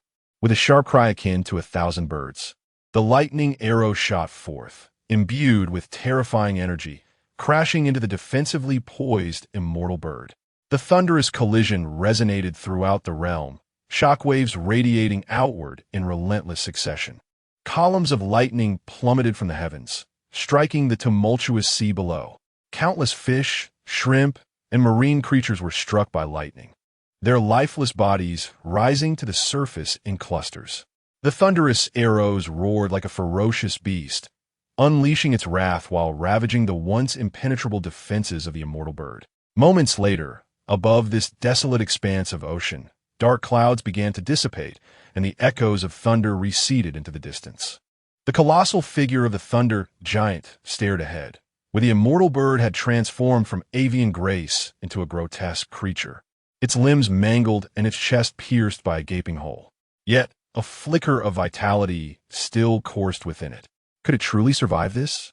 As Wayne concentrated intensely to unleash his observation haki, he noticed a massive sailing ship swiftly approaching across the water, accompanied by the discordant strains of a haunting melody. Mama, Mama, Mama, Mama. Chapter 64. The Allies are strong, yet too rigid in their martial ethics, accompanied by an off-key melody. The colossal sailing vessel drew ever closer to the thunder giant and the phoenix. In the distance, Vane beheld the vibrant decorations and the proud figure standing resolutely at the bow, his pupils constricting. Both sensed an uncanny awareness of each other's movements, a subtle clash of advanced observation haki. Could it be Charlotte Katakuri? How could the big MOM pirates possibly appear here? Meanwhile, Marco, rapidly regaining his composure, was engulfed in confusion. Is that who you called? They chorused in unison. Then, from behind the pirate ship, the Queen revealed itself, sailing alongside the singing ship. On the deck, pirates waved their arms in jubilation. Brother Vane, it's the big MOM pirates come to our aid. Although it was regrettable that they could not partake in the feast, it was a relief that Brother Vane was safe. Was that the form Vane had taken? How imposing. Allies? Vane's mind raced. Could it be that Big Mom wished to ally herself with Kaido after reading the newspapers? What a jest. If these two were to form an alliance at this juncture, which pirate crew could stand against them? Yet, would someone like Big Mom proactively seek an alliance? Before he could ponder further, Katakuri's voice, tinged with sarcasm, resonated from below. The Phoenix Marco, a premier expert of the Whitebeard pirates. I never imagined you would resort to attacking a mere upstart. Quite unbecoming. At this, Marco, dragging his battered form, gasped for breath, his brow furrowed, internally cursing. Are you blind? I was nearly dispatched by that brat. However, upon hearing this, Vane nodded in agreement, his gaze towards Katakuri filled with admiration. Indeed, Katakuri. No wonder you are a man of conqueror's haki. It seems there is a stark difference between those who possess it and those who do not. Thus, It appeared that the big MOM pirates truly had come to assist. With that thought, the Thunder Giant soared towards the Queen, his form rapidly diminishing in midair as he relinquished his devil fruit powers, transforming back into a dashing youth clad in beach shorts, stepping onto the deck with purpose. Although he appeared unscathed, his haki was nearly depleted. If he did not release the third stage soon, it would automatically reseed, and that would be a most undignified exit. Upon seeing Vayne, Baby, Five, and Leo rush towards him, tears streaming down their faces. Vayne Lando, Lord Vayne, I thought I would never see you again. But Vayne sidestepped, causing them to tumble onto the deck. Do not smear your snot and tears on me. Yet suddenly, he felt a warm current enveloping him. Turning to the side, he discovered Man Sherry, smiling as she opened her arms, sending healing light into his body. Vayne chuckled softly, bending down to extend his hand, allowing Manxueli to leap onto his arm. He then cast his gaze towards the formidable pirate ship nearby, where Katakuri was regarding him with a cool, sideways glance. Beside Katakuri, revealing long legs and a tall figure, stood Charlotte Smoothie, one of the sweet commanders, who had consumed the suka fruit. Another figure, dressed in a flowing gown with a sharp, red nose, was Bre, the user of the Moro fruit. Though she appeared quite young, a stark contrast to the elderly witch image that Vayne had in mind. Could it be that she was robbed of her lifespan by Big Mom in the time to come? Brother Vayne, Daifugo exclaimed excitedly as he approached, pointing at Katakuri. That is Charlotte Lean's second son, Katakuri. That guy is as strong as a monster, and I've heard that his back has never touched the ground. Never touched the ground? Does that mean he sleeps while lying down? Vayne inquired with a perplexed expression. Well, perhaps. Or maybe he sleeps standing up. Daifugo replied. As Vayne observed Katakuri and the others, children aboard another ship were chattering animatedly about him. Is that Bruce Vayne? The giant we just saw is him. He is so handsome, but still not as dashing as Brother Katakuri. Upon hearing these remarks, Vayne realized that aside from those three individuals, the ship was filled with only a few minor soldiers and a group of children. What is going on? Did Katakuri bring the children out for a spring outing? These must all be Big Mom's recent offspring. One of the emperors of the sea, Charlotte Linlin, may not be the strongest in this world, but her talents are undeniably extraordinary. Since the age of 18, she has been consumed by the desire to bear children, continuously giving birth, completely neglecting exercise, relying solely on her innate gifts. If she had not fallen into such depravity, Vayne could hardly imagine how formidable she could have been. At that moment, Katakuri's voice rang out, urging Vayne. Hey, your battle isn't over yet, is it? Battle? After speaking, Katakuri turned his gaze towards Marco in the sky, his expression stern. Vayne smirked wryly. Are you implying that when you weren't here, I was to fight Marco alone, and now that you are here, I am still to contend with Marco? What purpose do you serve then? However, despite his internal grumbling, Vayne maintained a cheerful demeanor. What nonsense are you spouting? He leaped onto the singing ship, laughing. If we can gang up on him, why bother with a one-on-one duel? Though I'm unsure of your exact intentions for coming here. You must be interested in Marco's head as well, right? Now that we're teaming up, he won't escape. With a mischievous grin, Vayne gazed at Marco above. Don't call me treacherous. After all, you are Marco of the Whitebeard pirates. At his words, Marco's expression tightened in the air, realizing he could not eliminate Vayne now. He quickly flapped his tattered wings and soared away into the distance. Hey, he is getting away. Vayne spoke with a hint of urgency. Katakuri shrugged, displaying no intention of engaging, and calmly remarked, You are quite right. If I were to act now, Marco would undoubtedly escape. Such opportunities to eliminate the enemy's main force must not be squandered. However, he soon furrowed his brow and, in a low voice, declared, But I refuse. The members of the Beast Pirates exclaimed in astonishment.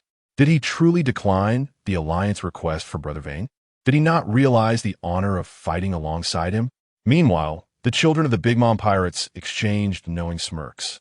Brother Katakuri was the epitome of perfection, strength, and ruthlessness. How could he stoop to such a shameful act? Ah, I see. Vayne mused, shaking his head gently. Having mingled in the pirate den for too long, He had almost forgotten Katakuri's persona. This fellow adhered to the code of honor, indeed. What a pity, what a pity. The chance to capture Marco alive and witness a scene of bloodshed was lost. Just as Vane was about to say more, a somewhat hoarse feminine voice interrupted him from the side. You are Bruce Vane, aren't you? Vane turned to see a strikingly beautiful young woman, taller than himself by over a meter, approaching with her extraordinarily long legs that defied human proportions. She possessed an icy allure and a stunning figure, yet her expression remained inscrutable. Charlotte Smoothie? What brings you here? Vane inquired. Coughing lightly, Smoothie glanced at Vane's bare torso and somewhat comically ill-fitting beach shorts, her expression revealing a hint of discomfort.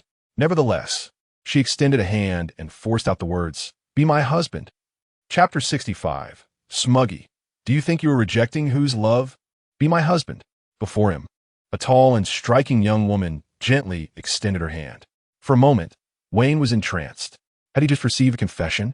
Indeed, this seemed like a scenario one would only encounter in dreams. At this instant, time appeared to stretch infinitely.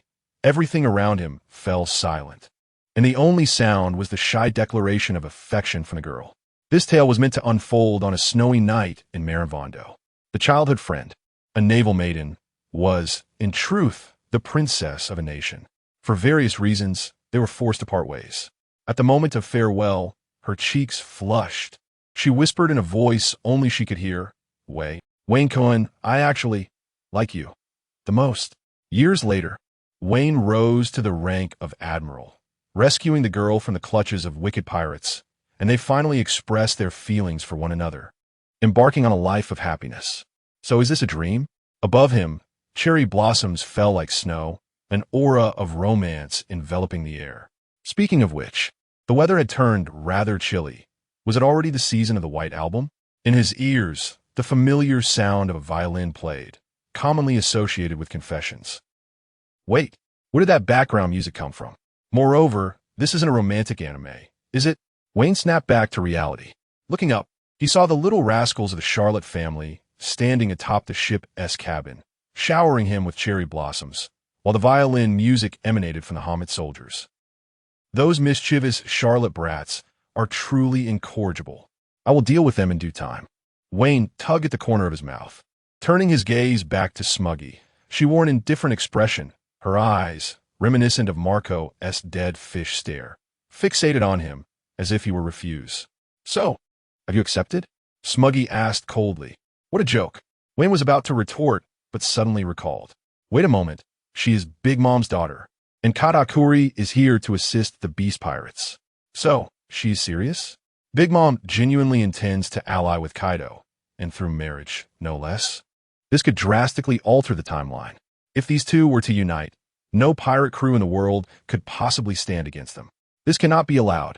Wayne gazed at Smuggy, his eyes narrowing, a smirk forming on his lips as he turned his head aside, ready to utter the words, Although you are beautiful, I refuse. Just as those words were on the verge of escaping his lips, he caught sight of Katakuri's cold stare, as if to say that should he dare to reject, he would be met with a deadly thrust from his trident. This guy seems to be quite the protective brother. Well, never mind. Wayne recalled an old saying from his hometown. A wise man knows how to adapt. Thus, the phrase I refuse morphed into, however I refuse. I feel somewhat dizzy. And then, he feigned an impressive act, reclining comfortably on the ground. Wayne Lando, originally perched on Wayne's shoulder. Mashiri called out anxiously, a few drops of healing tears welling up once more and flowing into Wayne's body. Did not work. She furrowed her brow and murmured to herself. Upon hearing Wayne's response, Smuggy paused momentarily. Was that an affirmation? Beside them, Bree gently shook her head, saying, It should not be, right? Just then, from another ship, DeVago shouted in alarm. Hey, the Queen is sinking. The crowd looked up to see that the section of the cabin and deck destroyed by Marco had once again fractured, and the ship was tilting towards the sea. What should we do? If the ship sinks, Brother Quinn will kill us. Jack yelled, Where are the bandages? I'll wrap up the damaged area. DeVago let out a sigh of relief, acknowledging, Yes, as long as we wrap it up, but what good will that do? As the pirates grew increasingly anxious, Katakuri from another pirate ship leaped into the air, instantly hovering above the queen. Wayne, lying on the deck, opened one eye to observe. Katakuri's hands began to liquefy, a thick, white substance oozing out in abundance, and then he waved his hands. Rice cake. With a splat, a dense mass of rice cake, as voluminous as in an anime, sprayed onto the damaged deck and the bottom of the cabin, effectively burying the chained-up Doflamingo beneath it. Naturally, Doflamingo could only seethe in silence. Subsequently, the rice cake twisted and morphed, replacing the wooden planks and restoring the area. Incredible, the crowd exclaimed in admiration. Wayne's expression shifted slightly. This fellow had developed the abilities of the mochi-mochi fruit to such an extent. He can now skillfully manipulate the shape of the rice cake, speaking of which. Katakuri's ability should also allow him to perform tasks akin to Mr. 3, such as unlocking things. With a thud, Katakuri landed beside Wayne and spoke calmly. I saw everything just now. Your strength is formidable. Join us, Wayne. If you marry Smuggy, you will be one of us. Mother has promised to make you the king of a nation. Huh? Wayne blinked. Is he suggesting that I live off her? That does sound rather appealing. No. That is absolutely not feasible. Setting aside the differences in their races and physiques, one is a pure human of standard admiral stature, while the other is a giant, nearly 5 meters tall, with legs dominating half of his body. Moreover, if a marriage were to occur, it would imply an alliance between Kaido and Big Mom, which the world government would undoubtedly not overlook. One of the reasons the highest authority, the Gorosei, refrained from declaring war on these notorious pirate crews is due to the balance of power among the major pirates. For instance, when Whitebeard later initiated the Marineford War, Kaido contemplated attacking his territories. However, a union between two emperors would never be permitted. If these two formidable pirate crews were to unite and vanquish Whitebeard, their momentum of expansion would indeed become unstoppable. Wayne could even envision that should he acquiesce to this wedding, the 5 elders would descend upon him, accompanied by the marine admirals, their expressions a blend of fury and malice. The wedding would transform into a funeral, and as the mastermind, he would inevitably be implicated. No, he could not allow this alliance to take shape. As expected of Katakuri, he saw through my feigned fainting act. Impressive indeed. Wayne offered an awkward smile, rising to his feet while casting a sidelong glance at Smoogie, who stood with her arms crossed. Such a significant matter as marriage ought to be discussed in the presence of my esteemed teacher, Kai. What do you think? At his words, a frown gradually crept on his Smoogie's face. As a celebrated genius of the whole Cake Island, she had never encountered refusal, save for her mother. The audacity of this man to deliberate over her proposal was infuriating. This is surely a rejection, isn't it? Who do you think you are to dismiss my affection? Yet, perhaps this confrontation was fortuitous. Let's engage in battle. Should you lose, you shall obediently become my husband. With that, she advanced towards Wayne. Wait, no, Wayne exclaimed, waving his hands in protest. In his current state, even Jack could overpower him, let alone this shining star of the Big Mom Pirates. Nevertheless, he couldn't help but inquire, what if I were to win? Would I then become your dutiful wife? You think too highly of yourself. Yet ultimately, it was her good elder brother Katakuri who intervened. Katakuri regarded Wayne with newfound appreciation. Even the promise of a nation could not sway him. It appeared this fellow held great respect for his teacher. Katakuri mused softly. 2 ships sailed side by side towards Wano Country, soon arriving at the base of a waterfall. Guided by the queen, the singing ship followed closely behind, navigating through a special passage to smoothly enter the inland sea of Wano. In the distance, the enormous skull of Onigashima loomed into view. Simultaneously, the pirates of Onigashima received word of Wayne's return, pausing at the harbor to gaze at the 2 approaching vessels. Yaha, my rotund queen laughs heartily. Soon, you shall witness the marvel that is my queen. Ever since he impulsively lent his ship to Wayne, he had harbored concerns about its condition. Thus, upon receiving news of Wayne's return, he hastened to the harbor. Yaha, it should have returned unscathed. As the ships drew nearer and the golden brontosaurus figurehead became visible, the radiant smile on Queen's face could not be concealed. However, as the Queen approached the harbor, it became evident that one side was missing a cabin. filled with an unidentified white substance. The queen exclaimed in disbelief, "My ship." Chapter 66. A father's kindness and a daughter's filial piety. Teacher Kai's good intentions Quinn's roar reverberated across the sky, startling the schools of fish into a frantic escape. Meanwhile, Wayne seemed to foresee the ensuing chaos and earnestly addressed the crowd. "I shall first report to Teacher Kai. You must extend your hospitality to the Katakuri brothers." As his words fell, Wayne handed a communication snail to Baby 5 and then advised Leo, "Take good care of the two ladies." With that, violet wings sprouted from his back, propelling him skyward as he soared towards the heavens, leaving behind a group of trembling pirates. They gazed at the seething Quinn on the shore, unable to restrain their cries.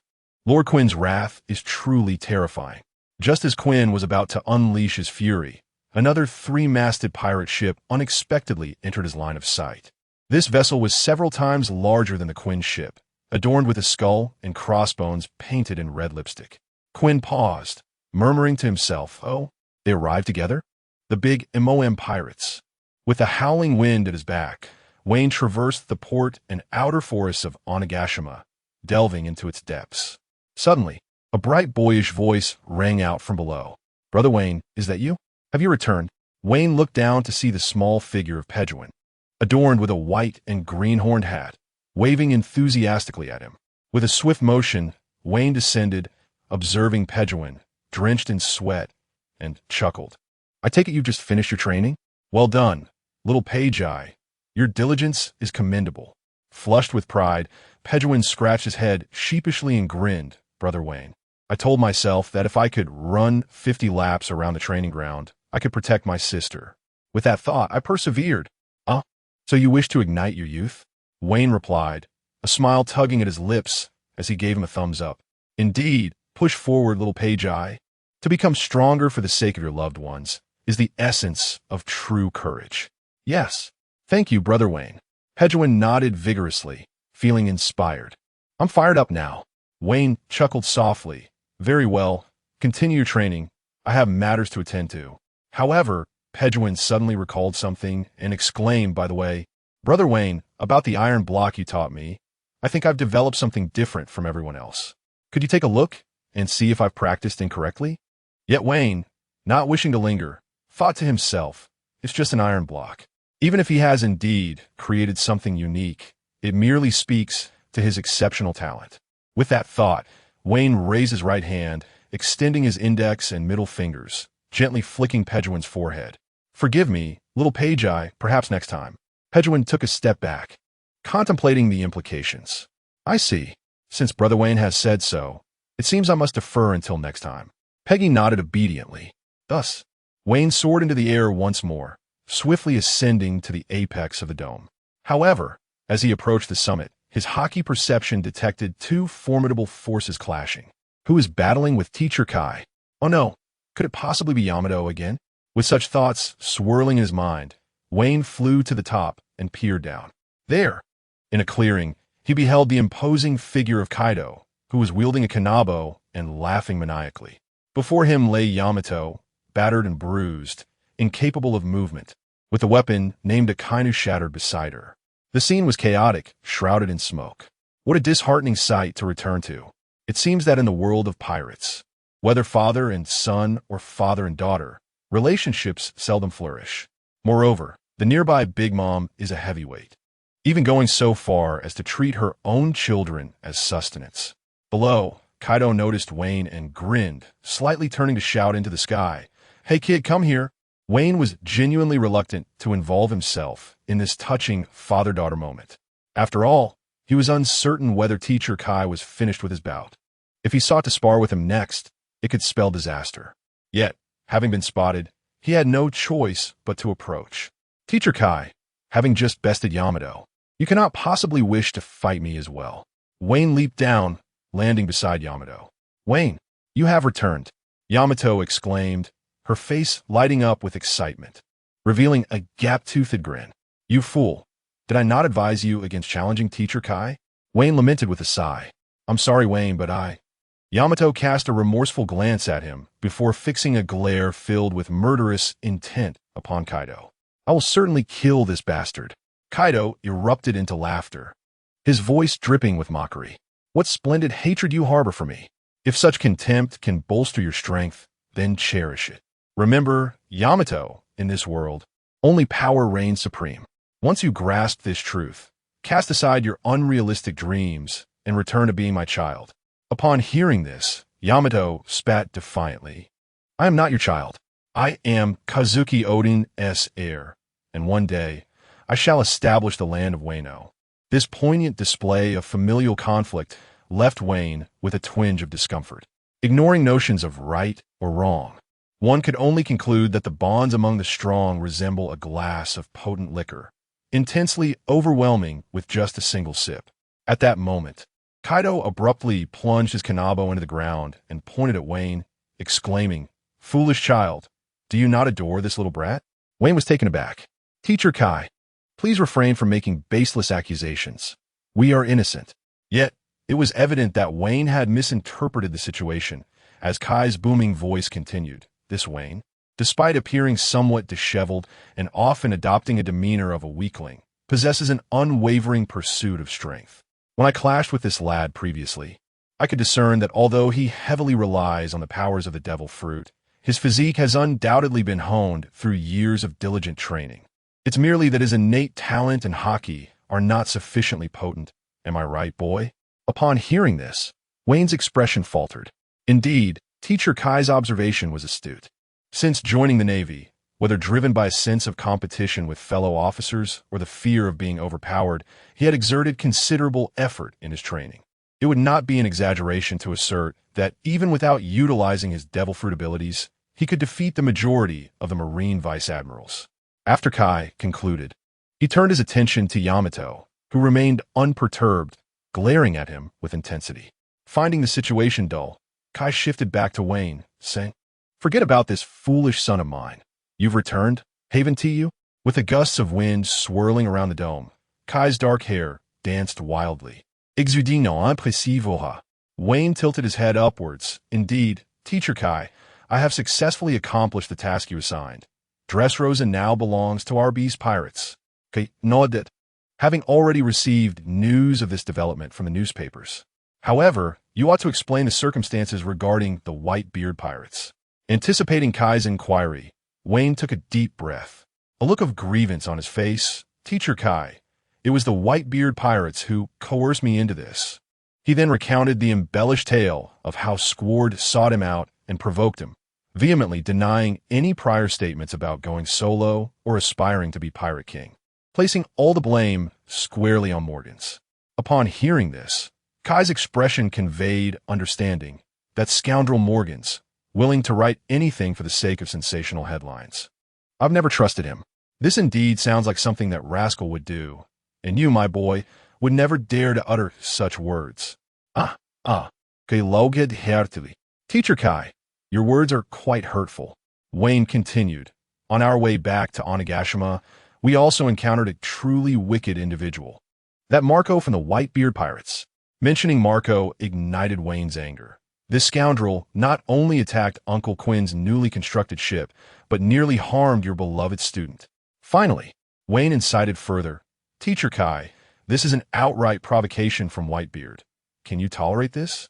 As Wayne spoke, Kai's gaze shifted thoughtfully, lost in contemplation. Just then, the transponder snail, nestled in his arms, began to ring. "What is it?" "Mr. Kaido, the minions of Big MOM have arrived in the hall, and among them is the renowned Katakuri." The voice of Queen echoed from the phone. "I am aware," Kaido replied, abruptly ending the call. He cast a meaningful glance at Wayne and the unconscious Yamato on the floor, then uttered, "Boy, take this foolish child to receive treatment. Do not let her perish." I find great amusement in her eyes, filled with hatred, yet unable to vanquish me. With a resounding laugh, Kaido leaped into the air, summoning a fierce gale as he transformed into an azure dragon and soared downward. Watching the departing figure of his father, Wayne couldn't help but reflect. He must be saying this out of concern for his daughter. "Teacher Kaido, you are truly gentle." Chapter 67. Akainu in the ominous expanse of Onigashima. After Kaido's departure, Wayne knelt down, scrutinizing the wounds adorning Yamato's form. The injuries and bruises inflicted by the spiked club were visibly mending before his very eyes. A bitter smile crept onto Wayne's face. Indeed, this was the prodigious Yamato, known as the Little Kaido. Undoubtedly, she was a member of the Oni clan, blessed with exceptional training aptitude and remarkable physical prowess. A hexagonal powerhouse, she wielded the three forms of haki: Conqueror S, armament, and observation, and possessed the mythical Zoan-type fruit, the Great Mouth God, which conferred upon her formidable regenerative abilities and the capacity to assume a beastly form with freezing powers. Coupled with her impressive martial arts skills, her adversaries could only emit cries of despair. Yamato's face, smeared with dirt, radiated joy as she seemed to forget the brutal beating she had just endured. What is happening outside? It must be fascinating. Well, I encountered a rather nefarious group of individuals, but I managed to deal with them, Wayne replied casually. I wish to fight alongside you, Wayne. Yamato's eyes sparkled with anticipation. One day, that will come to pass, but for now, you should take a bath, Wayne suggested, hoisting Yamato onto his shoulder as he unfurled his violet wings and soared into the depths of Onigashima, returning to his room. It was undeniable that the beast pirates treated their talents exceptionally well. The room was well appointed, and it appeared that word of his return had spread. A variety of snacks and fruits adorned the cabinet. It was a far cry from his modest apartment in Marineford. The bathroom is over there. I'll have someone wash your clothes. Wayne pointed toward the bathroom. Oh, Yamato replied obediently, then added earnestly, aren't you coming with me, Wayne? Wayne was initially taken aback, then met Yamato's adorably naive gaze, and realization dawned upon him. She had always regarded him as a close brother. However, despite her innocence, Wayne was not oblivious. Thus, in the spirit of chivalry akin to Sanji, he pondered for merely 2.5 seconds before acquiescing to her request. After all, a true man embraces the unreasonable demands of a woman. The bathroom was steamy and somewhat cramped. The two of them squeezed into a large round bathtub, beside which a glass window offered a breathtaking view of the nearby lush jungle, a sight to behold. Yamato reclined unabashedly in the steaming bath, her face flushed from the heat, exuding an expression of pure bliss. Her voluptuous figure was fully displayed before Wayne, her fair skin radiating youthful vigor, and her long legs, evidently well exercised, were taut and well-defined. With the face of a pure and innocent maiden, her physique was astonishingly alluring. Who could withstand such a sight? One could hardly fathom the beauty of Yamato's mother, who, despite being with a rugged man like Kaido, bore such an exquisite daughter. At that moment, Wayne felt his own face growing increasingly warm, though not from the hot water. Vane, you are quite peculiar, Deha remarked with a hint of confusion, her expression somewhat strange. She had noticed a peculiar trait of Vane's. Whenever he soaked in a hot bath, his body would flush crimson, and the redness intensified whenever he gazed upon himself. What do you take me for? I am merely indulging in the soothing warmth of this bath, Vane retorted through clenched teeth. Oh, could you possibly remove your hand from my leg? It feels a bit itchy. That is merely a special massage technique taught to me by teacher Zephyr to aid in your recovery. Do not slander my character. Vane fervently explained.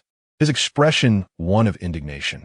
He then turned his gaze toward the window, seeking to calm himself at the view outside. Is that so? Vane, you truly are a good person. I must have misjudged you, Day said with an apologetic smile. Please continue. Never mind that. I must attend to something. Oh no, the pirate crew is arriving at Ghost Island today. I need to hasten my departure. Vane leaned forward, struggling to extricate himself from the tub, and swiftly darted into the shower. The cool cascade of water enveloped him, causing a shiver to run through his body and gradually restoring his composure. Vane, remember. She is the daughter of the enemy. As a steadfast successor of the Navy, do not falter. He silently admonished himself for a few moments before releasing his observation haki.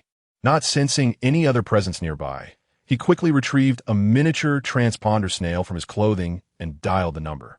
The matter of the big MOM pirate crew seeking an alliance with the Beast Pirates was of great significance. Vane dared not make any unilateral decisions, and felt it necessary to report this properly. The transponder snail emitted a faint ringing for a while, but no one answered. Is Admiral Sengoku preoccupied? After a brief period, the call connected. However, the little snail transformed into the image of a middle-aged man wearing a white military cap, his face square and his expression stern. This was a unique feature of Vane's transponder snail. If a superior could not be reached within a certain time frame, it would automatically redirect to another contact. I'm Sakazuki, a robust voice greeted casually. Admiral Akainu? Vane raised his brow, surprised that the call had reached Akainu. Vane, I presume. The promising rookie I have heard about from the East Blue. You have done well, Akainu stated matter-of-factly. Vane and Akainu were not previously acquainted, having only crossed paths a few times at Marineford. Vane held a certain understanding for this admiral, who adhered to absolute justice. In this woeful world, after attaining the rank of admiral, he had not abused his power, nor had he oppressed the common folk. He had even taken it upon himself to eradicate pirates. Compared to those who merely occupied their positions while colluding with pirates to oppress civilians, he truly stood out for his integrity. However, the situation surrounding O'Hara was indeed a delicate matter. It is an honor to speak with you, Admiral. I have a small matter I wish to consult. Vane stated straightforwardly. Subsequently, he recounted to the telephone bug the complete account of Marco's assault on him and the arrival of Katakuri's team at Ghost Island. Upon hearing this, the expression of the telephone bug gradually turned serious, furrowing its brow. Is this what you deem a minor issue? Akainu exclaimed. The prospect of two Emperor crews joining forces constitutes a significant event.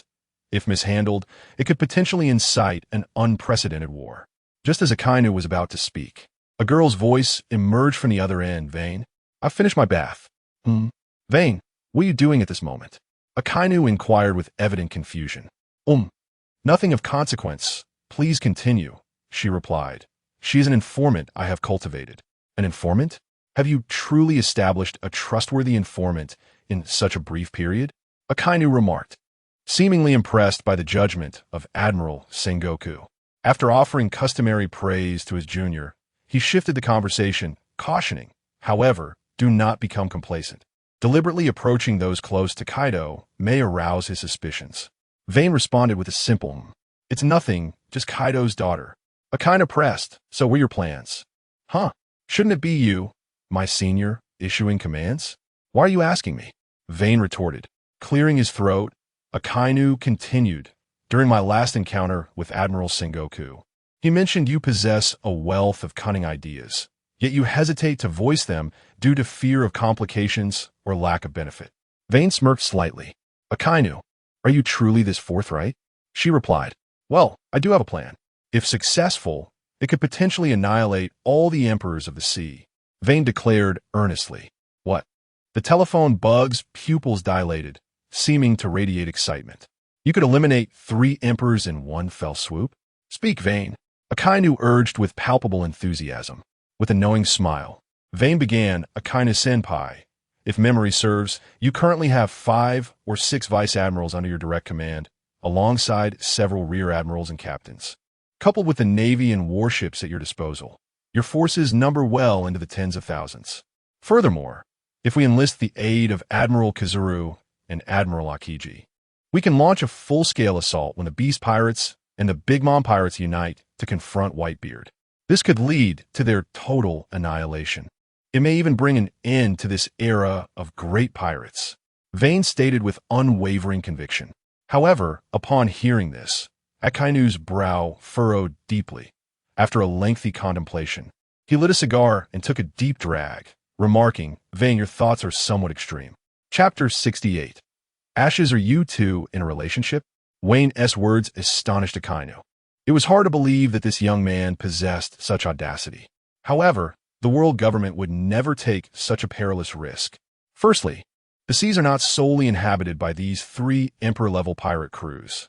There are also the likes of Wang Ji from Hive Island, the Golden Lion who escaped from Impel Down and is now hiding, as well as other formidable pirates scattered across various territories with bounties exceeding 100 million. Should they become aware of this, they might be tempted to conspire. Furthermore, the Marine headquarters and other branches across the seas require personnel for defense. making troop deployment a cumbersome task. Most importantly, above the world government, there exists the 5 elders who would never entertain such a gamble. Wayne, your proposal may face considerable opposition. Akainu exhaled a puff of smoke, speaking slowly.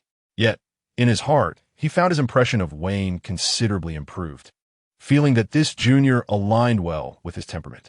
Very well, Senior Akainu, Wayne replied with a feigned tone of regret.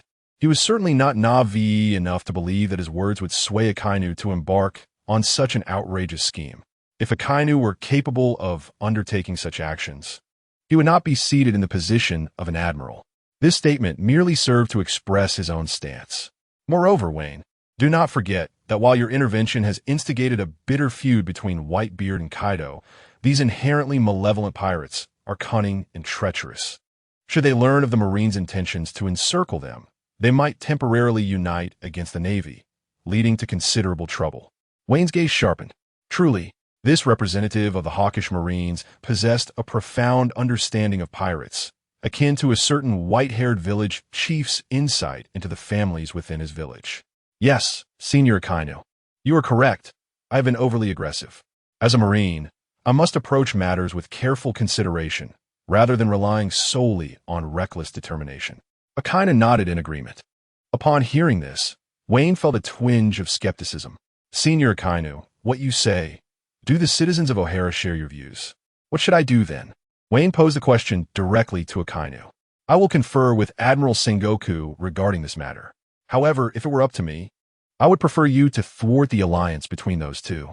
You want me to stop Kaido and Big Mom? Is this for real? Wayne nearly exclaimed. Do you truly overestimate my capabilities, Magma Man? Nevertheless, unless unforeseen circumstances arise, Admiral Sengoku will likely convene a special meeting to discuss this issue upon learning of it. Wayne had already grasped Akainu's thoughts on the matter. Subsequently, the two confirmed some intelligence before ending the call.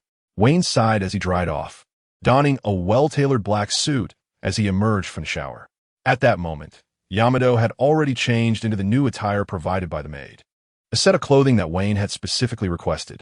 Because Yamato's previous outfits were all identical, he simply changed into another set when they became dirty, much to Wayne's dismay. However, when Wayne glanced at Yamato reclining on the sofa, he was momentarily taken aback. The beautiful girl before him sported a head of fluffy hair that transitioned in color.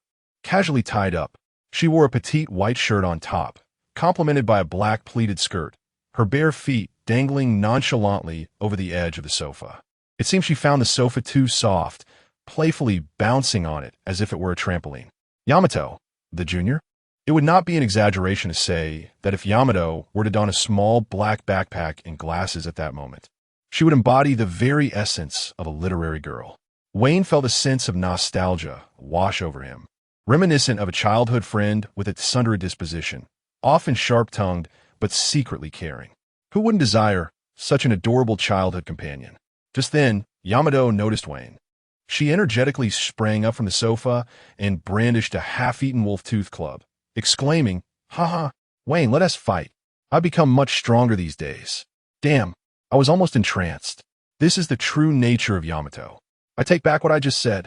After advising Yamato to follow closely and refrain from speaking out of turn, Wayne led her to the council hall of the Ghost Island Palace. The council hall was located at the lowest level of the island. At this moment, a throng of pirates had gathered at the entrance. Upon arriving, Wayne was greeted by the approaching Jean. "Uncle Jean, long time no see." Wayne greeted him with a special nod reserved for strong individuals. Jin's eyes twitched. "You can't feel at ease unless you call me uncle, can you?" But when he noticed the exceptionally beautiful Yamato beside Wayne, his eyebrows raised, and he asked in a peculiar tone, "Are you two dating?" Wayne was momentarily startled and quickly waved his hands. No, you're mistaken, Uncle Jean. We're just good friends." "Is that so?" Meanwhile, Yamato looked up at Wayne with a hint of confusion. "Wayne, what does dating mean?" Hearing this, Wayne sighed in exasperation. Describing Yamato as illiterate felt overly generous. Dating means two people being together and sharing their feelings. "I see. Then Wayne and I are dating," Yamato exclaimed excitedly. The surrounding pirates gaped in disbelief, casting astonished glances at Wayne, subconsciously giving him a thumbs up. Truly, he was the man with a bounty of 500 million. Had he managed to win over Kaido's daughter in just a few months on Ghost Island? It appeared he was destined to become the successor of the Beast Pirates. The crowd was astounded, already plotting to befriend Wayne and cultivate a favorable relationship with him. Don't say such things, Yamato. Wayne hurriedly covered Yamato's mouth. Although this gesture appeared more intimate in the eyes of the myriad pirates, should it reach the ears of Master Kaido, he would undoubtedly consider himself a brazen seducer of naive maidens. In Wayne's mind, he could already envision such a scenario. Master Kaido, my pirate ship has docked at Ghost Island. Is it safe? And then, the esteemed Kaido would affectionately pat his own head with a spiked club, delivering a resounding blow of thunderous gossip. No, please, not that. Coming back to reality, Jean had already walked past Wayne, casually remarking, "Hurry inside. It is about to commence." "Oh, very well, Uncle Jean," Wayne replied simply, before proceeding inside with Yamato. Chapter 69. A conversation between Kaido and Charlotte Linlin. Sibling affection in the grand hall of the Onigashima Palace, illuminated brightly and spacious. A colossal table occupies the center, flanked by 2 rows of chairs on either side.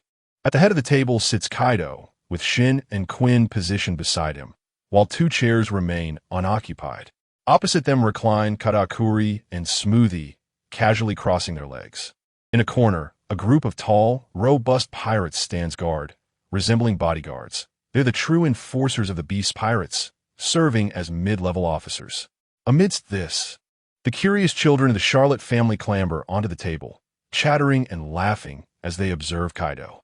"Wow, is this Kaido? What a gigantic creature. No wonder Mama says he is a monster." Kaido is so imposing, but still not as formidable as brother Katakuri. To this, Kaido responds not with anger, but with intrigue, gazing down at these tiny beings no larger than his palm. Has that old hag mistaken this place for a kindergarten? She allows so many little brats to come here. Isn't she afraid I might dispose of them? Despite his words, his expression reveals no trace of ire. Instead, he bursts in a hearty laughter, his eyes reflecting a hint of tenderness towards the children. Witnessing this scene, Wayne can't help but smirk. How is it that Teacher Kaido appears as gentle as a kind uncle with Big Mom as children? Could it be that there was a romantic entanglement in his youth? As Wayne enters alongside Yamato, all eyes turn towards them. Kaido raises an eyebrow, beckoning, "Kid, come sit up front." This proclamation elicits a wave of intrigue among the surrounding pirates. That seat is reserved solely for the most prominent figures. In their minds, they have already concluded that Wayne is destined to be Kaido's next calamity, potentially even his future son-in-law, or perhaps the next successor of the Beast Pirates. Well then, Teacher Kaido, Wayne remarks, feeling unsurprised, as he is indeed the mastermind behind this unfolding scenario. After a brief acknowledgement, he guides Yamato to occupy the 2 seats beside Quinn, with the other chair undoubtedly reserved for Yamato. Although Kaido often speaks harshly, he pays attention to such details. Truly, it brings me to tears. Once seated, Yamato behaves commendably, refraining from public displays of filial piety. Instead, she retrieves several snack packets pilfered from Wayne's room, tearing them open and indulging voraciously, disregarding all decorum as she stuffs her mouth with potato chips. "Kid," Quinn exclaims in frustration upon seeing Wayne. "How could you allow my ship to end up in such a state? What guarantees did you provide back then?" "Uncle Quinn, you cannot blame me for this. I cherish the Queen as dearly as I do you," Wayne replies sheepishly. "All of this is Marco's fault." Quinn scoffed. "Even if you were to offer an entire barrel of red bean rice cake soup as compensation, I would not forgive you." Upon hearing this, Wayne was momentarily taken aback, then tentatively suggested, "What about 2 barrels?" Quinn flashed a toothy grin, acknowledging your understanding, so I shall reluctantly grant you my forgiveness. However, Quinn did not genuinely hold Wayne responsible. Ultimately, it was that old rascal with the white beard who was to blame. At this moment, he longed to deliver a powerful punch to that old man, seeking vengeance for his beloved ship, the Quinn. Across the table, Katakuri was somewhat surprised upon seeing Yamato. Previously, He had only known that the Beast Pirates had two formidable figures, Jin and Quinn, while the rest were mere fodder. Yet now, not only was there Wayne, whose strength was on par with Marco, but also a white-haired girl who stood equally with the three of them. However, what was the meaning of those shackles on her wrists? After Wayne took his seat, Jack and Daifuku entered as well, positioning themselves behind him. Jack crossed his arms, feigning indifference, while Yamato, with her mouth full of chips, curiously observed Katakuri and the others. Wayne, who are they? Yamato. They are members of the big MOM Pirates, a rival crew to the Beast Pirates. Daifuku took on the role of the narrator again, explaining that their captain, Charlotte Linlin, like her father Kaido, was once a member of the Rocks Pirates. Moreover, Charlotte Linlin is the most formidable woman on these seas. She possesses the power of the soul fruit, enabling her to extract souls from individuals to imbue other entities with life. It is said that even her bed and palace are alive. Wayne's face displayed confusion. How do you know so much information? I recall you were well informed about Marco's abilities the last time. Daifuku chuckled sheepishly. Wayne, actually, before joining the Beast Pirates, I had been with many pirate crews in the New World. However, each time I joined, that crew was either wiped out by the Navy or fell apart due to internal strife. Wayne raised an eyebrow. Goodness, with such a track record. I wonder how the Beast Pirates allowed you to join. Then, Yamato asked with shining eyes, are we going to fight that Charlotte Linlin? Wayne sighed. How eager are you to fight? Besides, she is your Aunt Linlin. At this moment, Kaido bellowed at Katakuri, his voice like thunder. Wokaka kid, it's time to get down to business. Bring me that old hag's din mushy. The force of his roar caused the little ones at the table to sway unsteadily. Understood, Governor Kaido. Katakuri remained remarkably composed. As he waved his hand, a diminutive Hamitz soldier stepped forward, cradling a telephone beetle in his arms. This peculiar beetle wore a pink captain's hat and was adorned with heavy eye makeup. Katakuri took the telephone beetle and placed it at the center of the table. Upon seeing it, the young members of the Charlotte family displayed expressions of fear, quickly leaping off the table to hide behind Katakuri. Subsequently, the telephone beetle began to awaken, its demeanor shifting to one of malevolence, eyes brimming with greed. Mother, is that Kaido? Upon hearing this voice, Wayne immediately recognized it. It was she, one of the three great emperors of the sea, the sovereign of Whole Cake Island, Charlotte Linlin, captain of the Big Mom Pirates. Wow, Linlin, you old hag, you're still having children? How utterly amusing. Just how many offspring do you need to be satisfied?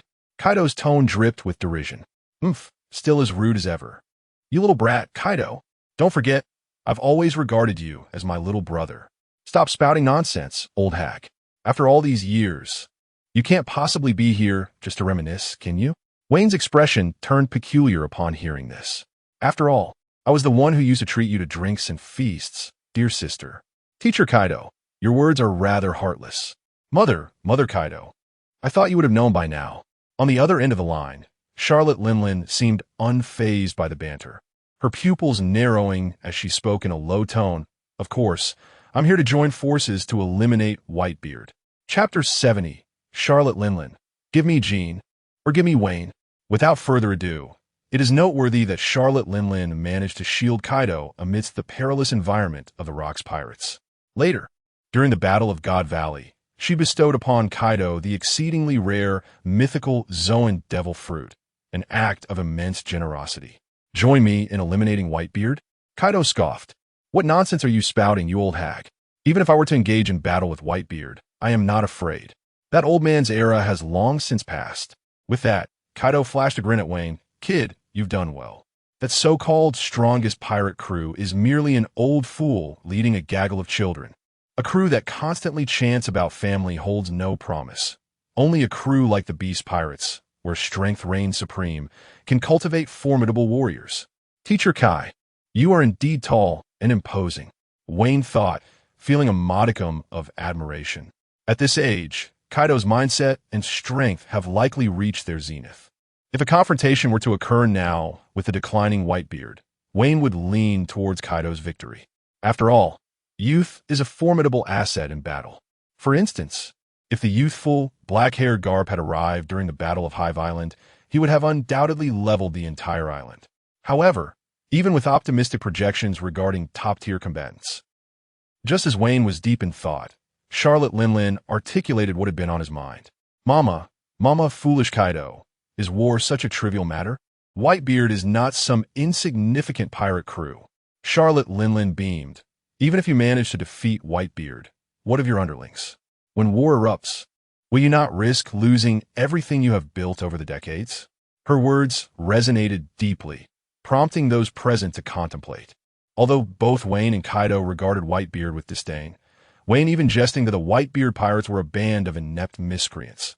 This was merely a tactic to provoke Whitebeard. The Whitebeard pirates boast 16 commanders, leading over 1,600 members, and command over 40 subordinate crews, totaling more than 50,000 pirates scattered across the New World. Among them was the captain of the recently slain Don Quixote pirates, Squardo. Should they unite for war, even the world government would find it a formidable challenge. In contrast, Kaido's forces. Aside from the top-tier powerhouse that is Kaido, the remaining elite fighters include Jean, Queen, Wayne, and perhaps Yamato at best. The mid-tier fighters seem scant, with only Jack and Black Maria capable of engaging in battle. However, Wayne has yet to encounter Black Maria, who is said to currently oversee a corridor. Among the future Flying Six, both Ultai and Page One are too diminutive, and the recently defected Fuzzfuff was eliminated by Wayne. The remaining brawlers are merely worth a bounty of 10 to 20 million, nothing more than mere henchmen. In comparison to the officers and captains under Whitebeard, they are truly inferior. The old lady is right. In such circumstances, even a Pyrrhic victory would deplete the entire treasury. Kaido smirked slightly, acknowledging her statement. Kaido, my dear, I know you yearn for a battle with Whitebeard, or rather, the mere thought of it would leave you quite restless if not acted upon. Mother, truly, the former White Moonlight big sister, even after all these years, understands Kaido so well. Upon hearing this, a flicker of displeasure crossed Kaido's face. Although he disliked being scrutinized, he had to admit that the old woman had a point. Lingling, do you wish to assist me? I cannot believe you possess such altruism. Kaido's mindset now differs from a decade later. He is still consumed by the ambition of world domination. Forming an alliance with Charlotte Lingling is not even on his radar. After all, in recent years, the Beast Pirates and Big Mom Pirates have had their share of conflicts, both significant and minor. Mother, of course my assistance is not free. How about this? You hand over Jean to me, and I will send my forces to clear all obstacles. Whether they be pirates or navy, I shall hold them at bay, and then you can fight as you please. As her words echoed, a collective astonishment enveloped the room. Whether it was a figment of his imagination, Wayne sensed that Uncle Jin's body seemed to tremble slightly. Subsequently, Jean cast a nearly pleading glance at Kaido. At this moment, Wayne fully empathized with Jin's feelings. Being targeted by such a wealthy matron must be quite a bother indeed.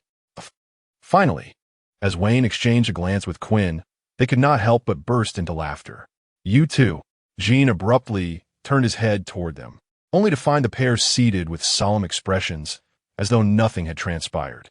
In fact, Wayne even took the liberty to wipe the snack crumbs from Yamato's mouth with a caring gesture. Meanwhile, Kaido erupted in a hearty laughter. Ha ha! You old hag! What dream are you having? Jean is my man. Have you forgotten your own words? Pirates also uphold righteousness. Upon hearing this, Jean immediately cast a somewhat guilty glance at Kaido. Indeed, how could Mr. Kaido ever forsake himself for profit? How absurd it was that he had felt a twinge of panic just now. How foolish. I didn't expect you to remember what I said. That's rather surprising. Well then, let's put Jin's matter aside for now. Did you not mention there was a new lad recently? Charlotte Lingling continued. You mean Wayne? He's a promising talent. I plan to make him the third prominent figure, Kaido candidly declared to everyone. This was not something to be concealed. Within the Beast Pirates, strength alone dictates one's worth. If others are dissatisfied, they may challenge Wayne themselves. Of course, this is contingent upon their ability to prevail. Dear me, Charlotte Linling's face revealed a glimmer of greed. In that case, let me propose this. I shall not permit you to hand him over to me. Instead, let him wed Smuggy and become my son-in-law. If he finds no affection for Smuggy, I have plenty of beautiful daughters to offer, or perhaps those few little ones from the past could also be at his disposal. Madam, you. Wayne's brow furrowed, nearly bursting into expletives. Was this even human discourse? It felt as if she perceived herself as some peculiar, malevolent uncle with strange predilections. At that moment, Wayne's gaze fortuitously collided with a golden-haired girl in a white dress, who was hiding behind Katakuri. The little girl instantly displayed a look of terror, tightly shutting her eyes, as if fearing Wayne might choose her. Bryn, what on earth does that expression signify? Wayne inwardly chastised the lady, then turned his gaze towards Teacher Kai, whom he believed would never acquiesce to such an impudent request. Yet, the very next second, Kaido's eyes shifted contemplatively before he declared, "Certainly, as long as that little one consents." Huh?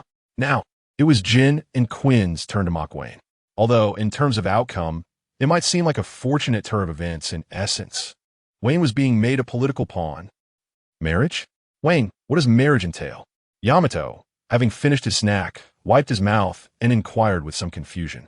At that moment, the commentator Dave intervened aptly, stating, "Young Master Yamato, marriage signifies a lifelong union between two individuals, an everlasting love, never to part."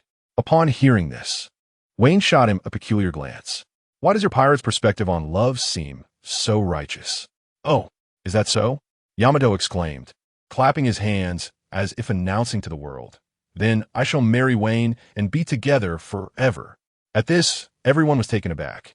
Across the table, Smuggy glared with murderous intent at the exuberant Yamato. This must be the legendary rival, indeed. Charlotte Lean's expression hardened. "Who dares to steal my son-in-law, Kaido? Who is it?" "Well, it seems I must disappoint you, old hag. He is my foolish son." Kaido chuckled ominously, casting a complex glance at Wayne, evidently taken aback. How dull. I never anticipated that foolish boy would develop such human sentiments, even bringing his own daughter into the fray to secure such a promising little one, Charlotte Lin remarked darkly. Though reluctant, she could hardly contest Kaido's words. Chapter 71. Teacher Kai. We will prevail. The elderly woman. Kai roared with displeasure, dismissing the matters concerning Jean and Wayne. After eliminating Whitebeard, his territory could indeed be shared with you. Mother, are you jesting? The lands of that old scoundrel, Whitebeard, are both remote and impoverished. I have no desire for them. Charlotte Lean's attitude was resolute. Then there is nothing to discuss. Kai's expression turned cold. And how can you be so certain that Whitebeard would declare war on me? It is merely the death of his inconsequential son. Marco is still alive. Teacher Kai, you have identified a blind spot. Even back then, when Kazuki Oden was slain, the entire Wano Country fell victim to Kai's machinations. And the robust Whitebeard chose to endure in silence. What more can be said of a dutiful son like Squard? Mother, that would indeed be a disgrace. Could Kai truly swallow such humiliation when his own kin were beset upon by Whitebeard's men at their doorstep? Is this a tactic to provoke me? Yet, you do have a point. Although the losses may appear to favor Whitebeard, are they not, in essence, self-inflicted? Thus, you need not fret. You who are merely adept at bearing children. Kai was equally defiant. It seems the collaboration is nearing its conclusion. Wayne felt an involuntary sense of relief in his heart. But in the next moment, Charlotte Lean's sinister laughter echoed once more from the den mushy. Mother, my foolish brother, your words are still so hurtful. However, Kai, I have changed my mind. It matters not if we do not collaborate. I shall still assist you.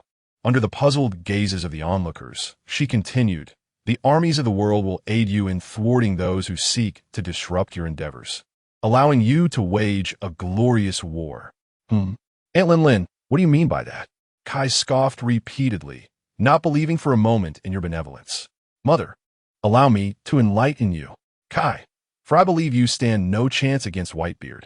When your inevitable defeat arrives, you shall find yourself begging me for salvation.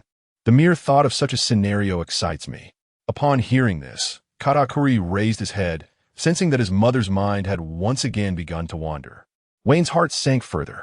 Are you two old fools merely performing a drama of a haughty elder sister and a stubborn younger brother? Big Mom, indulge him if you must. After all, You're truly determined to lend your assistance, are you not? Stop underestimating others. If you wish to intervene, then come forth. But be prepared to meet your end alongside me. Waha. Teacher Kai was equally proud. Ultimately, after exchanging a few more choice words, they concluded the call. I'm Dake Smirkit, addressing all the pirates present with a booming laugh.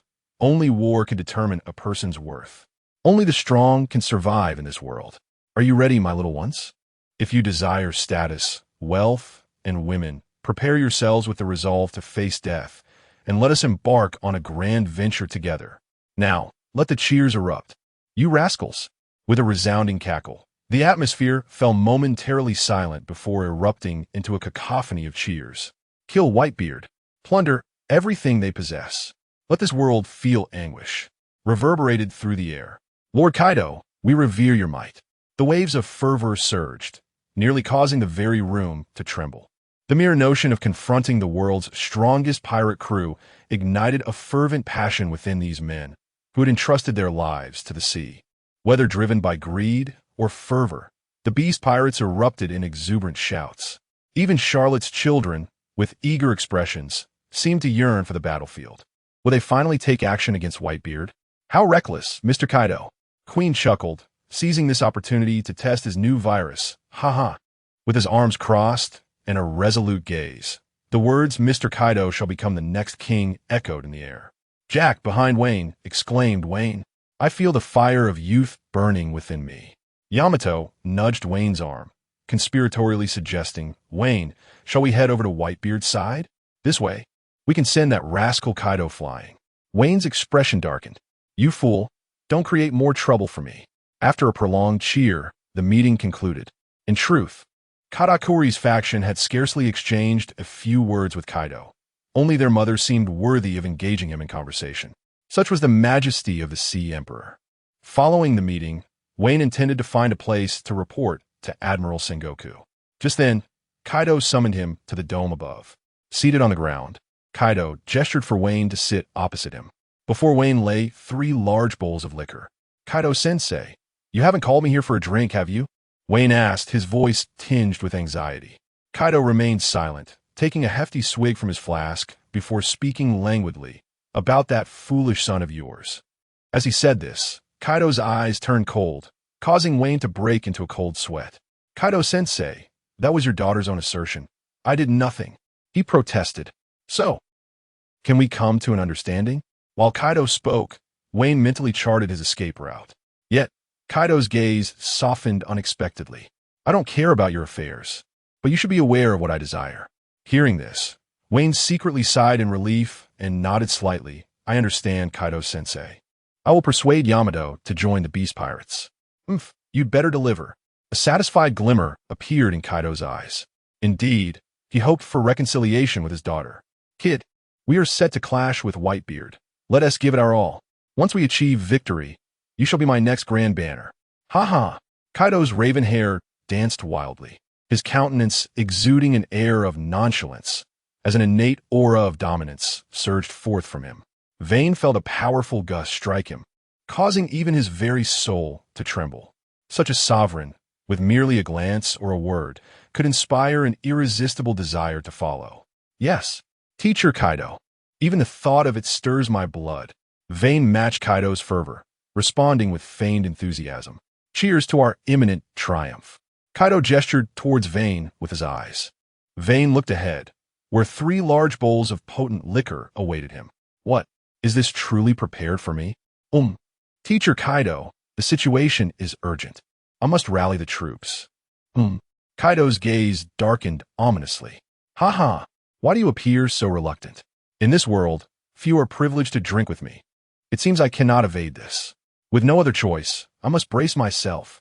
With that thought, Vayne took a deep breath, rose, and lifted one of the bowls to his lips. Just as he was about to drink, he suddenly had a revelation, pouring the entire bowl onto the ground, proclaiming, Teacher Kaido, this bowl is dedicated to our comrades who will soon join us in battle. Oh, Kaido watched Vayne with keen interest.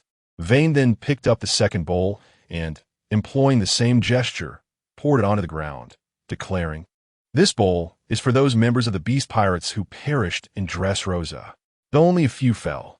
As for the third bowl, I have yet to decide.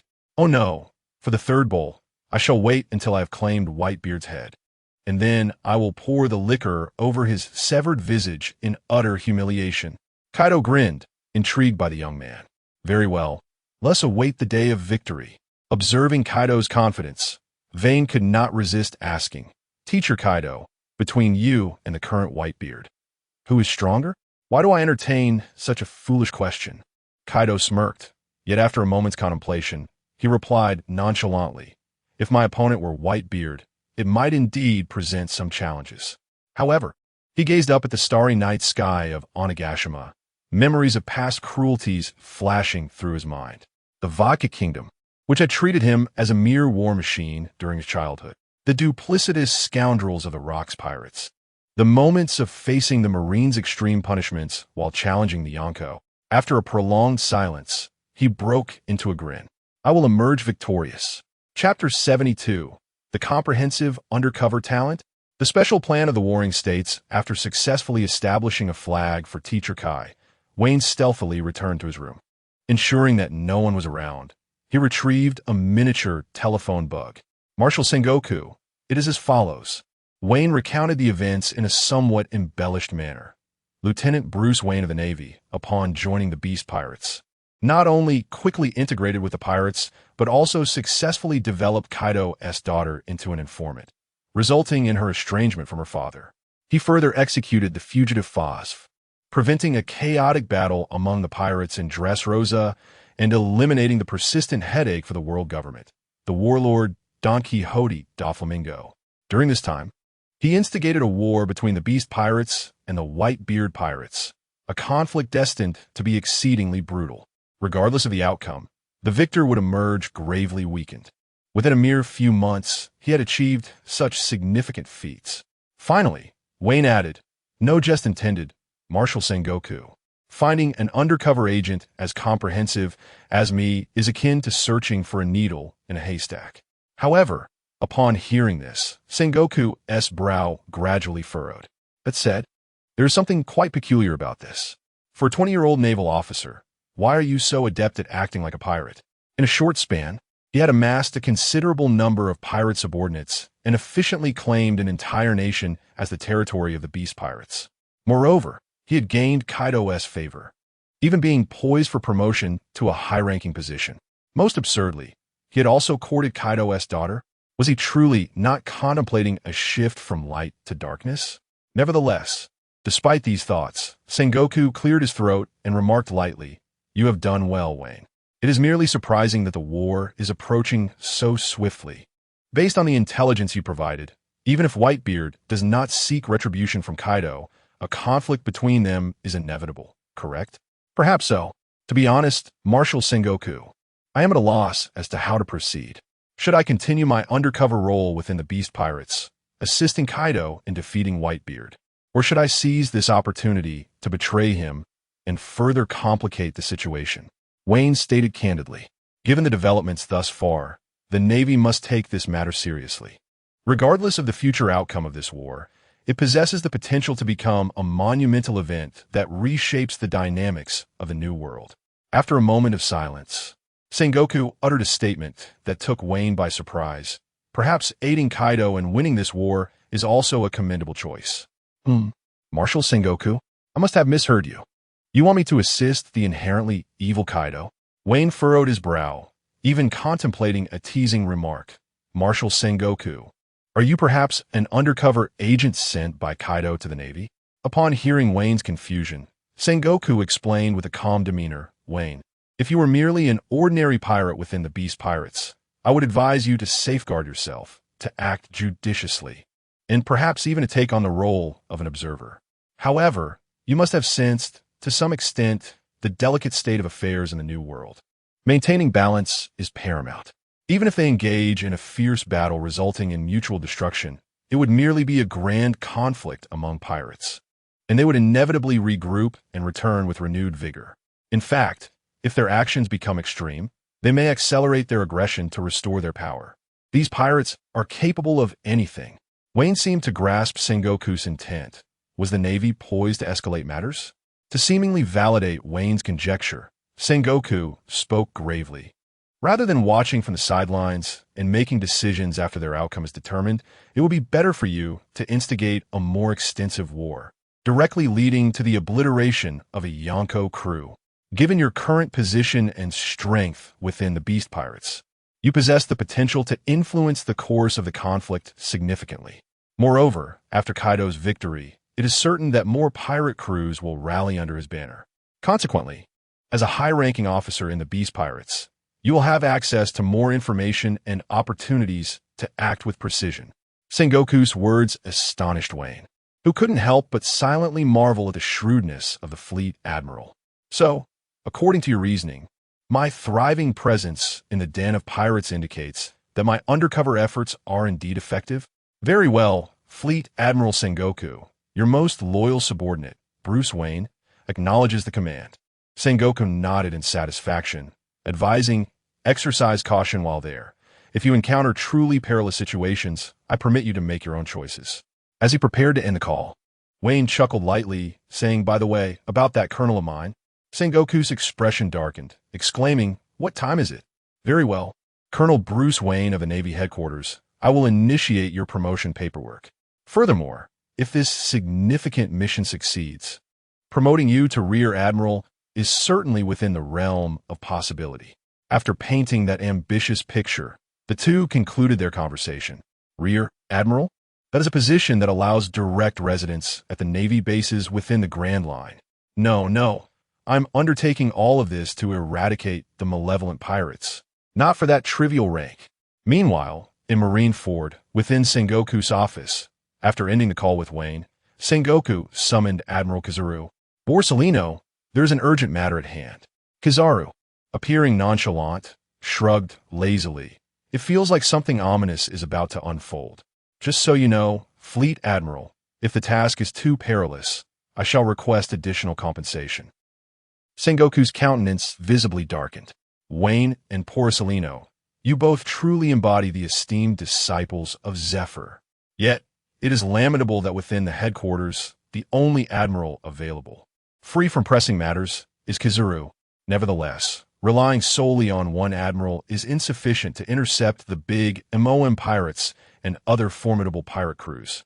Just as this thought crossed my mind, the door was suddenly thrust open with a resounding bang. The robust and muscular Garp burst into the room, and despite his advanced age, he radiated a vibrant spirit.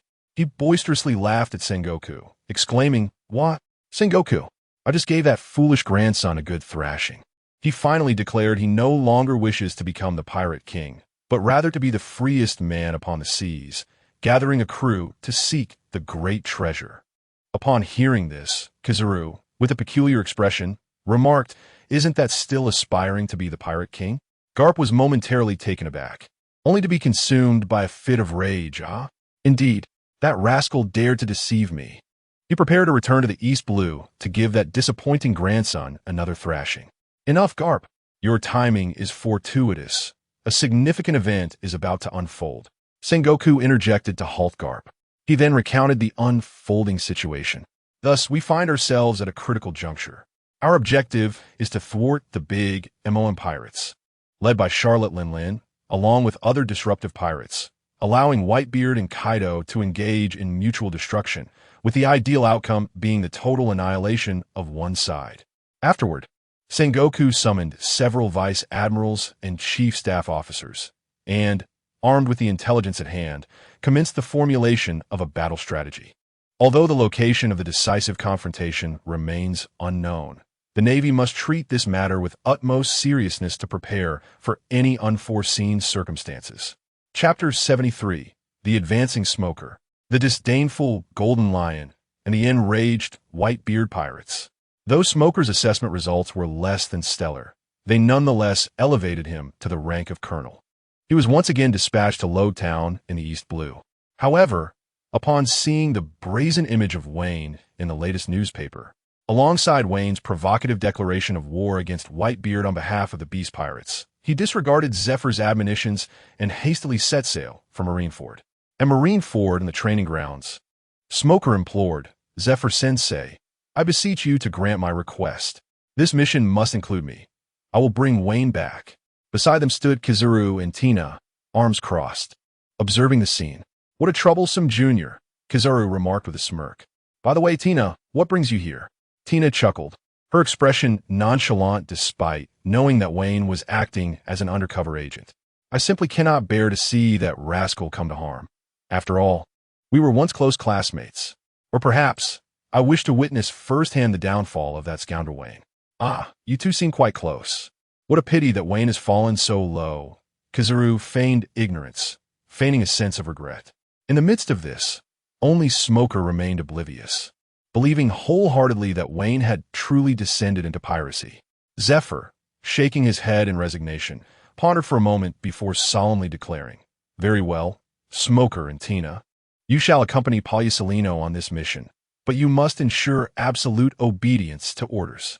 "Yes, Zephyr-sensei," Smoker and Tina chorused in unison.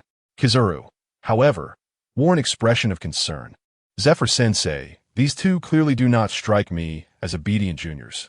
At that moment, a rotund officer hurried over, calling out, "Hey, I heard you mention a deep friendship with that traitor Wayne.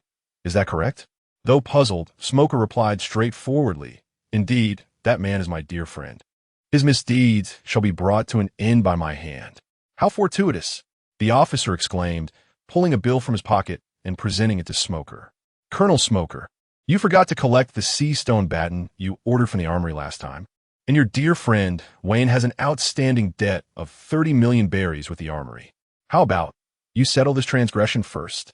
Smoker's eyes widened as he stared at the numerous zeros on the bill, his pupils constricting sharply. Turning around, he found that Zephyr, Kizaru, and Tina had vanished without a trace. With a twitch of his lips, he exclaimed angrily, "I take back my earlier words. Wayne is no longer my friend. He has aligned himself against justice, embodying evil, and is now my enemy. I have severed ties with him." Subsequently, he rummaged through his meager savings to retrieve the custom sea stone baton.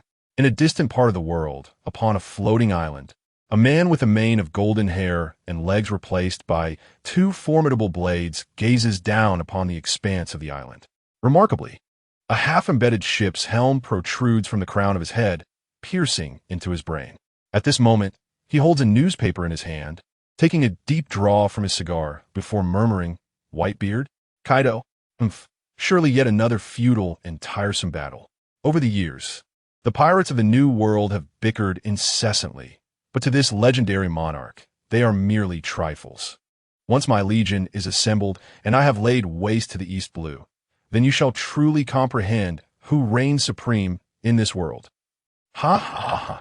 Elsewhere in the New World, aboard the grand ship, the Moby Dick Marco, his entire body swathed in bandages, weeps profusely before Whitebeard, exclaiming, "Dad, it's me. I am the weak one. I failed to avenge Squardo. It's all my fault." Consumed by guilt, Marco's cries resonate. As the surrounding pirates wear somber expressions, their fists clenched in silence. "Do not blame yourself, my son. It was I who sent you," Whitebeard replies with a gentle gaze. "Do not bear the weight of all mistakes alone. Remember, we are one big family." "Indeed, Marco," interjects Sachi, the captain of the 4th Division, offering solace. "A pirate crew that embodies the spirit of family shall never succumb to those heartless, lowly pirate bands." The others, moved by his words, nod in agreement. Yes, this is the Whitebeard Pirates. In this harsh and unforgiving sea, this crew has always believed in the strength of family. "Dad, give the order," declares Vista, wielding his flower sword. "Squardo's death and Marco's wounds cannot go unpunished." "Dad, Jinbei from Fishman Island just contacted us. He has rallied numerous fisherman warriors and is ready to come to our aid in the New World," Diamond Jozu solemnly states. "I see." Listening to his son's impassioned words, a flicker of concern crosses Whitebeard's profound gaze. "Sons, do we truly need to engage in this battle? Dad, if we cannot avenge our fallen, how can we hope to stand our ground in the New World?" Aizu's voice is filled with fervor. As these words resonate, they evoke a chorus of agreement among the others. "Indeed, Dad, it's just Kaido. With our family united, how could we possibly falter against such an adversary? The beast pirates are but a trifling foe, Watch as I obliterate them with a single blow.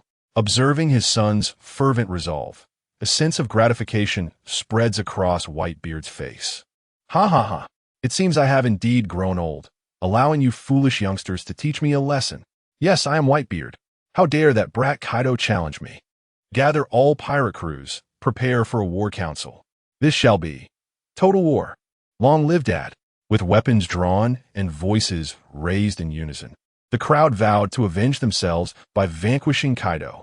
In the land of woe, the conversation between Teacher Kai and Aunt Ling ended unpleasantly. Teacher Kai did not disclose how he intended to deal with the Charlotte family. Thus, Wayne assumed the role of an impromptu guide, leading everyone to explore the land of woe. This magnificent palace is the headquarters of our beast pirates. I am unsure of its construction date or the identity of its builders, but it is undeniably grand. All right, Karakuri, Bruli, hold your children tightly, watch your step, and follow me as we ascend to the next attraction. Here we are at the dome's apex. Do you see that burly man drinking over there? That esteemed figure is our beloved governor, Lord Kaido. Just as Wayne intended to usher the group closer to this formidable being, Kaido could no longer contain his fury and bellowed, "Get lost! Little brats, do not disturb my drinking." The ferocious roar unleashed a violent gust that sent everyone tumbling from the land of woe. In midair, Wayne added, "Oh, I forgot to mention his temper is quite dreadful. Is this really the time for that?" cried out Charlotte Flamp, a little girl chewing gum, her voice laced with terror. The other children turned pale, their tongues extending like serpents, dancing in the air. At that moment, a faint red glimmer flickered in the eyes of both Wayne and Karakuri, as time seemed to freeze before them. In an instant, they acted in unison, catching all the Charlotte children and gently setting them back on solid ground. Karakuri was somewhat taken aback. During his last encounter with Wayne and Marco, he sensed that Wayne's observation haki was extraordinary. Now, it was confirmed that Wayne possessed an equivalent level of this ability. However, he pondered, just how far into the future can those eyes of yours see? The moment Wayne set Bruli down, a voice called from behind, "Instructor Wayne, that idiot Yamato is fighting with the tall-legged fellow." Wayne turned to see the flustered Runty rushing towards him. After exchanging glances with Karakuri, they proceeded in the direction indicated by Runty. At the new recruit training ground, Smoker stood with his arms crossed, his gaze cold as he fixated on Yamato across from him. "I have said it countless times. I have never failed to attain what I desire. Step away from Wayne. He is to be my future husband." Yamato, undeterred, retorted, "Wayne and I are the strongest duo. I am the one who will be with him forever." Chapter 74. The Great Escape of Yamato, an encounter with Karakuri as the fierce battle between Smuggy and Yamato was about to commence. The pirates in the training grounds gathered around eagerly. I have always been fond of watching women engage in combat. Truly, my brother Vane is remarkable. He has not only captivated young Yamato, but also enchanted the women of the Big Mom pirates. Thus, this too is a victory for my brother Vane. Vane furrowed his brow, wishing to dissociate himself from the situation. Though he longed to express that only a child would make choices, he desired them all. It was essential to remember that he was a true Marine under the Seagull flag, a bona fide naval prodigy. Such beauty would not be something he would refuse. Beside him, Karakuri observed his sister preparing to fight, merely crossing his arms and watching without any intention of intervening. "Are you not going to mediate?" Vane inquired. "That battle belongs to them," Karakuri replied indifferently. True enough. However, Vane's gaze shifted to the shackles on Yamato's wrists, deep in thought. Katakuri noticed Vane's focus and questioned, "Isn't Tishi Kaido's daughter? Why does she bear those?" Explaining that would be rather complicated. "In any case, I am currently devising a way to remove those shackles." Suddenly, a smile crept across Vane's lips as he turned to Katakuri. "How about lending a hand? If you were to use your mochi fruit, crafting a suitable key shouldn't pose much difficulty, right? While it may be worth a try, why should I assist you? Helping someone who might very well become a rival in the future," Katakuri replied in a neutral tone. Indeed, with the discord between Kaido and Auntie Lin as her son, he had no obligation to aid Yamato. Yet, Vane reconsidered. It seemed Katakuri was not wholly devoted to his mother either. From his recollections, Katakuri treated his siblings with kindness, enduring even humiliation from his sister without anger, merely using his conqueror's haki to incapacitate her. But Big Mom? She often punished her children in exceedingly cruel ways, and in the end, transformed Broly into such an aged version of herself. To claim he harbored no grievances would be implausible. What if I owe you a favor? Vayne stated earnestly. A favor? Katakuri's pupils dilated, astonished by such words from a man of your caliber. Vayne couldn't help but chuckle inwardly. What of it? The reason I, Bruce Vayne, have managed to navigate the ranks of the Beast Pirates is through brawling with comrades, sowing discord and deceiving naive young ladies. This personal favor, however, shall be noted on the ledger of Admiral Sengoku. Katakuri remarked, to see a man like you bow his head in request, it must be quite distressing. Since that is the case, I accept. Such promptness?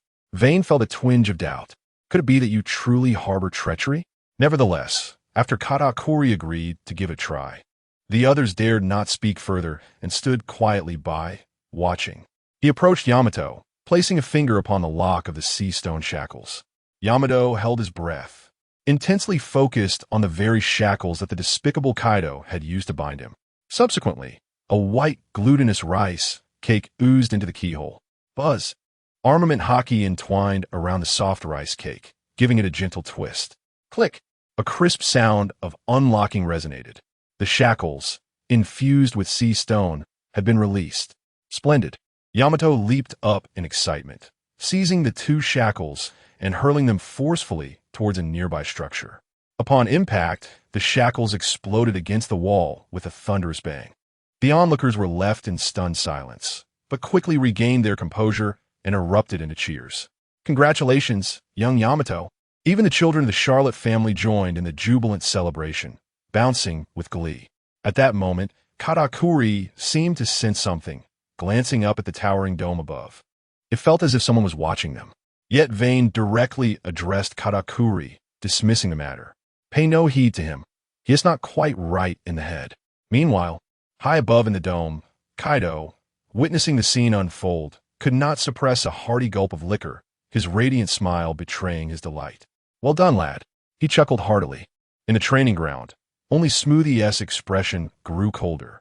Though she understood that Katakuri must have his reasons, her focus was on defeating the rival before her. Hey, come on. Smoothie drew her sword, pointing it menacingly at Yamato. Oh, I will not relinquish Vayne to you. Yamato, brimming with enthusiasm, raised his fist confidently. Just as the two were about to clash, Vayne swiftly pulled Yamato away, racing towards the training ground's exit. We must discuss our strategy. Yalat, ensure our allies are well entertained. This left Smoothie bewildered in the wind, murmuring, am I being rejected? Bree wore a peculiar expression. Haven't you two even dated? Meanwhile, Katakuri merely chuckled softly, finding the situation amusing. Ah, what an intriguing person. Nevertheless, a great war looms ahead. We must return and await. Mother's command. At the mention of Mother, a flicker of emotion crossed his eyes, a complex sentiment swirling within as he pondered. Chapter 75. The Rabbit Bowl Quarry is filled with talent, and their words are as melodious as a symphony. The Whitebeard pirates are urgently rallying their fleet, while the Beast pirates are also mobilizing to confront this impending perilous war. Jin, accompanied by his men, heads to Wano to negotiate with Kaido, amassing the forces of the samurai. Queen has confined himself and his subordinates within a laboratory, claiming to develop a new type of weapon. Meanwhile, Wayne desires to venture to the Rabbit Bowl Quarry. Having resolved to assist the Beast Pirates, Wayne no longer dawdles. He cannot interfere in the battle between Teacher Kai and Whitebeard, nor would Teacher Kai allow others to intervene. However, he can still maneuver the mid-lower tier combatants. At the port of Onigashima, Wayne boards a pirate ship alongside Yamato. Initially intending to journey alone, he finds himself unable to refuse Yamato's insistence to accompany him. Additionally, Runty has stealthily boarded, now standing with her hands on her hips, glaring at Wayne. Instructor Wayne, I fear you might elope with Yamato. Hence I must keep an eye on you. What nonsense fills that little head of yours? Yamato inquires, Runty, what does elope mean? Runty scoffs. You don't even know what eloping is? Truly, you are Yamato. Listen closely, eloping is.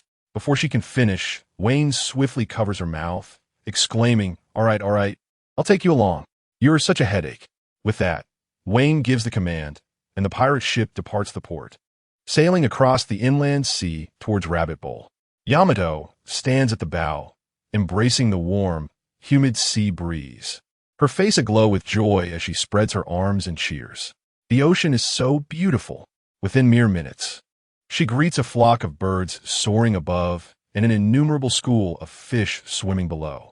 Runny watches with disdain, thinking, what a childish woman. I can hardly fathom why Instructor Wayne is so fond of her. Finally, as they near Rabbit Bowl, Yamato settles down, sitting side by side with Wayne and Runty on the deck, savoring the chilled lemon juice specially prepared by the chef. Noticing Runty's lackluster demeanor, Yamato can't help but ask, hey, Runty, don't you find sailing exhilarating? Runty merely pouts. Sailing is the most tedious thing ever. With that, Runty removes her mask and gulps down the sour lemon juice, a wave of acidity flooding her mouth, yet she suppresses her discomfort, revealing no signs of distress. Impressive, Runty, Yamato exclaims, admiration evident on her face, for Runty's drink is particularly tart. Runty waves her hand dismissively, but is soon overtaken by a dizzy spell, allowing herself to recline on Yamato's lap, feigning admiration for the sky. That's enough. I need to rest for a bit. Call me when we arrive. All right, Runty, Yamato replies. However, the next moment, Runty abruptly sits up, her face contorted with exasperation. What's wrong? Wayne inquires, perplexed. Only half of the sky is visible. Runty gritted his teeth, his eyes ablaze with fury, fixated on the soft, jelly-like bosom of Yamato. Vain. So, is it perhaps a matter of inferiority? Yet, do not be too disheartened. After all, you are still young. Vane had already informed the chief warden of the Rabbit Bowl Quarry, Babanuki, about escorting young Master Yamato. Thus, the moment Vane and his companions enter the Rabbit Bowl, all the guards lined the path, vociferously calling out the names of Lord Vane and young Master Yamato. Vane's expression darkened, and the corners of his mouth twitched involuntarily. He had initially contemplated whether he could trick that old soldier, who possessed the flowing cherry blossom aura, into teaching him the flowing cherry style. However, with this commotion, everyone recognized him. Never mind, let us attend to the matter at hand. Upon entering, Vane and his companions beheld the prisoners, adorned with sea stone handcuffs, laboriously transporting the hard stones, their foreheads glistening with sweat. These prisoners were either the samurai defeated 10 years prior or pirates who had challenged Kaido or had been captured by the beast pirates over the years. Aside from them, there were guards wielding whips, striking those who dared to slack off. Hurry up. Today is the day Lord Vane comes to inspect. I dare any of you to be lazy. Work harder. Even the donkeys in the production team would not dare to rest like this. Enough. At that moment, a tall pirate slammed the stone slab he had been carrying onto the ground, shouting angrily, I said it before. I came to join the beast pirates. You fire upon us at the slightest disagreement, and now that we've left the waters of Wano, why are we still being captured by you? Bastards. Upon hearing this, everyone paused, seemingly in agreement. However, the guard swiftly lashed down with his whip. Impudent. Dare to question Brother Vane's wise decisions? I see you have no desire to live. When we fired upon your ship, you either fought back or fled. If not enemies, then what are you? The guard growled menacingly. With a crack, the whip, imbued with sharpness, struck the pirate, causing him to grimace in pain. Initially, this blow prompted him to seek mercy, but the pain rendered him speechless, and he endured 2 more lashes. Witnessing this scene, Vane was at a loss for words and continued onward with his companions. As they walked, Runty exclaimed, Instructor Vane, there seems to be something inside there. Vane turned to look. There lay a dark, foreboding entrance, behind which a pair of eyes scrutinized them. Lord Vane, do not be alarmed. That is a samurai imprisoned there for 10 years. General Orochi instructed us to feed him only 1 poisonous fish daily, Babanuki explained. A pufferfish? I see. But why not simply starve him? Because General Orochi's command was to poison him. Babanuki chuckled. So, has he succumbed to the poison? This seems to be lacking. Wayne tugged at the corner of his mouth. This is no longer a matter of literacy. These fellows certainly possess a certain degree of ineptitude. Subsequently, Wayne noticed Doflamingo, who had been brought in and was gradually acclimating to his new identity. There was also Captain Tep, who had been defeated by Kaido and, due to his diligence, had been honored as a model worker in the quarry. "Hey, young man, how did you end up here?" Tep exclaimed in surprise upon seeing Wayne. "Fear not, Captain Tep. Joining the Beast Pirates is indeed part of my plan," Wayne replied softly. "I see. To be honest, young man, from the first moment I laid eyes on you, I discerned boundless ambition in your gaze. Thus, your induction into the Beast Pirates does not surprise me. It is indeed all part of your scheme to eliminate Kaido. Beyond these individuals, the quarry was filled with various types of formidable talents. For instance, there was a deranged samurai who incessantly shouted about creating a world under Lord Odin's reign. Additionally, there was a devil fruit user with the fish fruit, who could transform into a ribbon fish, thriving in the ocean, albeit with the drawback of being unable to swim. There were even inmates who voluntarily came to toil in the quarry, drawn by their love for the quarry's meatballs. In summary, they were all exceptional individuals. Thus, Wayne commanded that all the prisoners in the quarry be gathered. He ascended a platform and commenced his speech. "I understand that you harbor various ambitions within your hearts, whether it is the desire for freedom or a chance to rise again. Now, I present you with an opportunity to confront the Whitebeard pirates, risking your very lives. Those who do not wish to rot away here, come forth and join me." As his words resonated, the crowd fell silent for a moment. Then, an eruption of excitement ensued. An opportunity, a chance for freedom. Even the samurai who had once sworn loyalty to the Kazuki clan began to waver. After all, that incident had transpired a decade ago, and their spirits had long been dulled by relentless labor. But Lord Wayne, are you not concerned that they might seize the opportunity to flee or instigate a mutiny? Babanuki, the overseer of the Sea Stone Quarry, expressed his worries. "If anything were to happen to these prisoners, you, as Lord Kaido's son-in-law, would undoubtedly face dire consequences." "Do not fret," Wayne reassured, then gestured to those behind him. The accompanying pirates swiftly returned from the ship, bringing a large bundle of handcuffs. These are the specially crafted explosive handcuffs by Uncle Queen. Each pair contains a unique signal device. Should anyone attempt to escape or act foolishly, they will be obliterated in an instant.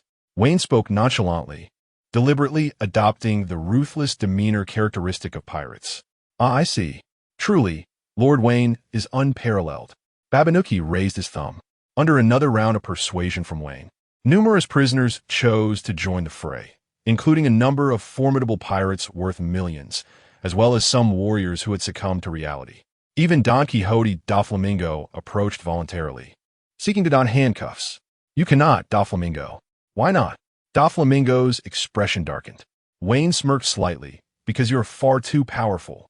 I fear that even in the throes of an explosion, you might attempt to escape, which would certainly give me a headache." Doflamingo fell silent, unable to counter the argument. When did being strong become a flaw? Chapter 76. The battle commences. Time swiftly passed, and in the blink of an eye, several days had elapsed. Under the concerted efforts of the crew, the Beast Pirates had assembled all available forces at Onigashima, their ships lined up majestically in the harbor.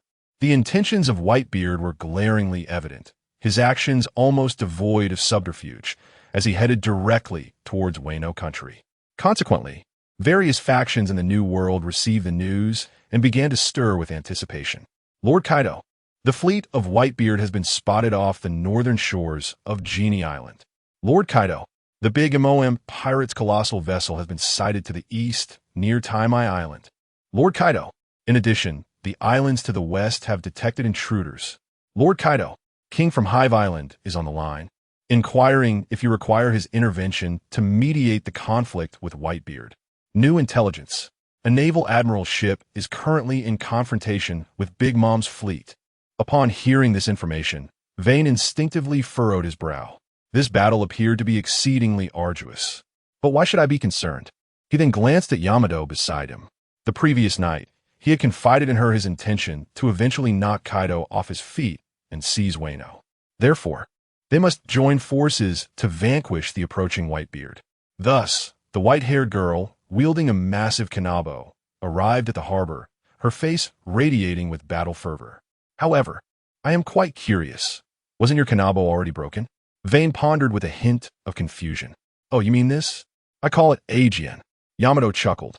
Whenever this one breaks, I always manage to find a new Aegean along the way. Vayne, isn't it marvelous? Vayne picked up the kanabo with an odd expression, inspecting it closely. The weapon was crafted from superior materials, exquisitely made, and embedded with resilient sea prism stone. Goodness, was this a deliberate gift from Master Kaido for Yamato to find? No wonder the original story inexplicably bestowed Yamato with an additional kanabo. Master Kaido, you truly are benevolent. A sinister laugh echoed through the air. Kaido gazed into the distance, surveying the coastline.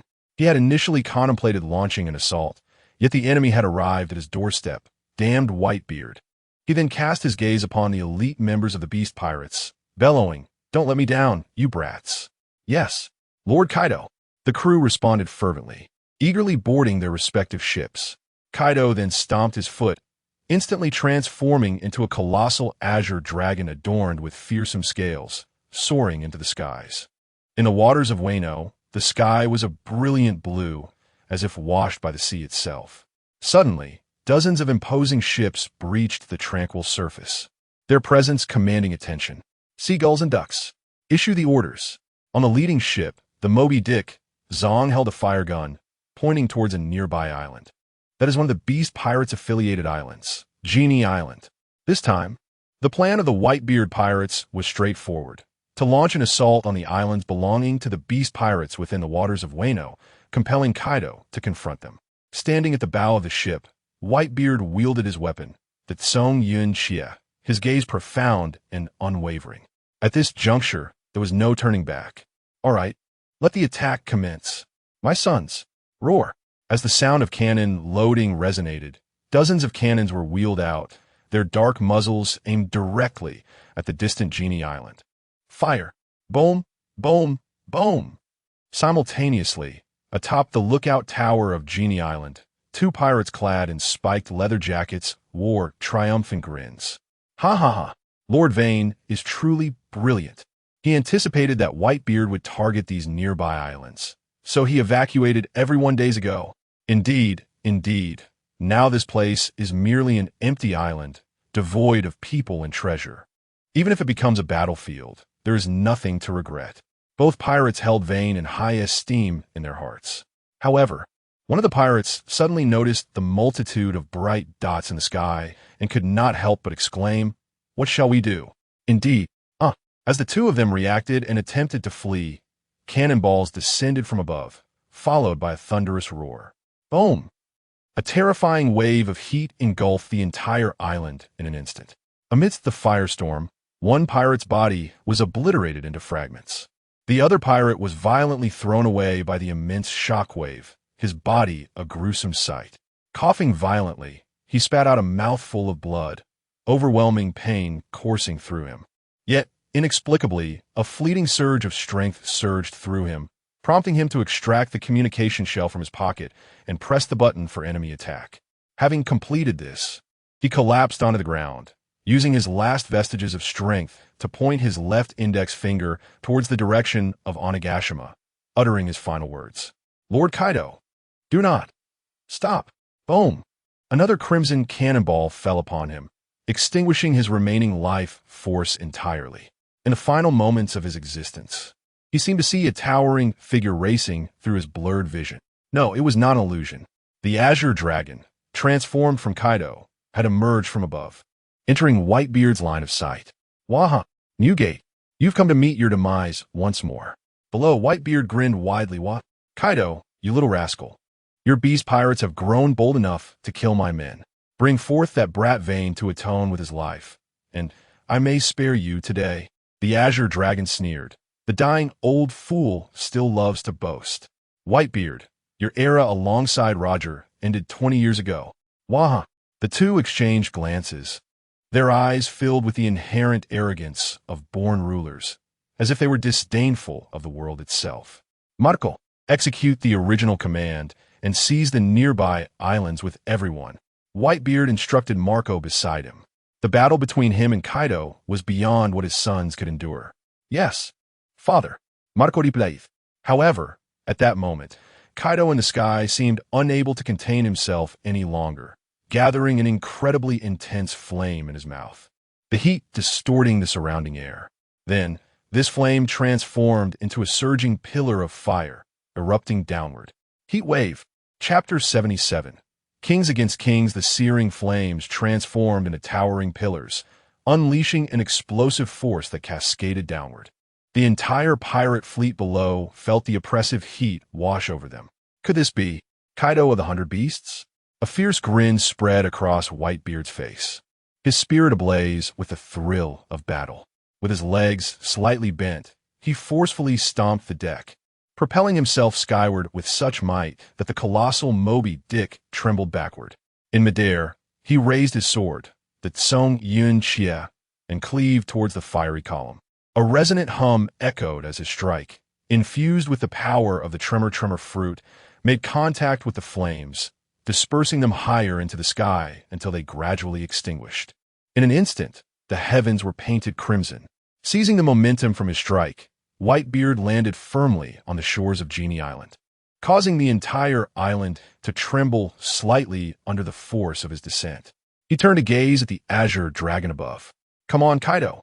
Let us see what you've got," he boomed, his voice booming like thunder. Kaido, with a hearty laugh full of admiration, responded, "It seems I'm not too old to wield the blade, Whitebeard." With that, the azure dragon dove down, moving with lightning speed, his form rapidly compressing in midair. Just before impact, he transformed into his hybrid form, wielding a mace crackling with purple lightning, and struck down with tremendous force. Whitebeard, undeterred, raised his Tsong Yun Xie, summoning terrifying black-red lightning to slice through the air. Kaido, Whitebeard, the resounding clash reverberated. Yet astonishingly, their weapons never collided. The black-red lightning surged forth like a torrent, ravaging the ground beneath them. Simultaneously, an overwhelmingly powerful gale erupted from the center of their confrontation, sweeping outward in all directions. The trees across the island were instantly flattened, unable to withstand the force. The earth cracked and crumbled, turning to dust. Nearby pirate ships were buffeted by the shockwave, causing some weaker pirates to collapse on the decks, unable to endure the onslaught. The most outrageous spectacle was how their sheer power seemed to strike the heavens. The dense clouds above parted as if cleaved in half, revealing a gaping chasm. "The sky has split open. We must flee," Marco shouted, fully aware of the terrifying might possessed by his father and Kaido. The repercussions of being caught in their battle were unfathomable. Moreover, such a confrontation would yield no results in the short term. Thus, their duty as sons was to adhere to the original plan. Split into teams. Everyone scatter. Yes, the captains responded in unison. Given that the 100 Beast pirates had Jean and Wayne, both capable of flight and widespread destruction, the Whitebeard pirates, as the aggressors, could not engage them at sea. They must first seize several islands to serve as temporary bases. Before long, Whitebeard's fleet began to disperse. Marco led his first division swiftly towards the nearest cactus island. As they approached the island adorned with cacti, a pirate leapt up and planted the flag of the Whitebeard pirates into the golden sands. This island is ours." Just as he intended to advance further to uproot the flag of the beast pirates nearby, Marco's urgent voice rang out from behind. "Be careful." "Huh?" The crew looked up to see a dark spot in the sky rapidly enlarging. A deafening roar surged through the air, accompanied by a sonic boom. In the next moment, a pitch-black wyvern burst into view, flames fiercely blazing behind it.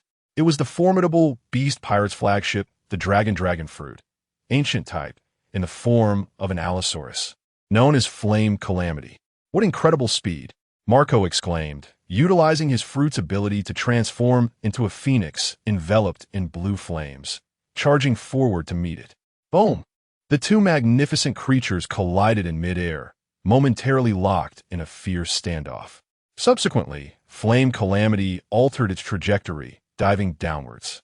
"This is bad. Damn it," Marco cursed under his breath. but his speed lagged slightly behind that of Flame Calamity, and despite exerting all his strength, he could not catch up to its descent. "Get out of the way!" The pirates below gaped in horror, their eyes wide.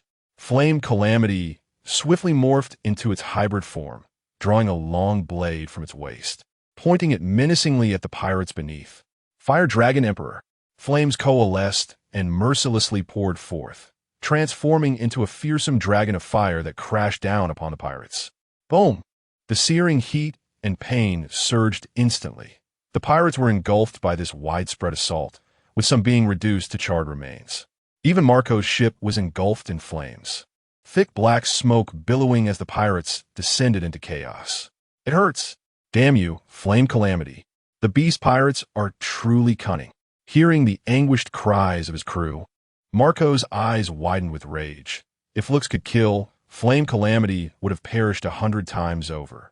Meanwhile, suspended in the air with arms crossed, Flame Calamity wore a mocking expression.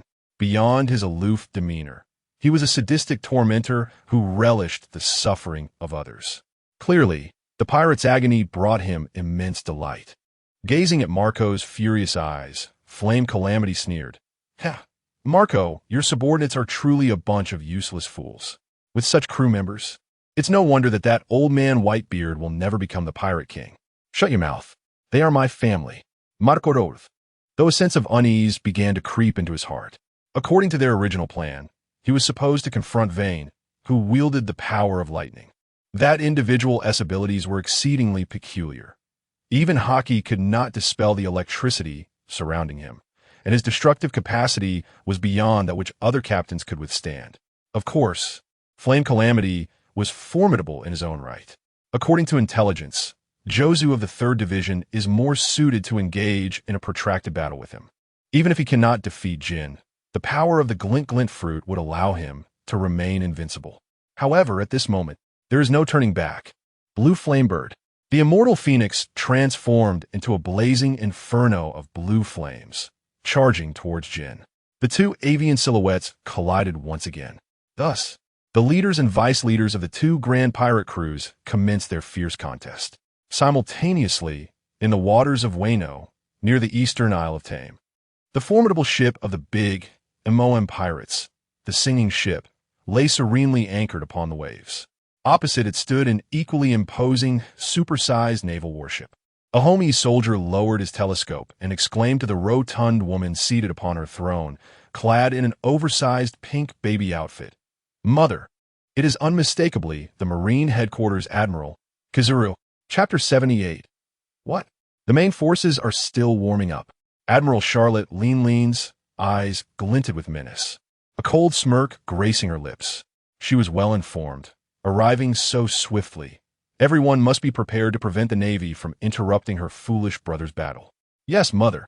At that moment, aboard the Navy's warship, Admiral Kizuru stood at the bow, flanked by Smoker and Tina, while sitting nearby was the legendary Garp, devouring Sun Bay with gusto. Kizuru's vice admiral then presented him with a transponder snail. "Report, Admiral Kizuru. Vice Admiral Mongoose is engaged in a standoff with the Iron Bull pirates at the outskirts of Wano. Furthermore, the fleet led by Rear Admiral Fire Mountain has clashed with the Scallion pirates, resulting in 10 casualties thus far." Upon hearing this, Kizuru furrowed his brow. It seemed that Fleet Admiral Sengoku truly had a knack for complicating matters. This was indeed no simple task. Garp chuckled heartily. "Haha, how dull. Is Sengoku's order merely to keep an eye on them? I'm feeling a bit restless." Smoker gazed at the Navy hero with admiration. Was it true that Vice Admiral Garp also longed to apprehend these pirates? What a formidable man he was. Kizuru, however, could only rub his temples in exasperation. At this juncture, having a fervent junior like Smoker was already enough of a headache. He wished Garp wouldn't add to the chaos. "Let us quietly await the conclusion of Kaido and Whitebeard's battle. The Navy can return to collect their bounty afterward, without unnecessary bloodshed," he mused. He then instructed his aide. "Convey the order. Treat the pirates with caution. As long as they do not enter Wano's waters, we should avoid conflict." The aide saluted, understood, Admiral Kizuru. Meanwhile, Charlotte Linlin also stood at the prow of her ship, gazing across at Kizuru. Sensing the monstrous aura radiating from her. Kizaru smirked. How terrifying. If I truly have to fight such a creature, I should request a substantial bonus from Fleet Admiral Sengoku. What a headache. Thus, an unspoken understanding formed between the two parties, prompting both ships to halt. The Navy and pirates aboard glared fiercely at each other, yet neither showed any inclination to engage in combat. Neither moves, nor do I. Within the Wano Sea, on a desolate island, the 8th Division captain of Whitebeard's crew, Namor, along with a band of pirates, landed on the shore. Namor, a merman with a large mouth filled with sharp teeth, was accompanied by the renowned fishman Jinbei and several fishman warriors. Jinbei, I never imagined I would one day fight alongside you. I thank you on behalf of my father and the late Squard, Namor expressed.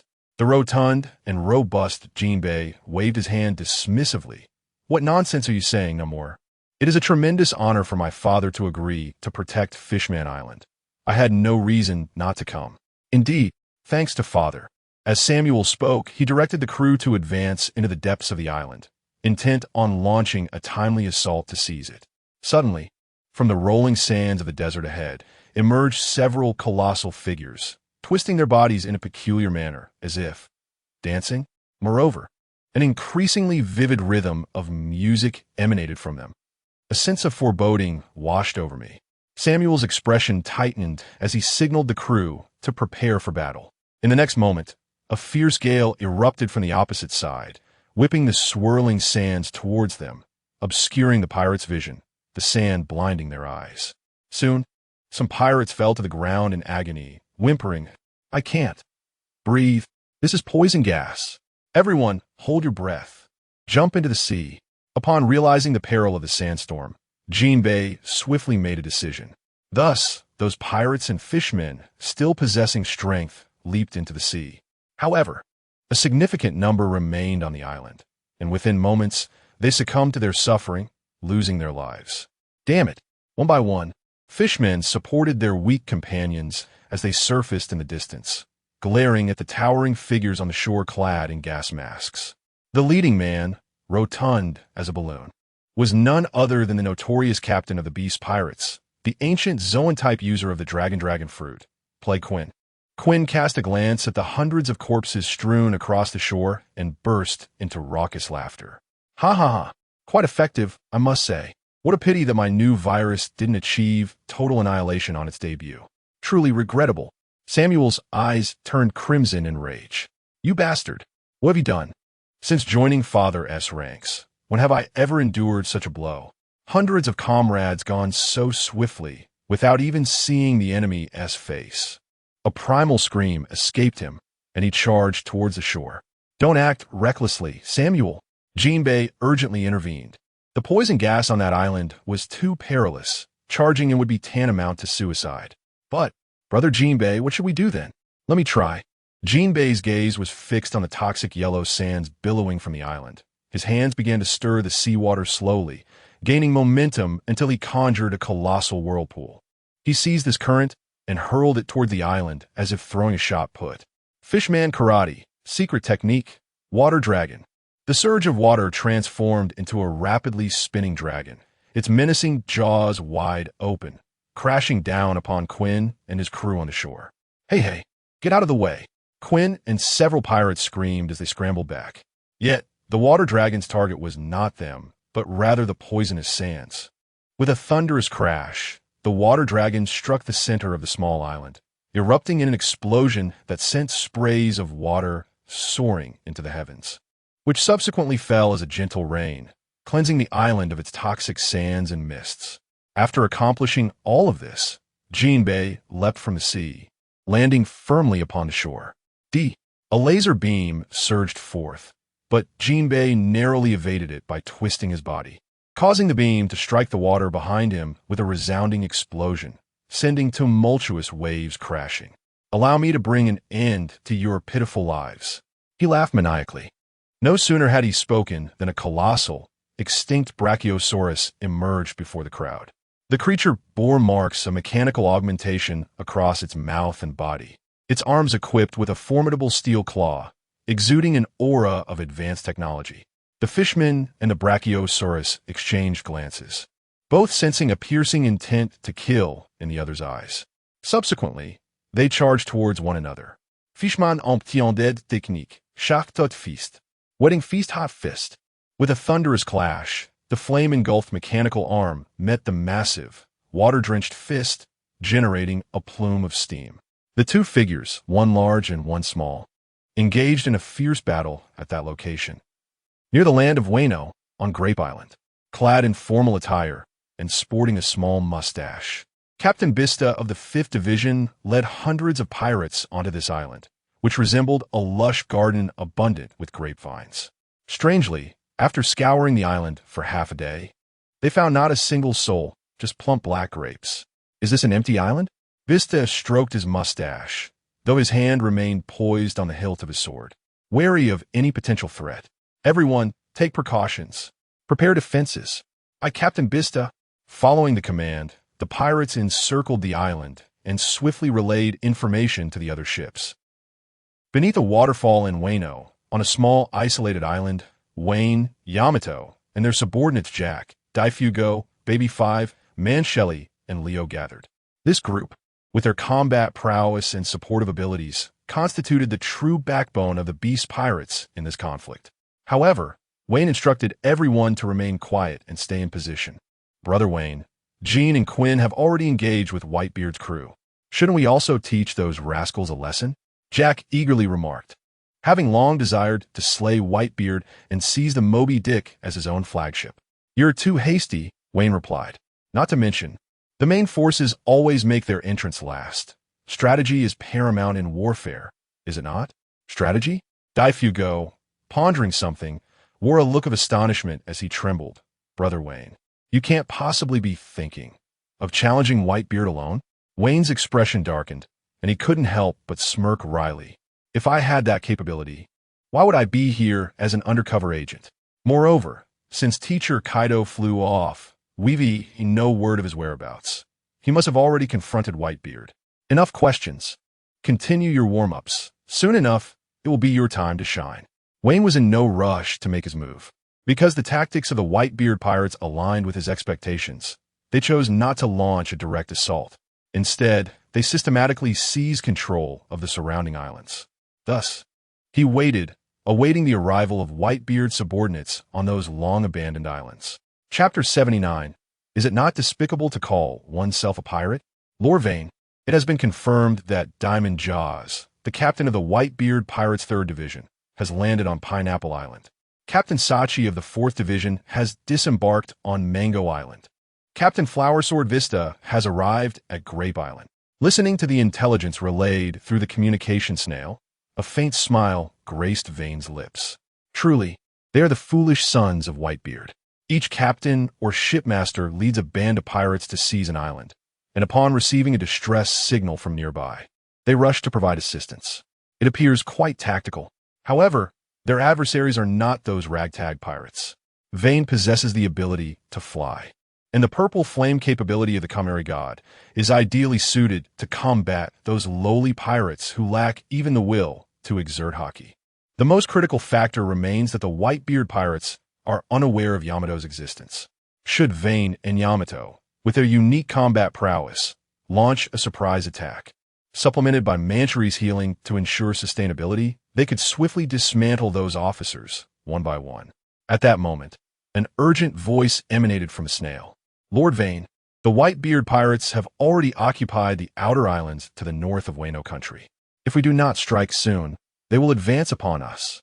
Upon hearing this, Vane nodded and turned to the troops he had summoned from the rabbit bowl.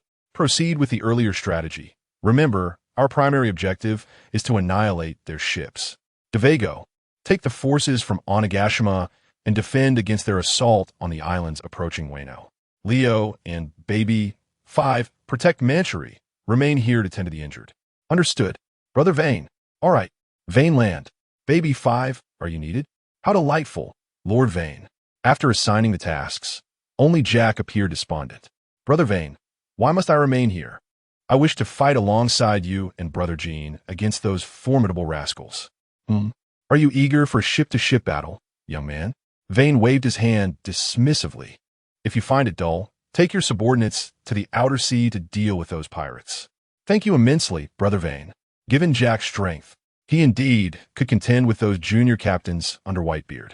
After completing these arrangements, Vane gazed oddly at the distant sky, suddenly feeling a peculiar sensation. How is it that a justice-minded Navy officer has become the commander of pirates this time? Soon, several pirate ships surged forth from the waterfalls of Wano, making their way towards the outer regions. The first to pass was Grape Island. Captain Vista, look closely. It is the flag of the Beast Pirates, reported a pirate holding a telescope. Humph, have they finally lost their restraint? Vista drew his cutlass, peering into the distance, where several ships bearing the flag of the Beast Pirates emerged into view. Caution, we have yet to locate that accursed Vane. Inform Jaws to rendezvous with us here. Captain Bista commanded. Understood, Captain Bista. No sooner had he spoken than Bista's observation, Haki, sensed a formidable presence approaching. In the distance, the sea erupted in a dazzling purple light, akin to a violet sun plummeting into the ocean, resulting in a thunderous explosion. Immediately thereafter, a colossal figure brandishing twin blades and adorned with wings surged across the water surface, generating towering waves that rushed towards them. That stance. It must be the Vane Marco mentioned. Prepare for battle. Vista bellowed, charging forth with his sword drawn. As the purple giant neared the shore, the flames enveloping its form intensified, igniting a pirate ship anchored nearby. Ah, our ship! One pirate screamed, aiming his cannon at the violet behemoth. Yet in the next moment, the giant swung its blade, unleashing a wave of scorching energy that decimated the closest dozen pirates in an instant. Damn it! Vista gritted his teeth and leaped from the island, striking the giant's arm. Clang! The sound of metal clashing resonated. The giant's armor was impenetrably hard. No matter how fiercely Vista struck, his sword wouldn't advance an inch. Undeterred, Vista prepared to attack again, but the purple giant seemed disinclined to linger, soaring into the sky. Meanwhile, on the distant pirate ship, crew members and warriors hastily prepared a brand new cannon, loading it and igniting the fuse in one fluid motion. With a hiss, the cannonballs erupted from the barrels, transforming into a cascade of fiery projectiles plummeting towards Vista's vessel. Not good. Vista's brow furrowed as he readied to slice the incoming cannonballs from the air. However, Vane had no intention of granting him that opportunity, diving down to obstruct his path. In desperation, Vista raised his sword, enveloped in the dark hue of his haki, and clashed once more against Vane's assault. Boom! Boom! The sound of violent explosions echoed as Vista's ship was ravaged by countless cannonballs, nearly obliterated before sinking beneath the waves. Witnessing the devastation, Vista's heart sank. A man capable of rendering even Marco helpless was a foe he could not confront alone. He could only delay this monster until Jaws arrived. Together, the two of them would surely prevail. As Vista contemplated, the purple giant spoke coldly, its voice resonating like thunder. Vista, you aren't foolishly waiting for reinforcements, are you? That might lead to disappointment. What did you say? Vista's pupils constricted. I find myself curious as to why you choose to bring your subordinates along. Are they truly strong? The purple giant inquired again. The Whitebeard pirates never abandoned their weaker crew members. What would you, a group of pirates who only know mutual exploitation, understand about the strength of family? Vista's face was etched with disdain. Let me witness the prowess of my family. Wayne deliberately emphasized the word family. Vista seemed to sense something amiss and quickly gestured for his comrades to take cover. Vista, I admire your noble intent to protect the weak, but the game of pirate families must come to an end. The purple giant's voice resonated like thunder as it soared higher into the sky.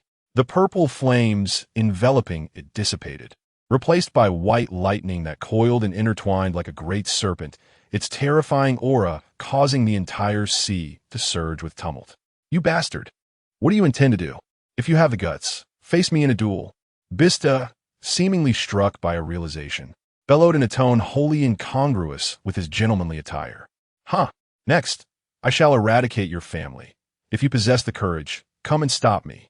The words of the purple giant only reaffirmed Vista's suspicions.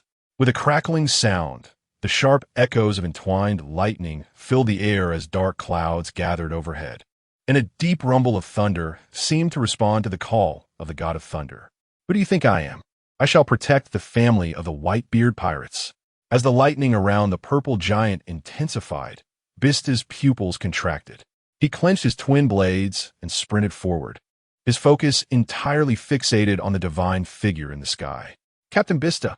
The other pirates were so moved that tears streamed down their faces. Don't just stand there, fire!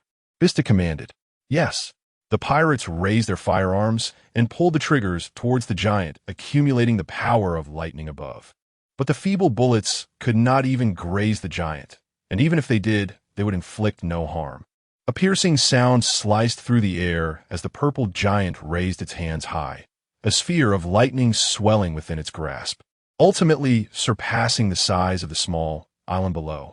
Gazing at the orb brimming with destructive potential, the pirates were struck with terror, their jaws nearly hitting the ground. What a joke. What kind of monster is that? If that hits us, we'd be bruised all over. Old man, come save us. Yet, all that responded to their pleas was the increasingly radiant sphere of lightning above. Finally, the lightning orb finished charging, and the purple giant, with all its might, brought it crashing down. Gome, feel the agony. Simultaneously, Bista leapt high, his twin swords dancing swiftly in the air, unleashing countless slashing waves towards the heavens. However, these waves were as ineffective as a mantis attempting to stop a chariot, absorbed into the orb without even slowing its descent. No, as the lightning orb plummeted, Bista's scream echoed, but was soon drowned by the roar of thunder. Art is an explosion, accompanied by a fierce roar. A sphere of lightning crashed to the ground. Boom! The deafening sound of an explosion reverberated through the air.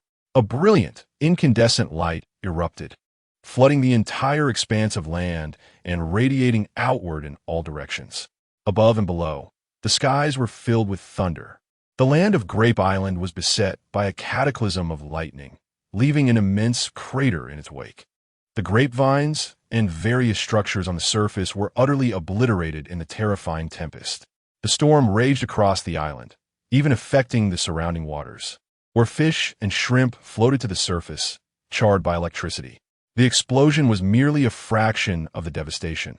The most lethal aspect was the shockwave that followed, infused with the terrifying power of lightning, slicing through the bodies of the pirates like the scythe of death, penetrating every inch of flesh. Pain, excruciating pain.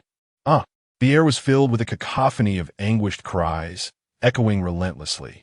The calamity that befell the island persisted for nearly 10 minutes before finally subsiding. From a distance, Grape Island appeared as a desolate wasteland, reminiscent of a recent, violent volcanic eruption, devoid of all vitality. The purple giant surveyed everything below. One strike to annihilate the island. Do you understand now, my kin? Across the ravaged earth lay the charred corpses of the fallen, victims of the electric onslaught. Then, a sorrowful figure struggled to rise. Bista propped himself up with his twin blades, his eyes bloodshot, an infinite thirst for vengeance radiating from his gaze. You despicable wretch, I shall slay you. Vayne, having reverted to his human form after releasing the second phase of the Kanjuro Thunder God, stood in the air with his wings unfurled, arms crossed over his chest as he softly uttered, "Have you perhaps misunderstood something? What is there to call a pirate that is not despicable? Meanwhile, on Pineapple Island, leave half of the men here. The rest will accompany me to rendezvous with Bista." Jozu urged his subordinates, adding, "And stop munching on pineapples. What if the enemy has poisoned them?" Watching his men devour pineapples with looks of sheer enjoyment, Jozu could only shake his head in resignation. Having long operated under the name of their father, they had nearly run rampant in the New World. They had never encountered such a colossal war, and given their unimpeded journey thus far, their vigilance had swiftly waned. At that moment, Andre, the captain of the Whitebeard pirates, approached and patted him on the shoulder, brimming with confidence. "Fear not, Jozu. Look at our journey. No one has dared to impede us." The minions of Kaido must have fled in terror upon hearing the name of Whitebeard. Ha ha ha. Is that so? Upon hearing this, Jozu's wariness lessened somewhat. Indeed, look at this island. Aside from our crew, there are only the pineapples on the trees and that white-haired beauty behind you. There's nothing else. Wait, who is that person? On the coastline, a white-haired warrior with a robust physique brandished a spiked club, a smirk playing at the corners of her mouth as she fixed her gaze upon them, eager for the impending clash. "Who are you rogue?" Jaws bellowed, pointing at Yamato. Yamato, already itching for a fight, paid him no heed. With a sudden bend of her legs, she showcased her remarkable agility, leaping into the air and spinning the spike club before bringing it crashing down, descending 3 realms, inducing the abyss. Thanks to her fruit's power, the spike club was enveloped in a layer of formidable ice crystals, exuding a chilling mist as it barreled towards Jaws. Diamond Star Fist. Jaws' fist transformed into a radiant diamond, colliding thunderously with Yamato's strike. A resounding crash echoed amidst their standoff. Meanwhile, Andre, lurking nearby, attempted to draw his blade for a surprise attack, only to find himself halted as the ground beneath him suddenly froze. The surrounding pirates soon realized that the very earth had encased their feet in solid ice. Ha! Marking arrow. Yamato forcefully retreated in midair, swiftly pivoting and swinging her spiked club once more, unleashing a bone-chilling wave of cold that instantaneously encased dozens of pirates in ice sculptures. Chapter 80. Greatness Needs No Words. Frozen? A power user? Jaws' brow furrowed as he discerned that the seemingly harmless white-haired girl before him was anything but ordinary. "Hey, you possess quite a strength," he remarked. Yamato elegantly performed a backflip in mid-air, landing gracefully while brandishing her kanabo towards Jaws. Freed from the constraints of sea prism stone, her speed and power had significantly surged.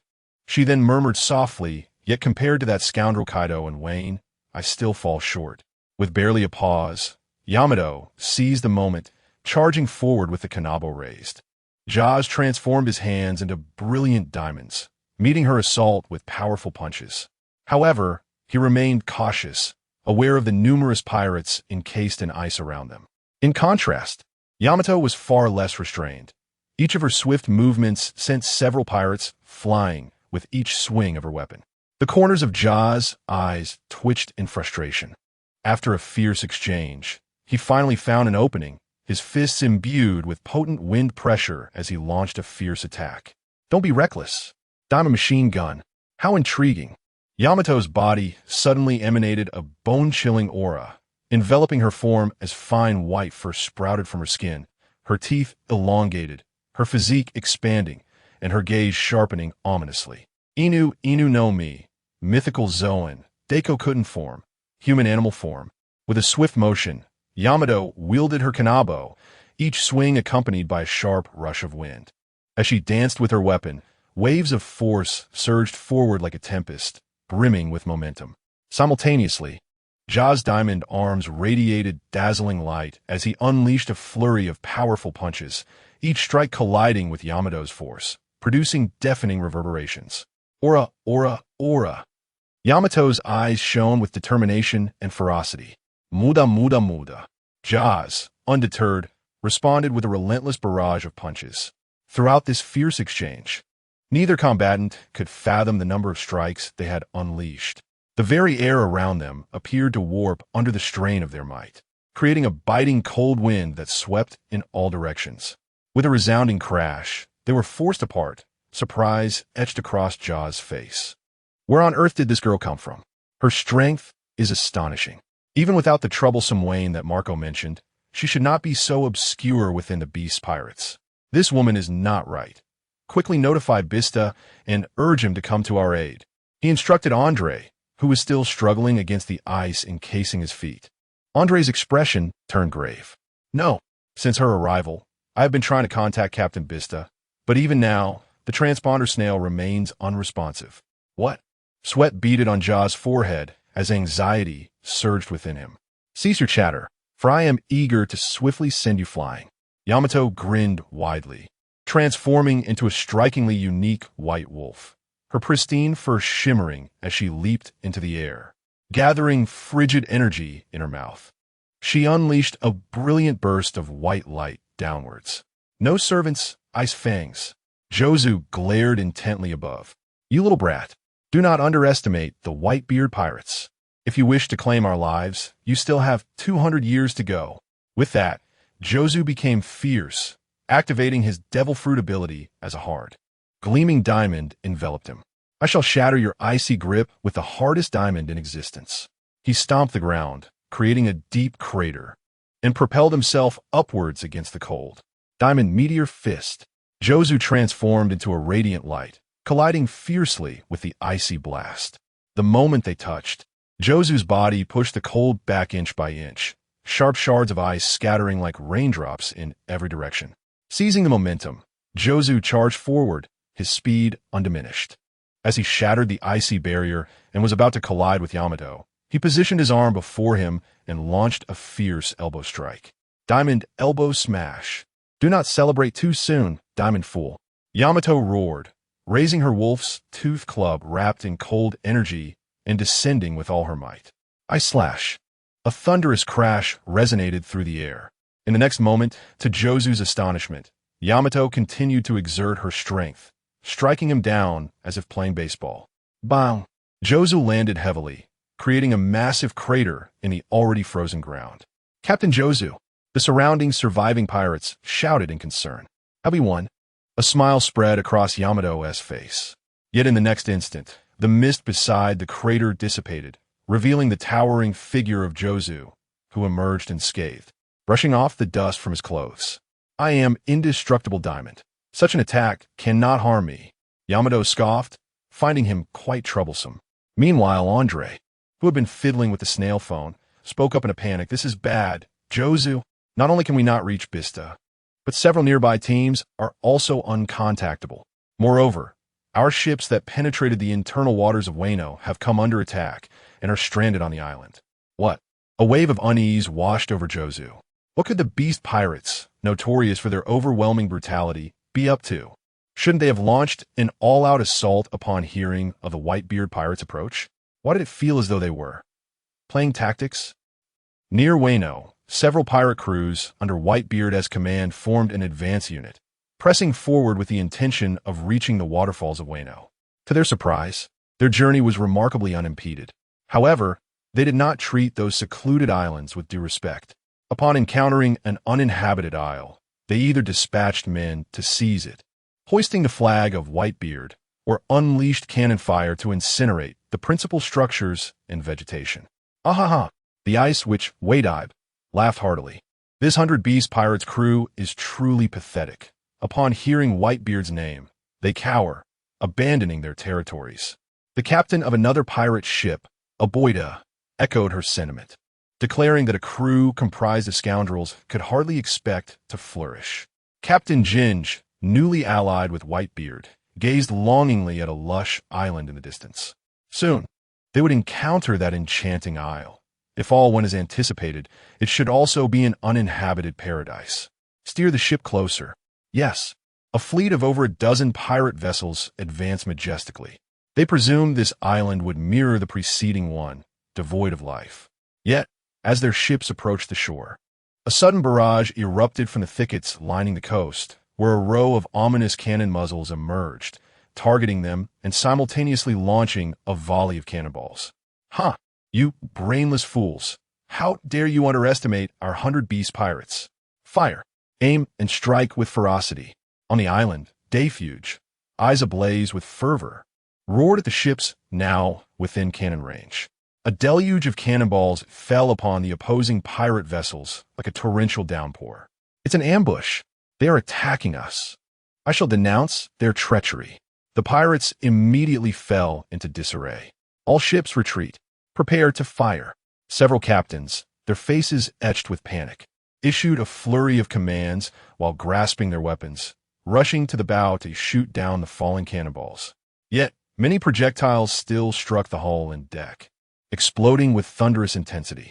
Fires erupted in the hold, casting several pirates into the sea. Chaos reigned momentarily, but the turmoil was far from over. As a terrified voice reached the ears of the captains, "It's bad. Captains, several pirate ships are approaching from both the left and the right." Upon hearing this, they turned to gaze. On the horizon, a formidable fleet surged forth, the flag of the 100 Beast pirates billowing in the wind. "We are doomed. We are surrounded by the 100 Beast pirates. Quickly, summon the captains." On the shore, As he listened to the pirates' panic cries, Commander Dayfuge's lips curled into a smirk, his face illuminated with a radiant smile. In that moment, he grasped the sheer brilliance of Brother Wayne's seemingly simple strategy. Sacrificing the peripheral isles allowed Whitebeard's men to lower their guard and sail in.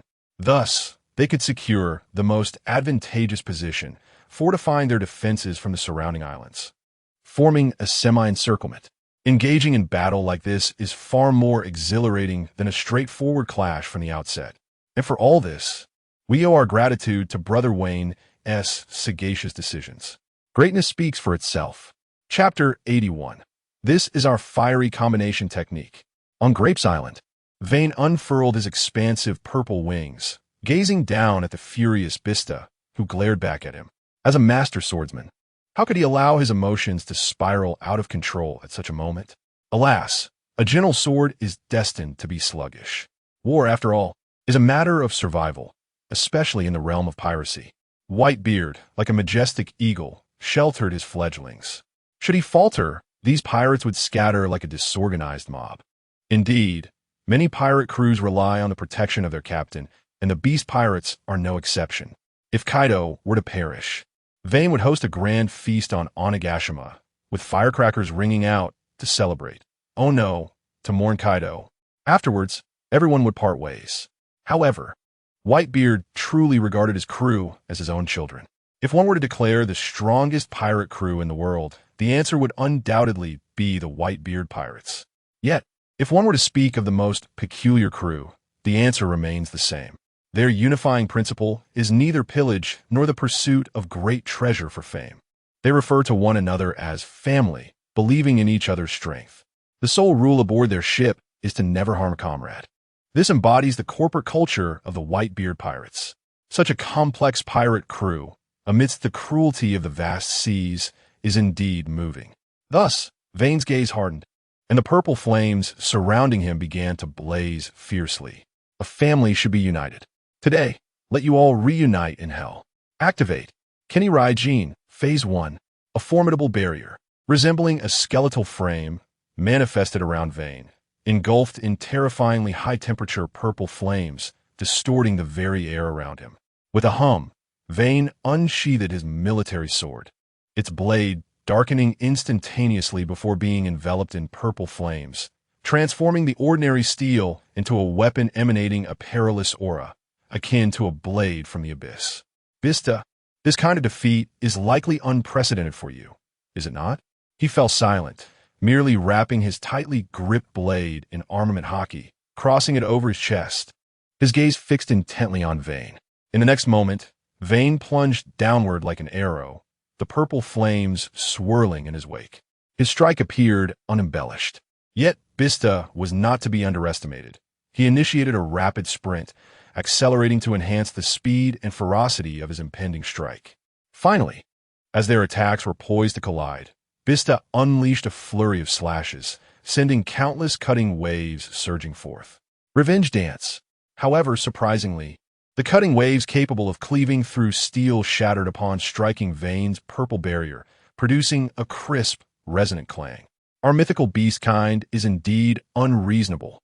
As the final slashing wave shattered, Bista's eyes burned crimson as he beheld the approaching Vayne.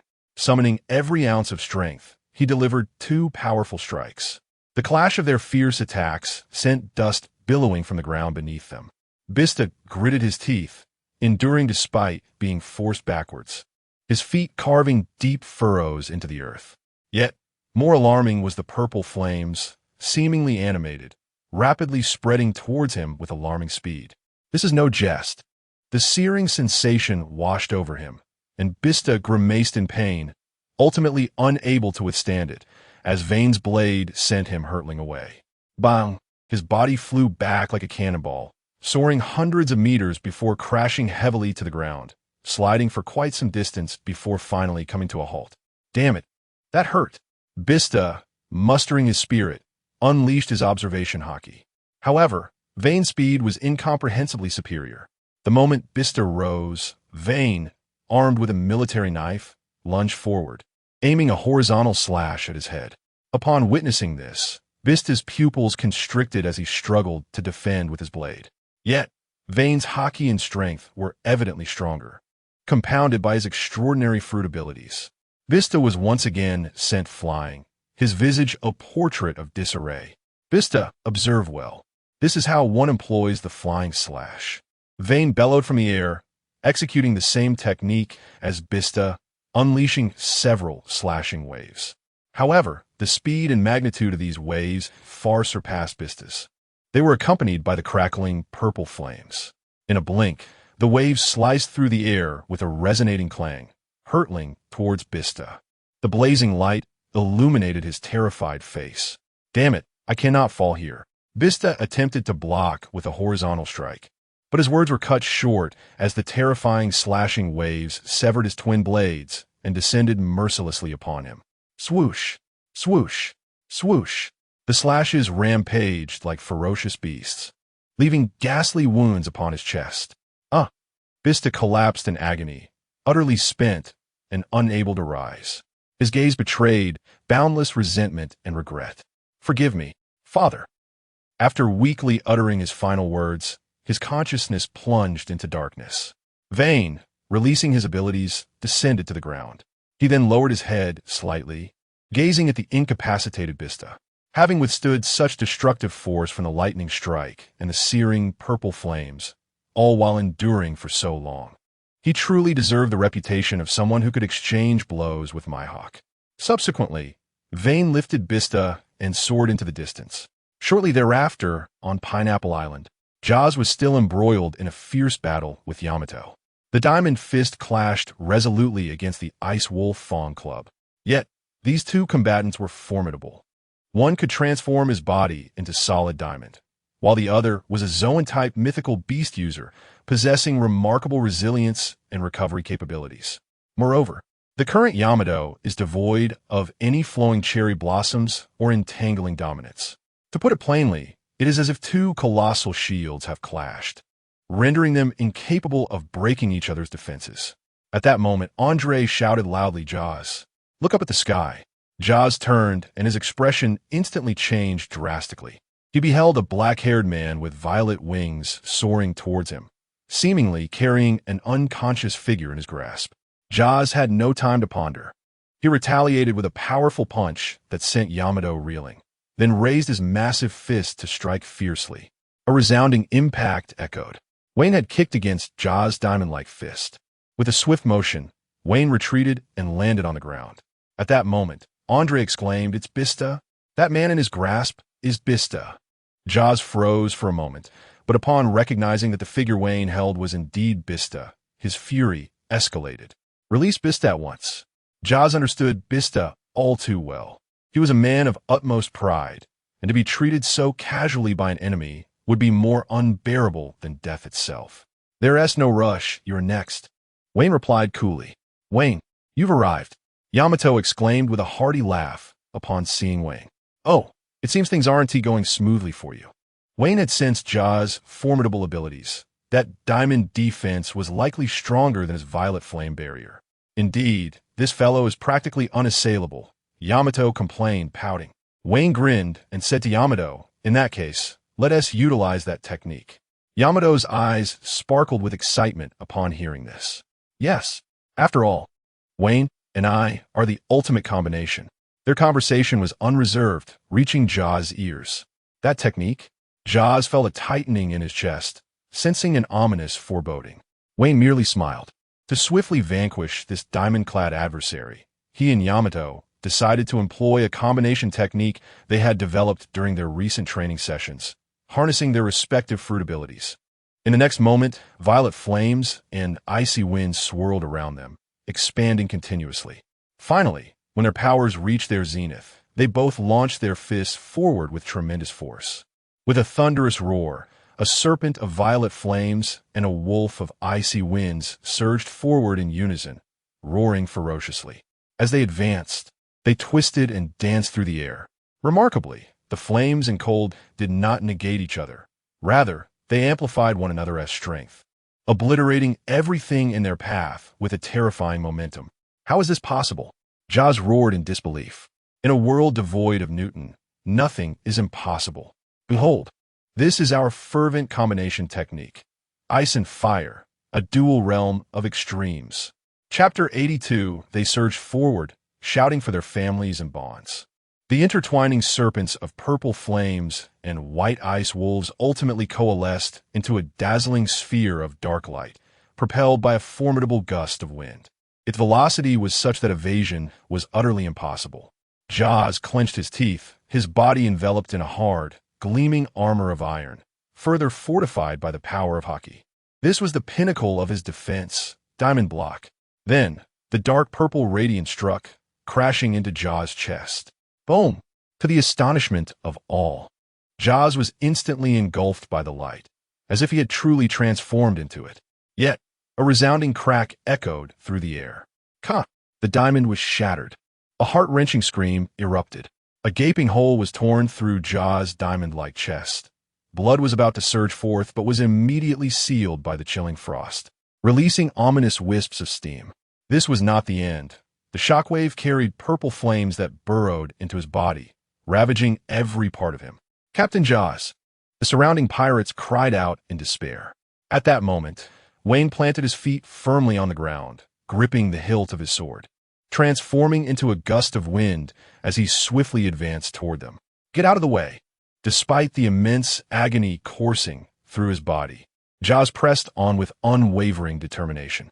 Each step he took left a deep dent in the already frozen surface, raising his fist, which was being seared by the purple flames, in a desperate attempt to shield his comrades.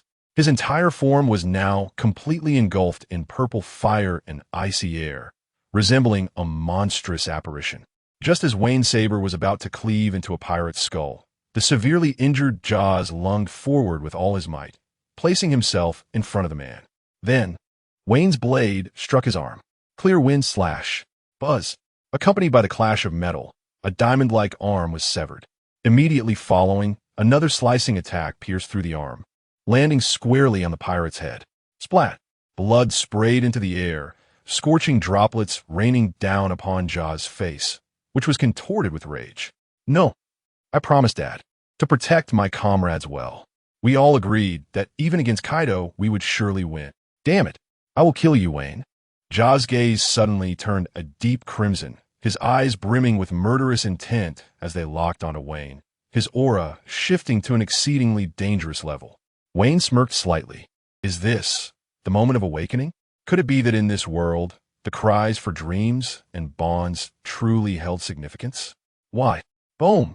Jaws' other fist came crashing down with even greater ferocity than before. Yet, in the face of the overwhelming disparity in Kenbunchaku Haki to Wayne, this punch was still too slow. Advanced Kenbunchaku Haki, foreseeing the future, Wayne leapt into the air, evading the blow. Boom! With a powerful fist, a massive pit was created in the ground. Yet, after exerting himself to deliver that blow, Jaws found himself trembling, unable to endure the pain, and collapsed his knees.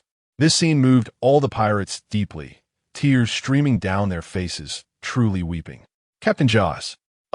Vane, you despicable scoundrel! Listening to the furious curses from the surrounding pirates, Vane shrugged nonchalantly, showing no sign of anger. Instead, he gestured by placing his hand behind his ear, urging them to shout even louder. I can't take it anymore. I challenge you to a duel. Unable to bear such humiliation, Andre summoned all his strength and finally freed his foot from the ice. He and several pirates armed with swords and guns charged at Vane. Let us avenge Jaws. Vane merely stood there, arms crossed over his chest. Do you wish to dance as well? With a fierce laugh, purple flames erupted from his body, enveloping him in a shroud of Haki and iron will. The pirates' attacks came crashing down, yet whether from guns or swords, they met his form as if striking steel, inflicting not a scratch. But that was not the end. As the pirates' weapons struck Vane, the purple flames, seemingly animated, leaped onto them, igniting in a furious blaze. In an instant, the pirates were engulfed in screams of agony. Immediately thereafter, Vane and Yamato commenced a relentless slaughter, each strike claiming the lives of several pirates. Run! Hearing the cries of his comrades, Jaws rose once more. This is my command. Observing his fallen companions, Ja's eyes widened in despair. A mix of unwillingness and regret etched across his face. Why? Why do they instigate this war? For the vengeance of Squard and Marco, for the dignity of our father, yet at the cost of so many lives. Is it truly worth it? In the next moment, a thunderous explosion echoed from another direction. Not good. Our ship has been destroyed, a pirate exclaimed. At this, Ja's heart sank to the depths of despair. The beast pirates were truly despicable. Must it truly end here? Ja's, in utter hopelessness, positioned himself before Vane, using his battered body and the last remnants of his strength to shield his comrades behind him. Noticing this, Vane's gaze flickered. How pitiful Ja's. It's not inherently wrong for a man to entrust his dreams to another man. It's also not wrong to wage war for the sake of comrades. Yet, to fight solely fueled by passion, while enacting self-sacrifice in the midst of battle for the sake of those comrades, is not a quality befitting a pirate. In other words, I, a mere Navy man, could embody the spirit of a pirate better than you. However, I acknowledge your unwavering resolve to protect your comrades, Ja's. Wine raised his hand, and the surrounding purple flames began to dissipate, transforming instead into a terrifying thunderclap that echoed with the cries of 1,000 birds. These forces intertwined and coalesced into a small orb of lightning. Opposite him, the pirates, disregarding Ja's attempts to hinder them, surged forward in a furious charge, shouting defiantly, "Do not underestimate our bonds. We have not yet lost. With the strength of our families, victory is inevitable." But their fervent declarations were in vain, for the outcome was already determined. Extreme electric 1,000 birds. The orb of lightning was hurled forth, and upon its contact with the pirates, it erupted violently, engulfing them entirely within its grasp. With a crackling sound, the lightning blazed forth, illuminating the sky in a brilliant, incandescent glow. It was as if the wrath of the gods had descended upon the world, unleashing a storm of thunder and lightning. Moments later, the devastation wrought by the thunderous wrath was nothing short of horrifying. As the black smoke cleared, everything touched by the lightning was obliterated, the ground charred and blackened, flickering with residual sparks of electricity. Amidst this chaos lay Ja's, having lost an arm and with a gaping hole in his chest, devoid of all vitality. Surrounding him were the lifeless bodies of pirates, reduced to charred remains. Observing the scorched corpses of the pirates before him, Wine let out a laugh characteristic of a villain. What a feat! I can only imagine how much of a raise the warlord will grant me for this accomplishment. And as for the head of Diamond Jaws, shall I expect a bounty of several 100 million berries? Chapter 83. Whitebeard, you are the challenger. The battle erupted in various locations. After vanquishing Jaws, Wayne and Yamato swiftly dealt with several captains from the Whitebeard pirates in a similar manner. Subsequently, Wayne utilized his fruit abilities to transport Yamato back to the logistics team, where he also employed Mansherry's powers to restore their stamina and injuries. Although those injuries were trivial for them, possessing the qualities of a mythical Zoan akin to mere scratches. In another battlefield, the thunderous roar of cannon fire resounded across the sea and sky. The pirates, caught in a semi-encirclement, desperately attempted to counterattack while hastily retreating. Have you not yet contacted Captain Jaws? The ice witch, Whitebeard, bellowed at his subordinates. Beside him, a pirate, clutching a nonchalant-looking transponder snail, nervously exclaimed, "We haven't been able to reach Captain Jaws, nor Captain Bista, or Captain Muir. Captain, what should we do? Damn it, retreat. Let's return to our father. As long as he is present, even the most perilous situations can be turned around." After relaying their orders, the captains signaled a rapid withdrawal. Although they initially faced a barrage of formidable firepower, the vast fleet was far from being shattered. On the coast, Daifugo gazed at the fleeing ships, a smug expression adorning his face as he retrieved a transponder snail from his pocket. "Wayne, they have retreated." Upon hearing the report from the snail, Wayne cast his gaze towards the distant sky. "Now, we await Teacher Kai. Yamato, let us proceed." Wayne addressed Yamato beside him, before his form began to expand dramatically, transforming into the shape of the deity, Kaminari-sama, extending a hand towards Yamato. "Wayne, your powers are so cool. The white-haired girl leaped into the palm of the purple giant, curiously tapping at its surface. The lightning and purple flames bestowed by Kaminari-sama were inherent abilities of the fruit, which Wayne could release and wield at will. Inshuri no Harambe Yamato. Wayne then extended another colossal hand, seizing the unconscious Bista and 2 other captains. They included the rotund 6th Division Captain, Brayman and the brown-haired, mustachioed 7th Division Captain, Lackey.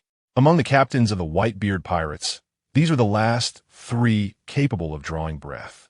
The rest were either unaccounted for or had fallen victim to the forceful white-haired girl. With a mighty flap of his wings, the purple giant soared into the skies, racing towards the northern waters of Wano.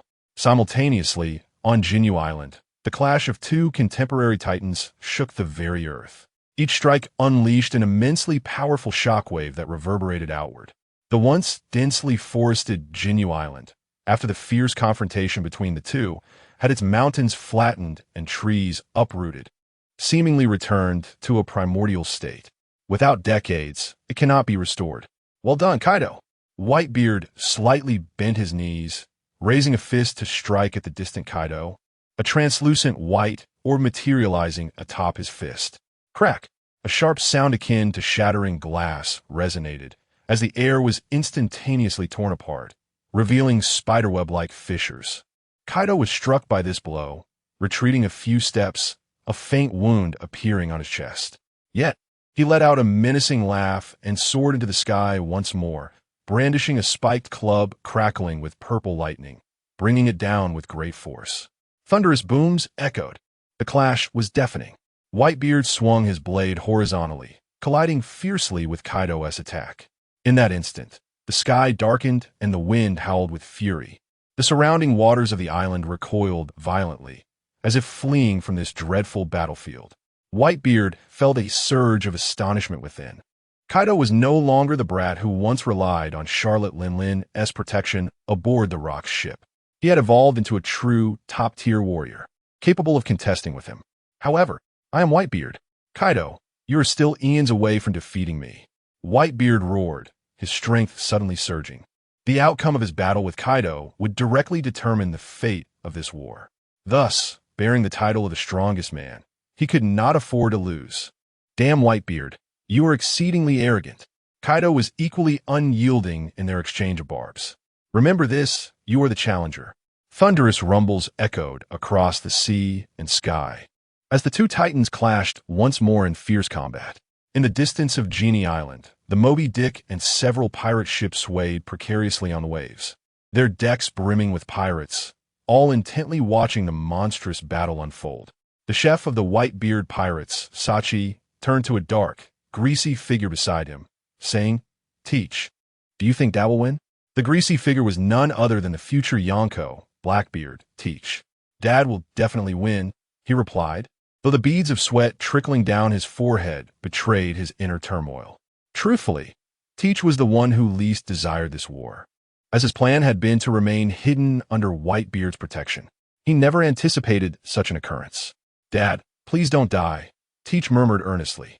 This sentiment was genuine, for if Whitebeard fell, there would be no reason for the Whitebeard pirates to continue, and he would likely face the wrath of the Beast pirates. Just then, Sachi suddenly exclaimed, "Look over there. Is that the Beast pirates?" Upon hearing this, the pirates began to gaze in the direction Sachi indicated. Indeed, approaching Genie Island, a sailing ship adorned with the Beast pirates' flag was struggling against the tumultuous waves, making its way toward the island. More formidable foes? "Hey, does Kaido intend to ambush Dad?" Sachi's expression tightened as he hurriedly called out to Teach, "Teach, we must assist Father. Where is Teach?"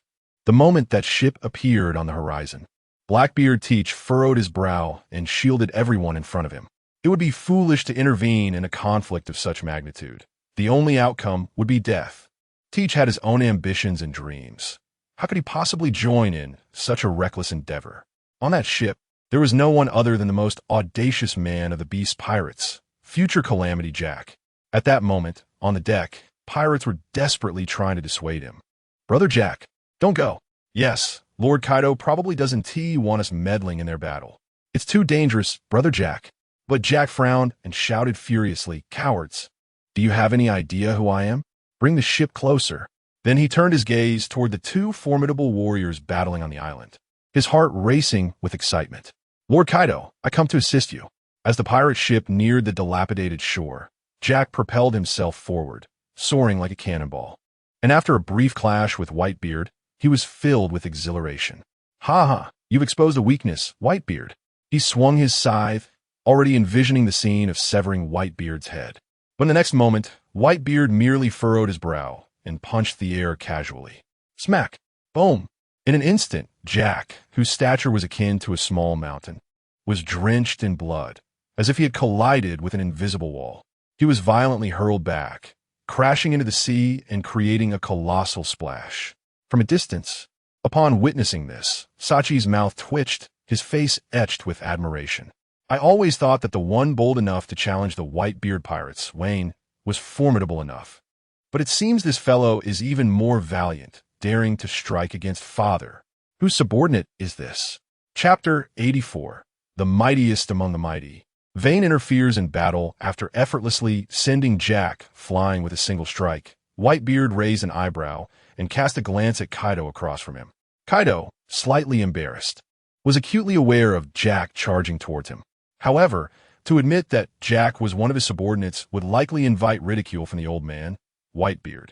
"Oomph, I saw nothing. Don't let your guard down, Whitebeard." With that declaration, Kaido roared once more, stomping the ground as dark red lightning crackled around him. He lifted his spiked club and brought it crashing down upon Whitebeard. The air shimmered, the tangible lightning threatening to rend the very fabric of space. With a sudden surge of power, Kaido moved at a velocity that produced sonic booms, akin to a meteor striking the earth. Whitebeard clenched his right fist tightly, and with a resounding pop, a semi-transparent spherical light appeared around his knuckles. With a fierce shout, his muscles tensed, and he unleashed a full-force punch to meet Kaido's club head-on. Boom! The ground trembled violently, shockwaves radiating outward into the atmosphere. The earth beneath them lay in ruins. A desolate sight. Bang!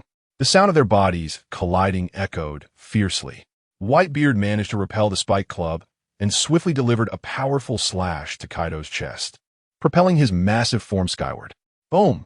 Kaido crashed into a heap of rubble, sending clouds of dust billowing into the air. Breathless, Whitebeard bent slightly, poised to continue his assault.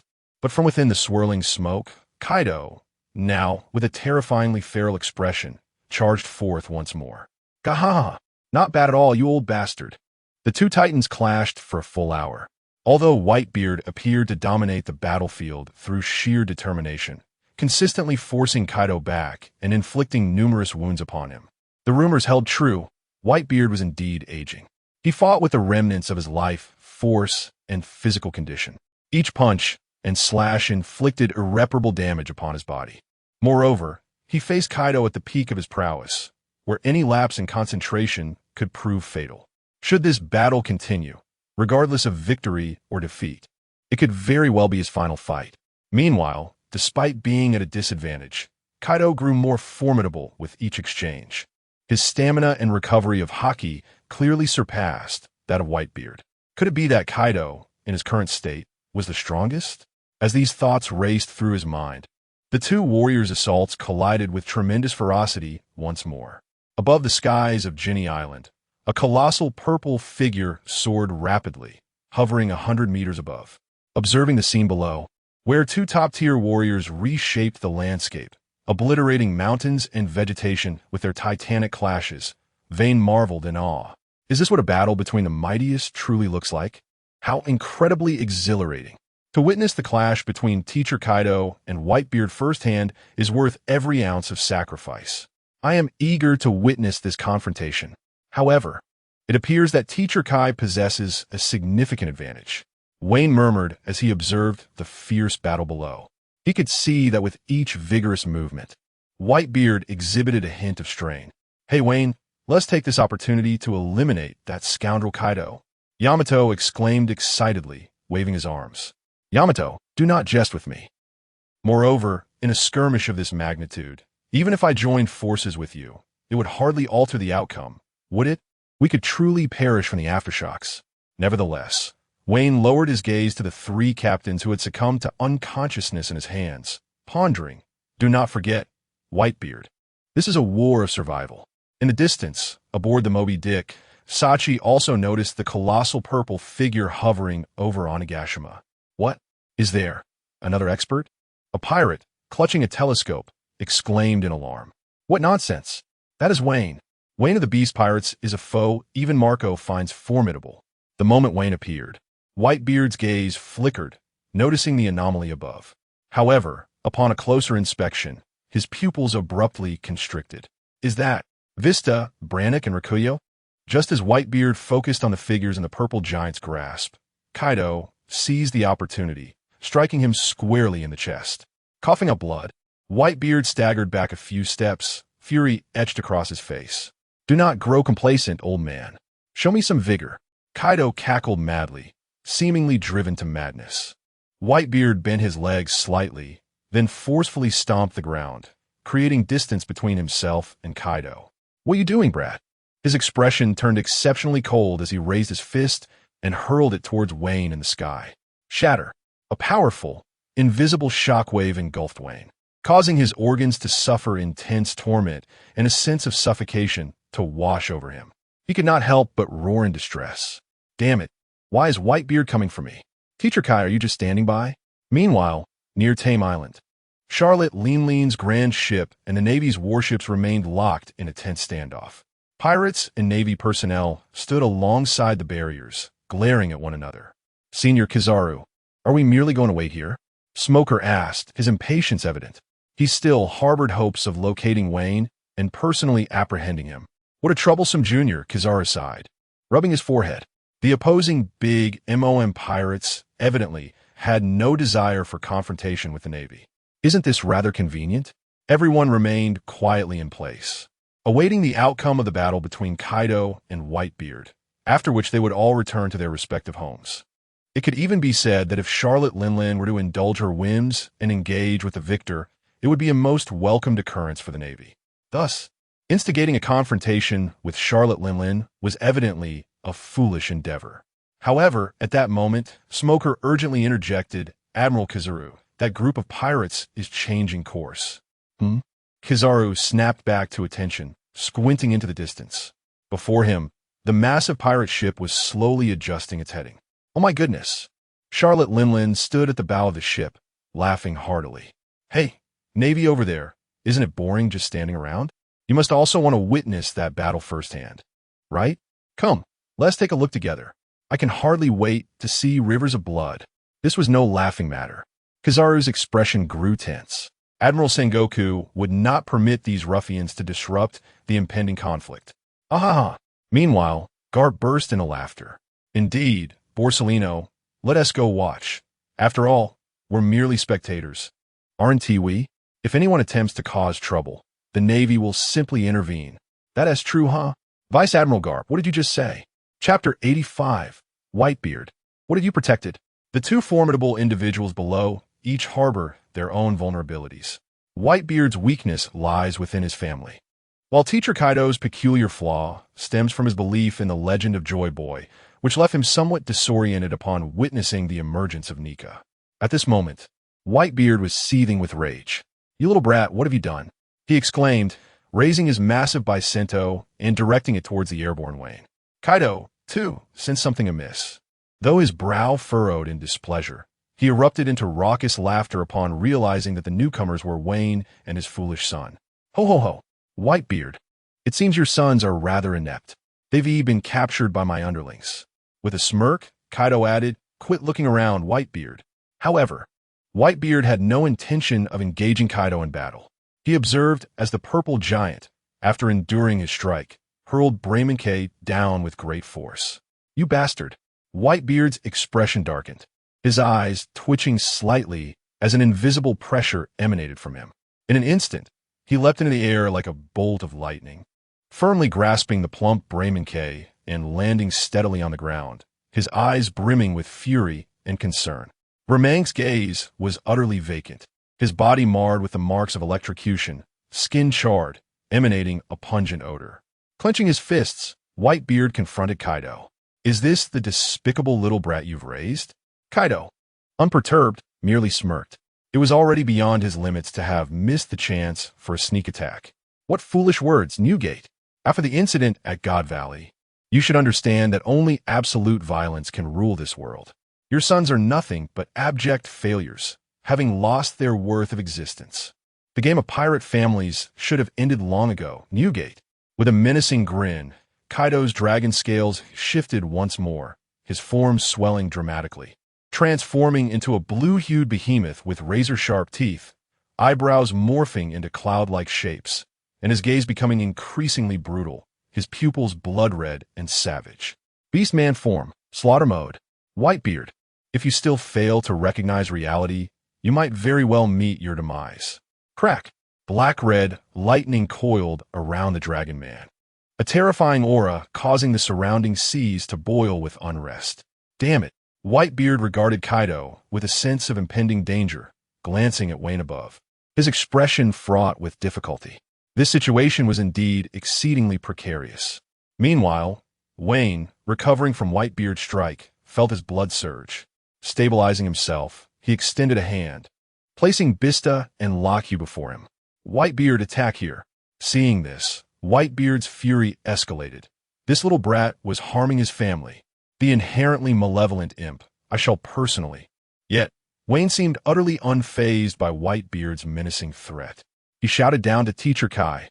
Teacher Kai, the Navy and Charlotte Linlin are waiting outside. Clearly, this is not an opportune moment for a fair duel. And even if we were to continue battling this old man, the victor is destined to be you, Teacher Kai. Therefore, the situation is dire. Eliminate Whitebeard at once. Teacher Kai adhered to the principles of martial ethics, but Wayne paid no heed to such considerations. If war is a filthy game, then he is indeed a filthy player. Moreover, Whitebeard, do not label me as despicable. You are the strongest man alive. Strangely, just as Wayne's words fell, Vista suddenly opened his eyes wide, as if experiencing a moment of clarity. Upon witnessing the scene before him, he immediately reacted, roaring with all his might, "Old man, do not concern yourself with us. Slay these bastards. Avenge our fallen family." Whitebeard trembled. How could this be, foolish son? However, Kaido clearly did not wish to witness such a touching display of father-son affection. He swung his kanabo, enveloped in Conqueror's haki, charging fiercely towards Whitebeard. Get serious. Old man. A colossal purple shockwave burst through the sky, crashing down with the intent to obliterate everything in its path. Whitebeard shielded Braymonkei with one hand while gripping his Naginata tightly with the other. The black-red haki spread rapidly like a spider's web to meet the oncoming force. Bang! The storm created by the Conqueror's haki instantly engulfed the entire expanse of sea and sky. A tremendously powerful wave of haki surged skyward, coming into Wayne's line of sight. You two are in cahoots, aren't you? Why are you always targeting me? Wayne couldn't resist the urge to smirk. Subsequently, Yamato leaped from Wayne's palm, gritting her teeth to withstand the wind pressure as she struck down forcefully against the fierce shockwave. Thunderous echoes resounded. Boom! Below, Kaido and Whitebeard clashed fiercely, evenly matched. Wayne's resolve hardened, and he cast Vista downwards. Aren't you fond of shouting? Go, Vista! Sizzle. The incandescent shockwave swiftly engulfed Vista. Already grievously injured and barely clinging to life, could no longer withstand the overwhelming might, and his vitality dissipated in an instant. What?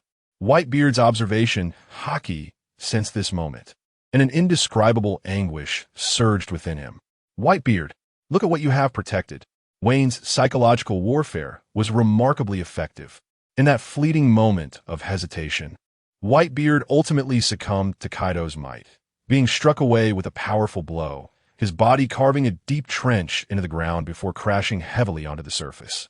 Kaido, feeling bored, clearly did not desire such a hollow victory.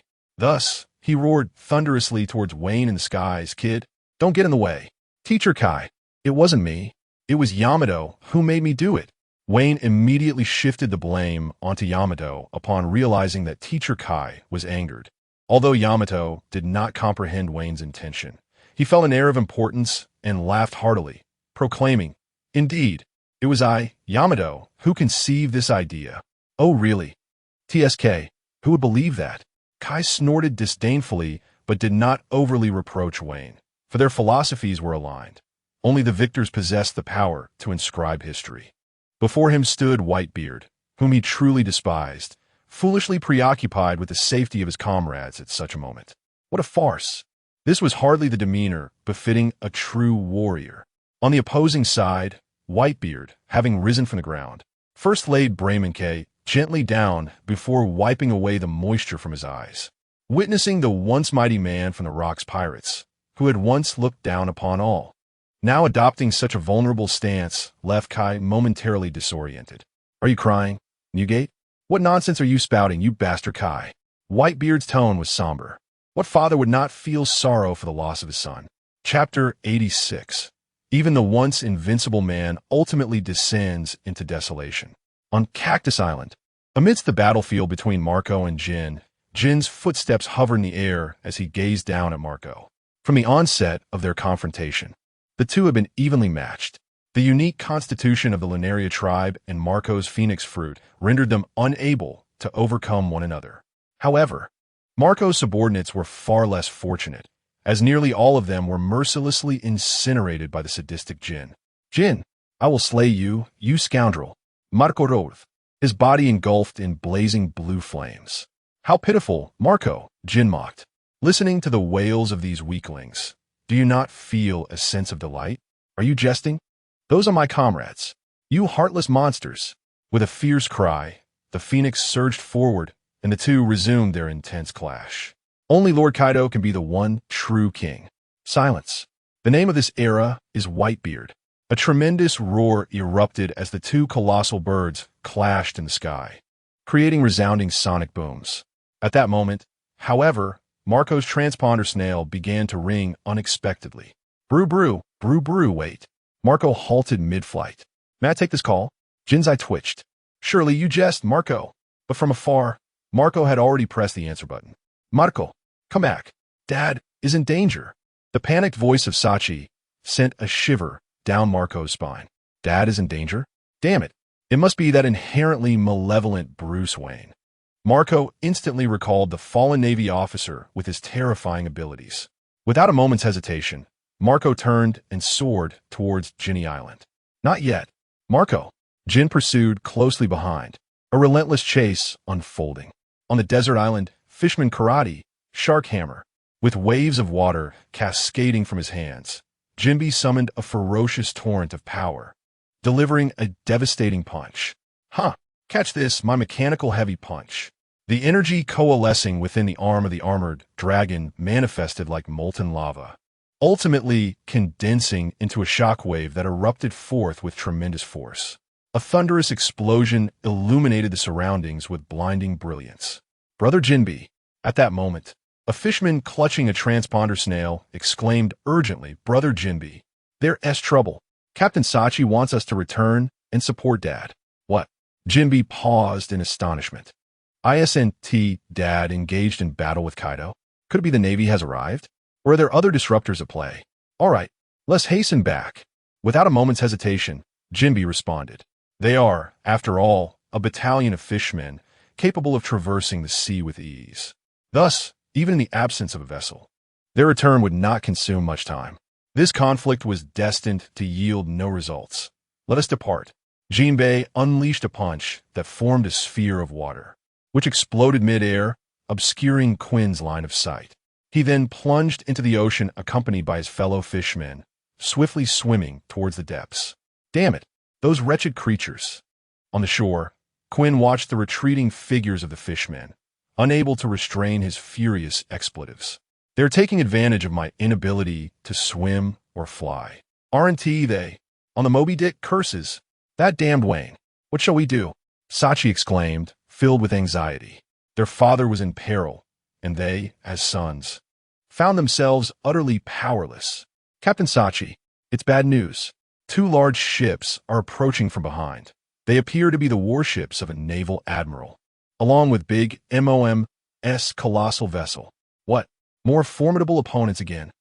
Another pirate, peering through a telescope, exclaimed, Captain Sachi, Captain Whitebeard's large ship, is also returning. Moreover, it seems their fleet has suffered severe bombardment. Sachi felt a surge of confusion. It did not surprise him that other factions were intervening. However, why? Were his family members retreating? Could it be that the beast pirates were indeed stronger than them? Over the skies of Genie Island, Wayne gazed upon the sorrowful, tearful visage of Whitebeard. His heart stirred. What a poignant scene it was. Yet, a smirk crept onto Wayne's lips as he raised his voice. Addressing the captain of the 7th Division, Lockhew below, Hey, Whitebeard, don't cry just yet. There's still one more here. Enough. A thunderous roar pierced the heavens. Not emanating from Whitebeard, but from Teacher Kai. You brat, just stand there and do not interfere any longer. In his slaughter mode, Teacher Kai's face twisted with a feral expression, his very voice tinged with mania. That old bastard cannot defeat me. Wahaha. Wayne couldn't help but smirk. What has happened that I am now akin to the worst of them? Truly, I am at a loss with you, Teacher Kai. Whether it was an overabundance of confidence or a reminiscence of their meager pirate camaraderie aboard the same ship with Whitebeard, or perhaps a desire to personally conclude the life of a man he once revered, Wayne was uncertain. However, he understood that aggravating Whitebeard's emotions was hardly a prudent course of action. Very well, Teacher Kai, you must prevail, Wayne earnestly implored.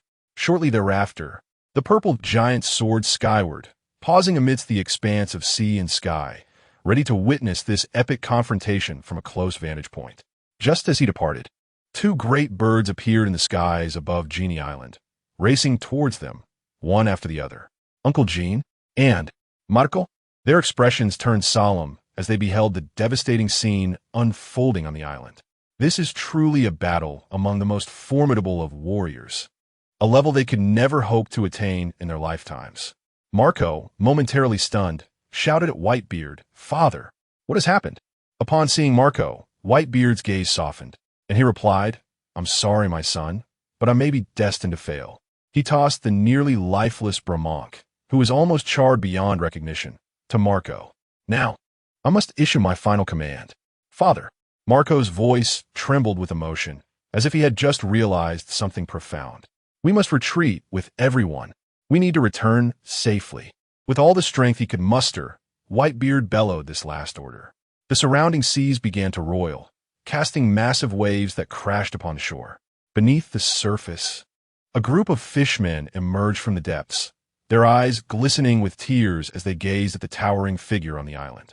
Whitebeard understood that this confrontation with Kaido would likely lead to his demise, and with his impending failure, this war would also draw to a close.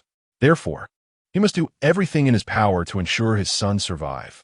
As he looked at Whitebeard before him, Kaido felt a flicker of emotion. The once invincible Whitebeard he remembered was no more. In his place stood an old man shackled by the bonds of pirate kinship. Newgate, he mused, you now resemble a leaf withering in autumn, truly a sight of profound desolation. Chapter 87. Smoker, you are a pirate for a day, a pirate for life. Oh, Mother, I can already see those 2 scoundrels. A vividly colored ship glided across the sea, heading towards Jinyu Island.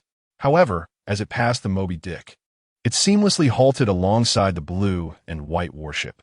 Charlotte Linlin stood at the bow, gazing at the 2 men in the distance, unconsciously licking her lips. What an exhilarating battle. Oh, Mother on the warship, Admiral Kizuru. I see Vane. Yes, right there. Smoker exclaimed excitedly, recognizing the purple giant hovering in the air despite the hundreds of meters separating them. That is Vane's fruit ability. Smoker, do not act recklessly. That is the battlefield of Kaido and Whitebeard, 2 monstrosities, Tina remarked, arms crossed over her chest, her tone calm. Damn it, can you really bear to watch your dear friend fall into piracy? Smoker gritted his teeth in frustration. What a passionate little brat. Go on, Smoker. You'll be fine. Carp observed the naive junior with a gaze filled with the unique concern of a senior for a junior. Both Kizuru and Tina cast unusual glances at the indiscreet elder. Realizing he had misspoken, Carp hastily stuffed several pieces of sunbae into his mouth, chuckling awkwardly. Never mind, I didn't say anything.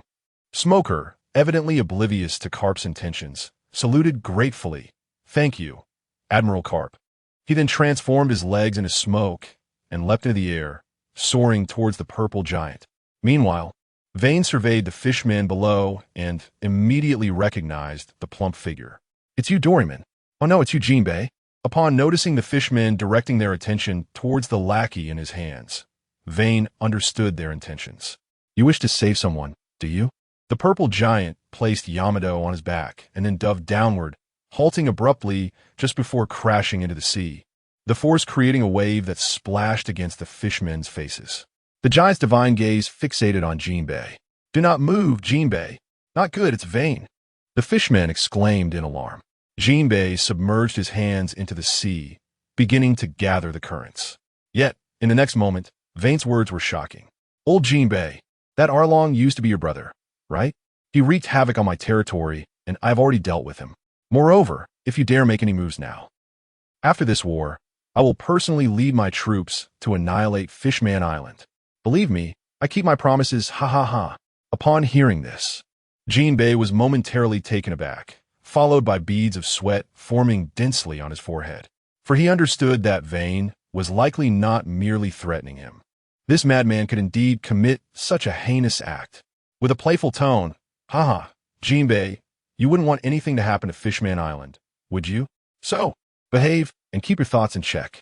After giving a cold warning, Wayne soared into the sky, a radiant smile illuminating his face. Is this what it feels like to be a villain? Quite exhilarating, indeed. Just then, a fist made of smoke hurtled towards him, only to be dispersed by Yamato's strike. Curious, Wayne glanced back to see a man cloaked in smoke, donning a Navy uniform, flying towards him. Smoker? What brings him here? Wayne, is he an enemy? Yamato's face was lit with a fierce determination, clearly eager for a bout. Fear not, Yamato. He is an old acquaintance. However, when old friends meet, there's often a fierce rivalry. Wayne, you scoundrel.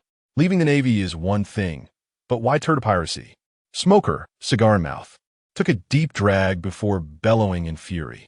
He had presumed that Wayne could no longer tolerate the rigid world government and had chosen to retreat, perhaps even to become a hunter of pirates, ridding the world of nefarious deeds. Never did he expect Wayne to embrace the life of a pirate, rising to a prominent rank within the Beast Pirates. Could it be? Smoker glanced at Yamato. Is it for her sake? No, it's purely platonic friendship. Don't jump to conclusions, Smoke Man. Wayne quickly refuted. He then continued, Smoker, you misunderstand pirates, much like you misunderstand the Navy. Huh? Smoker frowned. I am Navy. Why should I understand pirates? Precisely, you don't comprehend, Smoker. Have you forgotten what I told you last time? Justice sometimes must operate in the shadows. I've hinted at this quite clearly. You should grasp it by now. Umph. Smoker exhaled a puff of smoke. What justice needs to operate in the shadows? Stop spouting nonsense. Wayne, you have fallen into darkness. Wayne's expression darkened. No wonder Smoker was the bottom of his class in the training camp.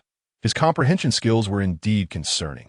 All right, fine. If I am fallen, are you satisfied now? Indeed.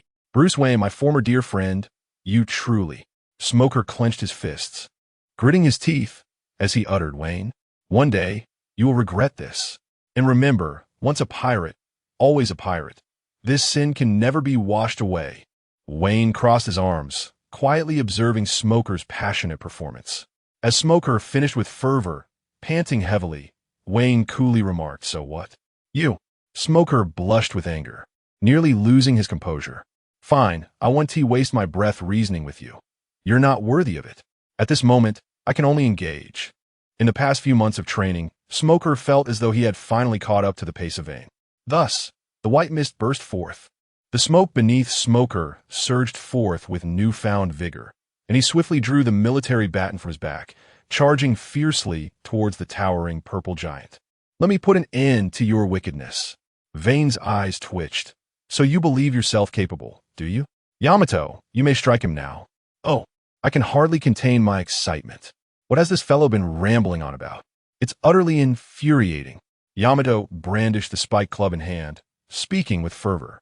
Upon witnessing this, Smoker erupted with rage, cursing, how dare you hide behind a woman? Vane, Do you not feel the slightest shame? Yet, scarcely had he finished speaking when a formidable spiked club, imbued with fierce lightning and an overwhelming gust of wind, appeared before him. How could it be so swift? Bang! The attack was laced with hockey, and Smoker was instantly propelled like a cannonball, crashing into the ship's cabin, his body indenting the structure.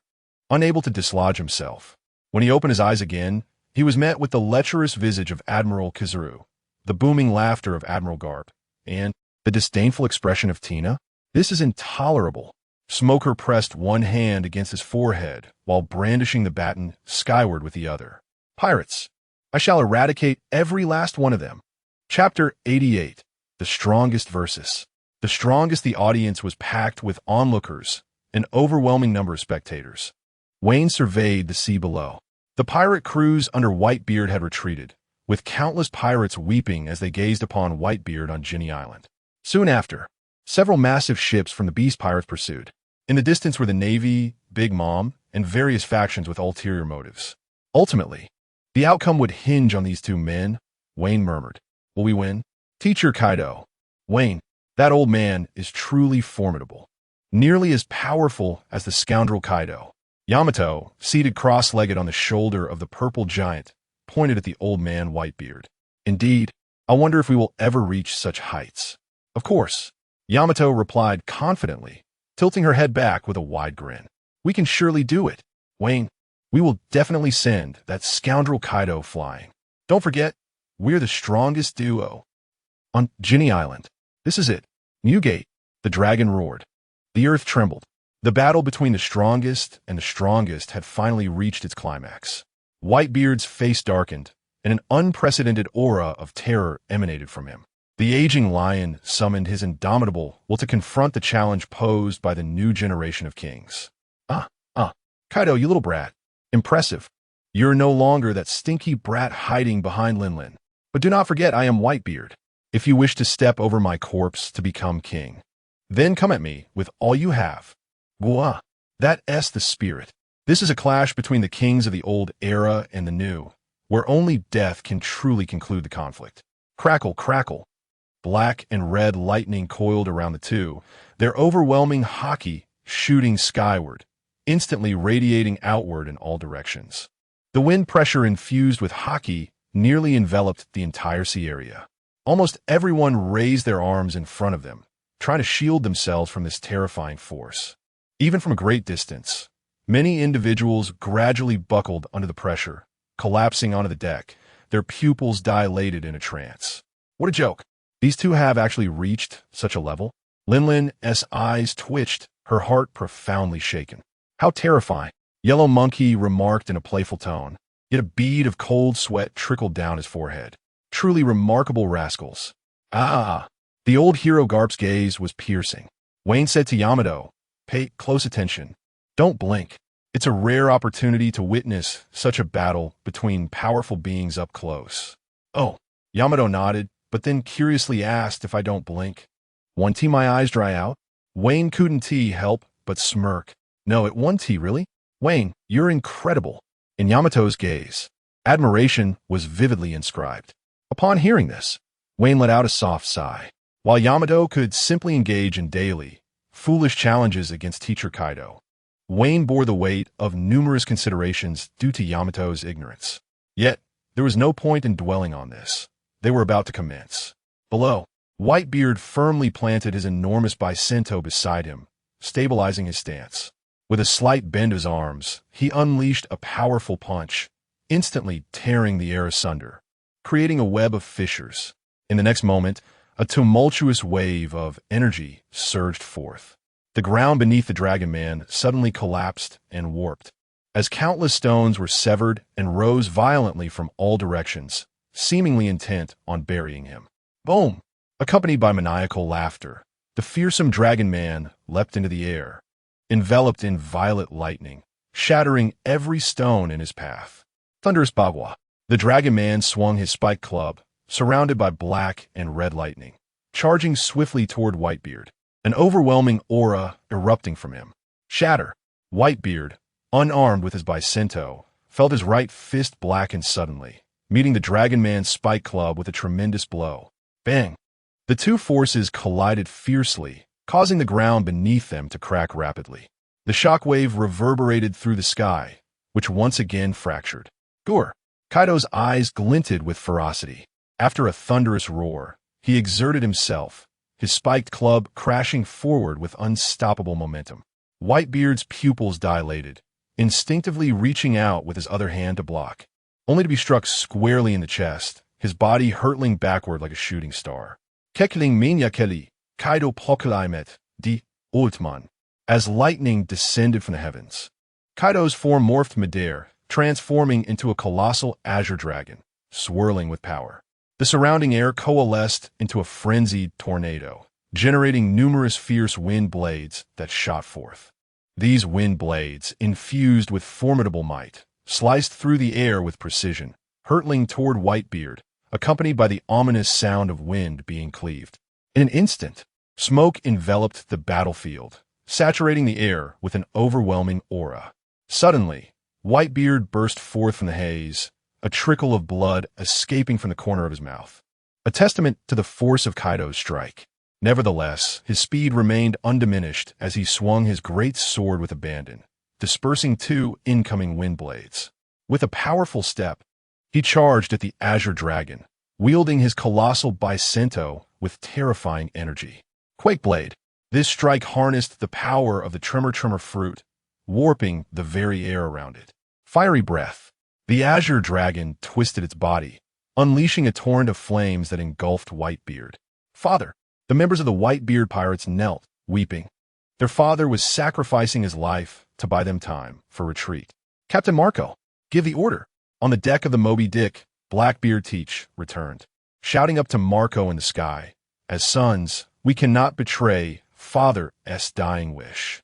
Teach spoke with heartfelt sincerity, tears streaming down his face, all the while keeping a vigilant eye on the movements of the surrounding factions, wary of any untimely skirmishes.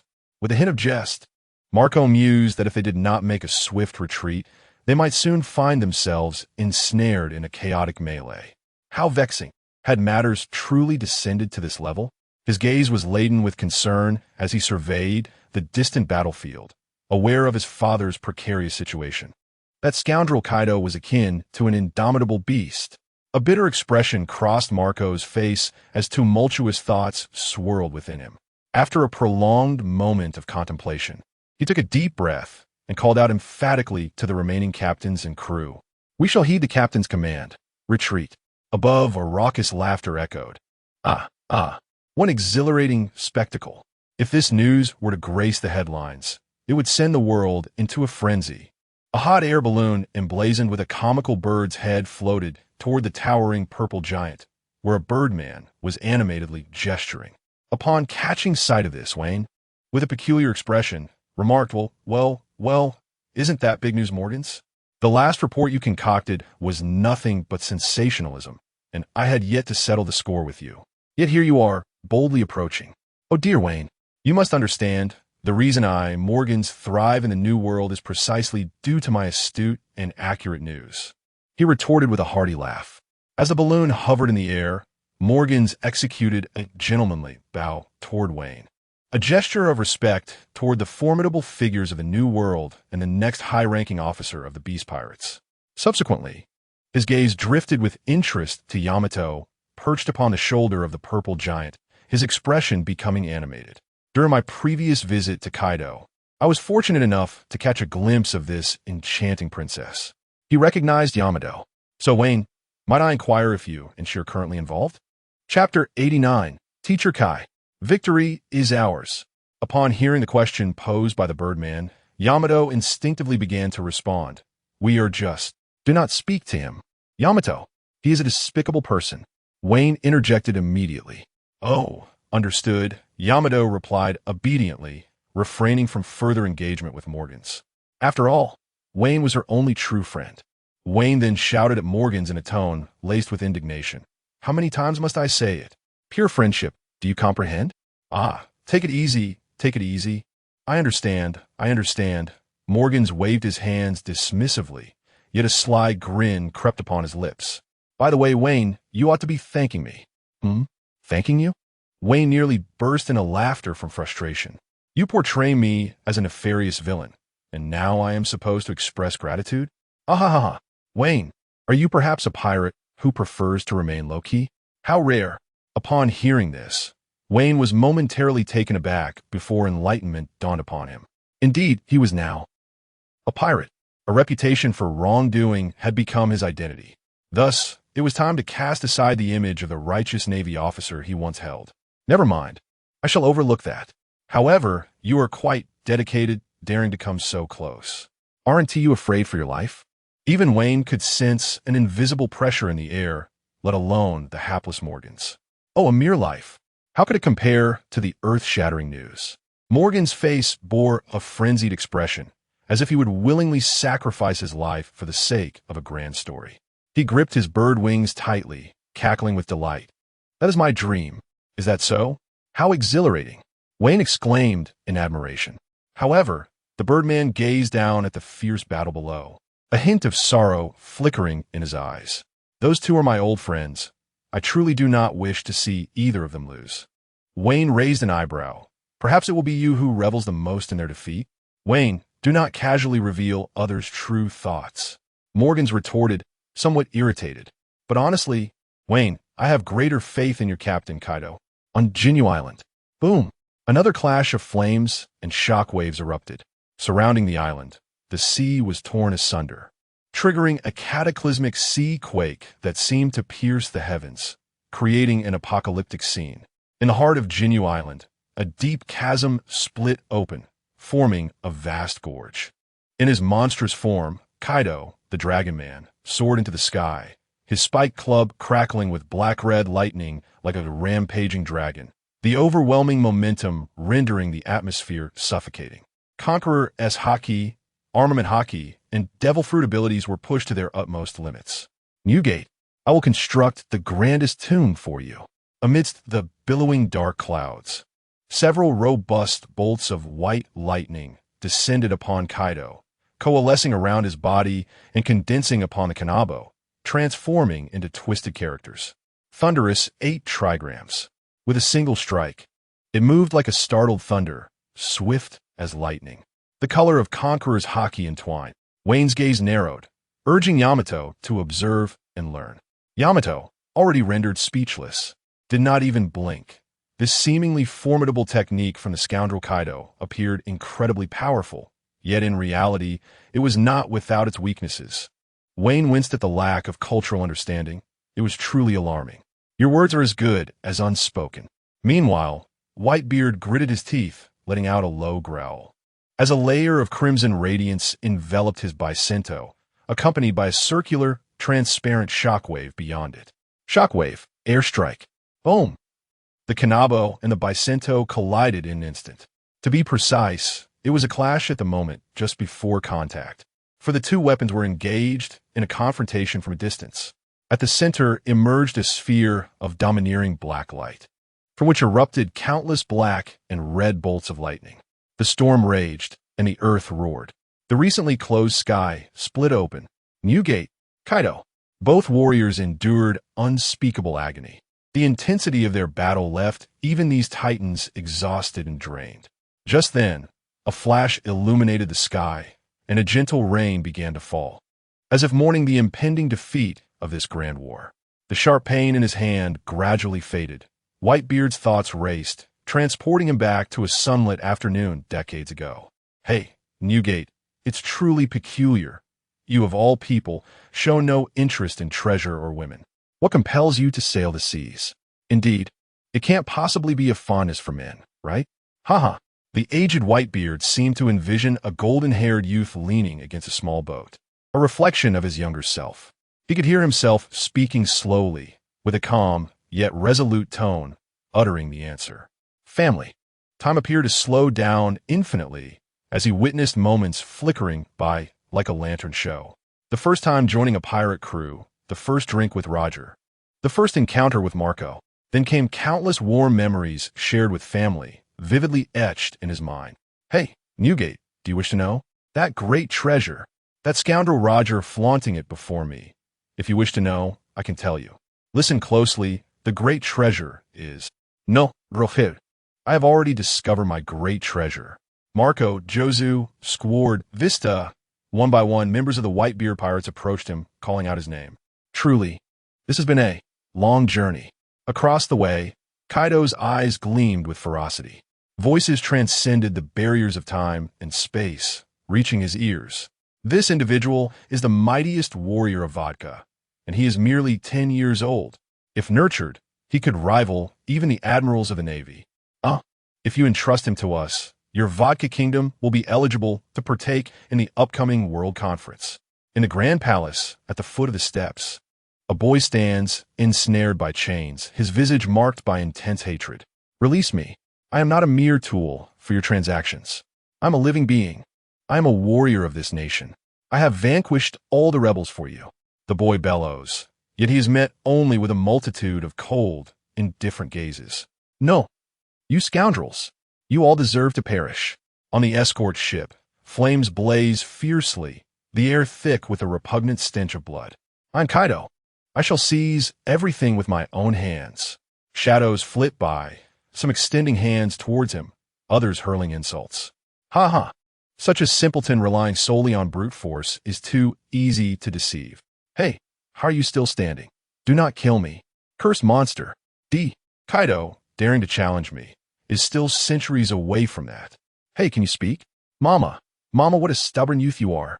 Listen well, I am Lingling, destined to become the queen of the seas. Mr. Kaido, if it's you, then Joy Boy should not appear. Kaido, let us collaborate. If we join forces, then this nation... Teacher Kaido, will you prevail? Scenes freeze in time, captured in the moment of sharing drinks with that lad named Wayne. Is this the trajectory of my life? Teach, this is a wretched world, truly as lonely as snow. With thoughts retracting, Kaido bears a sinister grin, his roar echoing across the horizon. The kanabo in his grasp grows increasingly heavier, nearly suffocating Whitebeard.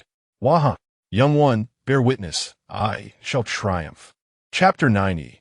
Tears of an Era in a Thunderous Clash. Kaido, despite his injuries, swung down with immense force, striking Whitebeard squarely in the chest and plunging him deep into the earth. A resounding impact reverberated through the entire sea, causing tremors to ripple across the waters. Had victory been claimed? The onlookers held their breath, captivated by every fleeting detail. In the aftermath of this collision, the outcome seemed all but certain to all present. Kaido was poised to triumph. Champagne could almost be uncorked in celebration. On the battlefield, a dragon sword, transforming into a colossal azure dragon that danced through the sky, molten lava surging around its form. A ferocious fire dragon, ablaze with flames, materialized in midair, glaring ominously at the unknown fate of Whitebeard, who lay ensconced in the deep pit below. This is it, Whitebeard, the fiery dragon roared. Below, bloodied and battered, Whitebeard emitted a deep battle cry, enveloping his fist in a vast, translucent shield of light, expending the last vestiges of his strength toward the heavens. Kaido, you think you could defeat me? I am Whitebeard. Both combatants had reached their limits. Charlotte Linlin stood at the bow of the ship, laughing maniacally, her eyes gleaming with madness, a faint crimson glow flickering in her pupils. Truly, these are two unadulterated monsters. Kizaru spoke in a low tone, beads of moisture, whether from rain or sweat, trickling down his brow. The new flavor of Senbei is quite delightful. Garp munched on Senbei, seemingly detached from the fierce battle. Yet his gaze remained fixed on the fray without wavering. Father, the members of the Whitebeard pirates wept profusely as they fled the tumultuous waters. Meanwhile, on the Beast Pirates' side, Daifugo excitedly narrated the unfolding drama. Look, the Azure Dragon is retreating. Next, we shall witness the entrance of the Beast Pirates' fiery beast. Witnessing such a battle is exhilarating beyond measure. Kaito-sama, go forth. Vanquish Whitebeard. Deep beneath the waves, Jack, though utterly drained, glimpsed the fire dragon illuminating the ocean depths through the murky water. Kaido-sama, is this the pinnacle of our youthful fervor? In the skies above, Vaint's eyes blazed with intensity, urging, go forth, teacher Kaido. The fire dragon roared, its searing flames ravaging the air. Rising dragon, Flamebawa, the dragon's head, entwined with the conqueror's haki, dove down with ferocious momentum, unleashing a series of sharp sonic booms. The sea trembled. Whitebeard's face bore no expression, as though he had long anticipated his fate. In the next instant, a torrential wave of attacks collided, unleashing a tempest of conqueror's haki that spiraled into the sky, forming tornadoes that pierced the heavens. Boom! Whitebeard's pupils constricted, his surroundings engulfed in brilliant flames, while his vitality swiftly ebbed under the force of the impact. Roger, I have lost to that wretched brat Kaido. You will mock me, won't you? Perhaps it matters not. It is of little consequence now. The path of Lousy has reached its conclusion. At last, the sea trembled violently, as if the strike from Whitebeard had directly impacted the waters. Wayne's expression shifted. What is this? Others were equally perplexed. But in the next moment, a thunderous roar erupted as the currents surged. The ocean seemed to be cleaved apart, first revealing the depths of the seabed, and then the fragmented waters rose like blocks. The sea quake had arrived. Astonishingly, this expanse of sea was splitting into several sections due to the tremors. In the farthest distance, a profound trench formed between the Whitebeard pirates' fleet and the ships of other factions. It became clear to everyone. Whitebeard's strike had not fully clashed with Kaido. He realized he could not achieve victory, thus employing the power of the Tremor fruit to trigger the quake, buying time for his crew to escape. Was that final blow still for his sons? Carp observed this scene, murmuring, "What an endearing man he is." Father, Marco, and the crew cried out in anguish. Blackbeard Teach kicked the helmsman aside, taking the helm himself, eager to flee this perilous place, the ship's will spinning in his grasp like a blur. Above, a block of seawater shot skyward, threatening to engulf the purple giant and the hot air balloon nearby. The sea is crashing in. Wayne, please save me. Morgans flapped his wings in fright.